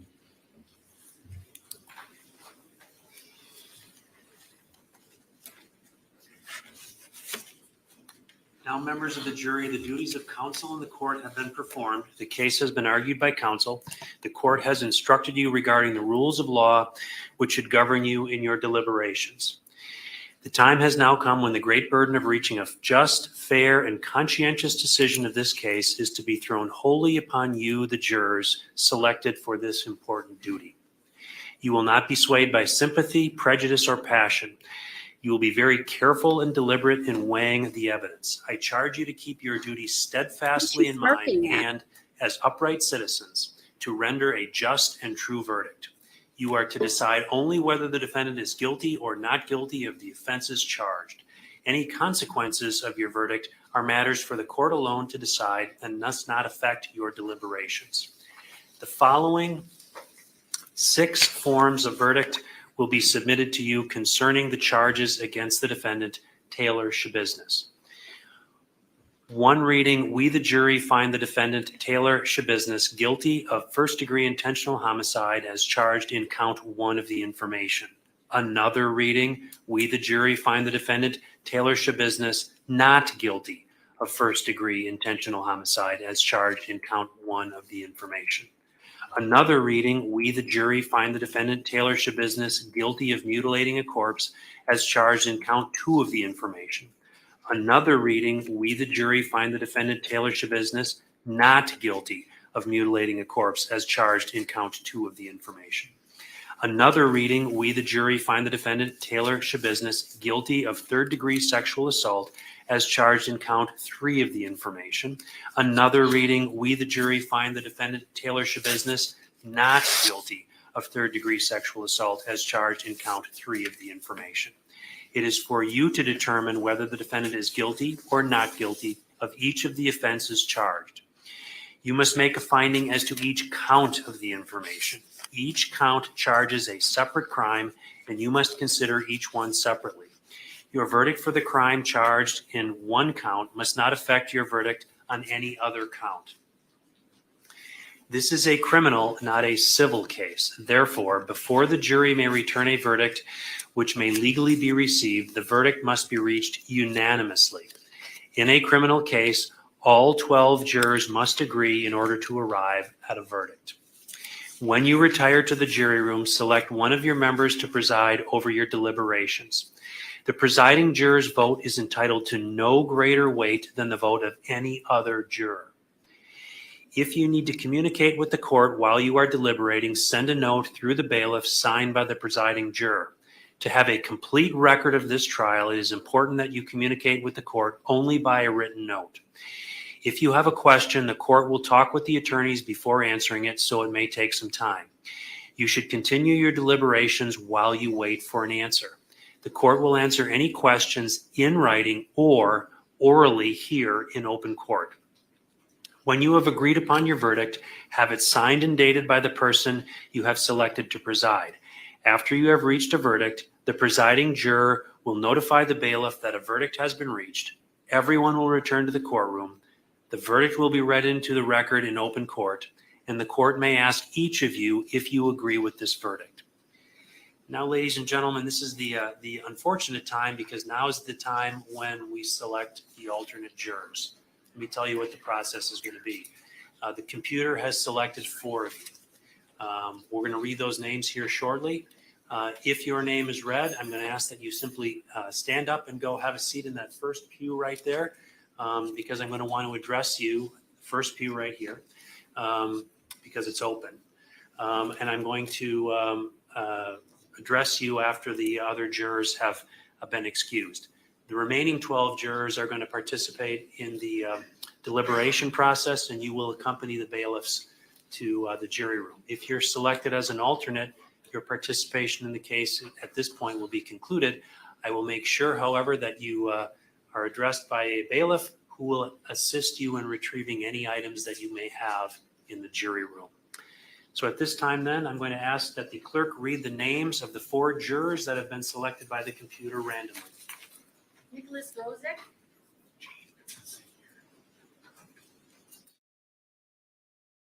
Oh. Mute. Sean.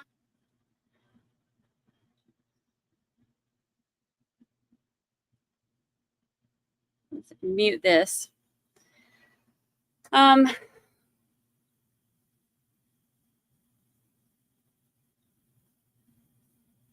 They're going through right now who the alternates are and who's going to be actually deliberating. It is almost, I mean, we got 8 minutes till 5 o'clock here, so, but I'm hoping he'll be like, you know what? That you will, to the utmost of your ability, keep all jurors sworn on this trial in some private and convenient place, subject to the direction of the court until they have agreed on their verdict or are discharged by the court, and that you will not, before they render their verdict, communicate to any person the state of their deliberations or the verdict they have agreed upon, so help you God. I do. Thank you. All rise for the jury.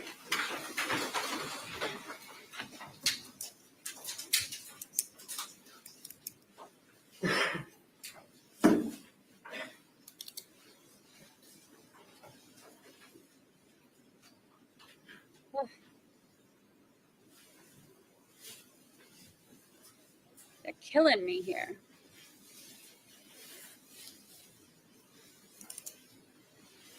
Be seated. I want to first address Mr. Rozek, Mr. Lynette, Mr. Beerhalls, and Ms. Schrader. I want to thank you very much for your service on this case. You've all paid careful attention. I've been able to observe all of you throughout the trial, and I really appreciate that. So do all the parties. At this time, your service in this case is completed. Many jurors ask if they're allowed to discuss the case with others. at the conclusion of their service. Because your role in this case is over, you are not prohibited from discussing the case with anyone. However, you should know that you do not have to discuss the case with anyone or answer any questions about it from anyone other than from the court. This includes the parties, the lawyers, the media, or anyone else. If you do decide to discuss this case with anyone, I would suggest that you treat any discussion with a degree of solemnity such that whatever you do say, you would be willing to say in the presence of your fellow jurors or under oath here in open court in the presence of the parties. Finally, should any of you have any questions before you leave today, please let the bailiff know before you leave. And you can confer with me at any time before answering any questions asked by anyone if you choose. The bailiff is standing right back there. I'm just going to ask you to get up then and accompany her out that door. And if there's anything that you need to retrieve, but again, thank you for your service. I would have thought they kept the alternates for phase 2.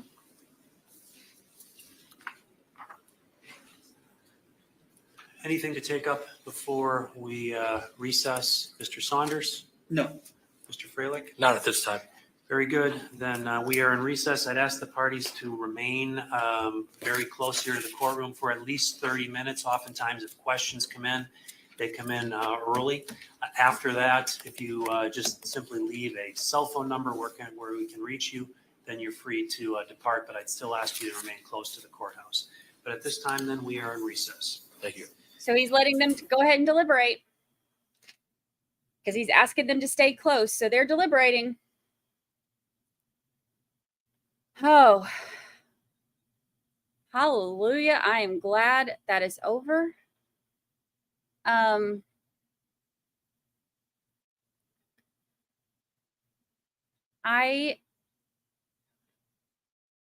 am I'm over it. All right, yeah, even that's what I'm thinking too. Regina Crawford says he even knows it won't be long. That's what I'm thinking too.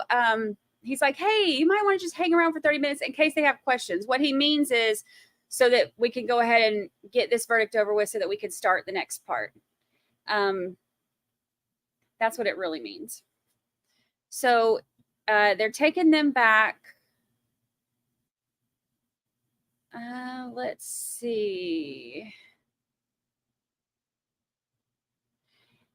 Yeah, it'll definitely be, I think it'll be before 6.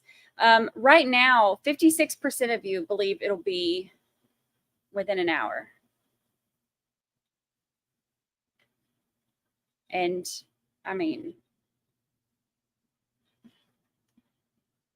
he said stay around for 30 minutes. I think it's going to be closer to that. What was it? The one that we did, the Richard Merritt that we did that was like 56. Wasn't that one like 56 minutes or something? Yes, I believe it is the same jury for phase 2. I thought so. I want to look it up because if it was, why would he have released them? So maybe they do a different jury for that. I'm going to see if I can find out because I wouldn't think that that we would have let them go. All right, let me pin the message. We are on verdict watch.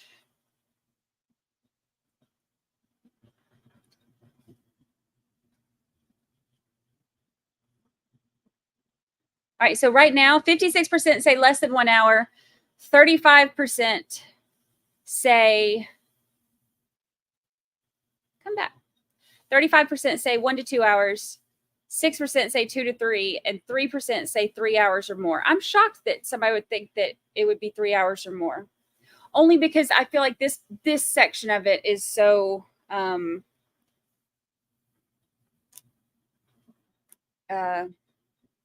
open and shut, black and white.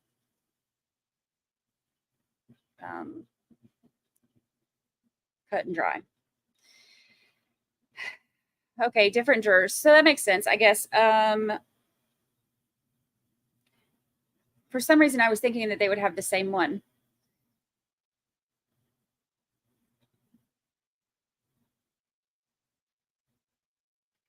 See, I didn't want to say cut and dry because given the, the nature of this case. All right, so verdict watch began 4:52.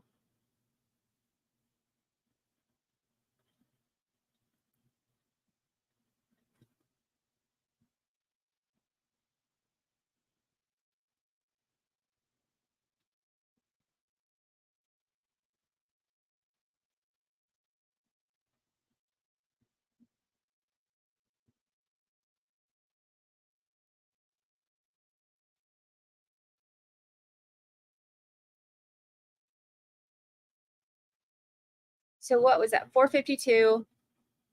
And what time is it? 4:59.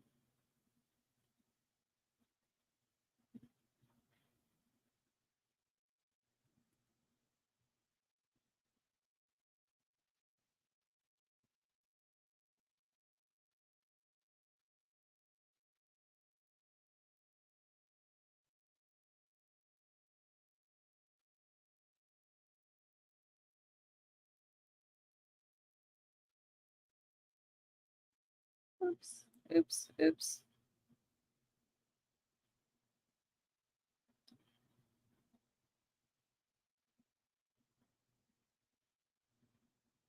Okay, let me move some things, see what we've got going on here. Update.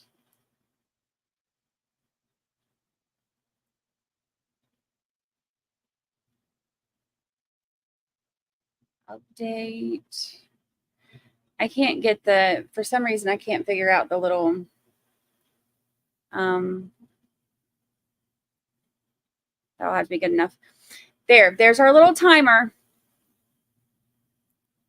that we got going on. So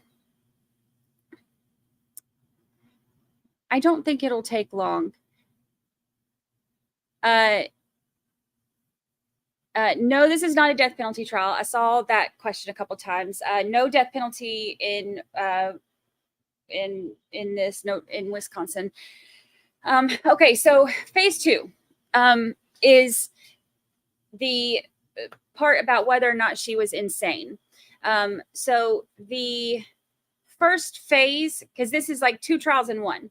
The first phase is either guilty or not guilty if she did it. If she is the one who committed this crime, that's phase 1. So that's what we're in deliberations for right now. Phase 2 is, so if they come back and say, yes, she's guilty of committing this crime, then they go into the second part, phase 2. Look, they're shaking the camera. I was like, dang, 10 minutes, they're already done. It wasn't. False alarm. So now they're going, then they go into phase 2 where they listen to the experts and the doctors and, all of that. And they'll get the jury to decide if they believe that she was insane or not. So the first part is guilty or not guilty. The second part is her plea is NGI. So not guilty for reasons of insanity, which she's claiming mental defect. So this will be part 2 that we're going into. If found not guilty in phase 1, she walks free. If found guilty in phase 1, we move to phase 2 to decide if she was insane or not. Yes, yes, yes.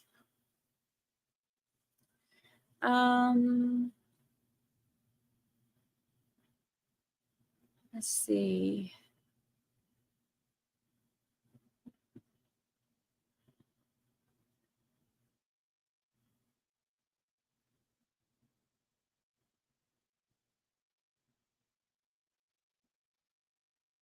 what will we be watching tomorrow? We will be watching this because there's no way they're going to acquit her on this. So we will go into second phase.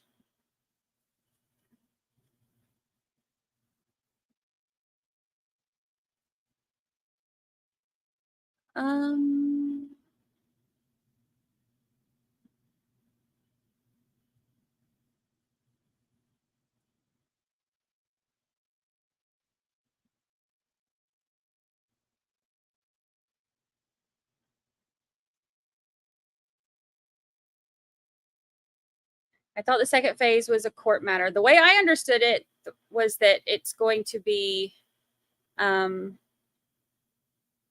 to the jury to decide, that the court decides if she's competent to stand trial, but the jury decides if she's insane or not.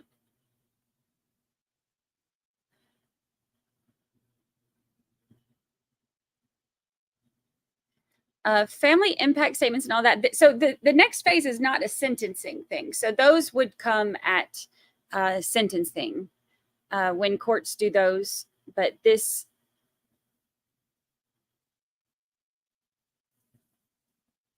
if it's this one you're talking about, oh, look, they got their timer up here. Here, let me move mine since they've got theirs, and let me move myself.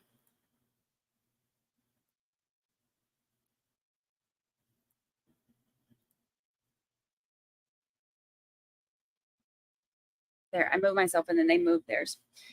From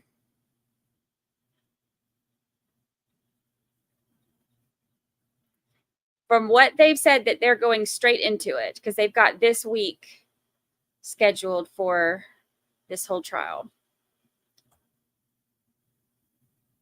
Yes, and then Vallow sentencing is Monday. And they had,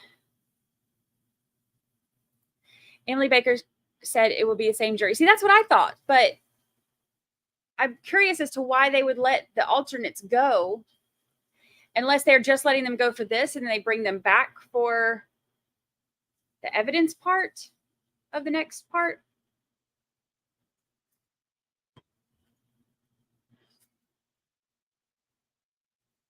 Because the way I've understood it the whole time was that it was going to be the same jury.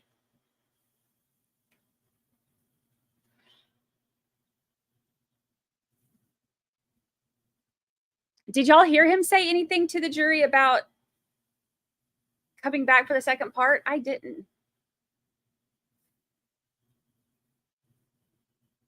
I mean, not to the jury, but to the alternates he let go.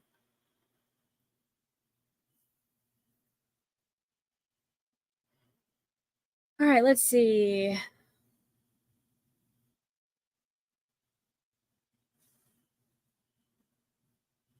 How long are the jurors allowed to deliberate? I don't think that there's a time limit on it.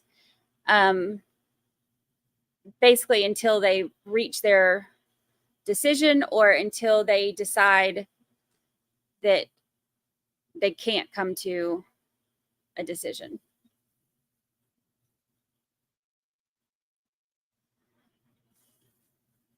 That's what I was thinking. Maybe if the alternates are coming back for phase 2, like if they're sitting home during the deliberation part and come back, I'm not sure. I would like to, if there's any Wisconsin attorneys. Wisconsin. Zink Floyd, I was wrong. I sincerely apologize about the Photoshop. No problemo, Zink Floyd. You are forgiven. Don't ever doubt me fact-checking things. Just joking. Thank you for the super chat. Thank you. Thank you. Let's see.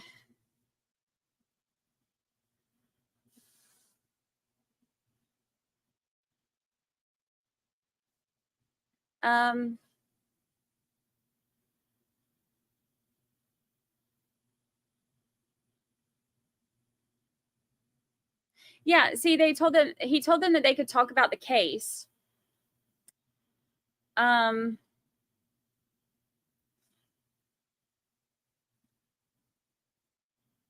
to me, it sounded like they was releasing. Maybe they don't expect the second part to go that fast. I'm just curious as to, I would just think like, to not have any alternates just in case. What happened with Photoshop? My post on Twitter with the side by side, there were a few people who were saying that that the glasses were photoshopped on to make him look like Dahmer. And in that same arrest situation, the mugshots, they had one with him with glasses on and one with him with glasses off.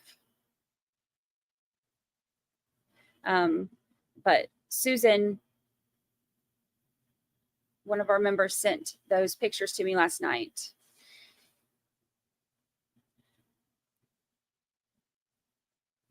All right, let's see.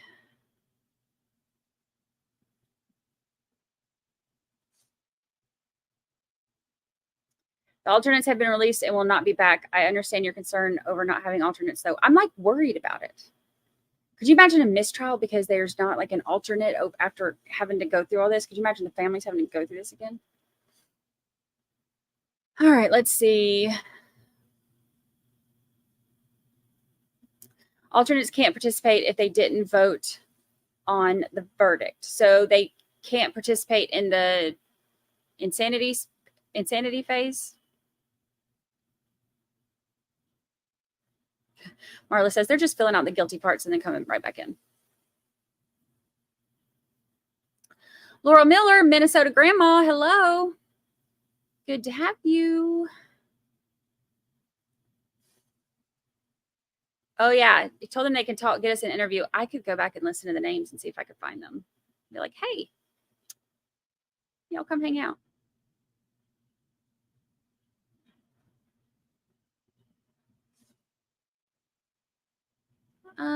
Let's see.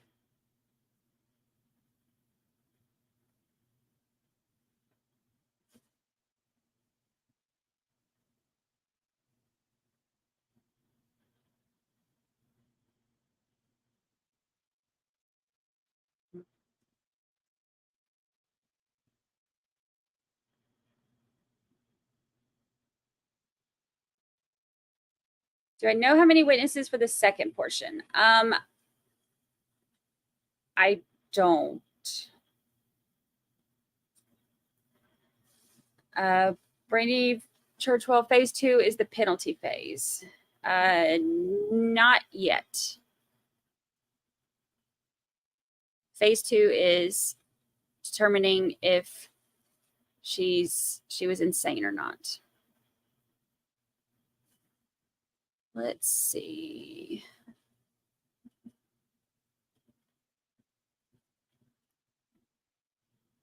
Susan says, I say back at 5:30. Oh, look at Marie. Stats for this trial. 4 sidebars. 39 objections. I didn't even realize there were that many objections. 19 witnesses. Y'all, we went through 19 witnesses plus opening statements and closing arguments in 3 days. 19 witnesses. Testimony, 17 hours and 45 minutes. Recess and lunch, 7 hours, 34 minutes. What a difference. That is how a courtroom should operate. Thank you, Marie Moss, the 13th juror, official statistician. They're probably all taking a moment to figure out what the heck they just heard. This trial is bizarre and gut-wrenching. You know, that's a good point. Like this, you know, this is the first that they're allowed to talk about this and about how difficult it was. You know, I could imagine this being you know, them taking a minute to be like checking on each other's mental health. Maybe P says we'll have a verdict before the alternates get home.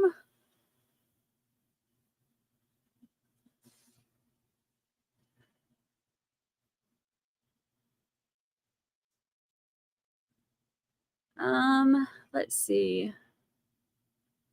I would love to hear what the jurors on Mellie's case have to say. Yeah. Me too. I would especially love to see what the ones who voted one, like, or whose count was like one way or the other, what they think and if it changed after they heard everything. Once they were allowed to know everything, the stuff that was left out.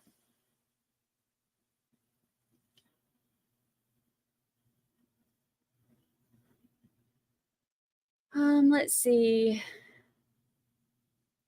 I would guess doctor testimony at the second. Yeah, this next phase is going to be like doctors and expert witnesses and, you know, talking about their opinions as to whether or not she's sane. It's going to be, that's why I was saying earlier today, like the second phase is going to be much wordier. They're going to have, you know, they're going to have to go through their opinion and then do a lot of justification as to how they came to that opinion. And then the cross-examinations are also going to be a lot more intense in this one because, I mean, let's be honest. Defense attorney had a snowball's chance in hell of getting a not guilty on this. Call a spade a spade. Moving on to the second part, there is a chance. You know, this is the chance that he has to like actually, you know, do something for his client. And, you know, this is the phase that the cross-examinations will be more question-based as opposed to just rereading all the question-based, I guess. Bless his heart. He's trying.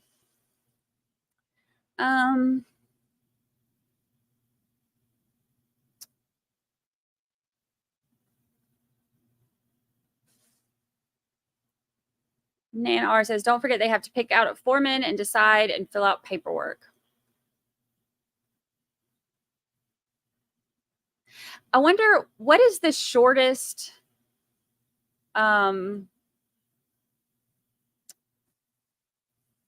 every time that camera shakes, I'm like, oh, they're back, y'all. What is the shortest deliberation in a murder trial?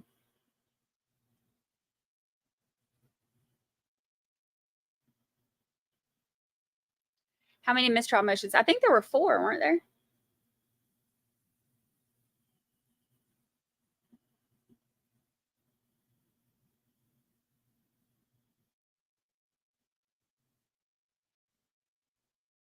Maybe there were more because there might have been another one at the end. I know that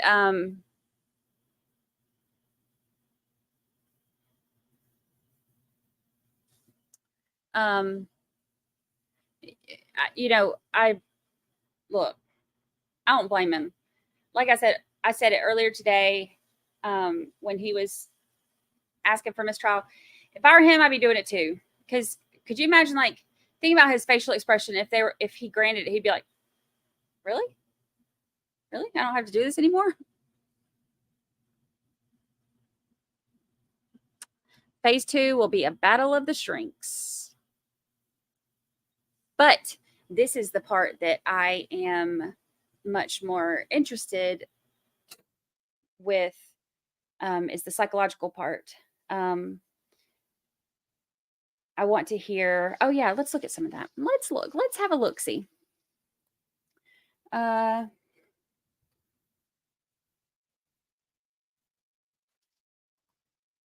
I forgot about her. I have extra windows up. Let me see. Oops. I just keep doing stuff wrong. Let's see.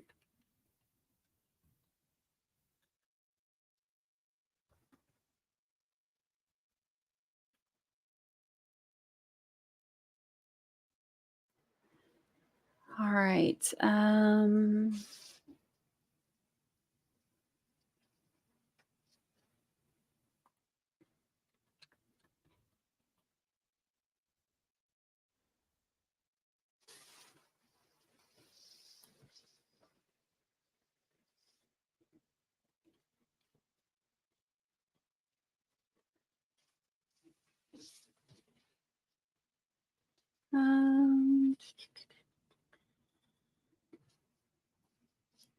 Is this one?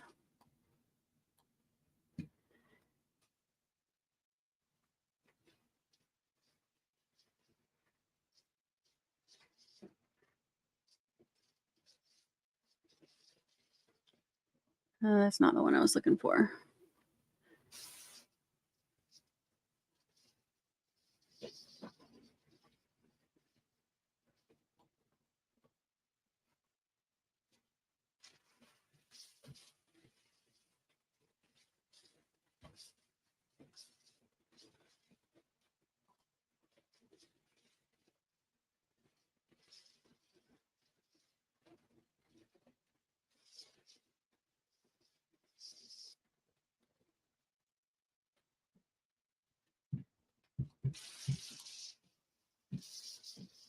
I don't know what my neighbors are doing. I can hear, like, it sounds like they're just having a mosh pit over there or something. Did y'all heard? I mean, I know y'all heard that knocking earlier. What the heck is happening? Okay. July 21st. Ow. Why can't I find it? I should have saved it to my computer when I found it earlier.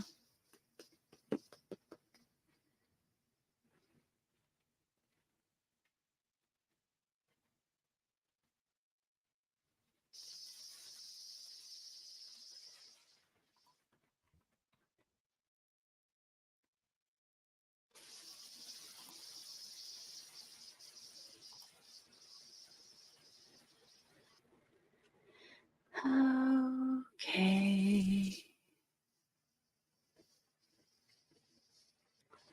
All right, here we go. I think this is where it is. It's not that it might be an Airbnb above me. Because it sounds like it's coming from over here. So it's either an Airbnb above me or it's Mr. Bill. And I don't think it's Mr. Bill because Mr. Bill is.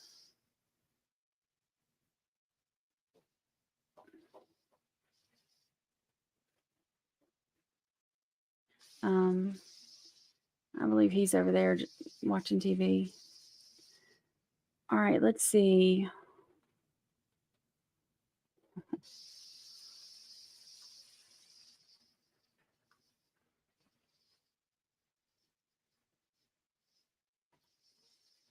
Very good. Then the witness is yours, Mr. Freilich. Thank you, Your Honor. Could you please state your name for the record? Diane Lytton, Lytton. What is your occupation? Wait, it went. Their screen went black.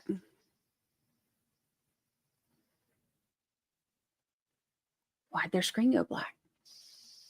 What's happening?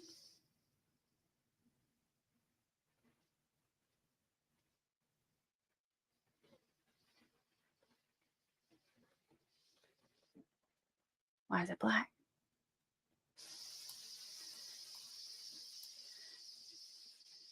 Okay, so this is 1 minute. 1 minute is the shortest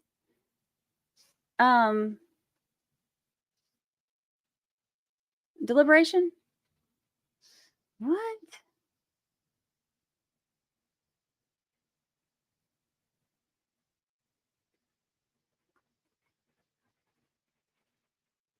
Interesting. I don't know why they're.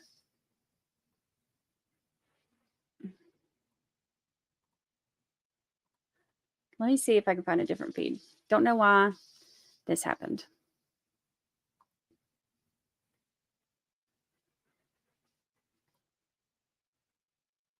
All right. They've got it up. Okay.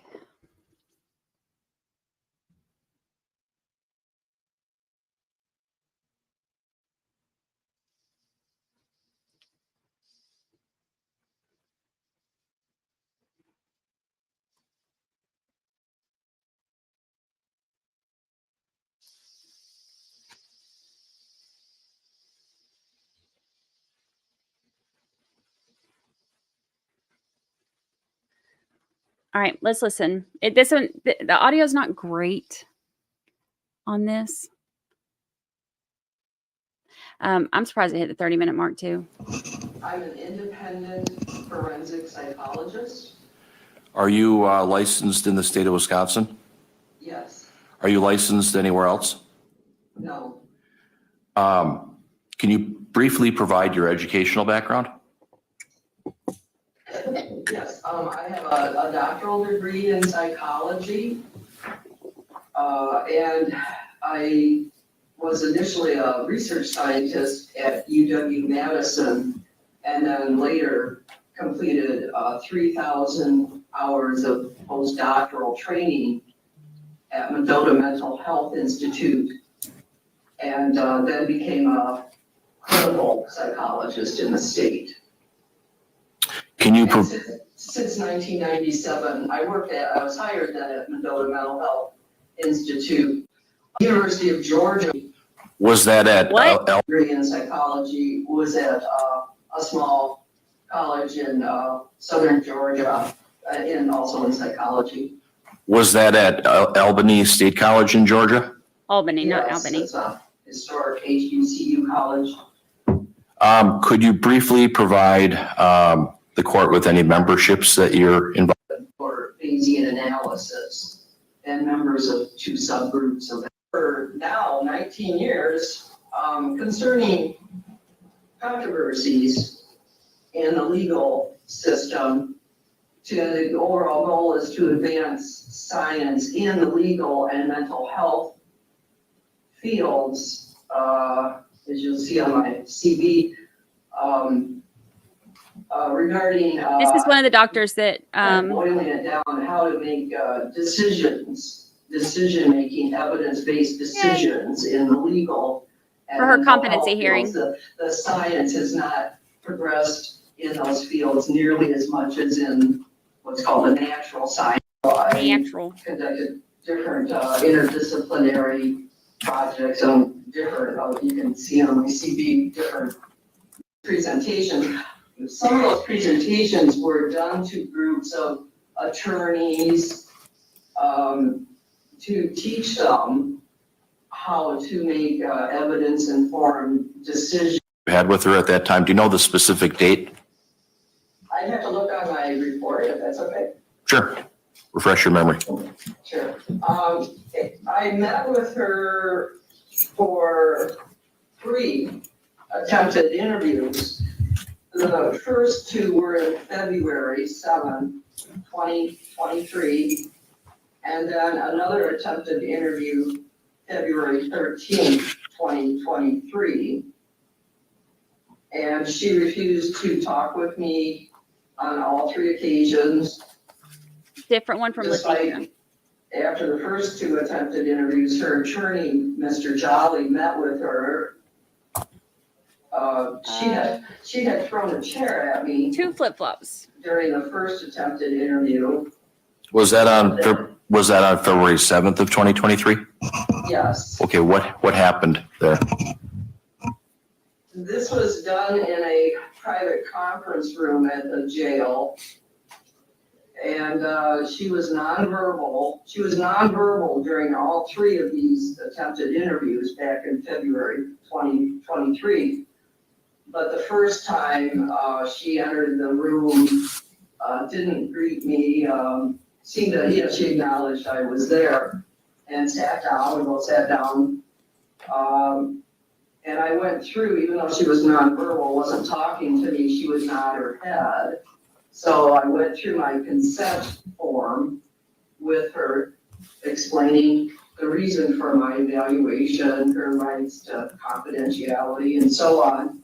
And she again nodded that she understood. Then when I started the interview, my usual asking her date of birth, her race, she then suddenly got up from her chair and yelled and went to the corner of the room, picked up fortunately it was a plastic chair, and then she threw it at me across the room. It did not hit me. She then calmly sat back. Did y'all catch that? This is the kind of stuff that I was kind of expecting during making sure it didn't go away. During court, did y'all hear that? Down, and I raised her chair, and then she then suddenly got up from her chair and yelled and went to the corner of the room, picked up fortunately it was a plastic chair, and then she threw it at me across the room. It did not hit me. She then calmly sat back down, and I rang for the guards, and it took them a couple minutes to get there. Meanwhile, I sat back down too, and then asked her about why she had done that. I did notice her physiological response was bizarre, which she didn't have any after just doing that, being extremely angry, throwing a chair at her evaluator, her defense retained evaluator. She sat there very, no response, just blank face, no physiological response of a person who had just done such a thing. The guards then came in and they agreed that I should terminate the interview. But then as we spoke more with the guards, they suggested, well, I could meet with her in the secured attorney's booth, we call it. So I asked her if she would be willing to talk to me if we moved to the secure booth. And I had to ask her a couple times, but then she agreed, again, nodding. So then I moved to the secure booth. And when she came in, she again remained nonverbal despite 10 minutes before saying she would talk to me. I did some goofy Dr. Linton stuff with her to try to disarm her, to engage her. And she just remained nonverbal, and we finally terminated the interview. Then Mr. Jolly met with her twice to ask why did she throw a chair at me. She couldn't really say, but then he met with her twice over 2 days to verify she'd be willing to talk with me. So I returned on February 13, 2023, and at that time, the guard asked my name. The guard went back to her Miss Schabusiness's cell, and she refused to talk to me again.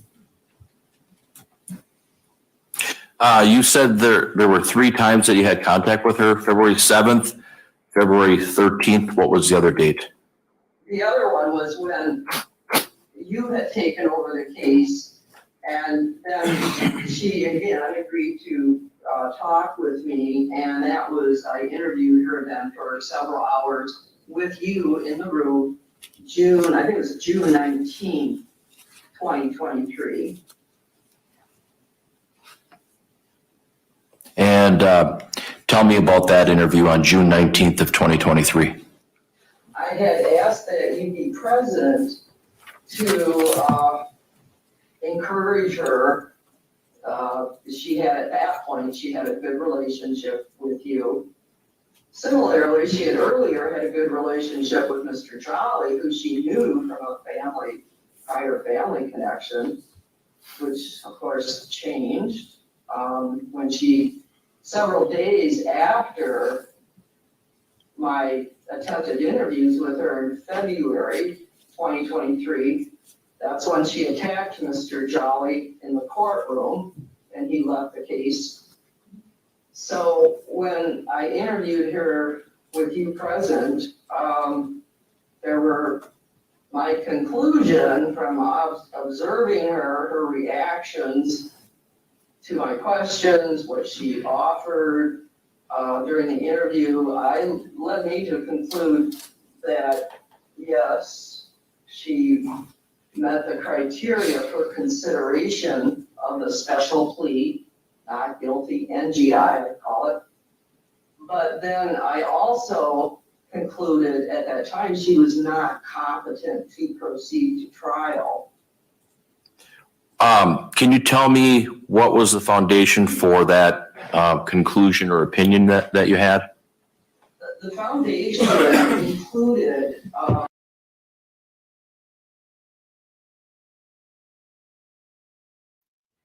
Check the stream for what? I'm live.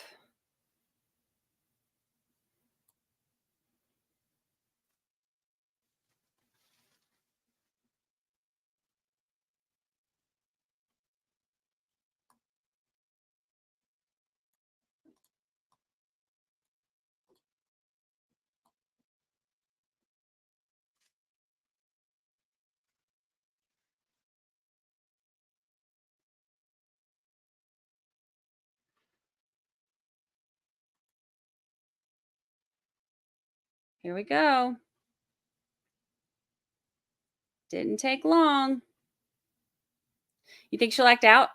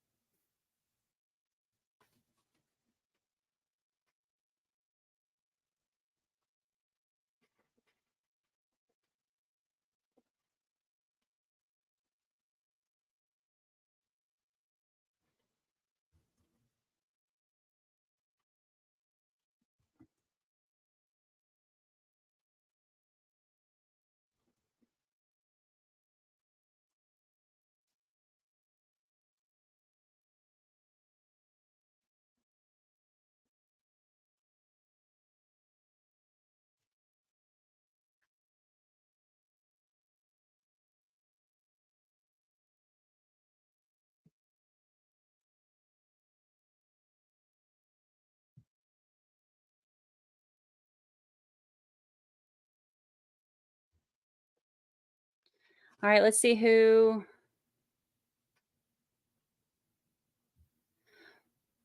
48% said less than an hour. Y'all did good.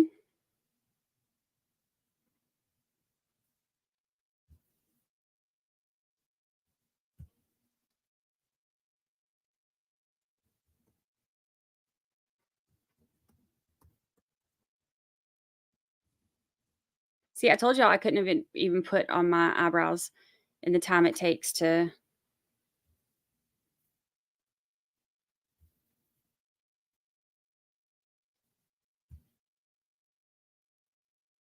I would literally still be working on one of my eyebrows.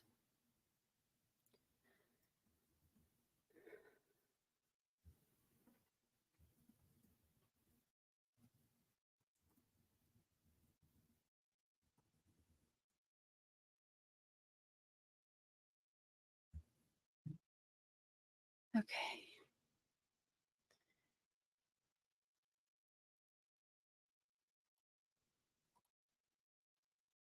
Yeah, I'll do verdict eyebrows for phase 2.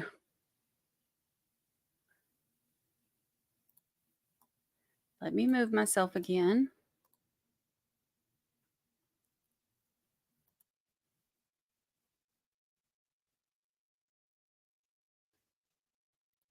Okay. She might. Okay, they're just going to throw that at the judge. You were one of the 48%ers.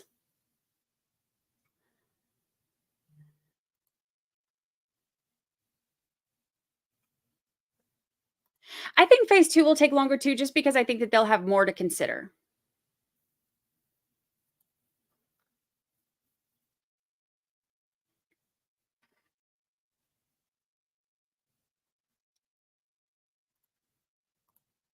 Jen, welcome. My button's still not working. Welcome, welcome to the family. Welcome, welcome. I gotta do the unplugged version. Do we just become best friends? Yep. She looked at me when I said that. That was rude. I would normally press my button to tell you that, but I have to restart my computer apparently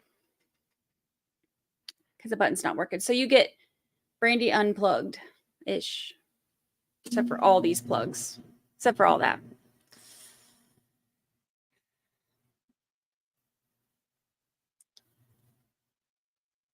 Yeah, I feel like the defense will actually present a case for phase 2. Now, whether or not the jury goes with it is one thing, but I think that they will have actually more of a case. Barbara Farthing, we Love you too. This has been so great watching this with you. Thank you. Thank you. Thank you. I'm glad that we have each other to watch this with, because could you imagine having to like listen to all of these details without us, you know, being able to listen to it together, like just to have to listen on your own? My understanding is the jury has a verdict. Is that correct? Yes. Yeah. Okay. Anything to bring up before we bring the jury in? Mr. Saunders? No. Mr. Fraley? No. Very good. Then we'll bring the jury.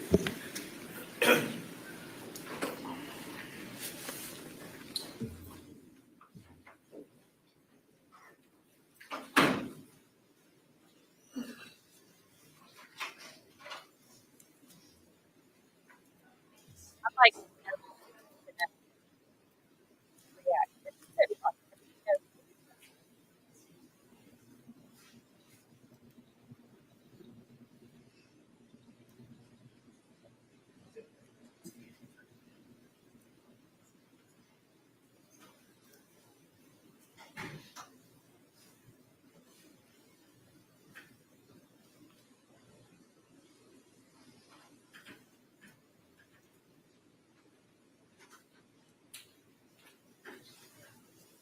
Okay, be seated. Ma'am, are you the foreperson? And my understanding is that the jury has reached a verdict. Is that correct? Yes. Right. If you would hand that to the bailiff then, please.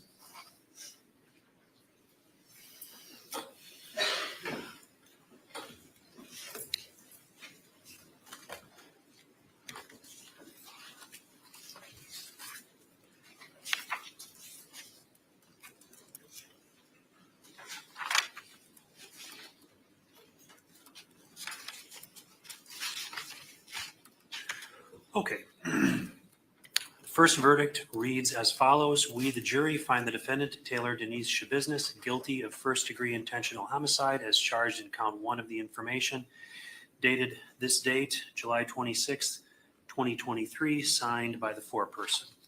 The second verdict reads as follows. We, the jury, find the defendant, Taylor Denise Schabusiness, guilty of mutilating a corpse as charged in count 2 of the information, dated this date, July 26th, 2023, signed by the foreperson.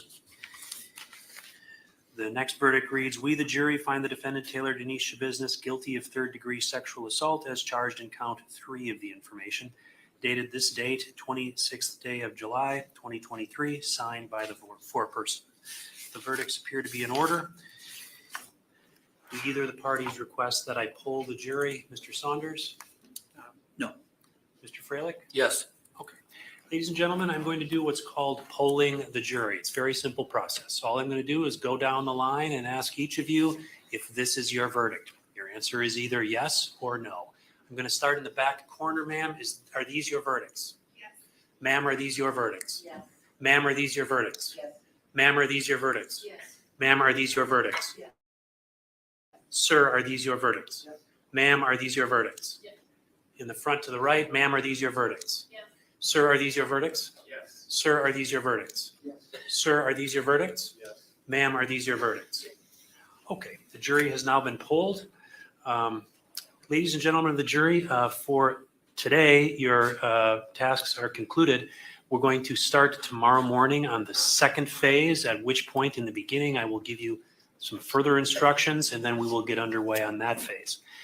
The attorneys and I have a few things that we're going to need to take up before that phase starts. So I'm going to ask that you be in the jury room by 9:15. I want to start right at 9:15, and we will hopefully get our matters resolved ahead of that time. But for today, your service is concluded. I am going to, again, read you that instruction that I've done every day since you've started. Thank you for super sticker. Please do not communicate with anyone about this trial or your experience as a juror while you are serving on this jury. Do not use a computer, cell phone, or other electronic device with communication capabilities to share any information about this case. For example, do not communicate by blog, email, text message, Twitter, or in any other way on or off the computer. Do not permit anyone to communicate with you, and if anyone does so despite your telling them not to, you should report that to me. I appreciate that it is tempting when you go home in the evening to discuss this case with another member of your household, but you may not do so. This case must be decided by you, the jurors, based upon the evidence presented in the courtroom. People not serving on this jury have not heard the evidence, and it is improper for them to influence your deliberations and decision in this case. After this trial is completed, you are free to communicate with anyone in any manner. We are done for today. Have a good evening. We will see you tomorrow morning at 8:50 or 9:15 sharp. All rise for the jury.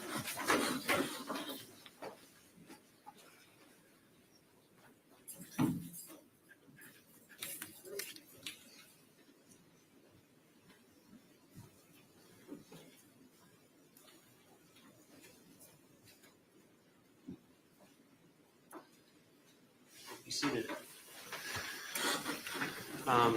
Is the matter regarding Dr. O'Donnell still a contested issue? I'm seeing nods from the state. As of last night, yes. So here's how we're going to handle this. I've indicated to the jury that I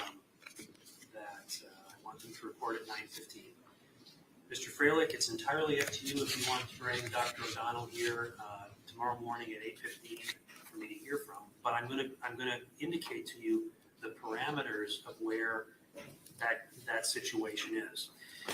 I've reviewed your memorandum, which is all I can really work with because this is what you've essentially said to me. This is what he's going to testify about. The first opinion is that Ms. Schabusiness was acutely intoxicated and impaired by acute methamphetamine use at the time of the alleged asphyxiation. The problem I'm having with that assertion is I'm not sure it's relevant given the status of the intoxication defense. So I'm not sure that having it here is going to assist you in that, but and I need you to understand where I am regarding that topic before you decide that's what you want to bring it here for. The next point is that the long-term and excessive use of methamphetamine has chronic brain damage consequences. The problem with that situation is I don't know that he is competent to diagnose chronic brain damage. So while he could assert that long-term excessive use of methamphetamine has chronic brain damage consequences, I don't think he's going to be qualified to testify that as a professional, I can say to a reasonable degree of certainty used in my profession that Ms. Schabusiness has chronic brain damage. Frankly, I think the only opinion that's been asserted regarding her mental health condition as far as a diagnosis is bipolar, and that was done at Nicolay, and there's some dispute about whether that was an accurate diagnosis, but I don't know that one would qualify bipolar as being chronic brain damage. So I'm concerned that if he's going to come in and start opining about that the connection won't be made. And then, of course, even if he is able to say that she does have chronic brain damage, the next step he has to take is that somehow that impacted responsibility. And I think there's a concern there as well. But I'm putting you on notice of that view that I'm starting to develop regarding the submissions you've made to me. The second bullet point is that long-term adolescent use of marijuana arrests brain development.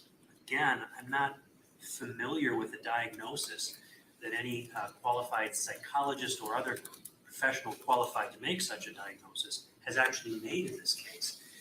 I don't know that one equates brain development with bipolar. I've never heard that, but I'm not an expert.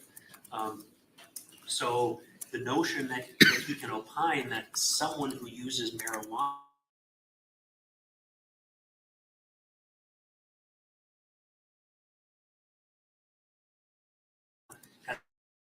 how does it affect responsibility? And I'm not sure he's qualified to give that opinion either. The next bullet point is Ms. Schabusiness was not treated with psychotropic drugs to control or mitigate her psychiatric illnesses. He's certainly, and again, I want to say, I'm satisfied that he's qualified as a pharmacologist. I'm not questioning his qualifications as that. Certainly, I reviewed his CV and listened to his testimony at the prior hearing, and he's a qualified pharmacologist for sure. But as far as psychiatric illnesses, again, the only thing that I've heard about from the testimony in the records is a bipolar diagnosis at Nicolay, which these other psychologists have repeated. So that the only thing that one could conclude from this assertion is that she was not treated with psychotropic drugs to control or mitigate her bipolar disorder. And then the question is, how does that impact responsibility? Many people have bipolar, so the next question you have is does someone who has bipolar, will the consequences be that you're unable to appreciate the responsibility in a criminal case? That's another concern I have with whether he's going to be qualified to even testify about that. The next point is psychotropic drugs do have efficacy in a large percentage of patients who take them. I'm satisfied he'd be competent to testify about that. Yeah, he's given them the answer now. I'm not sure how that actually, first of all, how that relates to whether or not, what she has been diagnosed with, how that would affect an individual by taking psychotropic drugs, and can he say how it would have affected somebody to a reasonable degree of certainty used in his profession regarding the impact of untreated bipolar disorder.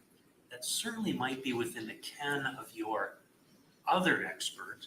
And I do want to indicate you have another expert who might be qualified to testify about some of these things, but I'm very skeptical that this witness is qualified to do so. And then the final point is that Ms. Schabusiness' use of methamphetamine worsened her untreated psychiatric condition. So really, the issue is the impact of methamphetamine on untreated bipolar and the impact of methamphetamine untreated bipolar on someone's responsibility to commit a crime. And I'm just concerned there as well that there's an inability to connect all of those dots with this expert. And so while I'm willing to hear from your expert, because you've asked that, and I think the state is of the mind, we don't even need a hearing on a Daubert hearing on this, but I'm affording the defense an opportunity at 8:15 tomorrow morning. If you want to bring Dr. O'Donnell in to opine on some of this, but you need to understand that's the concern I have. It'll be a rather short Daubert hearing for this reason. This proceeding tomorrow is in the nature of a civil proceeding. And I'm pretty certain the judge is not even mandated to hear testimony at a Daubert hearing. I can do a paper review and make a determination. And so I can tell you that I've done that paper review so far, and those are the concerns that I have. And I'll want to drive directly at those issues tomorrow. I'm not going to want to hear about a lot of things that if I can testify, I might be able to say a whole lot of things. I'm going to want to know specifically about my concerns, and if they can't be directly addressed, then I would be satisfied that he's not competent to give those opinions. Even though, again, I want to indicate out of respect for Dr. O'Donnell, I'm satisfied that he's a very capable and competent pharmacologist, but I'm concerned about some of these opinions, particularly when the psychologists who would be rendering the diagnoses that he is referring to aren't even in agreement on it. Nonetheless, that's where we're at. Let me just turn to the state. Mr. Saunders, questions on what I've indicated? No, I don't. Mr. Frail, questions on what I've indicated? No, Your Honor, it's very clear. All right, very good. We'll see everyone then tomorrow morning at 8:15. All right, thank you. Okay. Well,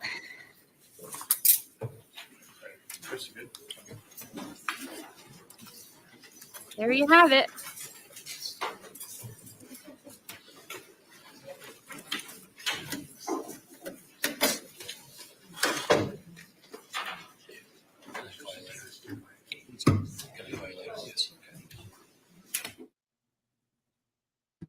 Alrighty.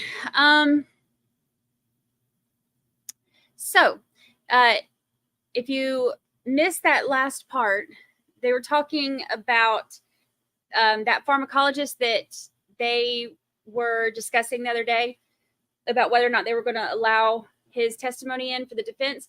So the defense is wanting this pharmacologist to come in and say, you know, hey, long-term drug use can mess with your brain and, you know, whatever. And he's saying, okay, but we don't know if it messed with her brain. So they're going to do a short Daubert hearing in the morning to go over admissibility of witness, expert witness testimony, and then they will decide, and then they will, they